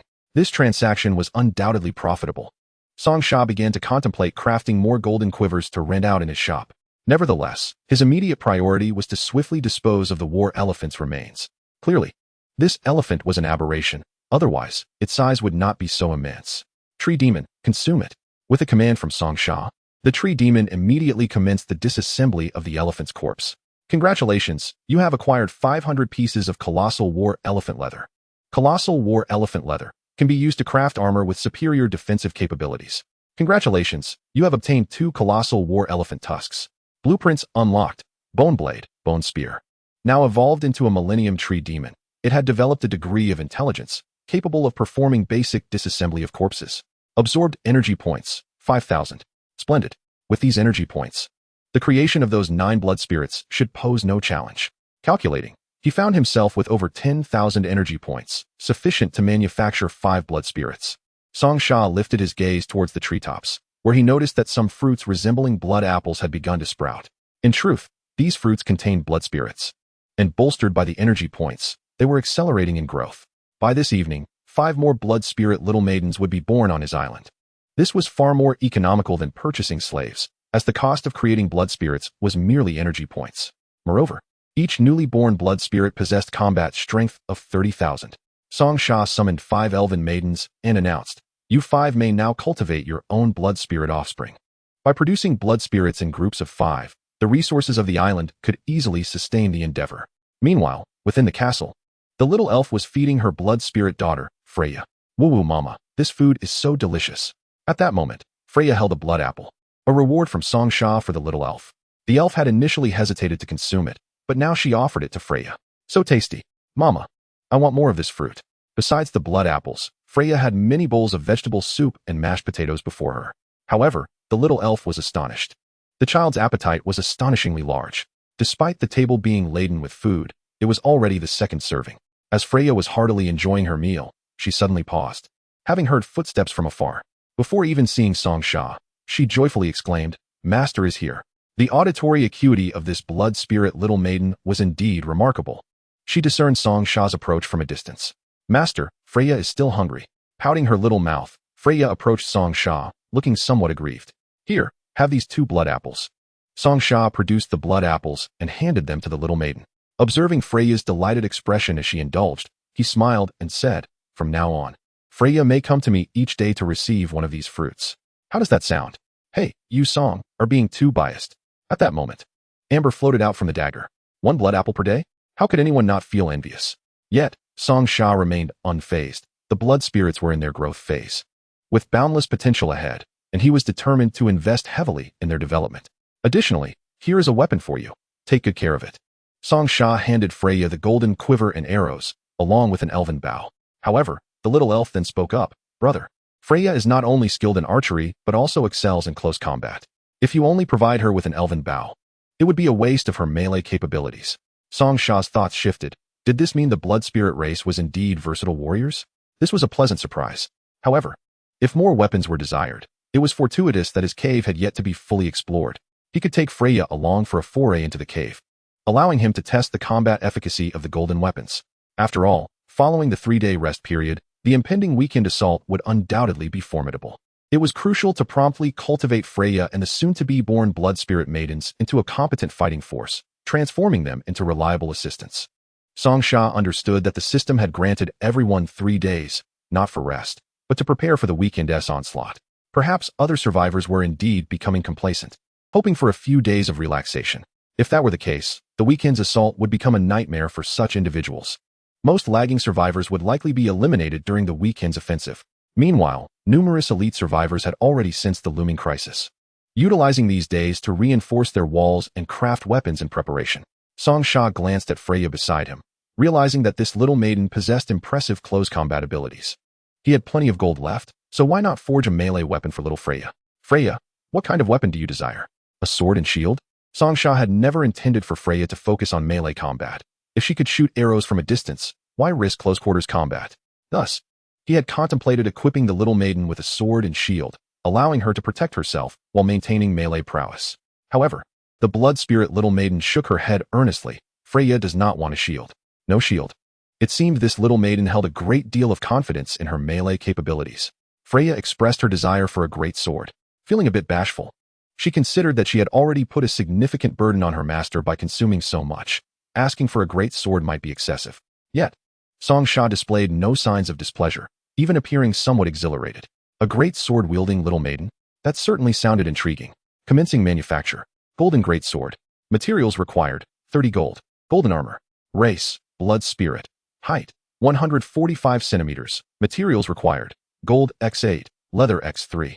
Song Sha also crafted a set of armor for Freya. After all, wielding a greatsword meant completely sacrificing defense, making reliable armor quite necessary. Once the equipment was successfully forged, Song Sha pondered whether to enchant it as well. Chapter 69. Was the first kill stolen? At the enchanting enchantment station, Song Sha pondered for a moment before preparing to bestow enchantments upon Freya's weaponry. There remained a substantial amount of energy within the enchantment station, sufficient to enchant both armor and weapons entirely. Song Sha had to contemplate whether choosing the great sword as a weapon would affect Freya's agility. After all, agility is the most formidable attribute of elves, and it serves as their greatest advantage. The enchantment of the refined gold greatsword was successful. Attack speed 25. The enchantment of the refined gold armor was successful. Spirit of the gentle breeze, movement speed 25. Enchantment skill, dash. Done. Song Sha approached Freya with the armor, and the little girl's eyes sparkled with delight upon seeing the magnificent armor, which she immediately embraced tightly. Thank you, master. I adore this gift, Freya exclaimed, unable to part with the armor, affectionately rubbing against Song Sha. He then handed the great sword to Freya, who attempted to wield the immensely heavy refined gold great sword effortlessly, as if it were merely an extension of her own arm. With the assistance of the little sprite, Freya donned the refined gold armor, and then, within the hall, she executed a series of agile backflips. Master, this armor is so light. Observing Freya's reaction, Song Sha nodded in satisfaction. It seemed his intuition was correct. While heavy armor could impede Freya's agility, enchanting it with wind attributes compensated perfectly for that drawback. Watching the spirited little sprite brandishing the great sword in the castle hall, Song Sha couldn't help but marvel at how the blood spirit race was truly born for battle. It appeared that Freya had already learned all the knowledge of combat upon her birth. However, according to the little sprite, this was characteristic of the elf race. Even while still embryos, they are imparted with a significant amount of knowledge within the elven tree, thus making them natural warriors from the moment of their birth. Song Sha contemplated, seizing the day. Since he had crafted equipment for Freya today, it would be prudent to explore the dungeon with her and the little sprite mother. Others had discovered numerous treasures within the dungeon, and Song Sha was determined not to fall behind. After defeating the Corpse King, he had not ventured deeper into the caves. The location of the dark cave remained unchanged, and Song Sha descended into the dungeon with the little sprite mother and daughter with ease. Freya, are you afraid of your first battle? With Master here, Freya is not afraid. Freya's shining eyes were solely focused on Song Sha. After all, he was the first person she had seen upon her birth. She felt less dependent on the little sprite beside her. However, the two standing together resembled sisters rather than a mother and daughter, given their stature, one at 1.4 meters and the other at 1.5 meters. With the little sprite's naturally small size, they appeared undeniably like siblings. The trio cautiously entered the cave. After not exploring for some time, the dungeon had respawned new monsters. A large group of skeletons appeared before them. Song Sha remained unperturbed as he drew out the Bagua mirror, instantly obliterating all the skeletons. These skeletons respawned at designated intervals each day, and the island's bone powder relied entirely on them. However, Song Sha had not ventured deeper into the cave. After all, with the daily bustling affairs on the island, he had little time to explore the depths. Yet, the situation was different now, as there were rewards in the depths he had previously overlooked. Freya, do not touch that spawn tower. The island's food is produced by it. Just slay the skeletons. Initially, Freya had intended to dismantle the spawn tower directly, but upon hearing Song Sha's words, she quickly withdrew her hands. This was a matter that directly affected her daily sustenance. Song Sha approached the Corpse King's coffin and kicked open the stone coffin. As expected, the entrance to the second level was concealed beneath the Corpse King's stone coffin. It seemed that Shirwei Zongrun and Li Shao acquired their items starting from the second level. Just as Song Sha prepared to enter the second level with the little sprite mother and daughter, a notification sound suddenly rang out. Blue Star announcement. Su Rituan Shirwei Zongrun has become the first survivor to explore the third level of the Dark Cave. Reward: Legendary Weapon Tong, Zi Chia and Gang. Shirwei Zongrun actually cleared the third level and received a legendary sword as a reward? Song Sha frowned. He had only just reached the second level, and Shirwei Zongrun had already discovered the third level. The first exploration reward seemed quite promising. It appeared he must hasten his pace and seize the fourth level. Song Sha and the little sprite mother and daughter entered the second level of the cave. Ding! Congratulations on entering the second level of the cave. You are the 23,500,000th survivor to enter the second level of the cave. Over 23 million? Song Sha remained unfazed by his ranking, which fell behind others this time. With so many rankings in this island world, he could not possibly contend for the top in every single one, could he? Others operated as a group, while he was alone, unlike a courier with countless clones. He could not attend to every detail.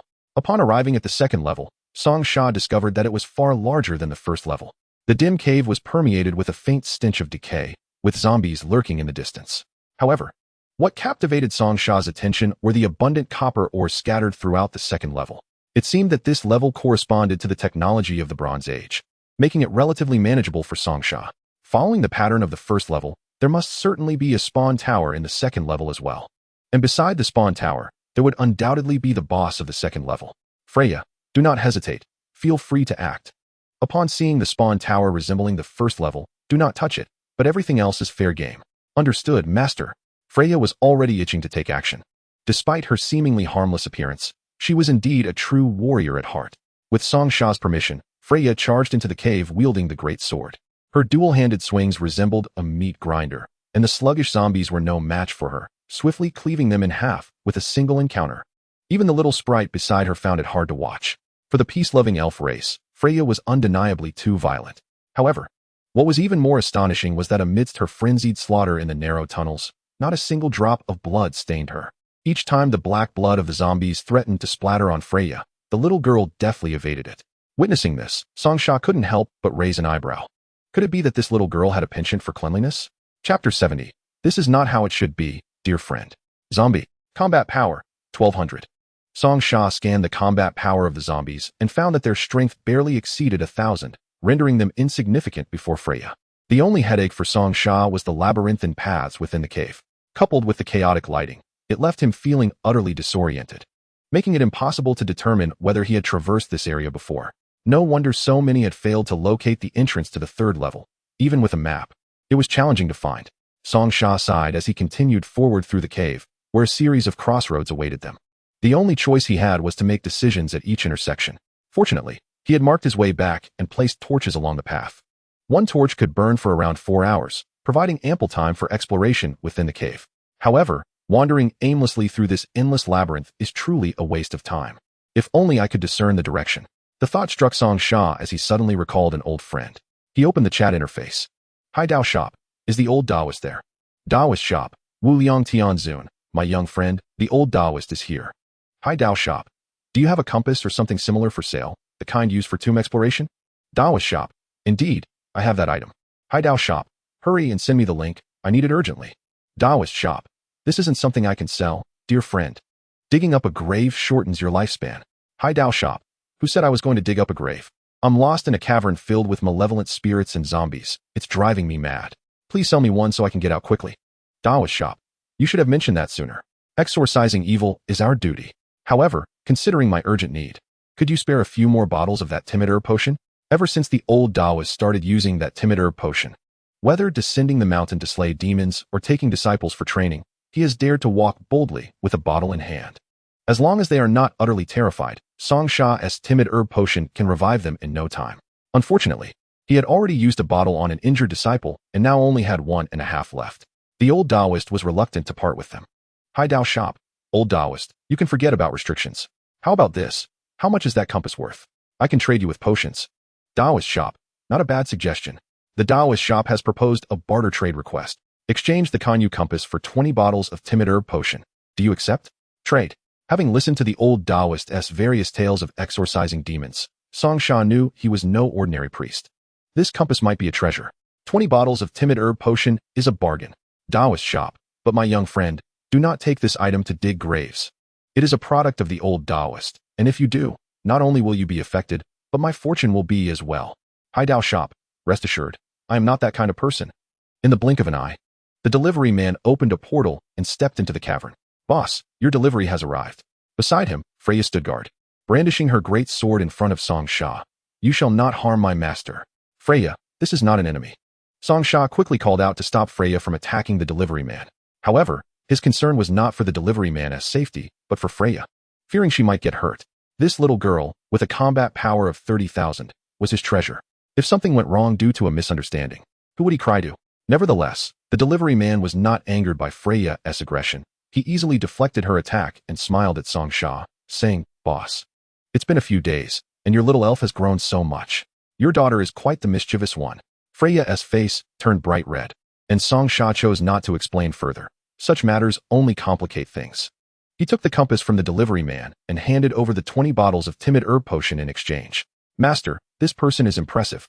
As the delivery man vanished through the portal once more, the little girl exclaimed in awe. Song Sha was at a loss for words. This little girl displayed no fear, only a fierce fighting spirit. He glanced at Freya, wondering if one day she might indeed be able to challenge the delivery man. Song Sha examined the compass he had received from the old Taoist and flipped through the instruction manual. The manual was detailed, and soon he grasped the compass's operation. Following the instructions, the compass's needle swiftly pointed in a specific direction. Song Sha led the two girls deeper into the cavern, following the compass's guidance. "Let us go." With the compass leading the way, they walked along the correct path. What would have taken days to fully explore was completed in mere minutes. How disgusting. This labyrinth has so many branches. Without the compass, they would not know when they would reach the second layer's boss. Found it. In just 15 minutes. The trio stood before the second layer's boss. The coffin lid slowly shifted. Instantly, the air around them seemed to freeze. A frost-covered zombie began to rise from the coffin. Feel the wrath of the ice. Freya, who had been eager to fight, rushed forward before the zombie could steady itself, striking it with her sword before it could even utter a greeting. Against Freya's 30,000 combat power, the zombie had no chance to resist and was swiftly dispatched. Blue Star announcement. In the Huaxiao region, Song Sha defeated the second layer boss, the Everfrost zombie, in 15 minutes and 20 seconds, earning a reward of 20 gold. The members of the Shipwreck sect, who had just entered the third layer, felt a wave of inexplicable tension wash over them upon hearing the announcement. They had spent a full 3 days clearing the second layer, while Song Sha had done it in just 15 minutes. Is there no justice left? That rascal Song Sha is competing with them for the speed kill first clear? However, the Shipwreck sect members, now armed with their divine weapon, quickly steadied their emotions. With their precious sword in hand, what was there to fear? Chapter 71, High Dao Cube. Meanwhile, on Song Sha's side, Freya had effortlessly slain the Everfrost zombie before he could even scan it.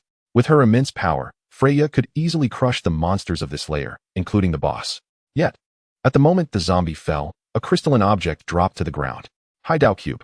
This item was entirely unfamiliar, evidently a newly unlocked item. High Dao Cube. Moves islands, alters terrain.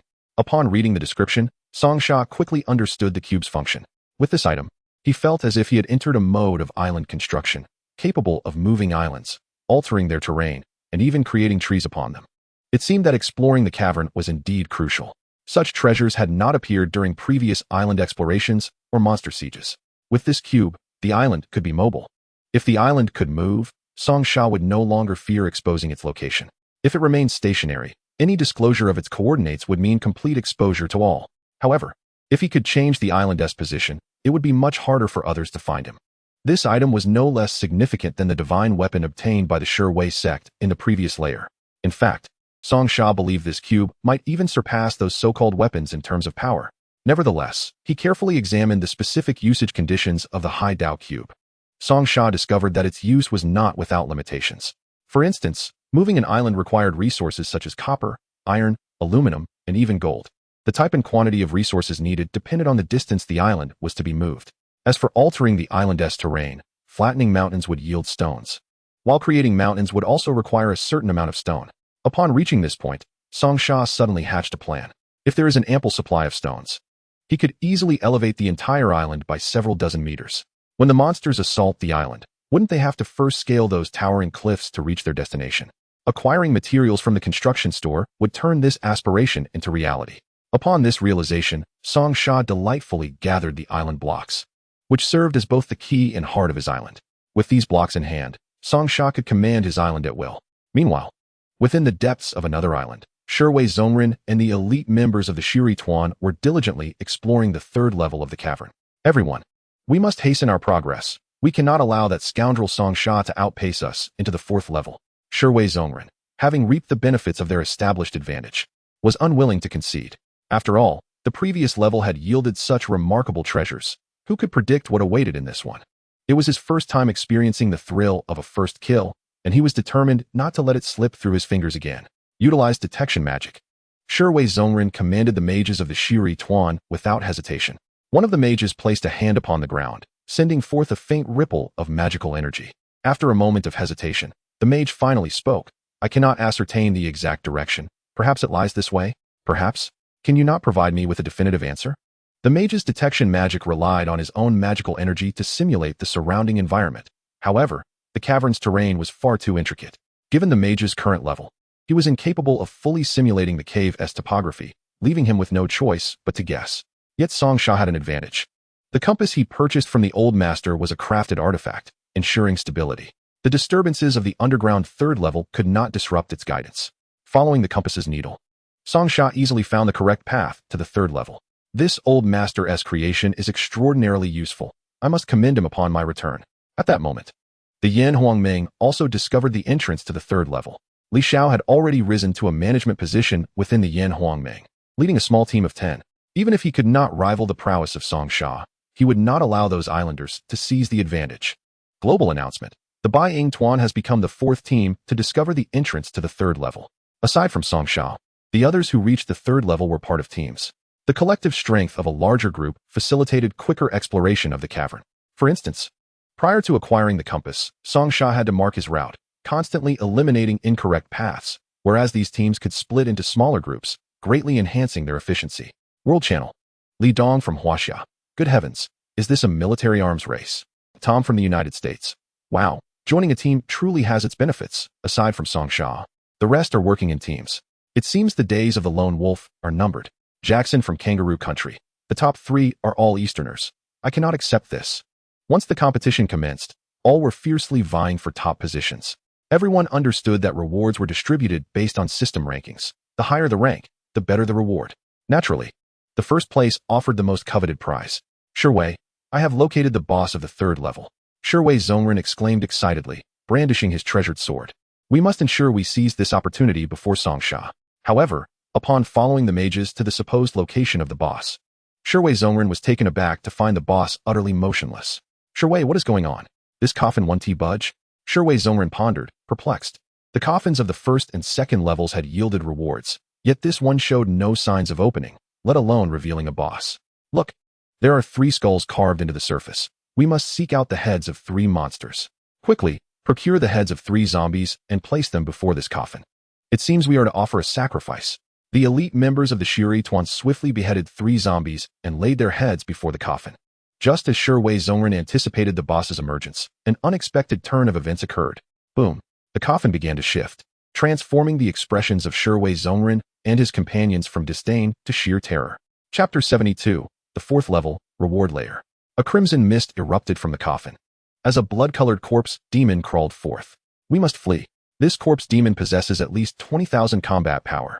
The aura of the corpse demon struck fear into the hearts of the Shiri Tuan members. Yet, Shirwei Zongren showed no signs of retreat. Armed with a blade that bordered on divine, he felt prepared to engage in battle.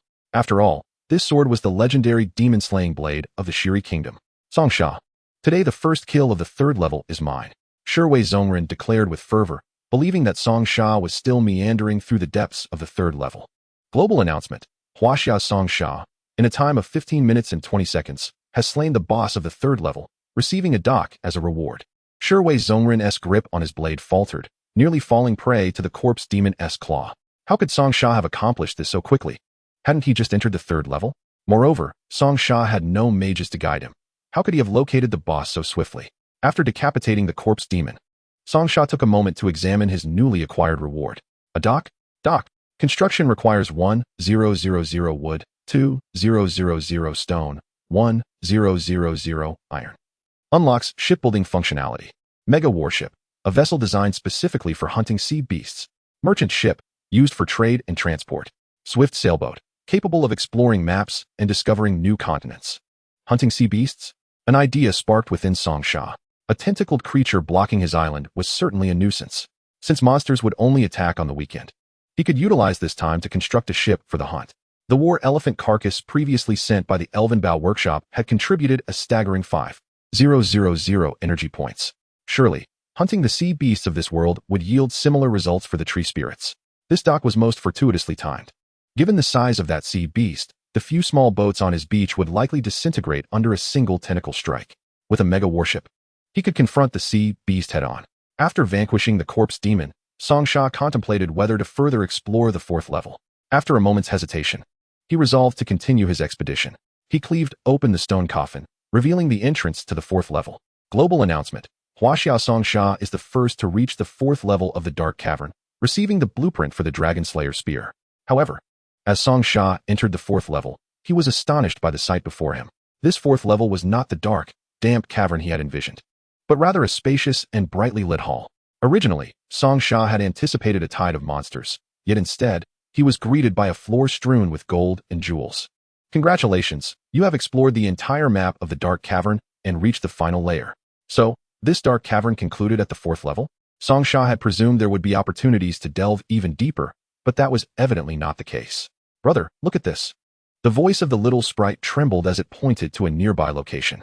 Following the sprite's gaze, Song Sha couldn't help but gasp in astonishment. Before him lay an enormous vein of refined gold. Not only were there scattered pieces of refined gold strewn across the ground, but the rock walls also shimmered with a dazzling golden hue. My goodness, just the pieces on the ground must amount to around 100,000 units. Song Sha's heart raced with excitement. Refined gold is a unique resource in the island world. He had searched the cosmic market and found no items related to it. Clearly, he was standing before a tremendous treasure. Yet, this vast mine was now his for the taking. A friendly reminder. The 4th level chamber is independent of the world and serves as a special space. Other survivors can also collect the refined gold within the chamber, and each survivor can only access the chamber once. Song Sha was momentarily speechless, his earlier excitement dampened significantly. So, this was merely a special reward space after passing the level. He could only fill his backpack and then leave. It was a one-time opportunity, and this place was shared. The refined gold that other survivors took from another space would also vanish from this chamber. The 100,000 units of refined gold were not solely his, but shared among all the survivors in the island world. In a hurry, Song Sha glanced at the contents of his backpack. Upon inspection, his heart sank. His backpack was a chaotic mess, aside from a timid herb potion. He had over 900 units of refined gold, nearly filling his bag. There was hardly any room left. At this rate, had he come here for nothing? What a disastrous loss. With his current backpack space, he could probably fit 500 more pieces at most. He certainly couldn't just discard all his timid herb potions to make room for refined gold. Song Sha's face clouded with worry, and at that moment, amber floated out behind him. A treasure mountain lies before us, yet there's no way to carry it away. This is driving me mad. Keep up the sarcasm, and I might just lock you away. Song Sha's mood plummeted to its lowest point. Seeing Song Sha's glum expression, Amber quickly fell silent, fearing to say more. Just as Song Sha was wallowing in despair, a sudden voice rang out.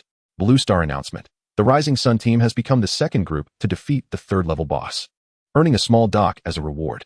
At this moment, refined gold began to vanish before Song Sha's eyes. Shirtu Zongren. Ha, Song Sha, you scoundrel. What does it matter if you took the lead? Our Rising Sun team came with 50 members. How much refined gold can you possibly take alone? Are you foolish? As he spoke, more refined gold continued to disappear from before Song Sha. In another parallel space, Shirtu Zongren cackled lewdly, while members of the Rising Sun team frantically gathered the refined gold around them. To carry more refined gold, they discarded everything else in their backpacks. Unlike Song Sha, they had no valuable items. Everything was exchanged for refined gold, ensuring they would profit immensely. Calculating at 10 slots per person, each could take away 1,000 units of refined gold, totaling 50,000 for their entire team. They struck it rich. Everyone, throw out the clutter from your backpacks, including torches. Make room for refined gold. Realizing that this was a one-time opportunity, they eagerly began to empty their backpacks. As Shirtu Zongren gazed at his overflowing backpack of refined gold, a sudden thought struck him. He dropped to his knees, tears streaming down his face. Brother, can you see this? Chapter 73. Same City Express. Have you ever seen this? Ha. Song Sha, the scoundrel, must be in another reward chamber now, helplessly watching us take away this refined gold. The Rising Sun team was truly reveling in this moment. It felt like a bank vault had burst open, allowing them to freely grab gold bars. Shirtu Zongren wore a smug expression. After being bested by Song Sha so many times, he finally felt vindicated. However, just as Shirtu Zongren was basking in his triumph, his eyes widened in disbelief as the 100,000 refined gold suddenly vanished before him. What is happening? Am I seeing things? Everyone, did you catch the recent Blue Star announcement? Could it be that another team has entered? A group of Rising Sun elites stood in confusion. Where's the announcement? Currently, only Song Sha and their Rising Sun team remained in the reward chamber. Shirtu Zongren was instantly stunned. If there were no other teams, then all that refined gold would belong to Song Sha. How on earth did that scoundrel manage to take close to 100,000 pieces of refined gold in an instant? This is illogical. 100,000 pieces of refined gold just vanished right before their eyes. A scenario no one could accept. Does Song Sha have an unlimited backpack? Courier, I appreciate your efforts to make a trip. Meanwhile, in another space, Song Sha revealed a sly smile. Boss, what exactly are you doing? The courier was utterly baffled by Song Sha's antics, and quickly inquired. "Oh, I'm just restocking." Song Sha chuckled, offering no further explanation. Watching the refined gold being taken one piece at a time by the Rising Sun team had sparked a clever idea in his mind for emptying the reward space. Shipping. Recipient. Island shop. Address. Island shop, island. Sender. Island shop. Address. Dark Cave Level 4, reward space. I've truly never seen such an operation before. The courier waved his hand, and the 100,000 refined gold instantly vanished, followed by his own entrance into the spatial door. Same City Express. What's so remarkable about that? Song Sha chuckled. Just moments ago, Shirtu Zongren was brimming with arrogance, and now he must be going insane. Before long, a chat window from the courier popped up before Song Sha. Courier. Boss, this amount is quite large. Charging you 1 gold coin seems reasonable, right? Song Sha chuckled. What's unreasonable about 1 gold coin? Even if they charged him 100 gold coins, he would still find it acceptable. After all, this was refined gold, a scarce resource that was unavailable in the cosmic market. Even if Shirtu Zongren managed to snatch away over 10,000 pieces, there were still more than 80,000 left, ensuring he wouldn't face a shortage of refined gold anytime soon. Blue Star announcement. The Yanhuang Alliance has become the 3rd group to defeat the 3rd level boss. Blue Star announcement. The White Eagle team has become the 4th. Global channel. Yanhuang Alliance Li Xiao? Why is the reward space empty? Rising Sun team Shirtu Zongren. Damn you, Song Sha? I will not rest until I get revenge. American Tom. From what I'm hearing, did the great Song Sha clear out all the rewards from this level, leaving no survivors? Other survivor teams entered the 4th level reward chamber one after another, only to discover that it had been divided between Song Sha and the Rising Sun team. The Rising Sun team took away 15,000 units of refined gold, while a staggering 85,000 ended up in Song Sha's possession. These survivors could only seethe in silence. At that moment, Song Sha suddenly spoke up in the World Channel. Song Sha, a friendly reminder to all, the last time I revealed the coordinates of the Rising Sun team. I wonder if the survivors remember? I shall post it again. Those in need of refined gold should go and take it. After finishing his message, Song Sha reposted the coordinates of the Rising Sun team's island in the global channel. Island Nation Shirtu Zongren. Damn you, Song Sha? Do you have no humanity? Just as the Shirwei Zongren emerged from the rewards layer, he was met with the disheartening news from Song Sha, leaving him on the verge of tears. Was it truly necessary to eradicate all hope so ruthlessly? The last time Song Sha disclosed the coordinates of the Shiri Tuan, it had incited a flurry of assaults from numerous survivors. Fortunately, the Shiri Tuan had withstood the onslaught, thanks to their formidable strength. After a period of relative calm, Song Sha seemed intent on ensuring no one would forget, once again revealing the coordinates of the Shiri Tuan, now possessing over 10,000 refined gold. This would undoubtedly provoke envy amongst many large factions. The troubles for Shiri Tuan seemed to be mounting. At that moment, as Song Sha and his companions emerged from the cave, they beheld 85,000 refined gold glimmering before them, filling them with elation. Thankfully, he had the presence of mind to act swiftly. Otherwise, they would have faced significant losses. As for the Shiri Tuan and Shirwei Zongren, flaunting their meager gains in front of him, they would soon learn the consequences of their arrogance. Brother, had it not been for your brilliant idea, all this refined gold might have slipped through our fingers, the little sprite remarked. Ever since Freya received the precious gold quiver from Song Sha, the little sprite had been envious, for such a treasure was coveted by every sprite. However, understanding the rarity of refined gold, she hesitated to ask Song Sha directly. Now, with this mountain of refined gold, not only could they craft quivers, but they could also forge exquisite armor for each of her sprite sisters, akin to Freya's. Yet, Song Sha felt a twinge of worry. With so much gleaming refined gold exposed in the open, it was a recipe for disaster if it were to be stolen. He needed a plan to secure all this gold. With a thought, he opened a dialogue with Tianxin Building Materials. Island Shop.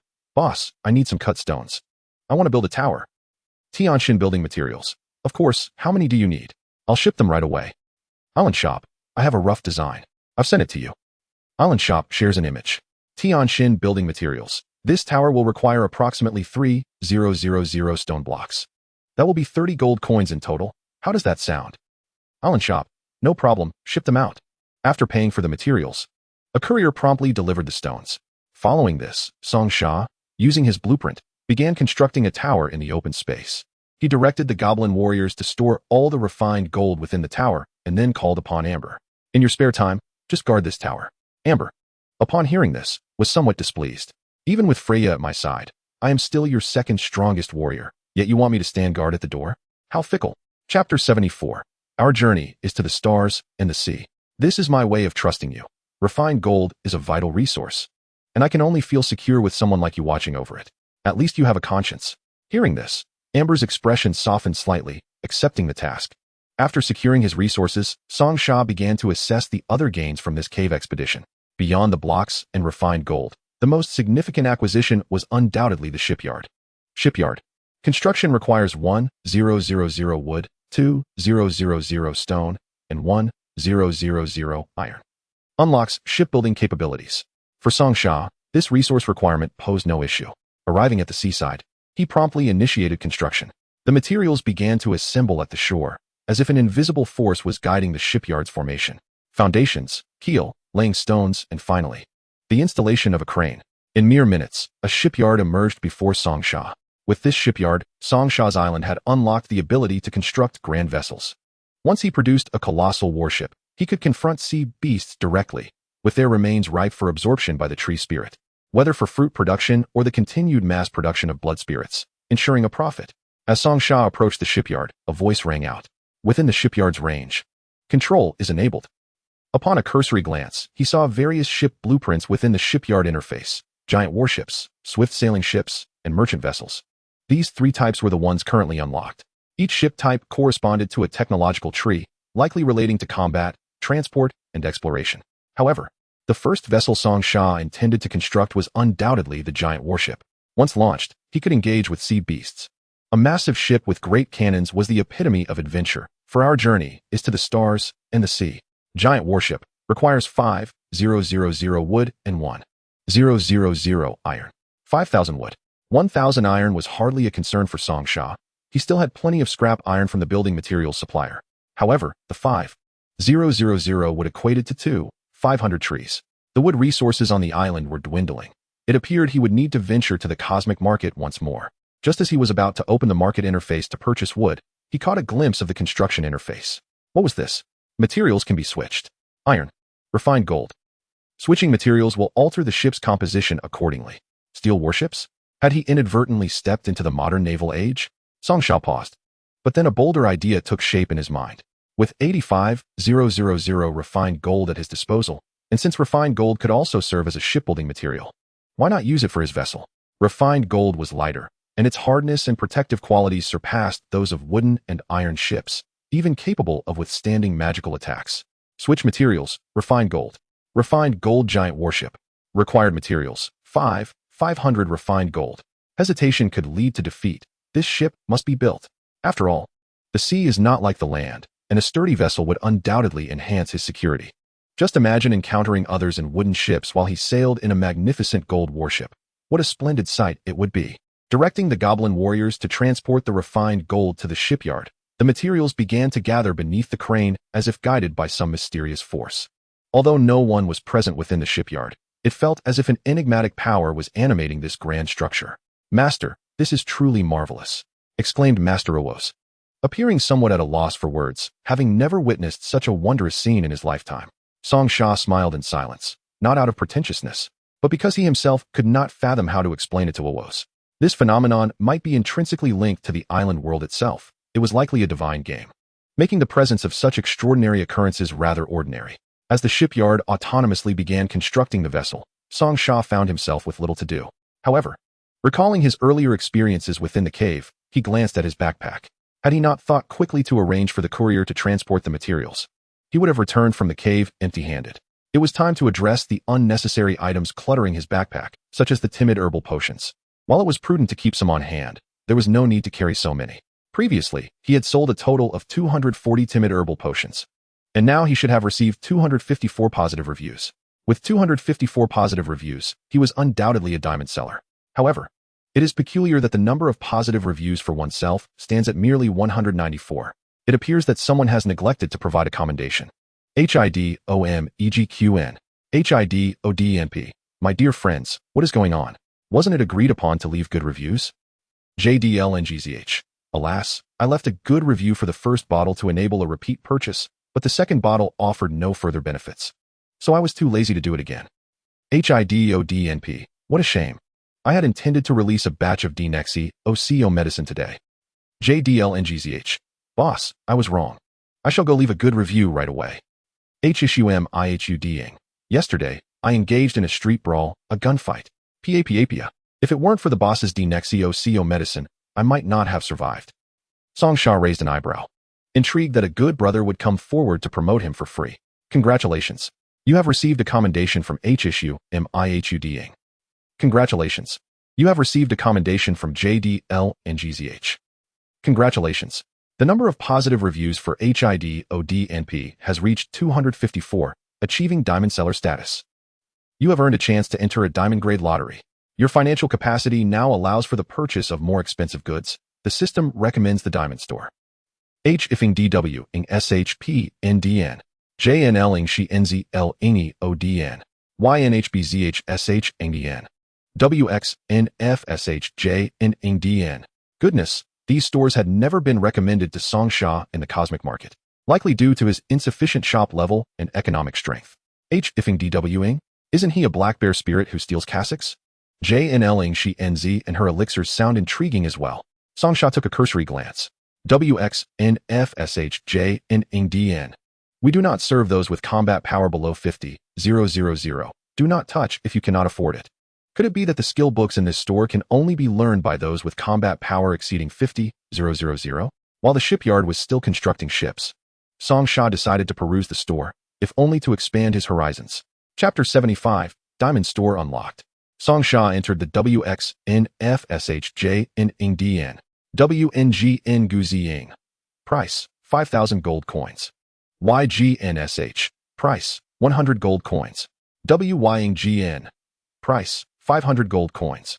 SHMINWNSHNGN. Price, 20,000 gold coins. Song Sha gulped. Goodness, these prices are exorbitant. He glanced at his meager purse, which held barely over 3,000 gold coins. Indeed, the proprietor was not mistaken. Do not touch if you cannot afford it. A diamond grade store is certainly not comparable to an ordinary establishment. The items within are outrageously priced, yet truly worthy of such costs. For Song Sha, achieving 50,000 combat power is hardly an insurmountable challenge. Within one compartment of his backpack, he stored 260,000 spirit pearls, sufficient to elevate his combat power to 50,000 in an instant. The advantageous aspect of spirit pearls is that regardless of quantity, they occupy only a single backpack slot. Calculating, each pearl provides 2 points of combat power. He need only consume an additional 10,000, and he would reach 55,000 combat power, thereby enabling him to learn all these secrets. However, he now needed to contemplate how to procure some funds for the skill books. Considering it, the 6,000 Dnexi OCO he cultivated in the urban area was due for harvest. Song Sha promptly dispatched 500 goblin warriors to collect the Dnexi OCO. 6,000 Dnexi OCO translates to 6,000 bottles of Dnexi OCO medicine. As for other resources, he planned to acquire everything from the cosmic market. After all, the resources on his island were dwindling. HIDODNP. I have ordered 1,000 cubic meters of sand for 10 gold coins. TNXNGNC IDNP. Thank you for your support, boss. I still have plenty of stone materials in stock. When will you buy more? HIDODNP. Rest assured, once I finish my tasks, I will certainly expand again. Prepare more. TNXNGNCIDNP. You are truly my benefactor, boss. After acquiring the sand from TNXNGNCIDNP, Song Sha began crafting glass bottles. Simultaneously, he ordered his human maid to thoroughly cleanse all the Dnexi OCO, then add it to the elixir of eternal youth before placing it into the alchemy platform. The quantity now is undoubtedly ample. However, with so few members in his buyer group, would these customers be able to consume such a vast quantity of Dnexi OCO medicine? Song Sha pondered. Feeling uncertain, he still possessed a promotional voucher. Perhaps using this voucher to request a market push from the system would yield results. Promotional voucher. Conduct a market-wide promotion for a specific product. The product utilizing the voucher will occupy an advertisement slot on the main market interface and be promoted to all users. Advertisement. Superlative quality Dnexi OCO medicine, featuring 1 legendary bottle. Welcome to purchase in store. Song Sha pressed the promotion button. Surely this would suffice? Within a minute, he received hundreds of requests to join the group. He clicked to accept them all, and instantly, the number of members in his buyer group exploded. SHINW-ING-DXN. I heard there is superlative quality Dnexi OCO medicine for sale here. What is this?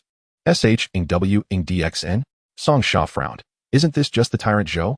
Using such an alias, one wonders about its authenticity.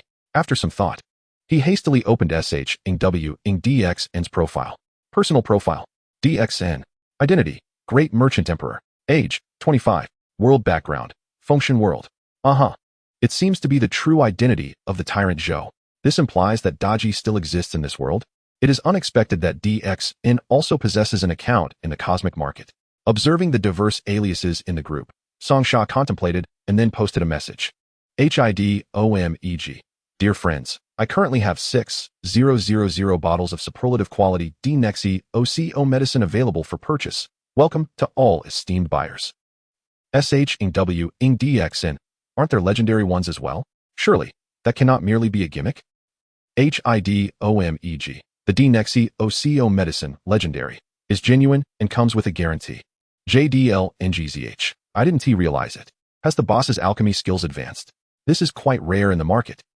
Dashi DNP. Young friend, given our good relationship, would you sell me a bottle? The sect competition is approaching, and I urgently require it. SHW-DXN. This medicine is purchased by me. No one is allowed to compete with me. Witnessing the eager buyers clamoring, Song Sha smirked. This was precisely the reaction he sought. HIDODNP. Apologies. Everyone, but this legendary grade is limited to one bottle, with a low yield. Those wishing to purchase may need to engage in an auction. Dashi DNP. I shall bid 500 gold coins. JDLNGZH. 800. SHURNYNGBWIN. 1000. Song Sha was taken aback. This legendary D-Nexi OCO medicine commanded such a price? It was even 100 times more expensive than the superlative grade. After examining the effects of the legendary D-Nexi OCO medicine, he ventured to the JNL Ingshi NZ's elixir shop. Discovering that the effects of his D-Nexi OCO medicine bore considerable similarity to a particular elixir named Jiju N, who H and DN. Yet that elixir was priced at a mere 800 gold coins. Meanwhile, his legendary D-Nexi OCO medicine's price continued to rise. This was illogical. However, upon further scrutiny, Song Sha discerned the distinctions between the two medicines. D-Nexi OCO medicine, legendary. Applicable audience, combat power of 500 and above. Jiju N who H and DN. The applicable audience, those with a battle power of 100,000 or above. A friendly reminder, taking the Jiao Zhuan Huan Hundan with insufficient battle power may result in one's body exploding from the overwhelming potency of the medicine. So, it is indeed the case.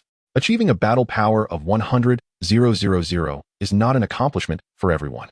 Compared to the Jiao Zhuan Huan Hundan, which is exclusively suitable for the elite, my own bottle of timid herbal potion is evidently more versatile.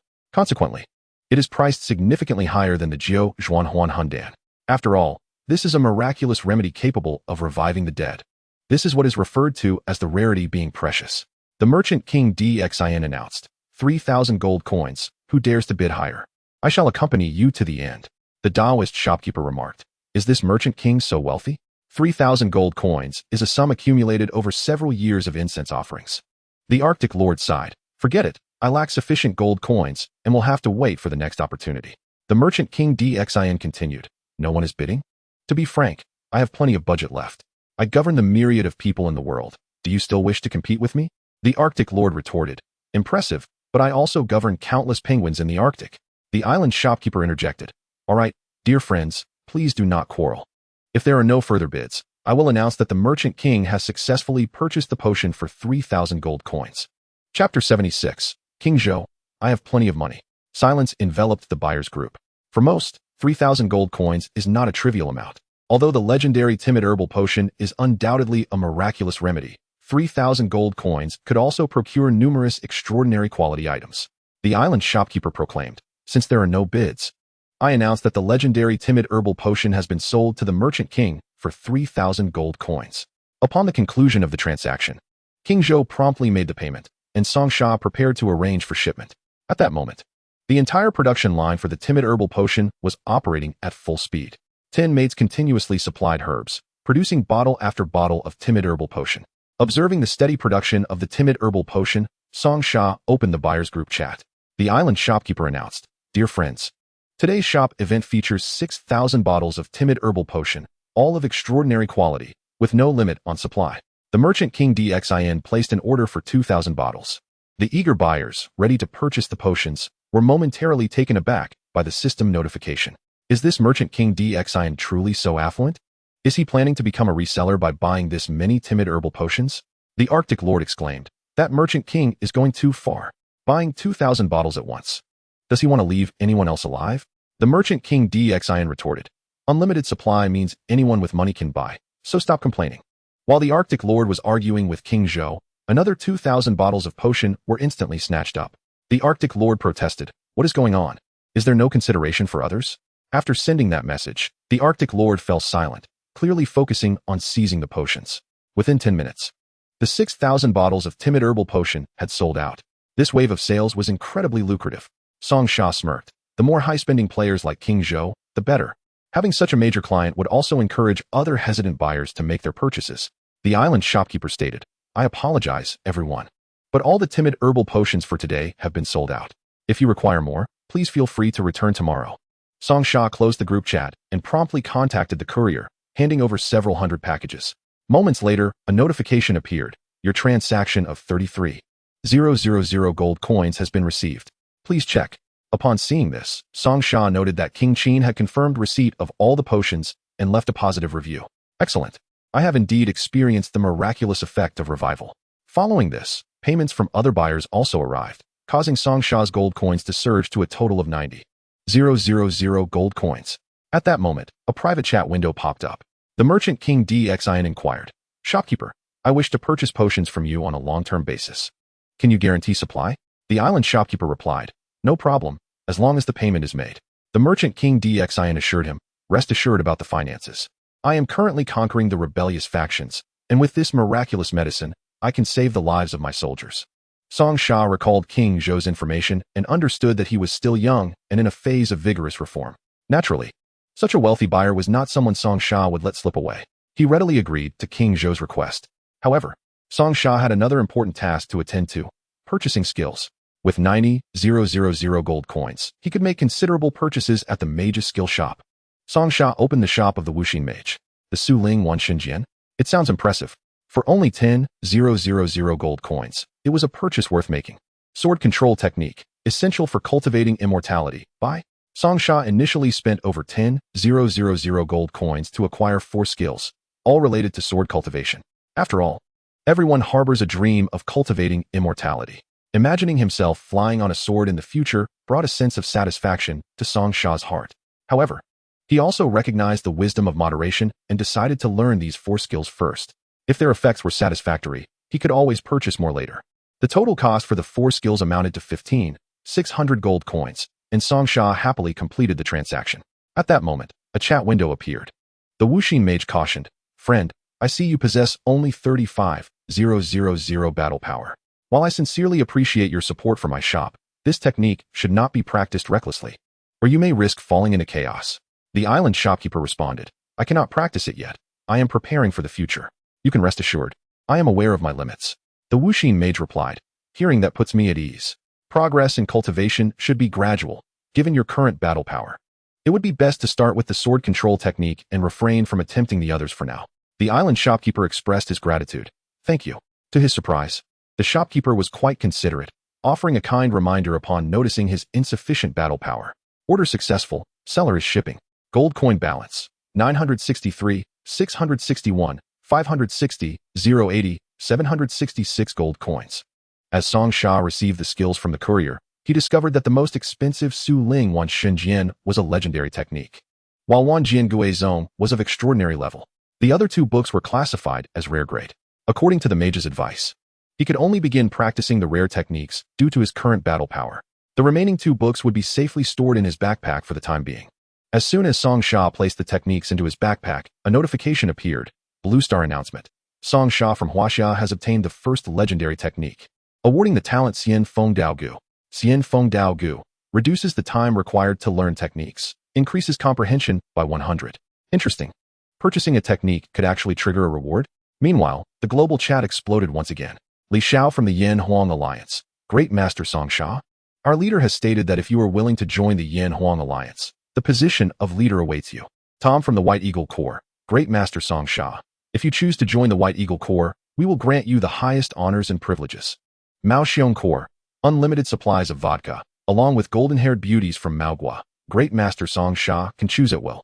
Upon witnessing Song Sha acquire a legendary technique, various factions began a fervent recruitment contest. The significance of techniques for survivors is unparalleled. Once learned, they can be shared with others, although each individual's comprehension varies. Having seen a technique allows one to learn at least a few moves, resulting in a significant boost in the collective strength of a team. However, SH had never contemplated joining any team. After all, he deemed himself sufficiently powerful. Why would he need to align with others? He was not one to harbor ambitions of world domination. Furthermore, SH had discovered that the manual contained anti-theft measures for the cosmic marketplace. Should he divulge its contents to others, he would be in violation and risk having his account suspended. SH was not inclined to take such a risk. Chapter 77. Does the little lowly also desire to fly with a sword? SH ignored the teams attempting to cozy up to him, and instead picked up the manual for the sword control technique. A notification chimed, indicating the discovery of a new weapon, the flying sword. Was it possible to create a flying sword himself? He had initially thought he would need to purchase one from the cosmic marketplace, but this revelation could save him a considerable sum. Without yet mastering the manual, SH was in no hurry to craft the flying sword. Upon opening the manual, a deluge of knowledge and information surged into his mind, and he comprehended the contents at a glance. Clearly, this was the effect of his ethereal talent. With a comprehension level of 100, the thought was both daunting and exhilarating. In less than 5 minutes, SH had completed the entirety of the sword control technique manual. The technique was not overly complex. It involved infusing one's spiritual energy into the flying sword and then manipulating it through thought. It appeared that to execute the sword control technique, he would first need to create a flying sword. With a flicker of thought, he opened the blueprint for sword creation. Required materials: iron, Shen iron, copper, and refined gold, 100 units each. For SH, there was no need for hesitation, since it would be for his own use. He opted for the finest materials, refined gold. Upon successfully crafting the refined gold flying sword, it materialized in his hand. He immediately infused it with spiritual energy and began to control it with his thoughts. With a gentle leap, SH ascended onto the flying sword. The sensation was quite pleasant. Initially, he felt a bit unsteady, but soon he mastered the art of manipulation. He circled around the walls of his castle. The miners below gasped in astonishment. What was this marvel of technology? The sword flew without any mechanical means, carrying SH aloft. It was simply incredible. At that moment, FLIY, who was playing with the little sprites on the castle walls, spotted SH soaring on his sword. Master, what is this technique? I want to learn it. The little lowly exclaimed, rushing after SH in excitement. Want to learn? SH tossed the sword control technique manual to her. As FLIY was considered his subordinate, this did not contravene marketplace regulations, and he would not face any repercussions. FLIY glanced at the manual and her face soured. Master, what are these characters? I don't understand any of them. SH smacked his forehead, nearly forgetting that FLIY lacked a system like his own and was unable to comprehend the profound script. However, he quickly devised another solution. Bound by a master-servant contract, he could share his knowledge with FLIY. Born from the embryo of a sprite and nurtured by a millennia-old tree spirit, she bore his mark from birth and had automatically formed a contract with him, sharing knowledge with the target, blood spirit FLIY, sword control technique. In an instant, FLIY reacted as if she had discovered a new world, exclaiming in awe, "How marvelous! Master, I understand." The next moment, she mounted her refined gold sword and soared into the sky. This is so much fun. Master, look, I'm flying too. The little lowly's comprehension was evidently high. Having shared the knowledge with her, she grasped it remarkably quickly, observing the little sprite flying above. SH envisioned the day when FLIY and the other blood spirits would mature, and he would impart the techniques of the 10,000 gods sword and the unification of all swords to them. The prospect of their combat prowess made him envision a glorious future. As SH pondered, a sudden chime resonated in the distance. The giant warship has been completed. He beheld a dark golden metal warship slowly emerging from the dock and entering the sea. The dark gold hue of the vessel added an air of mystery under the sunlight. Approaching the ship, its massive hull exuded a formidable presence, measuring 50 meters in length. It was the first giant vessel in this island world. The warship was crafted entirely from refined gold, even its sails being composed of compressed refined gold. On either side of the ship, 40 self-loading rapid-fire cannons were mounted, and at the bow, a massive dragon slayer spear was affixed, specifically designed for hunting sea monsters. The sight captivated all the island's inhabitants. Suddenly, the surface of the sea began to churn violently. A sea monster. It's that creature. A colossal octopus surged towards the warship, evidently intent on dragging the freshly launched vessel beneath the waves. It was the same sea monster that had appeared yesterday. Boom. The monster's tentacles ensnared the giant warship, yet no matter how fiercely it struggled, it could not shatter the ship. In fact, due to its excessive force, several tentacles became severed against the ship's hull. The sea monster let out a wail and retreated into the depths. Had it truly fled? SH was momentarily stunned. He could not comprehend the creature's actions. Attempting to drag the ship underwater, but inadvertently severing its own limbs? Was that not amusing? Seizing the opportunity before the monster disappeared, SH quickly scanned the creature. Sea Emperor Octopus. Level, Second Order Sea Monster. Combat Power, 95,000. He glanced at the severed tentacles floating on the sea's surface. He wondered if the tree spirit could absorb them. Gathering all the tentacles, SH hastily boarded the warship with his crew, sharing knowledge of navigation with the miners.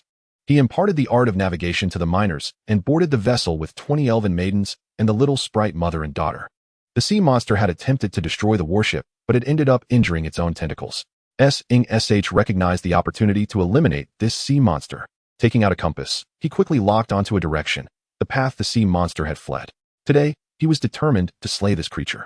With its corpse, he could likely bring the blood spirits currently gestating in the tree spirit's crown to fruition.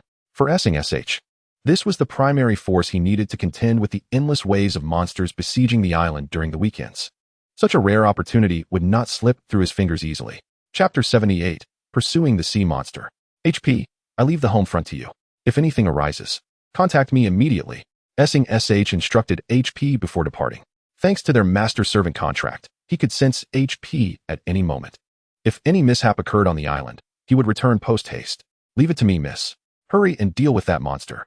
Doesn't it seem odd to have a bunch of tentacles floating on the sea? HP yawned and transformed into a wisp of smoke. Returning to the tower that SH had just repaired, Song Sha, feeling uneasy, decided to bring along an additional 200 goblin warriors before his departure. After all, he was about to confront a monstrous force exceeding 90,000 in battle power. Even though the enemy was already severely injured, caution was essential. Those remaining on the island should not be idle. They must swiftly plant the timid grass, expanding today as planting scale to 10,000 seeds. The food supply must keep pace as well, for the island was to soon welcome an additional 15 blood spirits. 15 blood spirits? Could they possibly match the voracious appetite of Fuleya? The personnel left behind, who initially intended to rest while Song Sha was at sea, instantly regained their spirits. With 15 great eaters soon arriving on the island, it was imperative to hasten the growth of crops to avoid starvation. Additionally, Song Sha arranged for a 200-strong goblin squad to delve once more into the dark caverns, ensuring the daily defeat of skeletal foes. Bone powder was an indispensable ingredient for food production on the island. Brother, why don't I stay on the island to help you oversee things?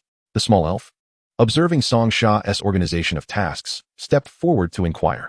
Among Song Sha's many subordinates, the small elf was no longer the pinnacle of combat strength. During battles, her assistance was rarely required. Hence, she hoped to contribute in other ways. After a moment of contemplation, Song Sha acquiesced to her request. Compared to Amber, the small elf seemed more suited for the role of logistics manager. Having spent the longest time together, she was naturally adept at coordinating the island's resources to ensure its smooth operation. With the island entrusted to the small elf, Song Sha felt a greater sense of assurance. After seeing the small elf off the ship, Song Sha grasped the compass and commanded the miners steering the warship to pursue the Sea Emperor Octopus. At that moment, a petite spirit suddenly appeared on his shoulder. Who allowed you to come out? Song Sha frowned upon seeing Amber.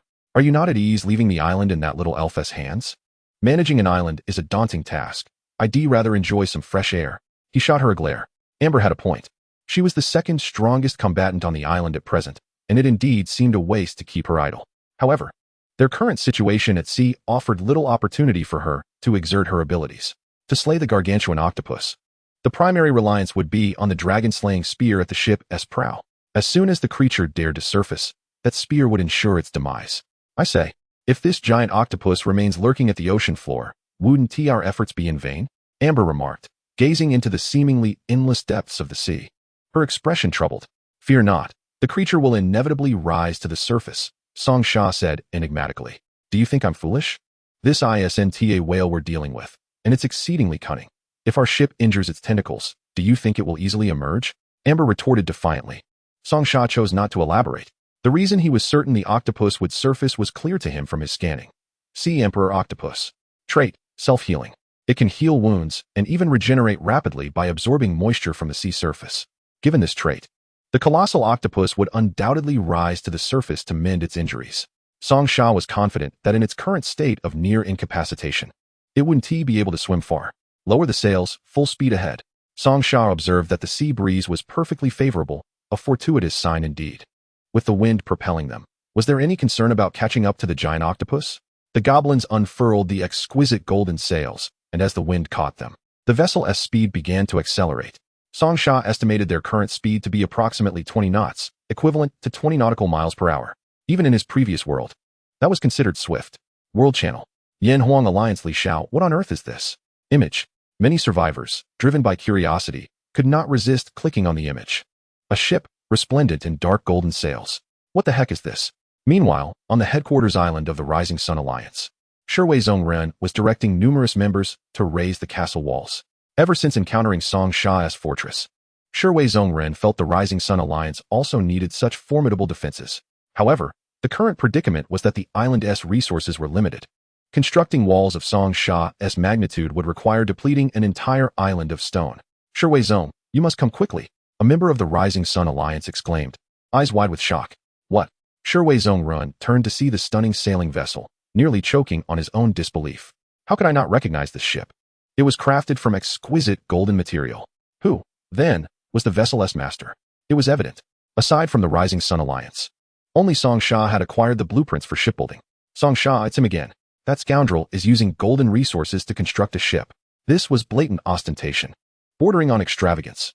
Such a vital strategic resource, and Song Sha was utilizing it for shipbuilding. Golden resources of this caliber were far superior to ordinary metals, and Song Sha was clearly leaving no room for others to thrive. Watching his own modest wooden vessel being constructed in their shipyard, Shiwei Zhongren felt a surge of resentment. This ship could yield hundreds of sets of golden armor if dismantled. Even more infuriating was that a portion of this precious material was rightfully the property of their Rising Sun Alliance. Shiwei Zhong. Shiwei Zhongren was immediately enraged, kicking the subordinate to the ground. Baka, do you think your life is so long? At this stage, we cannot afford to provoke Song Sha. There's an ancient saying in Huaxia. A gentleman takes his time to seek revenge. For now, we can only endure. Chapter 79. Halt, Extortion.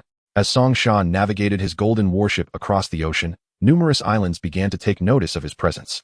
The mist gradually dissipated, and Song Sha felt a wave of relief. The bothersome sea fog had lingered for several days, and now it had cleared. Where could that giant octopus possibly evade? However, with the skies now clear, the surrounding islands were also distinctly visible. At that moment, Song Sha spotted a small wooden ship making its way toward his warship. On its bow flew a flag emblazoned with the emblem of a white tiger, the accompanying text looking quite familiar. Isn't that a vessel from the Han Nation? As the two ships drew closer, the opposing vessel showed no intention of slowing down.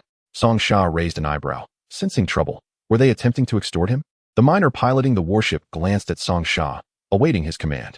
Meanwhile, aboard the Han vessel, several survivors were equally tense. Yongzai, are you sure that Song Sha won't collide with us? A survivor named Zheng Rongzai glared at his companion, his voice cold. In this situation, we absolutely cannot yield first. This opportunity is too rare. If we miss it, it may never come again. Song Sha's suspicions were confirmed. Indeed, these Han survivors were attempting to extort him. Zheng Rongzai's plan was simple. Regardless of whether Song Sha dared to collide, he intended to broadcast the incident on the World Channel, stirring sympathy among the survivors. When the time came, extorting Song Sha would be easy. And even if he merely offered to part with a fraction of the 8,000 golden resources, it would be a substantial gain. Song Sha, you have intruded into the territorial waters of Mai by Lao Hu Tuan.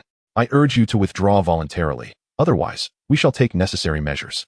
Zheng Rong, brandishing a makeshift loudspeaker crafted from tree bark, shouted loudly at Song Sha. His subordinates busied themselves, preparing to capture the moment on video. Master, that group of uncles over there seems peculiar. On the warship, Fu Leiya tilted her head, observing the antics of Zhang Zaipu and his entourage with puzzlement. Is this really called territorial waters? There isn't even an island around. Surely I haven't been dead so long that the rules of the world have changed? Amber yawned languidly. Song Sha smiled faintly. When it comes to shamelessness, the people of the Bangzi kingdom certainly rank among the top in the world. It was evident that today's encounter was a premeditated scheme to extort. Ram straight into them, Song Sha instructed calmly. As Song Sha's servants, the miners responsible for piloting the ship would not question further. They would resolutely execute his command. Moreover, the small wooden boat opposite was far from sturdy. Their vessel was a finely crafted warship, while the other was evidently fragile enough to shatter upon impact. At this point, Zheng Rong and his companions aboard the small wooden boat were left dumbfounded. Several of his subordinates couldn't help but exclaim, "Holy cow! Does Song Sha really dare to ram us?" As the golden warship approached, the oppressive aura intensified. When the warship neared, Zheng Rong finally reacted. "Retreat. Row the boat." A few survivors frantically paddled, yet no matter how hard they rowed, that massive warship continued to draw closer. Axiba quickly cast wind magic. With a resounding crash and Zheng Rong's terrified screams, the small wooden boat was utterly crushed, reduced to splinters floating on the surface. Song Sha glanced at the struggling survivors from the Bangzi kingdom, who were just surfacing from the water. "Song Sha, save me. Song Sha, please." Zheng Rong, now stripped of his earlier bravado, pleaded in terror. Song Sha remained composed. "What do you mean by blocking my path? Song Sha, we acknowledge our mistake. We were blind and attempted to swindle you." World Channel. Huaxiag was Song Sha video. Song Sha said little else and promptly posted a video on the World Channel. Huaxiag Woli Dong. "Haha, did you try to extort Song Sha? Looks like you're in trouble now." Migwa Tangmu, cunning Easterners, "Oh no. Song Sha, I didn't mean to target you. I meant the cunning people of the Bangzi kingdom." Song Sha briefly scanned the comments before addressing the miners by his side. "Set sail. Song Sha, please save us." Song Sha cast a dispassionate glance at the Bangzi survivors. "When did I ever say I would save you?" Zheng Rong was taken aback. He had confessed everything. Yet Song Sha truly showed no inclination to help. Song Sha had no time to waste on Zheng Rong, as the delay only increased the difficulty of pursuing the giant octopus. He surveyed the warship beneath him. Relying on sails, after all, was contingent upon favorable winds. He needed to make this warship move faster. If he desired advanced technology, he would have to explore the cosmic marketplace. Song Sha opened the search interface. Search. Underwater propulsion device. Store information. Cosmic Technology Company. Island Store. Owner. Do you have any external underwater propulsion devices? Customer service Ming Ming. Yes, we do. I believe this propulsion device will meet your needs. It utilizes cosmic runes, and each rune allows the device to operate for over a year. Island Store. Sounds promising. How much does it cost? Customer service Ming Ming. Only 300 gold coins, and this device is easy to operate. No vessel modification is required. Just stick it on and use it. Island Store. Let me try two first. If they don't work, I'll return them. Customer service Ming Ming. Rest assured, dear, we offer a 7-day unconditional return policy if you are dissatisfied with the product. Without hesitation, Song Sha placed the order. The rune underwater propulsion device you purchased has been shipped. Gold balance, 8076660080166. Song Boss, you purchased an electrical product. The platform provides free installation service, so you don't have to lift a finger. I have already installed the 2 propulsion devices for you. The delivery person emerged from the water, completely dry, having just installed the 2 devices for Song Sha. Chase after it. Song Sha pressed the propulsion device button, activating the underwater propulsion system. Holding a compass, which indicated the direction the giant octopus had fled, he noticed the fog over the sea beginning to thicken. Seeing the mist rise, Song Sha felt a surge of joy. The giant octopus must be fleeing along with the fog. The presence of mist indicated he was close to it. Chapter 80. The Sea of the Dead, the Mysterious Treasure. Ding. You have entered the Sea of the Dead, Mysterious Island. You may encounter survivors from other worlds here. Do you wish to proceed? The Sea of the Dead? Mysterious Island? Song Sha paused, quickly checking the description of the Sea of the Dead. Sea of the Dead. A special space linking to the subspace battlefield. You will encounter survivors from different dimensional worlds here. Friendly reminder. The power systems of various worlds differ. Survivors from other worlds may possess strengths beyond your comprehension. The Sea of the Dead is fraught with danger, hurricanes, undercurrents, and sea monsters. If you seek wealth and opportunity, then seek out the mysterious island. Upon reading this introduction, Song Sha couldn't help but scoff. The tone resembled that of a famous manga from a certain island nation. Yet, he understood that this sea region did not seem particularly welcoming to Earthlings, not to mention the unknown races. Even the orcs he had previously battled on the competition island possessed inherently superior physical attributes compared to humans.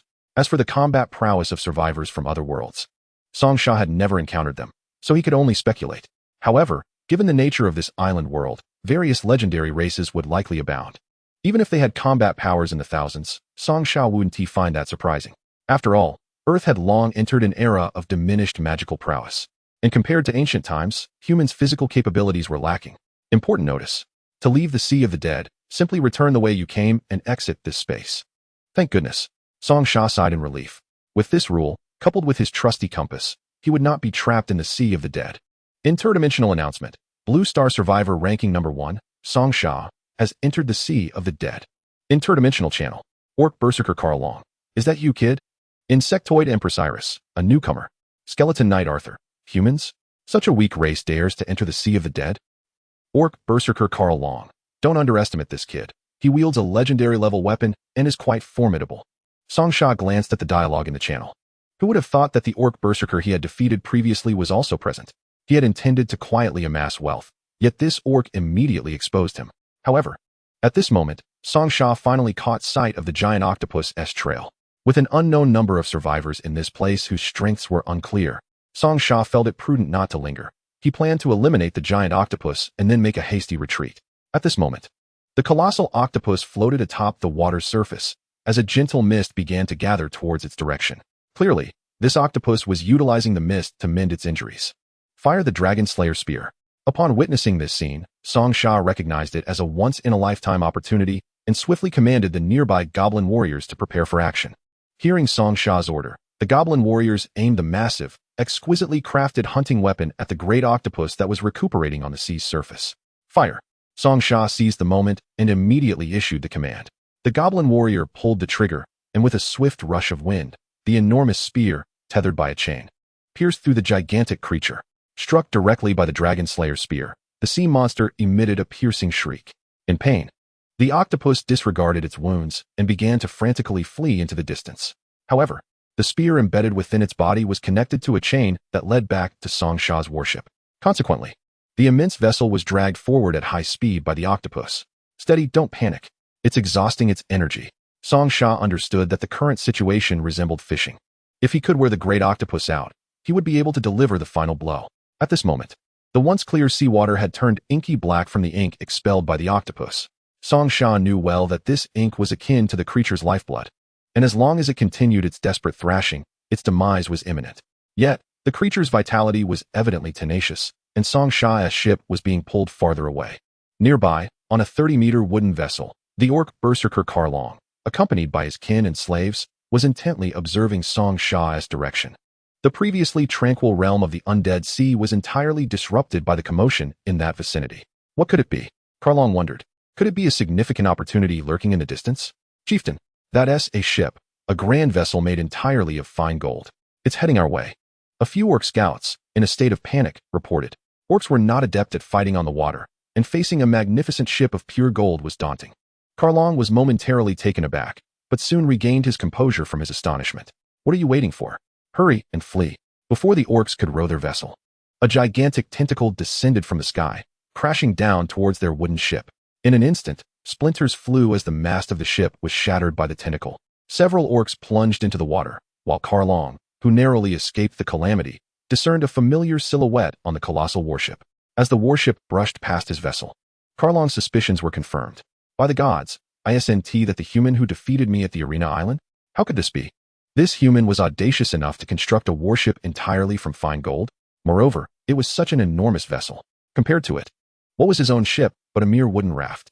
However, having narrowly escaped disaster, Carl Long could not dwell on such thoughts and hastily commanded his fellow orcs, quickly, save the others. After rescuing them, we must leave this cursed place. The undead sea is far too terrifying, and even a human possesses such formidable equipment to hunt sea monsters without restraint. It should be noted that in the world of the Orc Islands, he had barely escaped from the clutches of sea monsters after unifying much of the world with the aid of half the orc survivors. Yet here was Song Sha, already in the midst of hunting sea monsters. This very creature was being tormented by Song Sha and was on the brink of death. Dimensional channel.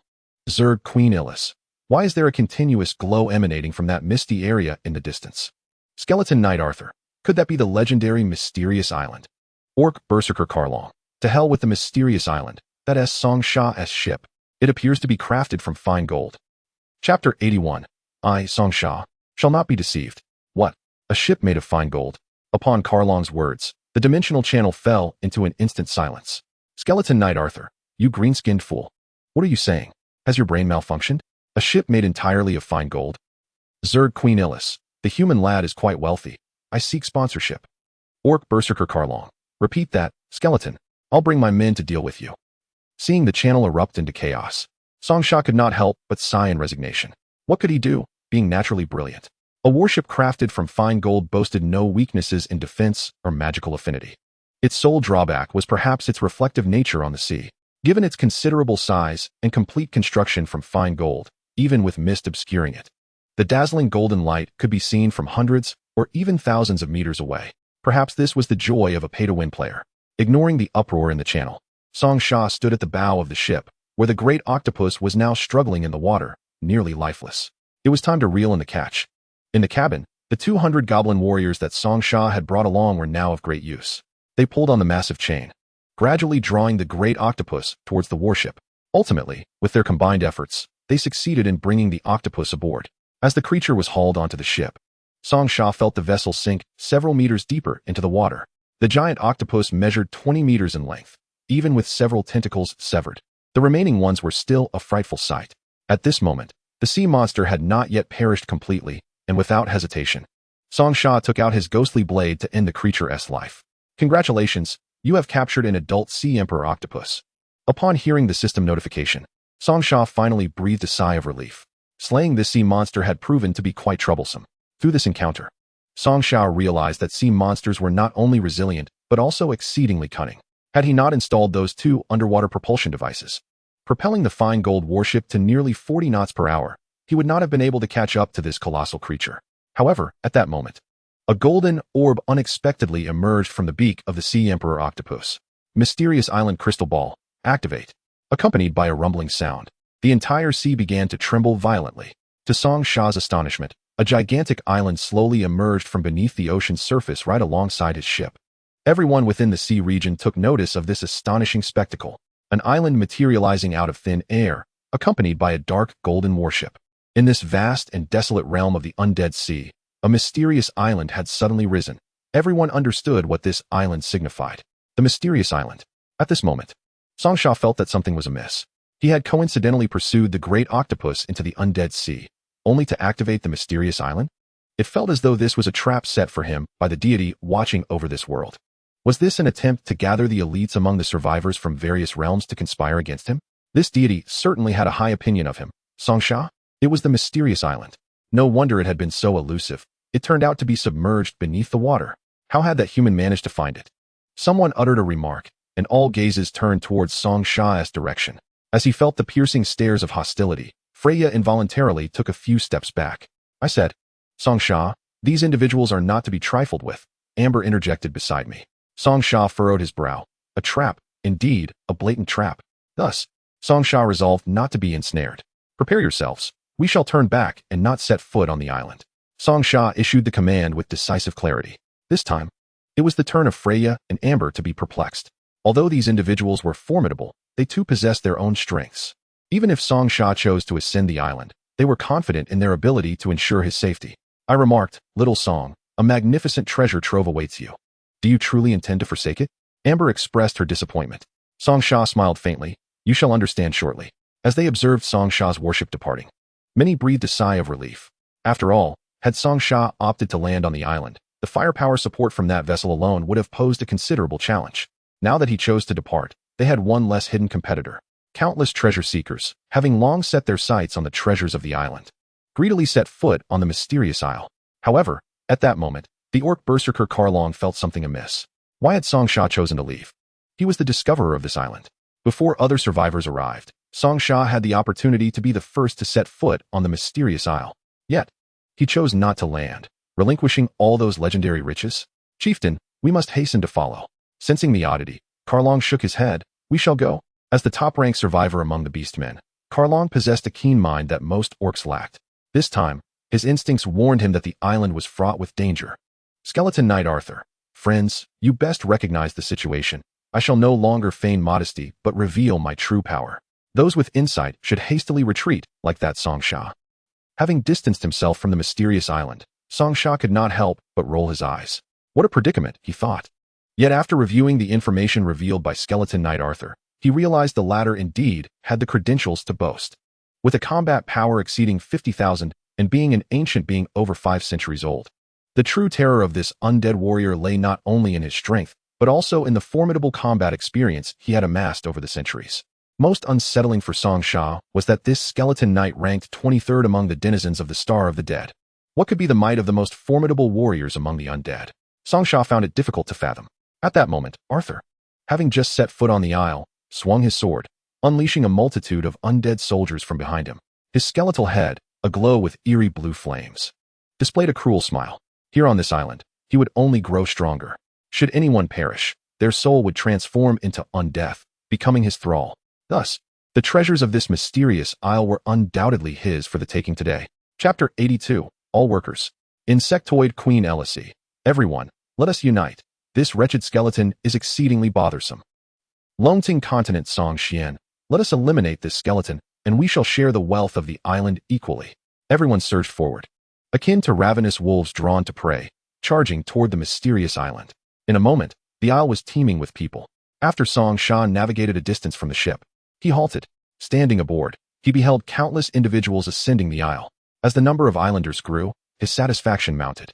Meanwhile, Amber, floating anxiously beside him, recoiled at the thought of so many people vying for the treasures of the mysterious isle while they, the discoverers, simply forfeited their claim. Do not fret. Observe what those on the island are doing. Amber glanced over and witnessed the survivors engaged in brutal combat, fighting fiercely for the treasures, showing no mercy to one another.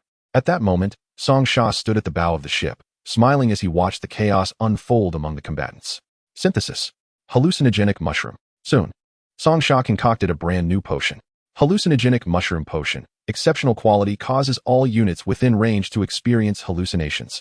Song Sha took up a crossbow and launched the potion into the air above the mysterious island. Bang! The mist erupted. A cloud of white mist descended upon the isle. Song Xian looked on in bewilderment. What is this mist? Amidst their fierce struggles, no one noticed the mist bursting overhead, until it gradually enveloped them. Those inhaling it began to convulse, even foaming at the mouth before collapsing to the ground. Witnessing all on the island succumbed, Song Sha calmly stepped ashore. The once vibrant survivors now lay incapacitated, utterly incapable of contesting against him. That cunning rascal, Karlong, concealed in the distance, cursed upon witnessing the scene. Song Sha had managed to ensnare everyone on the island, then unleashed a toxic mist, rendering them defenseless. How devious. Ha ha. I knew you would not simply walk away from such a grand opportunity. Amber laughed heartily, glancing at the fallen individuals. Song Sha strode onto the mysterious island with confidence. Turning to Freya still on the ship, Freya, guard the vessel. Understood, master. Song Sha then ventured onto the island accompanied by the ghostly Blade and Amber. At that moment, the beach was littered with survivors foaming at the mouth. Although they retained consciousness, all they beheld were illusory visions.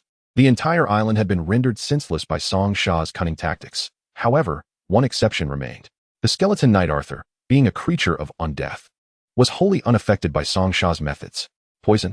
Such a concept was non-existent for the undead. Arthur regarded Song Sha with a cold gaze. 35,000 combat power. Your strength is indeed impressive. I must admit, I have never encountered a human with such power before. It was undeniable that Song Sha was the strongest human he had encountered thus far. However, upon hearing this, Song Sha felt a tinge of confusion. How could this be? Surely, powerful humans existed in high martial worlds, where formidable beings must reside. Noticing Song Sha's perplexity, the skeleton knight sneered. A newcomer, are we? Such caliber of warriors is beyond our reach. What do you mean by that? Song Sha furrowed his brow. Given that you have spared me considerable trouble, let me enlighten you, novice.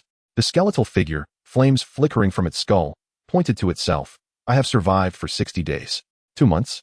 Upon hearing this, Song Sha instantly grasped the implication. It seemed that each individual's survival duration varied. Some had arrived earlier. Having clarified your doubts, I trust you can proceed with peace of mind. The skeleton knight swung his sword, and an endless wave of ghostly energy surged towards Song Sha. In the distance, Karlong wore a mocking smile. Fool, after all this, you are merely sewing garments for others. It appeared that the treasures of the mysterious island were destined to belong to this skeleton. Yet, just as Arthur believed victory was assured, Song Sha languidly yawned. Slowly, he retrieved a Bagua mirror from his chest. As the Bagua mirror glimmered, countless spirits were instantly reduced to ashes. At that moment, Arthur stood dumbfounded. What is that? Ah, it burns. The mirror's light seared a gaping hole into Arthur's form. The skeletal knight retreated with a scream. Yet Song Sha showed no intention of letting him escape, raising the mirror towards Arthur once more. Arthur, filled with dread, fled toward the sea, bewildered by the strange power wielded by this human. Initially, he believed that only the holy water from human priests could restrain him. However, this mere mirror instilled a fear in him far greater than that caused by holy water. In a frantic bid for safety, he returned to his ghost ship. Glancing back at the advancing Song Sha, and without hesitation, shattered a return island talisman in his palm. With a whoosh, the skeletal knight vanished from the island. What good is poison resistance? This Baiwa mirror is specifically designed to deal with spirits. Nevertheless, the skeletal knight, boasting a combat power of 50,000, was remarkably swift. Song Sha had originally intended to slay him here, for a centuries-old skeleton must possess numerous treasures. However, the Baiwa mirror was ineffective against a malevolent spirit of such formidable strength. Yet, it seemed adept at suppressing undead creatures. At that moment, the only entity capable of threatening Song Sha had fled. Observing the survivors sprawled across the island, a smirk of satisfaction crept onto Song Sha's face. That insectoid queen. Was it? Open your backpack and let me see. With his ghostly blade drawn, he pointed menacingly at Elise. Please don't kill me. I can warm your bed. Song Sha retorted, let's talk. With the blade poised against her throat, Elise dared not utter another word and hastily emptied her backpack's contents. Suddenly, a dialogue box appeared before her. Slave contract. Come on, sign this if you wish to live. Elise glared with resentment, finally unable to contain herself. Don't go too far. Song Sha shrugged. Everyone here is a big shot. To avoid future retribution, I have no choice but to resort to this. Chapter 83. Surrender your skills. Song Sha wore a disarming smile. What ill intentions could a novice possibly harbor? Gritting her teeth, Elise had no option but to sign the slave contract. She was born of the Spider Queen lineage, yet had never encountered a human like him. Now, she was but a piece of meat on the chopping block. With Elise's example set, the others could only meekly watch as Song Sha asserted his dominance over them. Indeed, he compelled everyone present to sign the slave contract. Furthermore, he looted their supplies, and when his own backpack proved insufficient, he ordered the goblin warriors to transport the goods onto his ship. However, they had underestimated Song Sha's skinning techniques. After completing this task, he cheerfully declared, now, everyone, show me your skills. How could this man still maintain a negotiating tone at such a juncture? Was he deliberately toying with their emotions? Song Sha roughly counted the number of individuals on the island. Over 400, divided into numerous teams, all had succumbed to his hallucinogenic poison. He felt gratitude toward the skeletal knight. Before he had arrived, this creature had been the island's public enemy.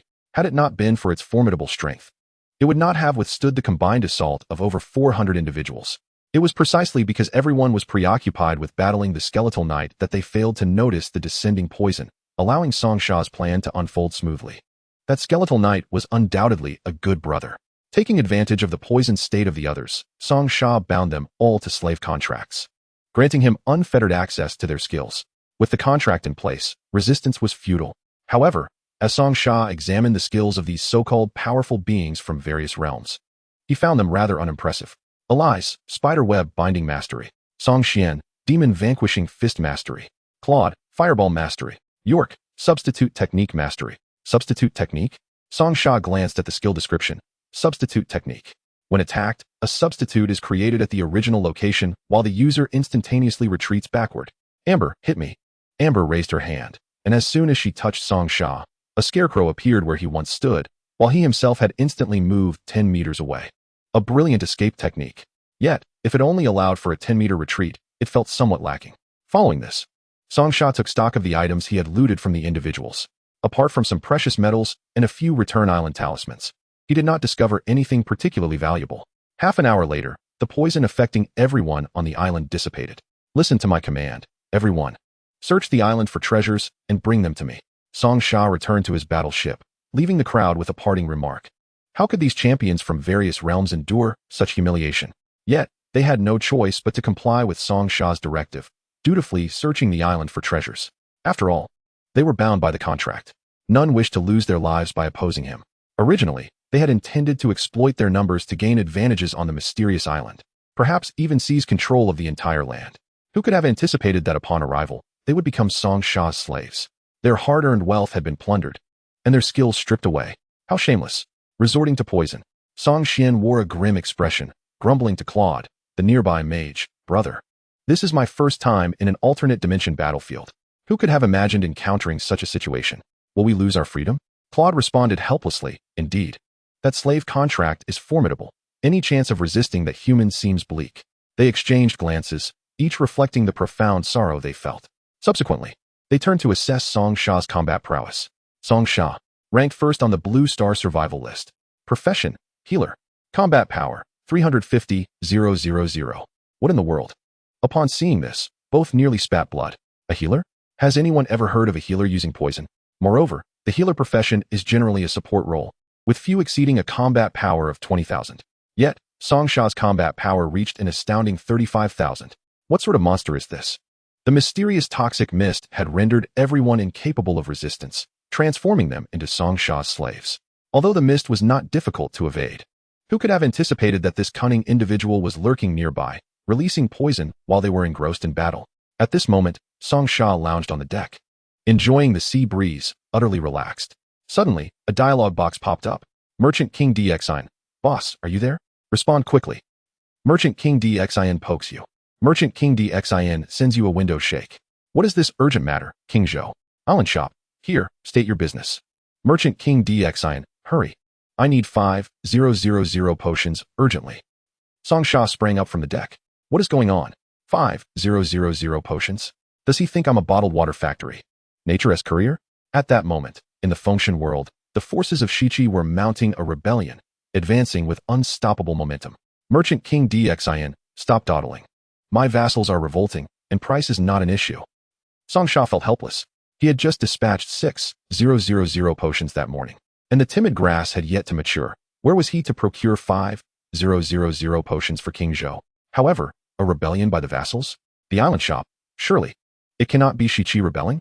The Merchant King, DXIN, damn, how did you know? Did you sell that old fool a potion? Song Sha pondered for a moment, finding no recollection. Nonetheless, he decided to inquire within the buyer's group. Island Buyer Group. Members, 2560. Shibo Ho, Jichong. Purchase record, 500 bottles. Island shop, indeed. Shibo Ho has purchased potions from me. Merchant King, DXIN. You bastard, you really sold to him? Song Sha raised an eyebrow. He could not be blamed. At that time, supplies were unlimited, and he was quite helpless. However, Song Sha discovered another issue. The timeline was inconsistent. He had just sold potions to King Zhou in the morning, and by afternoon, Shiqi was in revolt. It appeared that the flow of time in the island world differed from that in the Fengshan world. Moreover, to his surprise, Shiboho was also a user of the cosmic market. This was intriguing. At that moment, in the Fengshan world, King Zhou gazed anxiously at the ailing Wen Taisher on the bed. Wen Taisher had led troops against Shiqi, only to be injured by Jiang Zia. And now he was on the brink of death. Chapter 84, The Herbaceous Island. Quick, quick, quick. After administering another dose of potion, Wen Taisher's complexion improved slightly. However, the legendary potion, Dan Xiao Chao, purchased from Song Sha, was nearly depleted. Merchant King, DXIN, think of a way. I will pay double. Island shop, I am currently out of stock. I just sold 6,000 bottles this morning. Perhaps you could check with another seller? Merchant King, DXIN, the Taisher's life hangs by a thread. Only the Dan Xiao Chao can sustain him. You must find a solution to revive Wen Taisher. King Zhou directly administered the legendary Dan Xiao Chao to him. There was no choice. A single bottle of extraordinary potion might not last long. Furthermore, the entire court was not limited to just one severely injured individual. Good gracious, the Merchant King was actually investing to save Wen Taisher? This seemed quite different from his understanding of Fengshan. However, the Merchant King was indeed a significant client, and Song Sha's future profits relied on him. Losing such a substantial customer would be a grave mistake. Song Sha glanced around the island, and an idea sparked in his mind. Island shop, do not panic. I have a plan. Song Sha approached the edge of the ship and called out to the more than 400 treasure seekers below. Stop searching for treasures. Have you seen the Dan Xiao Chao growing on the island? Gather it for me. What a humiliation. The 400 individuals felt an overwhelming sense of indignation. They could somewhat accept searching for treasures, but now, this fellow was ordering them to pull weeds. However, bound by the slave contract, they could do little else but obediently begin to gather the herbs. Yet, this mysterious island was indeed fascinating, as the Dan Xiao Chao grew like weeds all around. These were genuine medicinal herbs. Besides Dan Xiao Chao, the island boasted numerous rare medicinal materials, such as long shui chao, scorpion venom flowers, and bai ma chao. Song Sha sensed something peculiar about this island. The Dan Xiao Chao proliferated like weeds, a phenomenon he had never encountered before. Pondering, he quickly scanned the mysterious island. Mysterious island, herbaceous type. No wonder. This mysterious island was indeed herbaceous. Since discovering mineral islands, Songsha had speculated that the island world contained other types of islands. Today at noon, he validated his hypothesis. If Songsha was not mistaken, the mysterious island should have additional types of islands. It seemed that the treasure of this mysterious island was these herbs. The Dan Xiao Chao before him was of extraordinary caliber, while the legendary Long Shui Chao, remarkable. Among a cluster of Dan Xiao Chao, Songsha discovered a legendary Long Shui Chao, a true treasure trove beneath their feet. How amusing that these survivors were scouring the island for treasures, while the true riches lay right below them. You over there? Yes, you. Bring out all the iron you have. Songsha pointed at Song Xian. Song Xian felt despondent. He had thought that after Songsha's initial plunder, he would not care for the iron he possessed, and that he might retain some resources, but Songsha's words left him no path to survival. All right, I will gather it, he replied, forcing a smile. The slave contract had been signed. He dared not resist Songsha. Of course, not all survivors were willing to be subjugated by Songsha. For instance, Dun from the Demon Continent planned to sneak onto a ship and escape. However, just as he stepped onto the vessel, a scream echoed across the island. At that moment, a voice rang in his mind. Unauthorized departure without the master's permission is prohibited. Dun, lying on the ground, gritted his teeth. I am the son of the Demon King. You cannot treat me this way. He never expected that Songsha would be more sinister than their demon race, taking advantage of the chaos to drug them. Maliciously speculating against the master triggers electric punishment. Dun curled into a ball.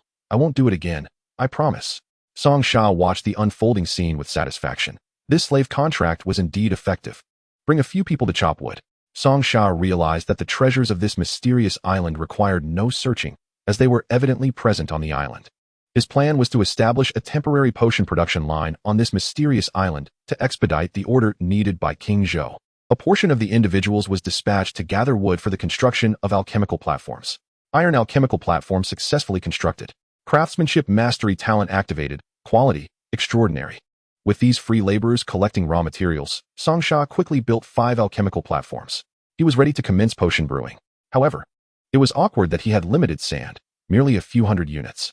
If the potions were completed, he would have nowhere to store them. Yet, Songsha's gaze swiftly settled on the bamboo growing on the island. Someone, go chop bamboo. We should be able to make bamboo tubes. Song Xian's face fell. Master. My name is Song Xian, not someone. Upon hearing this, Songsha could not help but chuckle.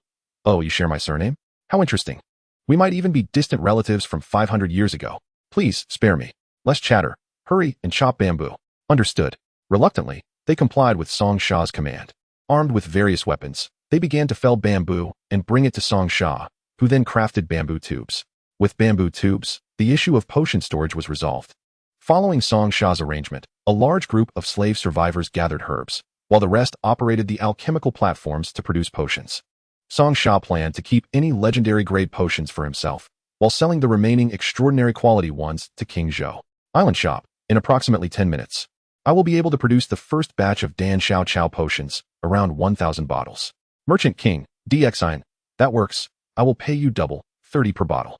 Merchant King, DXIN has placed an order for 1,000 bottles of Dan Xiao Chao potion, extraordinary quality. Please expedite shipping. Island Shop, alright. Shipping will be arranged in 10 minutes. At this moment, in the Fengshen world, the timing was impeccable. This way, the Taisher could be saved. Awaiting the arrival of the Celestial Island Masters, King Zhou had been eagerly anticipating Songsha's first batch of Dan Xiao Chao potions. Days later, in Shiqi, Zhang Zia calculated with his slender fingers and exclaimed, Oh no, that Taisher Wenzhong has not perished? Upon further scrutiny, it became clear that the island shop had sold King Zhou a considerable supply of Dan Xiao Chao potions, sustaining Wenzhong until the disciples of Jie Jiao arrived. Having meticulously calculated this matter, Zhang Zia hastily opened a private chat window with Songsha. Diao Yuwang Jiangshang. I have heard that King Zhou purchased your potion. He offered double the price. I shall offer triple. Chapter 85. You may leave now. Diao Yuwang Jiangshang. I shall take all the remaining potions. Island Shop. You offer triple. Diao Yuwang Jiangshang. Indeed. I will acquire all the remaining potions, and whatever you offer afterward, I shall purchase immediately. Goodness. Zhang Zia wishes to buy his potions as well? Songsha thought, considering that King Zhou was the one who had approached him first. He was now considered a regular customer, so he decided to inquire about King Zhou's opinion. Island Shop. Zhang Zia wishes to purchase the remaining potions at triple the price. King Zhou DXIN. That treacherous rebel. Do not heed him. He is merely a fishing old man. How could he possibly have that much money? Moreover, can he outmatch my wealth? Ah, this. Song Sha furrowed his brow. With these two bickering from a distance, did that not make him a mere messenger? Absolutely not. This was simply unacceptable. Song Sha promptly created a separate chat group, bringing both Jiang Shang and King Zhou into it. Jiao Yuang Jiang Shang has entered the chat group. King Zhou Dxin has entered the chat group. Island Shop, you two may converse. It is rather tiring to relay messages for you both. King Zhou Dxin, Jiang Shang, you treacherous rebel. Have I not treated you well enough? How dare you cause turmoil in Shichi? Diao Yuang Jiang Shang, my king, the mandate of heaven lies with Zhou. You cannot forcibly alter it. It is best to comply with the mandate. Goodness, both were so fiery in their tempers. Upon entering the group, they immediately began hurling insults at one another. Song Sha chose not to intervene, quietly observing their quarrel. However, it appeared that this world of Feng Shun was quite different from what Song Sha had known. In the end, who the victor would be remained uncertain. Island Shop, gentlemen, another batch of 1,000 bottles of potion has been produced. Who among you desires them? Regardless, that world could not influence this island world. Song Sha was indifferent to who triumphed between Shang and Zhou. He would sell to whoever offered the most for the potions. Diao Yuang Jiang Shang, I offer triple. I offer triple. King Zhou Dxin, stop boasting. Can Shichi truly afford such a sum? I shall abdicate tomorrow to make way for a worthy successor. Diao Yuang Jiang Shang Yu, King Zhou Dxin, my price remains unchanged at double. But I can pay immediately. What say you? Surely, you and Shichi do not intend to opt for installments? Surely not. Diao Yuang Jiang Shang, shopkeeper. As of now, I am the strategist for Shichi. Once we claim the world, your dues shall not be overlooked. We and Shichi shall forever remember your kindness. Island Shop, no money, no service. This shop does not extend credit. Please understand. Upon reading this, King Zhou finally felt a sense of relief. He possessed ready gold coins, which might be his greatest advantage over Shichi. Fortunately, the Shang dynasty had accumulated immense wealth over countless generations. Otherwise, he would have been perilously close to ruin. Island Shop. All right, 2,000 bottles of timid herb potion are ready. Please place your order. Diao Yuang Jiang Shang, wait. King Zhou must be boasting. Where could he possibly acquire that many gold coins? The gold coins in the cosmic market were not interchangeable with ordinary gold. From where did King Zhou procure such a fortune? King Zhou Dxin. Haha, I own a shop in the cosmic market, specializing in selling useless gemstones and antiques left behind by our esteemed predecessors. At this revelation, Song Sha could not help but applaud. How touching. King Zhou was selling off ancestral property to raise military funds? However, distributing these 2,000 bottles of potions to King Zhou could indeed turn the tide of battle. Yet, Shichi also had formidable backers. King Zhou's counterattack would certainly not be easy. When the conflict escalated, he could supply King Zhou with potions in abundance, ensuring a substantial profit. Song Sha also considered Jiang Shang's side. After all, he was offering triple the price. However, Jiang Shang had no funds to present, merely a verbal commitment. Compared to King Zhou, this was simply too unreliable. Thus, Song Sha sold all 3,000 bottles of potions to King Zhou. In an instant, his balance surged by 90,000 gold coins. Splendid. If King Zhou were to engage in more transactions, he would surely soar to new heights. Today, as fortune was indeed quite favorable. First, he pursued the giant octopus, inadvertently stumbling upon a mysterious island. Upon entering the mysterious island, he discovered that it was, in fact, an island abundant in medicinal herbs. At this moment, Song Xian approached respectfully. Great One, we have completed the harvesting of the herbs on this island.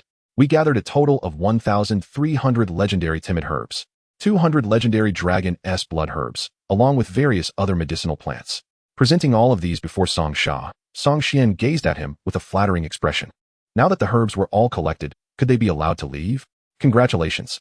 You have obtained 1,300 legendary timid herbs, 200 legendary dragon's blood herbs, 200 legendary starfire herbs. My word, just the legendary herbs alone were numerous, and there were still piles of extraordinary quality herbs set aside. Was there no other place on the island? No. Great One, we have thoroughly examined the entire island. There are no caves. It is entirely filled with medicinal herbs. All the quality herbs are here, and the remaining medicinal plants have already been sent to your ship. Everyone anxiously watched Song Sha, uncertain whether this esteemed individual intended to return them to Blue Star or leave them to fend for themselves, or perhaps eliminate them. Song Sha calmly stated, "You may return to your original world. You are free to go." What? Song Sha actually said they could leave? I stated, "Return to your original world. Go back from whence you came. Did you not understand?" Upon hearing this, everyone was elated. Great One, we shall take our leave now. Song Xian still found it hard to believe that Song Sha would let them go so easily. Song Sha stood on the ship, watching as the group of survivors hurried onto their vessel, hastily fleeing towards the exit of the alternate world. I say, Song Sha, you were just letting them go like that? Amber felt somewhat reluctant. If these individuals were taken to Song Sha's market, they would undoubtedly yield a handsome profit. After all, with the slave contract in place, they would not dare retaliate. Bringing them all back would mean an additional 400 mouths to feed. Song Sha was quite adept at calculations, and he had other thoughts as well. Once these individuals returned, they would undoubtedly acquire more skills. And with the slave contract binding them to Song Sha, those skills could naturally be shared. This meant that as long as they learned new skills, Song Sha could legally acquire their skills. Seeing the scheming smile on Song Sha's face, Amber felt a chill run down her spine. It reminded her of some unpleasant memories. When she first encountered Song Sha, he wore a similar expression. This fellow surely had some devious plot in mind. Chapter 86. The Interdimensional Firefighting Team. Song Sha conducted another search across the entire island, and found that there were truly no hidden rewards left. He picked up the compass and searched meticulously once more. It seemed that the compass also did not respond. Evidently, aside from the medicinal herbs, this mysterious island held no other treasures. At this moment, aside from the ship, Song Sha's backpack was already brimming to the brim. The cabin was stuffed with potions, and on the deck lay the carcass of the giant octopus. This expedition had proven exceedingly fruitful for Song Sha. Calculating the time, it was nearly time for him to return. Upon arriving at the Sea of the Dead, Song Sha finally comprehended that this game was not a level playing field for all. Humans and other races did not enter the fray simultaneously. In addition to humans, there were also demonic races, beastmen, insectoids, and a series of advanced races. Their survival time surpasses that of the human race by a considerable margin. The Skeletal Knight once remarked that they had yet to encounter a more formidable survivor. Through scanning, Song Sha discovered that this group of survivors who ascended the mysterious island shared a common trait. They were all of the second tier. Among them, the one with the greatest combat power was the Skeletal Knight Arthur, boasting a staggering combat power of 50,000. As for Song Xian and the others, even the weakest among them had a power of over 30,000. However, anyone with a combat power below 100,000 was classified as second tier. This implies that within these waters, Song Sha might still encounter survivors of even higher combat power. If his analysis were accurate, the otherworldly battlefield should present opponents of the same tier, which must be a predetermined rule of this realm. A conjecture began to form in Song Sha's mind. Considering the over 400 survivors who had landed on the island were all of second tier, it follows that higher tier survivors from other worlds could be allocated to even more advanced otherworldly battlefields. Thus, he would not face opponents with excessively disparate combat powers in this arena. Nevertheless, even among the second tier, encountering an adversary with 80 or 90,000 combat power could prove quite challenging. It would be prudent to return home as swiftly as possible. With this thought, Song Sha no longer hesitated. He promptly commanded the miners to set sail, swiftly heading back in the direction they had come from. As Song Sha raised the anchor, the mysterious island before him began to slowly descend, accompanied by a rumbling sound as it gradually sank beneath the waves. Checking the map, Song Sha realized that by following its guidance, he could quickly return to the island. At that moment, he glanced at the cosmic market. Received a positive review. Received a positive review. Meanwhile, those purchasing potions continued to leave comments, showering Song Sha with praise. The ratings of his shop were rapidly climbing. Upon opening the buyer's group chat, he found many discussing the effects of the new potion. Polar Lord, I heard that the shopkeeper recently updated the formula. The taste of this batch of potions is significantly improved compared to the previous one. Orc never a slave. Indeed, this potion is more invigorating than the finest brew in my tribe. Elf Bow Workshop. It's a pity that the master's shop only has the timid grass potion. It would be wonderful to have other varieties available. Seeing the elf maiden's comment, Song Sha was pensive. Indeed, the offerings in his shop were rather limited. After all, not everyone enjoys combat. He needed to concoct a wider variety of potions to attract more customers. Otherworld Fire Brigade, shopkeeper. Have you considered creating a potion that grants fire resistance? Our firefighters often sustain injuries while battling flames, while the timid grass potion is quite effective. It would be preferable to avoid injury altogether. The Otherworld Fire Brigade? What an eccentric organization. However, given the client's request, Song Sha was eager to seize this opportunity. Island Shop, friends from the Fire Brigade. I am indeed capable of crafting a fire resistance potion. Allow me to conduct some research, and I shall inform you soon. Otherworld Fire Brigade. Another fire incident has arisen. We will discuss this further once we are done. Rest assured, as long as the effects are solid. The price is no object. At that moment, a spatial gate gradually opened above a forest in another world. A rather striking red spaceship appeared in the sky over the planet. Lin Wanqing, special firefighter of the Otherworld Fire Brigade. Deputy Chief. Deputy Chief. The fire incident is occurring on this planet. The largest forest here is ablaze, and if not extinguished promptly, it could significantly impact the planet's climate and environment. Let us mobilize for artificial rainfall. Lin Wanqing donned her helmet and reminded everyone. Remember to bring along the timid grass potion. Safety comes first. Understood. A group of firefighters descended from the spaceship, commencing their efforts to combat the blaze. Quite intriguing. It appears that the Otherworld Fire Brigade is an organization dedicated to rescue operations across various worlds. It seems that within his group, there truly is a diverse array of individuals. Their operations appear to be quite busy, and producing a fire resistance potion indeed seems a worthwhile endeavor, promising substantial profits. Song Sha examined the herbs at hand. Frostgrass, a cold herb that can withstand high temperatures. This herb, as a primary ingredient, should provide fire resistance. Upon returning home, he could conduct some experiments. However, now was not the time for experimentation. Song Sha activated the propulsion device beneath the ship, swiftly navigating back along the original route. Escaping this sea of the deceased was his utmost priority. Before long, the vessel passed through the mist, emerging from the otherworldly battlefield and returning to the Blue Star Island world. Finally, safety was achieved. Song Sha exhaled in relief, having safely returned to his original realm. The skeletal knight had not pursued him. However, just then, a voice suddenly resonated in Song Sha's mind. The undead skeletal knight Arthur has used a monster siege card against you. Upcoming waves of monsters. 5 waves. Monster count. 100, 200, 300, 400, 1000. Monster level. Tier 2. Monster type. Undead army. Siege time. 9 p.m. Friendly reminder.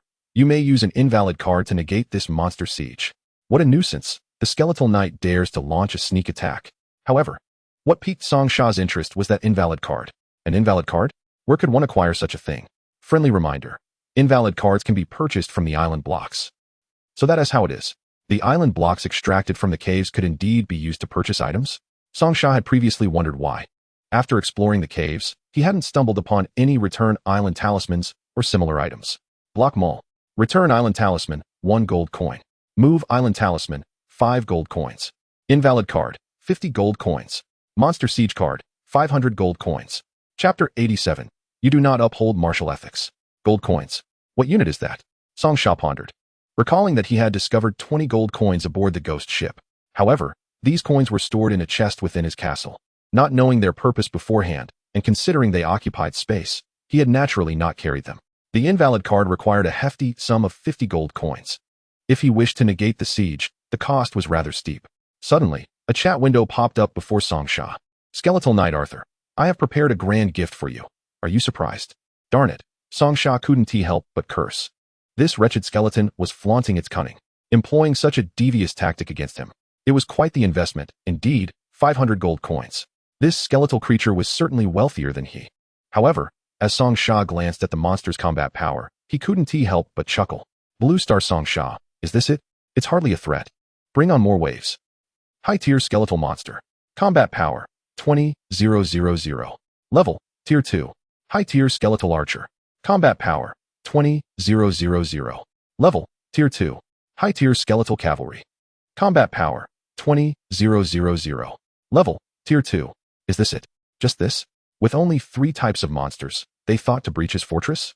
Clearly, in Song Sha's eyes, these creatures were nothing more than experience fodder.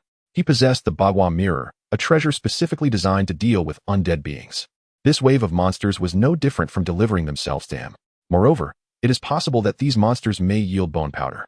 The high-ranking undead soldiers should produce bone powder of a far superior quality compared to what one could gather from the caves. Song Sha glanced at the time. It was now 4 in the afternoon. At their current speed, they would return to the island by 5 at the latest. The wave of monsters attacking the city would not commence until 9 that evening. What was there to fear? Meanwhile, in another world of the undead archipelago, Arthur was diligently collecting information on Song Sha. A seasoned survivor of 50 days found himself in a state of disarray, having been driven to flee by a mere human. Arthur felt this was utterly humiliating. If word got out, how could he continue to navigate the treacherous waters of the undead? As he toyed with the island block in his hand, Arthur soon located the survival details of Song Sha. Song Sha. Survival days, 4. First on the Blue Star survival ranking. Combat power, 350,000. Profession, physician. Arthur examined Song Sha's profile, puzzled. This young man had only survived 4 days. What gave him the audacity to be so arrogant? Moreover, Song Sha did not belong to any survival team. A lone wolf? Yet, to have such strength after only 4 days of survival? He pondered that Blue Star must be a realm of high martial prowess for humanity, where an adult might possess several thousand in combat power. However, none of this concerned Arthur. Even if Blue Star were a high martial world, personal strength did not equate to an impregnable island. After 50 days of survival, Arthur's island was fortified with towering walls and deep moats. Given that Song Sha had only survived 4 days, his defenses must be minimal. With a smirk, Arthur decided to initiate a monster siege card to test the depths of Song Sha's defenses. Perhaps he could easily raise the entire island to the ground. In his estimation, aside from a few stone walls, Song Sha's island would be virtually barren. Unbeknownst to the naive skeleton knight, Song Sha's island not only boasted walls, but those walls were an impressive 8 meters high. Even if they breached the walls, a castle lay within. What Arthur could not foresee was that beside the castle stood a millennia-old tree spirit with a combat power of 100,000. Skeleton Knight Arthur, don't celebrate too soon. Just wait until you're begging for mercy. Blue Star Song Sha, why would I beg for mercy? Bring on more waves. Thank you, my brother. Song Sha was eagerly anticipating the arrival of these monsters to claim their heads. The more he expressed his eagerness, the more Arthur perceived Song Sha as a nervous wreck. How dare this mere human offend him? This was the consequence of offending him. Blue Star Archipelago World. Blue Star announcement. Undead Skeleton Knight Arthur has deployed a monster siege card against Song Sha. Global Channel. Yan Huang Alliance Li Xiao. What on earth is happening? United States Tom. It seems to be a survivor from another world. Has the esteemed Song Sha already ventured to another dimensional battlefield? Yan Huang Alliance Li Xiao. What is this dimensional battlefield? United States Tom. I once reached the edge of the dimensional battlefield at sea. It is filled with survivors from other worlds, and their survival days differ from ours. I did not dare to enter. Huaxiao Nation Li Dong. Does this imply that we humans are the last to arrive here for survival?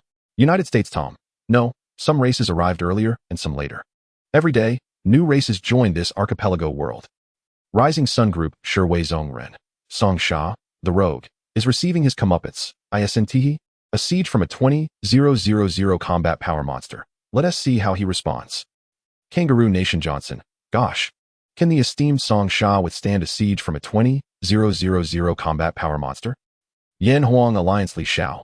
I checked Arthur's information. His combat power is 53,000. It appears the esteemed Song Sha is in trouble, having provoked a powerful being from another world. Upon seeing this, the world channel fell into a profound silence. A combat power of 50,000. Unprecedented. Yet, a sense of helplessness began to creep into the hearts of many, while they struggled to survive. Song Sha was already engaged in battle with a formidable entity from another world. The gap was indeed widening. The disparity between the top 2 survivors on the Blue Star survival ranking was staggering. Song Sha was now competing with survivors from other worlds. While they seemed almost trivial in comparison, merely fighting over a few veins of ore or a single island. Yan Huang Alliance Li Xiao. I say, esteemed Song Sha, hurry and start a live stream. We want to see what monsters from another world look like. Song Sha, uninterested in the idle chatter of the onlookers, was currently en route back to the city. Although he usually live-streamed during monster sieges, those lower-tier monsters could not compel him to reveal his full strength. However, this time, the monsters were undeniably formidable, each possessing a combat power of 20,000. He needed to approach this with utmost seriousness. To combat these creatures, he would surely need to employ some previously unrevealed trump cards, which must remain hidden from prying eyes. As Song Sha pushed open the city gate, he was greeted by the sight of 15 blood spirit little girls neatly lined up in 2 rows. Welcome home, master. They chirped in unison, bowing slightly. Taken aback by this scene, Song Sha nearly stumbled. What's going on here? Brother, are you satisfied? At that moment, a little sprite emerged from the side. With a helpless expression, Song Sha thought, what on earth is this? It feels like a fairy made CAF. However, seeing the little sprite's eager expression, he realized she had put considerable effort into this. He could not bear to shatter her goodwill. Yet, upon observing the 15 blood spirit little girls, Song Sha noted that their beauty was absolutely exquisite. Each one was a beauty in the making. When they grew up, they would become a formidable group of blood spirit warriors. Are you all nervous about the battle at 9 tonight? Song Sha inquired, knowing these blood spirit little girls would be the main force against the monster siege. Moreover, the difficulty of this siege was not high. It was undoubtedly a perfect opportunity for training before the onslaught of infinite monsters that would arrive over the weekend. To his surprise, the little girls, who had just stood obediently in 2 rows, began chattering excitedly at the mention of battle. There is going to be a fight. How wonderful. Is there really this good news? I heard there are battles every day. Song Sha was momentarily taken aback, then shook his head in resignation. These were indeed the Blood Spirit clan. Each one was a born warrior. He had somewhat underestimated their eagerness for battle. Upon hearing of the impending conflict, they all leapt into the air, their latent warrior genes surging forth. Clearly, they were born for battle. Brother, during ancient times, the elf clan faced a tremendous crisis and engaged in a protracted war with the dark races. The Blood Spirit clan emerged during that tumultuous period, born for combat. So you need not worry about their battle awareness, the little sprite explained to Song Sha. The Blood Spirit clan's eventual extinction was also due to this inherent bellicosity. These little sisters knew nothing of retreat, nor did they understand the meaning of cowardice. Excellent. I am quite pleased with this spirit. You will be the primary force against the monsters tonight. I shall provide support, Song Sha declared, holding the formidable 8 trigrams mirror, a powerful weapon against the undead. With these Blood Spirit little girls charging forth, and his support from the 8 trigrams mirror, he was confident that the monsters would soon be vanquished. The skeletal knight, Yace, proclaimed, surrender now, and I may yet show mercy, allowing your soul to become my servant. Otherwise, you shall face eternal torment. In response, Song Sha, feeling intimidated, exclaimed, the Great One is so fearsome. I am truly frightened. I implore you to send more monsters to assault the city. Please intensify the onslaught upon my island. At that moment, Yace, from the realm of the undead, could not help but scoff. What a foolish child. Is he truly deluded, or is he merely posturing? It seems far more likely to me that he is simply trying to bluff. For Yace, the mirror that Song Sha had produced, while unsettling, posed no real threat. It was evident that he had fallen into the human's trap. Once I capture your soul, I shall ensure that you wish for death. A mere survivor, having endured 4 days, stood no chance against an army of thousands of undead. Yace believed that Song Sha was alone. However, he was oblivious to the fact that Song Sha's island was teeming with not only 20 goblin warriors, but also 15 blood spirits, 50 elves, and a millennia-old tree demon with a combat power of 100,000. Even if only the ancient tree demon were to confront Yace, it would spell doom for him. The strength of such monsters attacking the city posed little challenge to Song Sha. Rather, it provided an excellent opportunity for him to train his forces in preparation for the endless sieges to come. At this juncture, Song Sha began crafting equipment for the Blood Spirit maidens, 15 sets of wind attribute enchanted fine gold armor, and various fine gold weapons tailored to the specific requests of each blood spirit. However, he noticed that despite their differing weapon preferences, all the blood spirits chose melee arms. Within the elven kin, it seemed that only the blood spirits had a penchant for close combat. In total, this endeavor cost Song Sha less than 200 fine gold, a trivial sum for him at present. After fashioning the equipment, Song Sha and the blood spirit maidens enjoyed a modest meal within the castle. After all, a full belly was essential for the vigor needed in battle. Through his days spent with Freya, Song Sha discovered that the dietary preferences of the blood spirits differed significantly from those of ordinary elves. While the ordinary elves favored a vegetarian diet, the blood spirits were unequivocally carnivorous. Hence, the meal was prepared to suit the tastes of the blood spirits: fish soup and a hearty potato stew. Though simple, the portions were substantial, as the blood spirits were all in their growth phase and possessed hearty appetites. A voice resonated from the sky, announcing, in 10 minutes, the Monster Siege card will be activated. The excitement among the blood spirit maidens was palpable. As the firstborn blood spirit, Freya naturally assumed the role of captain for the squad. Do not worry, my lord. We shall bring you victory. The maidens, assisted by their mothers, donned their fine gold armors and took up their weapons. The battle instincts of the blood spirit maidens allowed them to swiftly discern the primary assault direction of this wave of monsters: the city gates. As the blood spirit maidens approached the gates, Song Sha positioned himself atop the city wall. To his surprise, unlike the usual monster sieges that emerged from the depths of the sea, a spatial portal appeared on the beach outside the city gates. Following this, 100 high-ranking skeletal soldiers advanced in an orderly formation, wielding shields and spears. Compared to ordinary skeletal soldiers, these high-ranking ones exhibited greater discipline. However, upon their eerie arrival, the innate combative genes of the blood spirits were ignited. Dark creatures.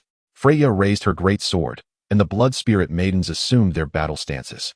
Sensing the opportune moment, Song Sha lifted the Bagua mirror. Instantly, the combat power of each skeletal soldier plummeted under the mirror's gaze, from 20,000 to a mere 5,000.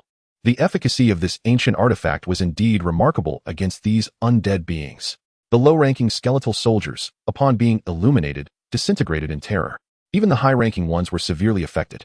To Song Sha's astonishment, the Bagua mirror's extraordinary effect had unexpectedly diminished the skeletal monster's strength by 3/4.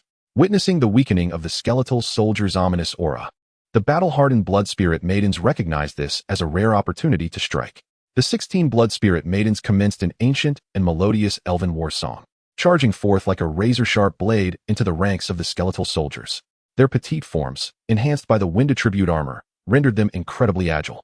Standing at a mere 1.45 meters, they easily maneuvered beneath the chests of many skeletal soldiers, evading attacks while their fine gold weapons glimmered with a faint sanguine light.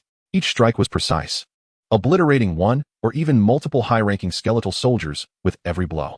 Within mere moments, the initial wave of 100 skeletal soldiers was utterly vanquished. The second wave, comprising 200 skeletal soldiers, lasted only a few seconds longer before succumbing to the relentless onslaught of the Blood Spirit Maidens. The third wave, consisting of 300 skeletal soldiers, saw no deceleration in speed. Rather, the Blood Spirits, now familiar with the skeletal soldiers' attack patterns, dispatched them even more rapidly. Song Sha, observing from the city wall, could not help but marvel at the efficiency of this slaughter. The diminutive Blood Spirit Maidens remained unperturbed, eagerly anticipating the next wave of attackers. The fourth wave too fell effortlessly to the Blood Spirits. "What is this? So weak?" Freya exclaimed, her expression one of dissatisfaction. "These skeletal soldiers are far too easy to defeat. From the ancient Blood Spirit legacy acquired from the Tree Demon, I had expected these dark creatures to possess greater strength." Now, the 16 Blood Spirit Maidens felt the skeletal soldiers before them were woefully inadequate as adversaries. "My lord, these foes are pitifully weak. This is utterly unexciting," they complained, as they surrounded Song Sha. Overwhelmed by their adorable grievances, Song Sha coughed awkwardly and suggested, "But there is still one final wave to come, is there not?" Freya shook her head. "Not enough. It is completely unsatisfying. Even 10 times this number of skeletal soldiers would still be insufficient." Song Sha pondered for a moment and acknowledged that with each Blood Spirit boasting a combat power of 30,000 against an army of 5,000 skeletal soldiers, it was indeed lackluster. "Just wait for my command. I assure you, you shall find the upcoming battle exhilarating," he assured, a thoughtful expression on his face. Freya's eyes sparkled with excitement. "Is what you say true, my lord?" Song Sha nodded, having devised a plan. As the fifth wave of the monster siege commenced, he employed the Bagua mirror once more, instantly reducing the skeletal soldiers' combat power back to 5,000. This posed no challenge for the Blood Spirit Maidens, who swiftly dispatched the skeletal soldiers with ease. At that moment, Song Sha interjected, "Do not eliminate them all. Leave one behind." "Leave one? What does that mean?" Although the Blood Spirit Maidens were perplexed, they complied with Song Sha's command.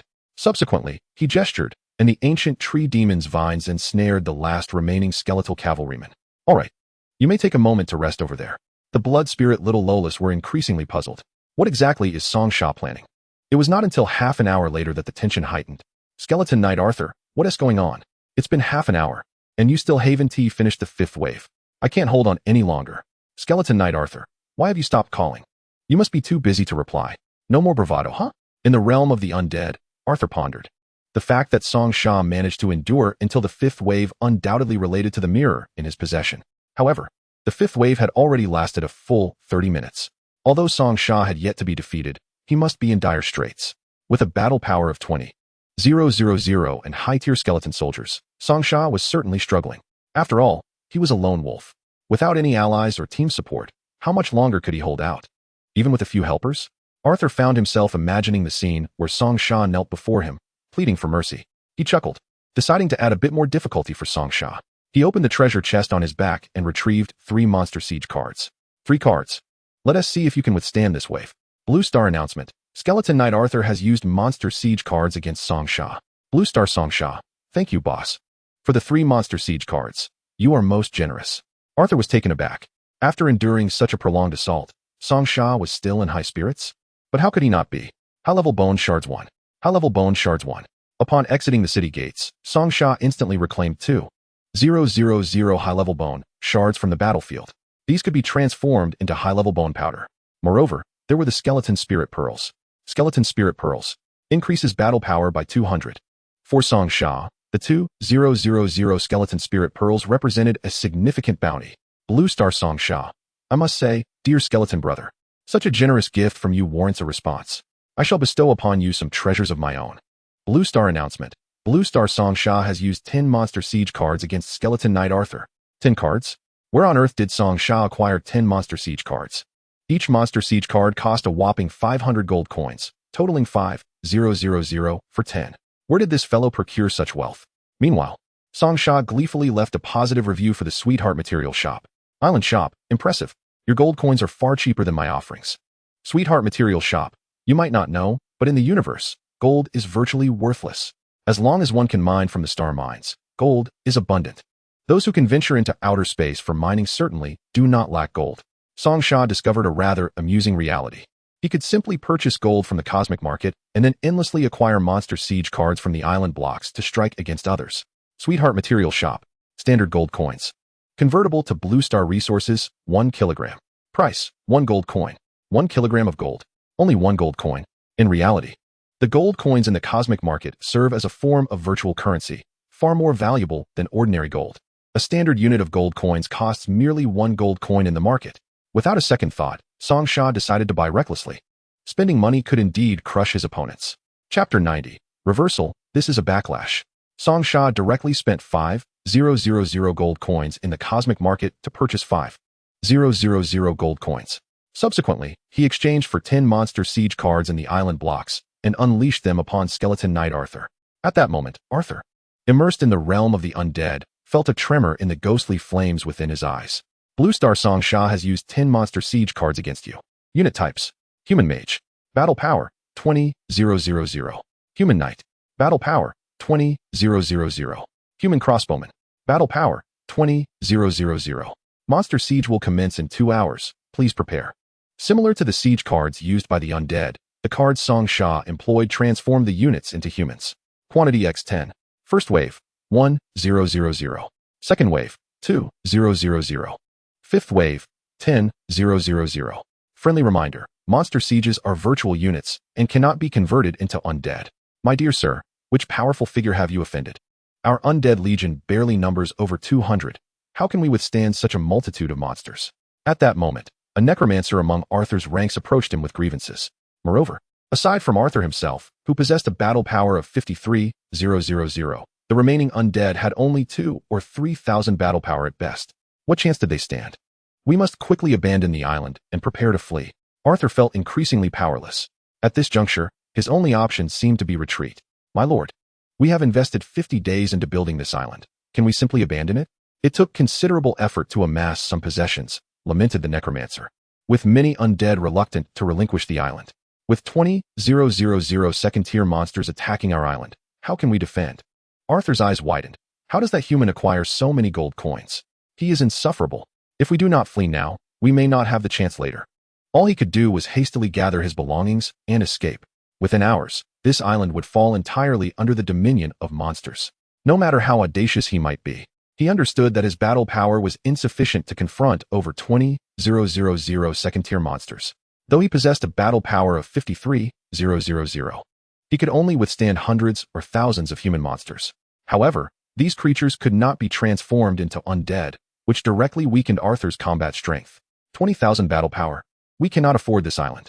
Blue Star, announcement from the undead world. Skeleton Knight Arthur relinquishes the island. Is that it? I expected the undead to be formidable. Yet with merely 10 cards, they choose to abandon the island? Song Sha gazed beyond the city gates, as waves upon waves of monsters, thrice the previous number, and 6,000 skeleton soldiers were set to arrive. Then, he would wield the Bagua mirror to effortlessly dispatch the monsters. However, Song Sha realized at this time, the monsters were specifically of the undead type. What if they were orcs, dwarves, or demons? His current defenses were still insufficiently robust and might not withstand such onslaughts. Yet, he possessed his advantages. Gold coins could be purchased in the Cosmic Mall, allowing him to buy invalid cards to counteract enemy attacks. When others used Monster Siege cards against him, he could negate them entirely. If faced with monsters boasting 20,000 battle power, the stone walls of his fortifications might prove inadequate. Clearly, stronger defenses were necessary. If he melted all the refined gold and coated the walls, would that not significantly enhance their fortitude? At that moment, an idea suddenly sparked in Song Sha's mind. Refined gold is the most resilient metal in the island world. If applied to the walls, it would undoubtedly bolster their defenses. It seemed that upgrading the walls should be prioritized. As his strength grew, so too would the might of his adversaries. Perhaps they would resort to tactics like monster siege cards. Owos, Master, is there something you need? Song Sha gestured toward the walls and inquired, what if we coated the walls with refined gold? How would that impact our defenses? Owos pondered for a moment before responding. While it sounds feasible, Master, this may be rather extravagant. It would require a minimum of several tens of thousands of refined gold pieces. This is not an issue.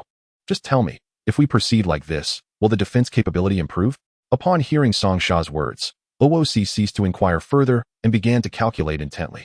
If we apply the refined gold entirely, it should suffice to withstand second-tier magic. Excellent. Gather the refined gold and goblin warriors to coat the outer city walls with it. Song Sha contemplated that as long as the refined gold could be liquefied and poured onto the walls, it would effectively resist second-tier magic and physical attacks. For Song Sha, utilizing such a substantial amount of refined gold to bolster the wall's defenses was indeed worthwhile. After arranging everything within the city, Song Sha glanced at the battle outside the walls involving the Blood Spirit Maidens. With the presence of the Bagua Mirror and the Blood Spirit Maidens, he felt assured that the battle below would not require his concern. Additionally, having previously promised the otherworldly firefighting team, Song Sha could now examine the medicinal materials brought from the mysterious island. Frost Cold Grass, unlocking new formulas. Flame Resistance Potion, Frostbolt. Legion level Frostbolt, requires corresponding skill to learn. Flame Resistance Potion? Is this not the fireproof solution that the firefighters require? Moreover, with this potion, the ancient tree spirit on his island could further enhance its flame resistance. Consequently, he would not need to worry about the impending monster siege. On the 7th day of survival, there would be an unlimited monster siege. Song Sha could not guarantee whether there would be fire attribute monsters among them. If there were flame monsters, his tree spirit would undoubtedly suffer significant damage.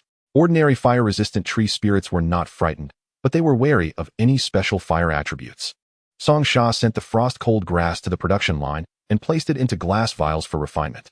Ultimately, he obtained a vial of blue potion, which even caused frost to form on the entire glass container. Little sprite, this is the flame resistance potion. In a moment, I will continue the refinement. Please take this potion and apply it to the great tree. Understood, brother. Song Sha reserved a few vials of flame resistance potion for himself, and he also brought back a considerable number of seeds, allowing him to cultivate them on his island. At this moment, he recalled the otherworldly firefighting team in the group. Since they were customers, he would sell them whatever they needed. Island. Chapter 91. The Emergence of Resistance Potions. Island Shop. Where's that firefighting team maiden? I have just developed several potions, including the flame resistance potion you need. Would you like to try its effects? Otherworldly firefighting team. Really? If what you say is true, I would like to order some. Elf Bow Workshop. Master, you actually have flame resistance potions. I want some too. On the outskirts of the Eternal Song Forest in the Otherworld, a great fire was engulfing the ancient trees. Nia was in a state of panic. She had already purchased numerous firefighting products from the cosmic market. However, it seemed that her efforts were merely a drop in the bucket. The orcs, having failed in their previous assault on the Eternal Song Forest, had learned to employ a different tactic this time. Instead of launching a direct attack, they resorted to setting fires and harassing the elves. This time, the orc offensive struck at the elves' very core. The Eternal Song Forest was the home upon which the elves depended for their existence. Nia, alongside the members of the Elven Guard, attempted to extinguish the flames. But their efforts were no match for the speed at which the orcs ignited the fires. Nia bit her lip, having exhausted all available resources. Lady Nia, this fire cannot be extinguished at all. Our extinguishers are nearly depleted. Everyone, do not panic. I have ordered a batch of water magic scrolls from the cosmic market, and I have contacted that master. He has just developed the flame resistance potion. Nia understood that the fire the orcs unleashed was not an ordinary flame. It resembled a liquid incendiary device. First, they sprayed oil across the forest, and then the orcs' catapults hurled countless flaming projectiles into the trees. Nia hurriedly relayed the situation to Song Sha. Elf Bow Workshop. Master, as you can see, this is the current situation. The orcs are using this type of flame. Will your potion be effective? Is this oil? Upon closer inspection, Song Sha recognized that the orcs' oil was quite formidable. Anyone with common sense would know that such flames could not be extinguished with water. Water mixed with oil would only exacerbate the situation, causing the flames to spread further. Song Sha furrowed his brow. The orcs were ruthless. Employing such tactics was truly a desperate measure. The elves relied on trees, and if this fire continued to rage, the entire Eternal Song Forest would likely be consumed by flames. Imagining the beautiful elven maidens being burned alive, their bodies charred, was a sight Song Sha could not bear to witness. Earning money while saving lives was a responsibility he could not shirk. By establishing good relations with the elven maidens, he might even procure better items from them. Island shop. I apologize, but the elven maidens are at risk of extinction, so I can only sell the first batch of potions to them for now. Otherworldly firefighting team. Just one vial of potion will suffice. I am in urgent need. Island shop. One vial is feasible. Once I produce this batch of potions, I will contact you again. Song Sha brought an entire ship of medicinal herbs from the mysterious island, including 300 pieces of the legendary frost cold grass. However, he decided to retain the legendary frost cold grass for himself. Previously, Song Xian had mentioned that they had placed all the extraordinary medicinal herbs onto the ship. Song Sha immediately commanded the human maid to retrieve the frost cold grass from the ship. Outside, the battle involving the blood spirit maidens raged on, but with the Bagua mirror present, their combat should be secure. Although the human maid had never seen frost cold grass, she could easily identify it by name. The herb, emanating a chilling aura, was unmistakable. A group of human maids wrapped all the frost cold grass and leaves and subsequently delivered the potions to Song Sha. Master, the herbs have arrived. Song Sha casually inquired. By the way, how are Freya and the others faring? Freya and her companions were faring well, seemingly quite pleased. These little Lolas were indeed worthy of being from the Blood Spirit clan. Clearly, he did not need to concern himself with matters on the battlefield. His next task was alchemy. While on the mysterious island, Song Sha had created 5 more alchemy tables. Once set up, he instructed OOC to convert these tables into an automated production line. Along with the original 5, there were now 10 alchemy tables operating simultaneously. He initially produced 100 vials, then mixed in the Fountain of Youth.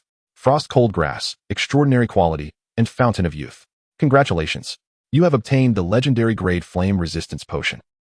Flame Resistance Potion, legendary quality. When applied to a surface, it quickly cools and provides fire resistance for 24 hours. Flame attacks below 3rd tier are ineffective against this potion. It can withstand 3rd tier flames? This was truly an unexpected delight. Island shop. The first batch of flame resistance potions has been completed. All are of legendary quality, and each vial is priced at over 100 gold coins in the market. I will sell them directly for 100 gold coins per vial. Is that acceptable? Elf Bow Workshop. Master, I currently lack sufficient funds, but if I can withstand this orc attack, I will certainly request the princess to reimburse you later. The Elven Princess? As long as one boards this line. Could it not be possible to procure more non-sale items from the elves? Lacking funds at present? Not a problem. The shopkeeper from HIDO stated, this is not an issue. You may apply for the installment payment plan available in the market. The first 3 installments are completely interest-free, but after that, interest may apply. Installment payments, of course, are a strategy well understood by those from LNXing. Yet the Elven Maiden has never encountered such a concept. Is this true? I currently lack money. Can I genuinely opt for installment payments? She inquired at the. Naturally. It is feasible. You are not defaulting on your payment, merely delaying when I receive the funds, came the reply. Thank you, master. NY felt a twinge of embarrassment. They were accustomed to cash on delivery and barter transactions, having never heard of such an installment scheme. The fact that SNGSH was willing to sell her the items despite her current lack of funds moved her greatly. The purchased 100 bottles of fire resistance potions, utilizing the installment payment plan for the first installment. When NY received the fire resistance potions sent by SNGSH, she was taken aback. These were legendary grade fire resistance potions. Chapter 92. Are we rebuking again? Quickly, apply these fire resistance potions to the outermost trees to form a defensive line. We absolutely must not allow the great fire to encroach further. NY was acutely aware that if her forward defense fell, the entire YNGG forest would be left defenseless, wide open. At that moment, the fire began to spread toward the newly constructed defensive line. Look, the flames are still approaching. This fire resistance potion is ineffective. The elves were filled with terror upon witnessing this scene. Unable to believe that the fire was spreading through the very woods where the fire resistance potion had just been applied. Could it be that the potion sold by the HIDO shop was fraudulent? However, NY believed SNGSH would not resort to deception with fake potions. There was no need to tarnish one's reputation by selling counterfeit goods. After all, a master alchemist would not wish to ruin their own name. Master, the fire is still advancing. Your potion is ineffective. NY exclaimed, sending SNGSH a video. Observing the footage, SNGSH felt perplexed. Could it truly be that his fire resistance potion had no effect? It seemed improbable. In the video, the flames were indeed fierce, yet SNGSH soon noticed several details. Although the fire continued to burn, not a single leaf was scorched. The application of 100 bottles of fire resistance potion had completely enveloped the outer trees in fire resistance. This intensity of flames could not harm them at all. Rest assured, this fire resistance potion is not intended to extinguish flames, but rather to prevent trees from igniting, thereby controlling the fire's spread, SNGSH clarified. Upon hearing this, NY began to sense that something was amiss. Though the flames did not diminish, there was not a hint of charred odor in the air. SNGSH was correct. With these potions, it was likely that the flames would soon have nothing left to consume and would extinguish themselves. Sisters, remain calm. Observe closely. The trees have not burned. It is the outer layer of oil that is ablaze. The trees are protected by the fire resistance potion and have not ignited. The trees coated with the fireproof potion resemble those shrouded in a protective layer. While the oil burns externally, it cannot ignite the trees within. Conversely, this oil allows the flames to persist, preventing the orcs from crossing the fiery expanse and launching an attack. As the elves beheld this sight, their fears were finally alleviated. Wow, the flames truly did not breach our defenses. We have triumphed. The threat has been neutralized. Several elven druids placed their hands upon the trees. The tree spirits inform me that after being coated with the fire resistance potion, they feel remarkably cool, not at all scorched. Upon hearing this, NY's eyes lit up. Evidently, the fire resistance potion was indeed effective. The master from HIDO shop is forever revered. NY summoned A to her side, dispatching a message to the royal court. We have successfully repelled the orc attack. Meanwhile, on the other side, they had also received the goods sent by SNGSH. In a certain forest of another world, the deputy captain remarked, the fire in this realm behaves differently. Our artificial rainfall method has proven ineffective. Never mind. Leave it to me. LNW leapt down from the ship. Wait, deputy. You're not wearing protective gear. No one had anticipated that LNW would jump from the vessel without any protective equipment. Was the deputy captain out of her mind? Quick.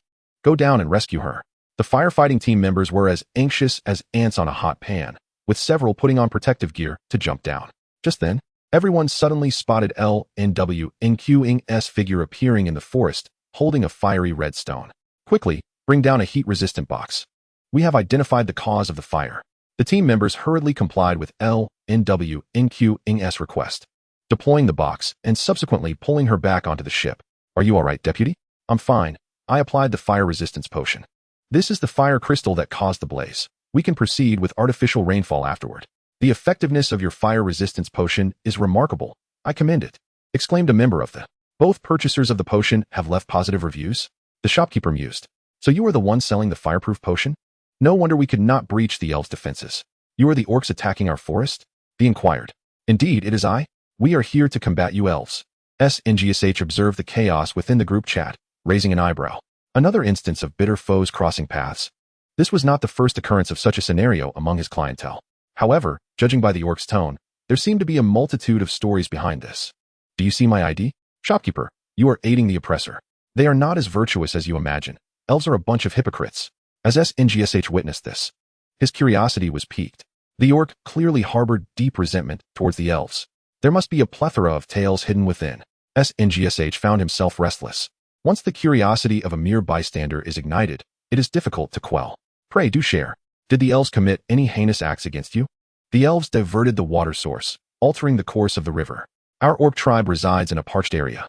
The river flowing from the YNGG forest is our only water source. Had it not been for the elves rerouting the river, do you think we would have had nothing better to do than attack them? This is genocide. They seek our annihilation. Our fields, livestock, and even our children are left without water. I believe this to be a misunderstanding. Allow me to explain, he interjected. At this moment, SNGSH also intended to play the role of mediator. After all, they were all his clients. If they continued to squabble in the group chat, it would hinder his business. Is there not a way to discuss matters amicably? The Elven Bow Workshop. This is a long story. Our mother tree of the elves is withering. We have no choice but to divert the river to sustain its life. Chapter 93. Did the Elven Princess join the chat? The orcs, what does that have to do with us? Hurry up and restore the river, or I will fight you to the bitter end. At this moment, within the depths of the Yunga forest, lies the Elven Royal Court, the birthplace of the elves. The tallest tree in the center is the mother tree of the elves, connecting the root systems of all the trees in the Yunga forest. If the mother tree dies, the entire forest will cease to exist. Naya and the orcs have been arguing for quite some time, and only now do the bystanders in the chat begin to understand what is happening. The island shop, perhaps the feng shui of your forest is problematic. If that is the case, it will be difficult to resolve. The Polar Lord, after the river is diverted, the orcs will surely perish. If the mother tree is not revived, the elves will face extinction. The merchant king DXIN, survival of the fittest, this is an unchanging truth. The Taoist shop. It seems that fate has decreed that one of these two races must perish. Song Sha is also troubled. This involves the survival of both races. Moreover, it is hard to determine who is right or wrong. It is all about survival. The island shop. You orcs can buy water from the cosmic market. It must be inexpensive. The orcs. Forget it. We have been purchasing water for several months. Our orc tribe is not wealthy. After 3 months, with tens of millions needing water, no amount of money can sustain us. Song Sha sighs. This is becoming quite a predicament. He thought of this solution, but the orcs, facing a survival crisis, naturally thought of it too. However, with their vast population, buying water daily will not last long. It is indeed unfortunate for the orcs to share a river with the elves, especially being downstream. The water that previously flowed from the forest was substantial. But to save the mother tree, the elves must divert all of it away. There seems to be no solution to this problem. Just then, a little elf approaches Song Sha. Brother, there is something I need your help with. What is it? Right now, the orcs and elves are arguing in the chat, and she is unable to assist. Both sides have their reasons. Water is the most vital resource. Without it, both will face extinction. Can you help me make an elven bow, brother? Make an elven bow? Observing the little elf's shy demeanor, Song Sha feels perplexed. He has previously crafted an elven bow for her. What? Has the original one broken? Song Sha is puzzled. The little elf is very meticulous and does not seem like someone who would neglect their weapon. Well, brother, I can't quite tell if this bow is broken. What do you mean? Following the little elf, they arrive at the farm, where she points to a corner of the wall. Brother, look, the elven bow is over there. Song Sha focuses his gaze and is momentarily stunned. This is the little elf's elven bow, but, astonishingly, the elven bow has sprouted leaves. Just now, I was checking the growth of the herbs and placed the elven bow here. However, I noticed that it has already taken root and begun to sprout since my return. Song Sha has never encountered such a phenomenon. The elven bow, placed against the wall, has actually taken root and sprouted in the earth. Yet, as he contemplates, a possibility dawns on him. The material of the elven bow is indeed elven wood, crafted from the branches of the elven tree. This severed elven wood has seemingly been rejuvenated, preparing to take root and sprout here. Perhaps it is related to the fertility of his island, which boasts the rich soil of Gaia's level. Anything planted here has the potential to root and sprout. So, this elven bough truly possesses the potential to grow into a new elven tree. The miracle of dead wood being reborn can even occur on his island? Wait, the rebirth of dead wood? A thought strikes Song Sha. Perhaps he can indeed find a solution to the wilting of the elven trees. The island shop. I might have a way to resolve the issue of your mother tree's decay. Please inform your overseer. The elven bough workshop. Is this true? The orcs. Boss, are you serious? Elves, please provide some information. If the shopkeeper can revive the elven tree, can you release the water? The elven bough workshop. If the mother tree can truly be saved, we will not need as much water. The orcs, then what are you waiting for? Quickly bring your elven king in to consult the shopkeeper on how to solve the tree's problem. The elven bough workshop. Our majesty does not have an account. How about I invite the first elven princess instead? The elven bough workshop invites the first elven princess to join the chat. The first elven princess. What is this group? The elven bough workshop. Your highness, it was I who invited you. The first elven princess. Naya, why did you bring me into a buyer's group? Especially one for a low-tier shop? The elven bough workshop. Your highness, this shopkeeper claims to possess the ability to save our mother tree. The first elven princess. What? This can't be right. In the elven royal court, upon viewing Song Sha's messages and his rank, the first elven princess is puzzled. The island shop specializes in potions and is ranked Diamond 1. However, she is baffled as to how a Diamond 1 shop could save their elven tree, especially when the high-level druids of the elven race are powerless against its decay. The first elven princess. Master, from which realm do you hail? The island shop. Apologies. I am not from any realm. The first elven princess. Then why does my subordinate claim you can save our elven tree? The elven bough workshop. Your highness, it is this master who crafted the extraordinary elven bough. The first elven princess. Are you an elf? But your information states you are human. The island shop. Indeed, I am human. Within the elven royal court, the first elven princess appears bewildered. What? How can a human craft an elven bough? Dressed in a white gown, her beautiful figure falls into contemplation. She finds the shopkeeper of the island shop rather untrustworthy.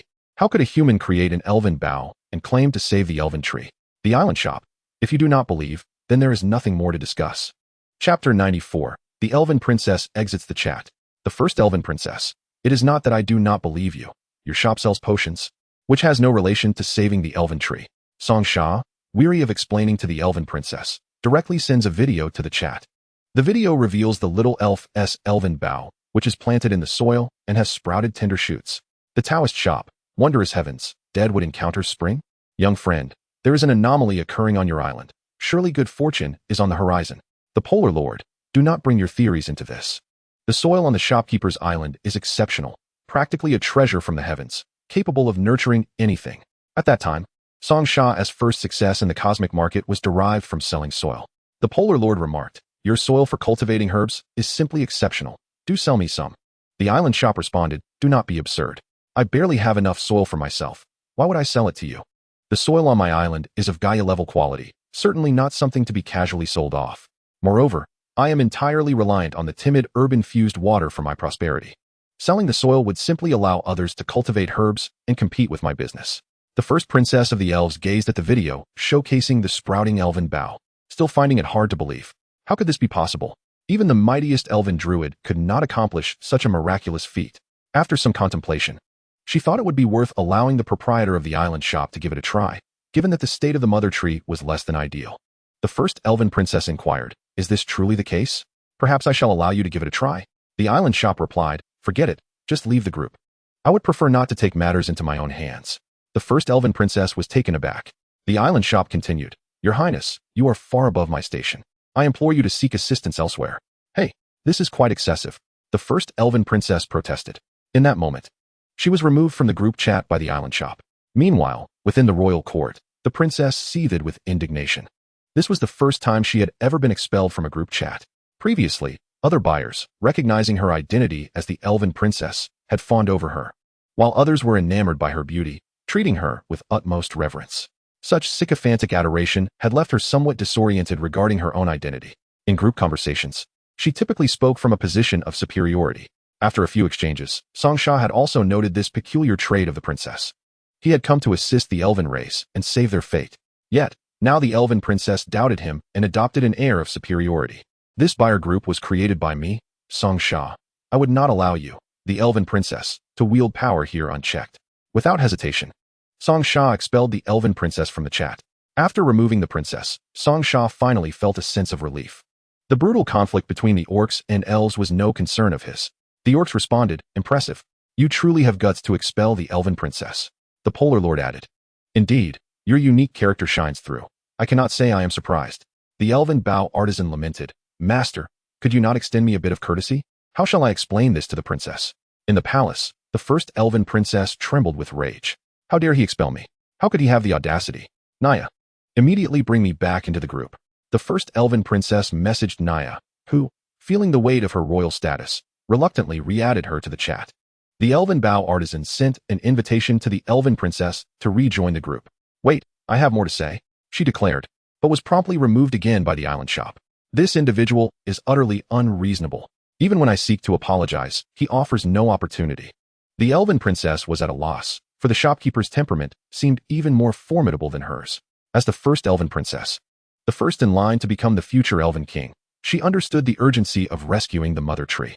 Delaying could spell disaster for their entire race. She had merely expressed doubt about Song Sha's intentions, yet unwittingly offended him. What should she do now?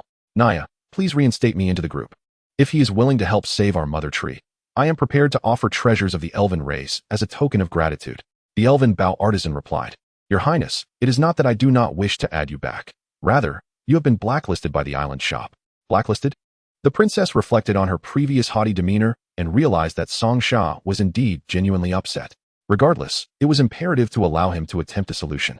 The elven bow artisan suggested, "Your Highness, the orcs have temporarily retreated. Perhaps I should return to the royal court to see how we can persuade that master? Indeed. We must devise a clever plan to secure his assistance, though he appears somewhat unreliable," the first elven princess replied. At that moment, Naya summoned her elven dragon and hastily flew back to the royal court. Upon her return, Naya rushed towards the palace of the first elven princess. Just then, a stunning elven woman clad in golden silk and white gauze passed by. Upon seeing her, Naya immediately knelt. The newcomer was none other than the elven queen, the ruler of the entire Eternal Song Forest. "Rise, Naya. You performed admirably in the recent skirmish. What brings you back?" The elven queen said with a warm smile. "Your Majesty, I have returned to discuss the salvation of the mother tree with the princess." "Truly, do you possess a solution?" the queen inquired, her excitement palpable. "Indeed. It is a master from the cosmic market, hailing from another world, who claims he can resolve the issue of our mother tree's withering. From the cosmic market? Is he reliable? The Elven Queen had heard of the cosmic market, but was preoccupied with governing her territory, leaving little time to delve into such matters. Your Majesty, this master has the capability to make an elven bough sprout new shoots, yet the princess's relationship with him has soured somewhat. What do you think? The Elven Queen listened patiently as Naya laid out the situation. To make an elven bough sprout new shoots? That is quite astonishing, she remarked. If what Naya said is true, then this master may indeed possess the means to save the mother tree. After a moment of contemplation, the Elven Queen resolved that if this master could truly rescue their mother tree, she would personally implore him for assistance. Naya, how do we navigate the cosmic market? Upon hearing this, Naya realized that the Queen had accepted her proposition. Following Naya's instructions, the Elven Queen registered an account in the cosmic market under the name Queen Maya. Subsequently, guided by Naya, the Queen searched for the island shop. Queen Maya has sent a friend request. Song Sha raised an eyebrow, wondering, who is this? Queen Maya? I don't recall knowing this individual. Your friend request has been accepted. Song Sha clicked to accept, and soon after, a video call request came through. Queen Maya requests a video call. Hello, shopkeeper. I am the Elven Queen of the Eternal Song Forest. I am not yet proficient in typing. Having Naya type is somewhat inconvenient, so let us converse directly through video. Call accepted. In the next moment, a voluptuous, mature elven woman appeared before Song Sha. Goodness. The Elven Queen. However, I must say, this Elven Queen is quite a sight to behold. This mature demeanor exudes a maternal grace that I have never encountered before. Her kind visage instills a sense of profound comfort. Truly, the radiance of motherhood is unparalleled. Forget youthful maidens or adorable Lolas. This elder sister, exuding maternal warmth, is a rare treasure indeed. Shopkeeper, it is my failure as a mother that my daughter has not been properly guided. The Elven Queen spoke in a gentle tone. No worries. It is natural for the princess to possess a bit of temperament. Song Sha chose to respond with magnanimity. Your Excellency, speaking of reason, it is surely my daughter who bears the initial fault, and I offer my sincerest apologies. The smile of the Elven Queen radiates warmth akin to a gentle sunbeam, exuding maternal affection that leaves Song Sha utterly enraptured even through the screen. Esteemed shopkeeper, NY has already recounted the entire sequence of events to me. I believe it is worthwhile to explore your proposal. Should it prove successful, I would be willing to express my gratitude with the treasures of the Elven race. The treasures of the Elven clan? Song Sha felt a stirring in his heart. This was precisely the affirmation he sought from the Elven Queen. Your Majesty, rest assured. Rescuing the Elven race is a duty I shall not forsake. Having taken on the matter of the Elven clan, Song Sha prepared to inquire about the specifics. Your Majesty, how tall and wide is the Elven mother tree? The Elven Queen stepped out of her palace, gesturing towards the nearby Elven mother tree, stating, the diameter of the Elven mother tree should be 50 meters. 50 meters in circumference? Indeed, that qualifies as a towering giant among trees. Song Sha pondered. Considering that replacing the roots of such a magnificent Elven mother tree would require a substantial amount of soil, at least 2,500 cubic meters, calculated as 50 by 50. The thought of excavating such a vast quantity from his own islands brought him a pang of regret. So much soil to replace for the Elven mother tree? Yet, the treasures of the Elven race beckoned him. Moreover, the Elven Queen's offer of treasures in exchange for his assistance was not to be taken lightly. Should she merely seek to placate him, it would be unnecessary for her to make such a generous offer. After some deliberation, Song Sha decided to enlist the Goblin warriors for the excavation. At this moment, the Elven Queen sighed in reminiscence. Once, our Elven race possessed a fountain of immortality. But it ran dry a decade ago, and the Elven mother tree has been weakening ever since. We have tried various methods to save it, yet it continues to wither day by day. The fountain of immortality?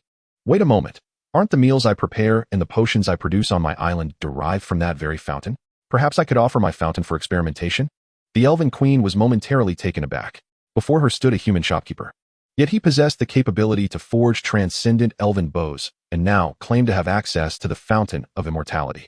Do you truly possess the fountain of immortality? She inquired eagerly. Allow me to show you. Song Sha called upon several goblin warriors to deliver a large jar of the fountain's water. Shortly thereafter, the delivery arrived. Upon receiving the jar, the Elven Queen was overwhelmed with excitement. This truly is the fountain of immortality. I could never forget this scent. Is it truly the fountain of immortality? And why also found it hard to believe that a mere human could possess such a treasure, and moreover, its essence surpassed that of the original fountain in the YNGG forest. Quick, pour the fountain water onto the Elven mother tree. The Elven Queen promptly commanded several elves to pour the water at the roots of the Elven mother tree. Immediately, a miraculous scene unfolded. The bark that had fallen due to decay began to rejuvenate. However, a single jar of the fountain was far from sufficient. Your Excellency, please prepare more of the fountain water. I am willing to exchange a spatial necklace for your water. A spatial necklace? Song Sha's interest was piqued. Indeed. It is a necklace with a capacity of 1,000 units. Do you think this is feasible? 1,000 units? Song Sha felt a surge of excitement. After all, his own backpack had a mere capacity of 100 units. Such a spacious necklace would be a rarity in the cosmic marketplace. Song Sha feigned reluctance. Alas, it is not that I am unwilling to assist you, but as you know, the fountain of immortality is exceedingly precious. Moreover, your request for water is quite substantial. This necklace feels like a loss to me, having finally identified what the Elven Queen desired. How could Song Sha miss the opportunity to raise the price and maximize his gain? Yet, at this juncture, the Queen implored with her gentle voice, Your Excellency, the Elven tree is the lifeblood of our race.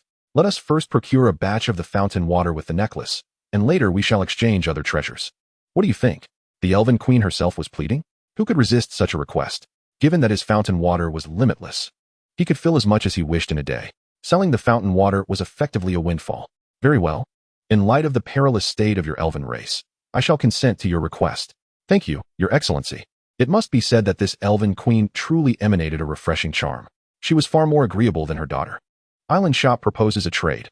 100 jars of elven fountain water in exchange for the Elven clan's treasured elven necklace. Chapter 96, Epic Dragon Blood Potion. Queen M.I. has agreed to your trade request. Thereafter, the delivery arrived, bringing all the fountain water to the YNGG forest. The elves poured all 100 jars of fountain water at the roots of the Elven Mother Tree, and in an instant, it was revitalized. The once withered and decaying bark was replaced with new growth. Countless new buds sprouted from the branches. The previously dying Elven Mother Tree was suddenly infused with vibrant life. The entire Elven race had devoted their resources, redirecting rivers for months to nourish the Elven Mother Tree, yet no change had occurred. Now, however, this fountain of immortality had resurrected it. Island Buyers Group. Orc never becomes a slave. Wow, the shopkeeper is amazing. The Elven Mother Tree has truly sprouted new buds. Orc never becomes a slave.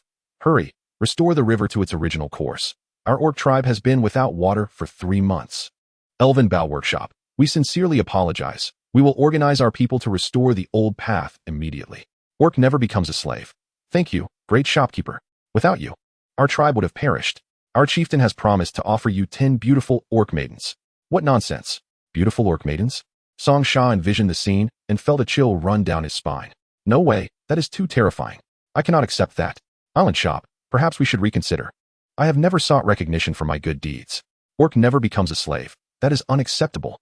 You are our benefactor. We orcs are known for our clear sense of gratitude and retribution. Island Shop, I appreciate the sentiment, but if there are no further matters, let us return to our normal lives, as this entire affair has been a misunderstanding from the start. Song Sha quickly shifted the topic, seeking to mediate the discord between the two races. Meanwhile, the delivery person presented the Elven necklace. This was a necklace with a capacity of 1,000 units. Holding the intricately designed spatial necklace crafted from mithril, Song Sha recognized its considerable value. In fact, it could be considered a non-saleable item of the Elven race. A treasure passed down through generations. Having exchanged merely some free fountain water for such a precious item was indeed a stroke of fortune. At this moment, the blood spirits had successfully repelled 3 waves of attacks, totaling 6,000 undead foes. Including the previous wave, Song Sha had amassed 8,000 high-tier shattered bones and 8,000 skeletal spirit pearls. I returned triumphantly with her legion of blood spirit girls. Master, we fought splendidly. If only we could continue battling, it would be even better. Master, I want more. Yes, Master, we wish to continue fighting monsters. The 16 blood spirit girls were clearly not satisfied with merely 8,000 undead creatures to contend with. Moreover, they possessed the Bao mirror of Song Sha, which rendered these skeletal creatures even less of a match for the blood spirit little Lolas after their weakening. There will be plenty of battles like this in the future. It is already past midnight, and you are still growing. You cannot always think about fighting. Master, is it true? Can sleeping make one stronger? Song Sha nodded, initially intending to coax the little Lolas to sleep like one would with children.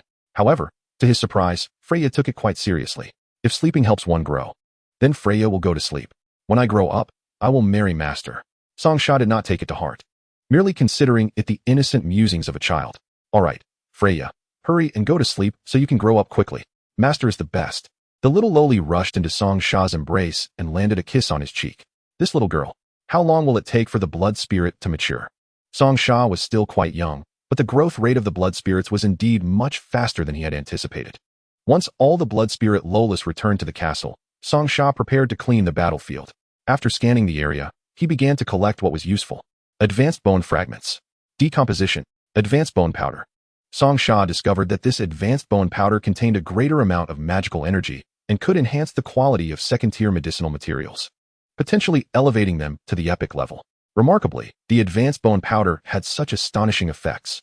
Wouldn't that mean the seeds of the herbs he brought back from the mysterious island could be cultivated on a large scale?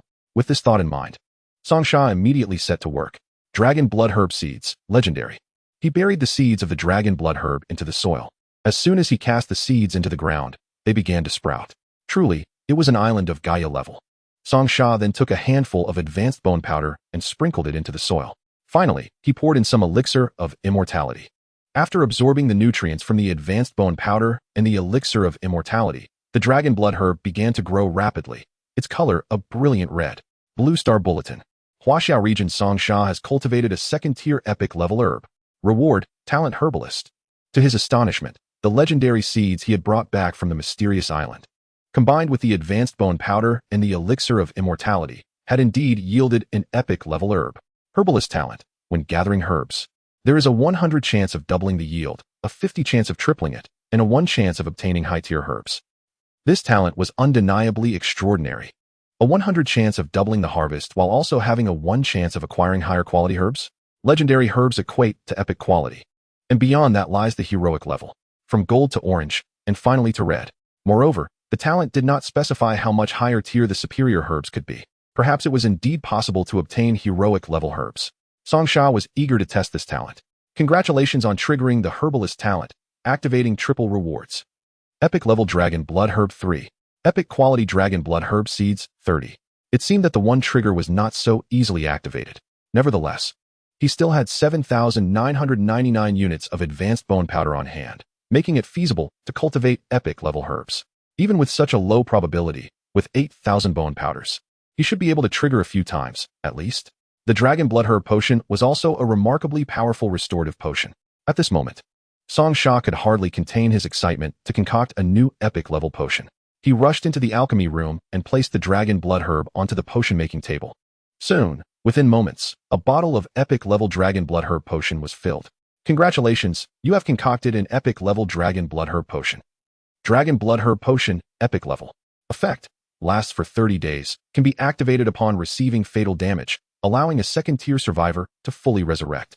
Chapter 97. The Resumption of the Battle. The effects of this legendary potion were indeed extraordinary.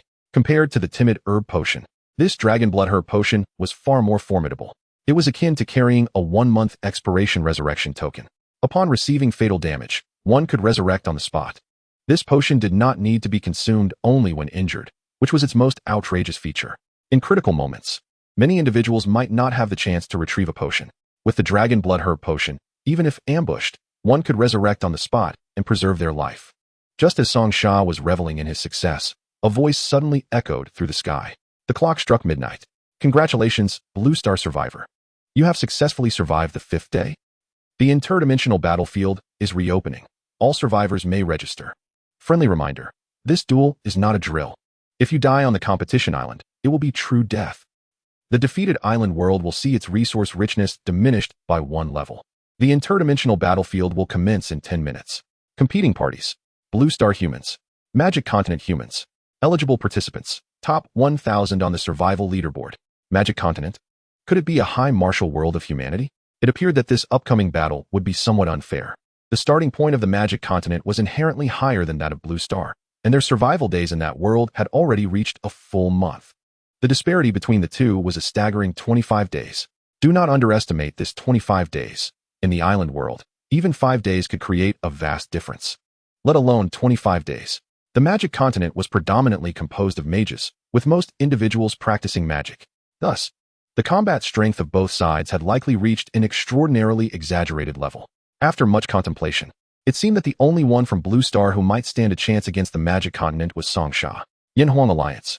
The Yanhuang Alliance had grown to a scale of over 10,000 people, transforming into a vast island. At this moment, on the island of the Yanhuang Alliance, The leader gazed down at the crowd. Everyone, this time we in the Yin Huang Alliance cannot remain passive. We must demonstrate our might in this racial duel. In the square, numerous survivors handed over their spirit orbs to the leader. Leader, these are the spirit orbs we obtained from slaying skeletons. We entrust them to you. Leader, all our resources are concentrated in your hands. You are the hope for our entire group.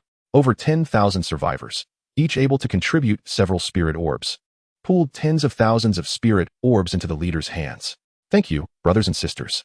The leader took a deep breath and absorbed all the spirit orbs. In an instant, his strength surged, his combat power rising from 10,000 to 30,000. The survivors of the Yin Huang Alliance understood the principle of strength in numbers. Unity had always been the hallmark of the Yin Huang Alliance. Empowering the leader first, then allowing the strongest survivors to grow stronger, created a protector for everyone. This was something survivors from other nations could not achieve. Only the survivors from Huaxiao would act in such a manner. However, the benefits of this approach were evidently clear. Through resource concentration, the Yin Huang Alliance had forged an existence with a combat power of 30,000. On the other side, the White Eagle Corps. Tom looked down from a height, surveying a group of black slaves, his eyes filled with arrogance. How many monsters did you hunt today? Hand over all your spirit orbs. Tom forcibly seized the spirit orbs from the black slaves' hands. The White Eagle Corps was established by Americans, and unlike the Yin Huang Alliance, they captured a large number of black slaves. The white masters typically held themselves in high regard, enslaving the black slaves and collecting spirit orbs. The Yin Huang Alliance relies on the collective awareness of the majority, channeling all resources into a single individual. In contrast, the members of the White Eagle Corps strengthen themselves through the subjugation of black slaves. Regardless of the method, the combat prowess of both team leaders is rapidly escalating. At this moment, the leader of the Yin Huang Alliance has absorbed 20,000 spirit pearls, reaching the limit of power enhancement. Meanwhile, Song Sha is also augmenting his own strength. Within his mobile device, he possesses over 20,000 spirit pearls, each contributing 2 points of power. Absorbing these, Song Sha directly consumes 10,000 spirit pearls, propelling his combat strength from 350,000 to 550,000. This is an exhilarating experience. Upon closing his eyes, Song Sha senses the ethereal energy surging within him before settling into tranquility. However, to his astonishment, absorbing such a vast quantity of spirit pearls today yields no sensation of discomfort. Could it be that he is yet to reach his limit? Song Sha resumes his absorption. Combat strength, 550,000, 75,000. At this juncture, the spiritual energy within him begins to induce a feeling of fullness. You have absorbed 40,000 combat strength today, reaching the limit. Indeed, yesterday's absorption of 20,000 had already filled his capacity. Today, his body has acclimated to such intensity, allowing him to absorb 40,000. He is merely 25 combat strength away from breaking through to the third tier. It is clear that consuming spirit pearls is the swiftest method, as his combat strength swiftly elevates from 550,000 to 75,000. He must quickly study the Xiuming Wanshan sword and the Wanjian Guizong techniques. These two techniques will undoubtedly prove beneficial when facing the magical continent. Song Sha hastily begins to peruse the manuals. Talent triggered. Xianfeng Daogu. While studying the manuals, comprehension increases by 100. After merely glancing through a few pages, Song Sha swiftly grasps the essence of Wanjian Guizong. However, he has yet to read through the Xiuming Wanshan sword. He will return to it later. Once he masters Wanjian Guizong, he realizes that, despite its immense power, it relies on a multitude of swords. Thus, he forges 100 flying swords from exquisite gold as a reserve. Subsequently, he consumes the legendary dragon blood herbal potion he has prepared, ensuring his survival. Immediately after, the countdown to the interdimensional battlefield begins. The portal to the alternate dimension opens. Song Sha steps through the portal, emerging before a gathering of human survivors. Upon his arrival, he instantly becomes the focal point within the survivor group. My goodness, has it only been a few days, and Song Sha has achieved 75,000 combat strength? Is this for real? Song Sha is truly formidable. Hey, would you like some warmth in your bed? Do I seem suitable? The moment Song Sha appears, he creates a stir among the crowd. A radiant light then illuminates, and the survivors from the magical continent materialize on the opposite side of the arena. The individuals from the magical continent, aloof and proud, regard the Blue Star survivors with an air of superiority. Chapter 98, An Unfair Match. This grand battle features thousands on both sides. However, many human survivors are merely spectators, believing that with a powerhouse like Song Sha leading the charge, their involvement in the fray is unnecessary. Those ranked within the top 1,000 are granted the opportunity to observe the battle live. while others can only watch the broadcast on their mobile devices. Meanwhile, the inhabitants of the magical continent are growing increasingly excited. Haha. The opponents we VE matched against this time are exceedingly weak. With such feeble foes, we can finally secure a victory. Indeed, surviving for just 5 days? What kind of monsters did we face in previous matches? Presently, the magical continent's record is dismal, having lost twice in succession. The fertility of their land has diminished from ordinary to barren, and now it is exceedingly desolate. On the other hand, Songsha's side flourishes, while their counterparts suffer. This disparity is lethal for the survivors. Songsha refrains from making the first move, instead choosing to observe from the shadows. He is curious about the nature of this competition, for the advantages held by the opposing team are considerable. It appears that only he from Blue Star possesses the capability to contend with the magical continent. Yet, as Songsha surveys the youthful faces of the opposing survivors, he ponders. This does not align with his preconceived notions of wizards. In his mind, wizards are typically depicted as elder men with white beards. Yet those before him are all young individuals. Suddenly, he recalls the words of the skeleton knight, Arthur, those of formidable strength are absent from this arena. This implies that those above the third tier from the magical continent have likely been transported elsewhere. The individuals entering this space must therefore be relatively weaker youth. At that moment, a mysterious voice resonates through the sky. The rules of this competition are not complicated. Survivors from both sides may voluntarily enter the arena. With a maximum of 100 participants from each side. One match to determine the victor. 100-person team battle. Participants may opt to surrender, which will result in their removal from the duel arena. Upon conclusion, the defeated world will have half of its combat strength plundered, diminishing resource abundance. This revelation plunges everyone into shock. What are these competition rules? Surrender is an option? However, the stipulations of this competition are exceedingly harsh. Losing the match results in the world suffering a loss of half its combat strength, a complete 50%. The entire realm is at risk of being stripped of its fighting power. Moreover, it is entirely voluntary. These rules are undeniably stringent, yet simultaneously offer a degree of leniency. The space of the arena distorts once more, resembling a Roman Colosseum. 2,000 individuals stand upon the spectator platform. Voluntary participants may enter the match at their discretion. Opposite Songsha, the survivors from the magical continent have begun to enter the circular Roman arena. Conversely, very few from the Blue Star humans choose to step forward. None dare to make a move, and the reason is evident. The opposing team's strength overwhelmingly surpasses that of Blue Star. Feng N. Number 1 on the magical continent's survival leaderboard. Combat strength, 650,000. Level, 2nd tier. Days survived, 30 days. Occupation, wizard.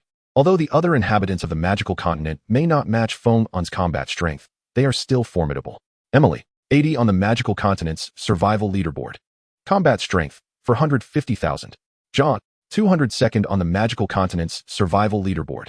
Combat strength, 340,000. A quick assessment reveals that the average combat strength of the opposing team is approximately 30,000. Furthermore, the combat prowess on that side is remarkably balanced, with seemingly minimal disparity. Nevertheless, it is evident that the Blue Star humans are not a match. Their strength pales in comparison to that of their opponents. Have you ever played games? Tom from the United States inquires. The matchmaking mechanisms in competitive games often pair you with weaker opponents after consecutive losses. My goodness. Does this imply that this match is rigged and Blue Star is destined to lose? As others ponder this, despair washes over them. To put it plainly, this means conceding combat strength and fertile land to the opposing side.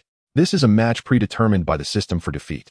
After 2 consecutive losses, the magical continent finally experiences a stroke of luck, encountering a system-assisted match.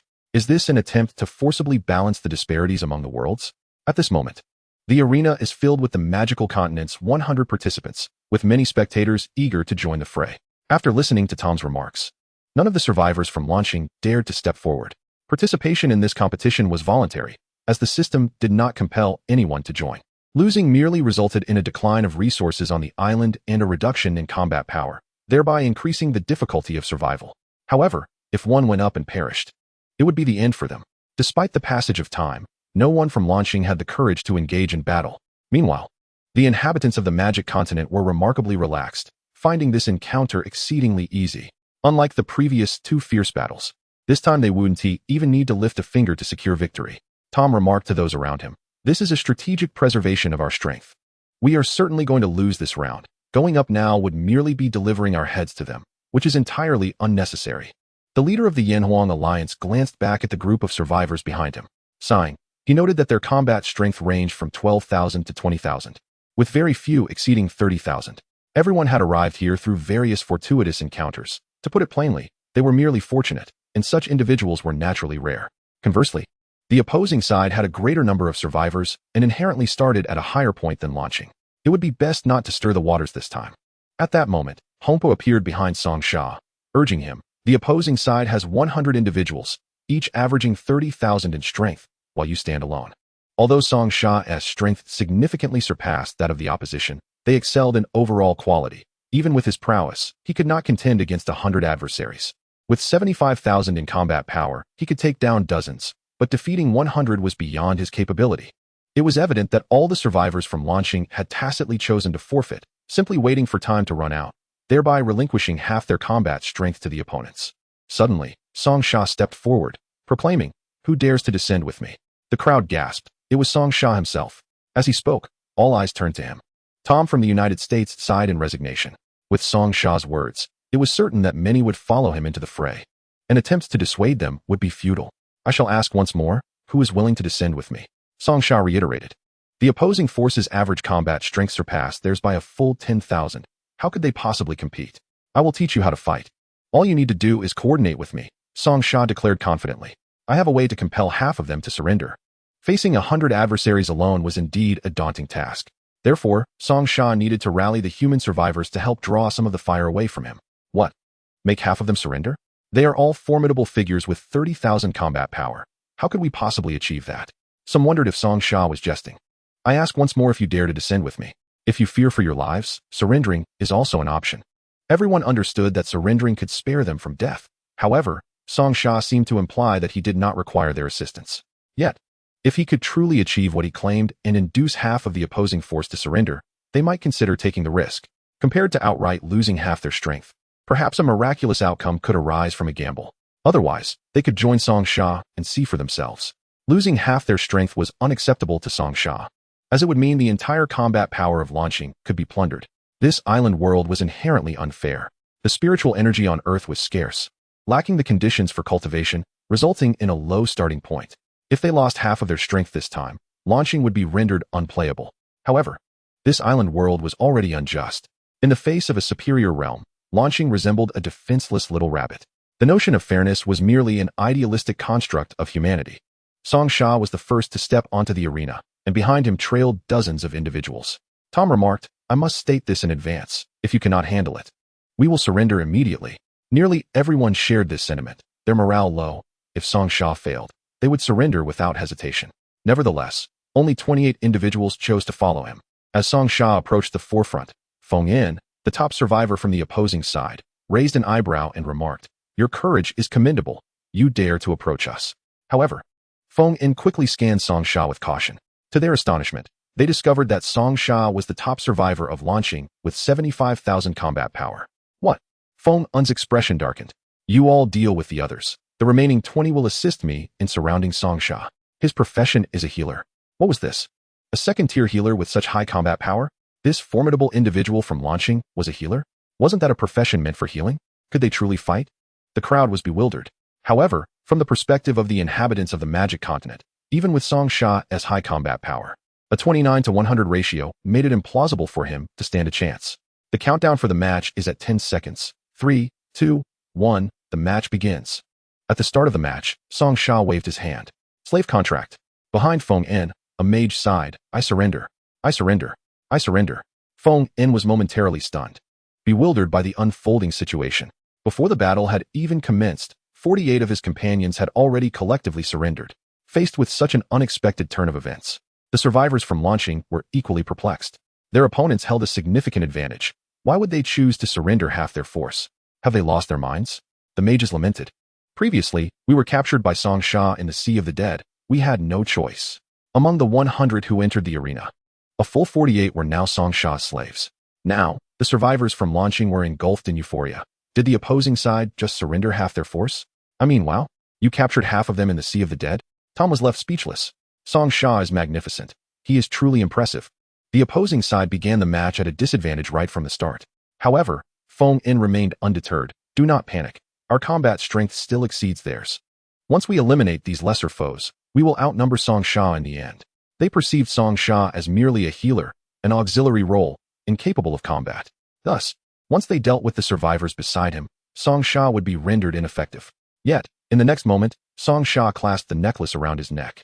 A brilliant light flashed, and suddenly, 100 flying swords appeared above him, swirling ominously. What are these flying swords? Is Song Sha a healer or a sword immortal? Indeed, his profession was that of a healer. The crowd gasped in astonishment. Song Sha's 100 exquisite flying swords struck fear into the hearts of the opposing survivors. Not only were they visually striking, but their power was also formidable. As the swords flew about, Feng Un was left speechless at the sight. At that moment, Song Sha made his move. With a swift gesture, he declared, all swords return to their origin. 100 flying swords swiftly surrounded the opposition. Countless swords surged towards the mages, forcing them to retreat deeper into their ranks. The flying swords whizzed through the air, while the inhabitants of the magical continent attempted to cast spells in defense. However, the sheer number of flying swords was overwhelming, and the refined gold possessed properties resistant to magic. The remaining 52 individuals found themselves ensnared by the technique known as Wan Jian Gui Zong. Everyone, unleash your magic. Feng Yan urgently called out. In an instant, a variety of spells surged towards the oncoming flying swords. Yet, Song Sha merely smiled faintly and deftly twirled his hands. Gather for me. Before their eyes, 100 flying swords formed a circle, simultaneously releasing a final blast of sword energy, delivering a devastating strike to the opposing survivors. A significant number of the 32 survivors fell in an instant. The few remaining were left sprawled in pools of blood, barely holding themselves up. How could there possibly be human survivors with a battle power of 75,000? How could this be? Severely injured. Feng Yan still struggled to comprehend how Song Sha possessed such formidable strength. The extraordinary technique, Wan Jian Gui Zong, crafted from refined gold, elevated the sword energy's lethality. Upon realizing this, Feng Yan coughed up a mouthful of blood. A refined gold sword array. This fellow is utterly extravagant. You wretched scoundrel, an extraordinary technique. A refined gold sword array. It seems you are mocking us, playing the fool to devour the tiger. Despicable. Feng Yan had once thought that the magical continent had turned a corner, but it was now evident that this was far from the case.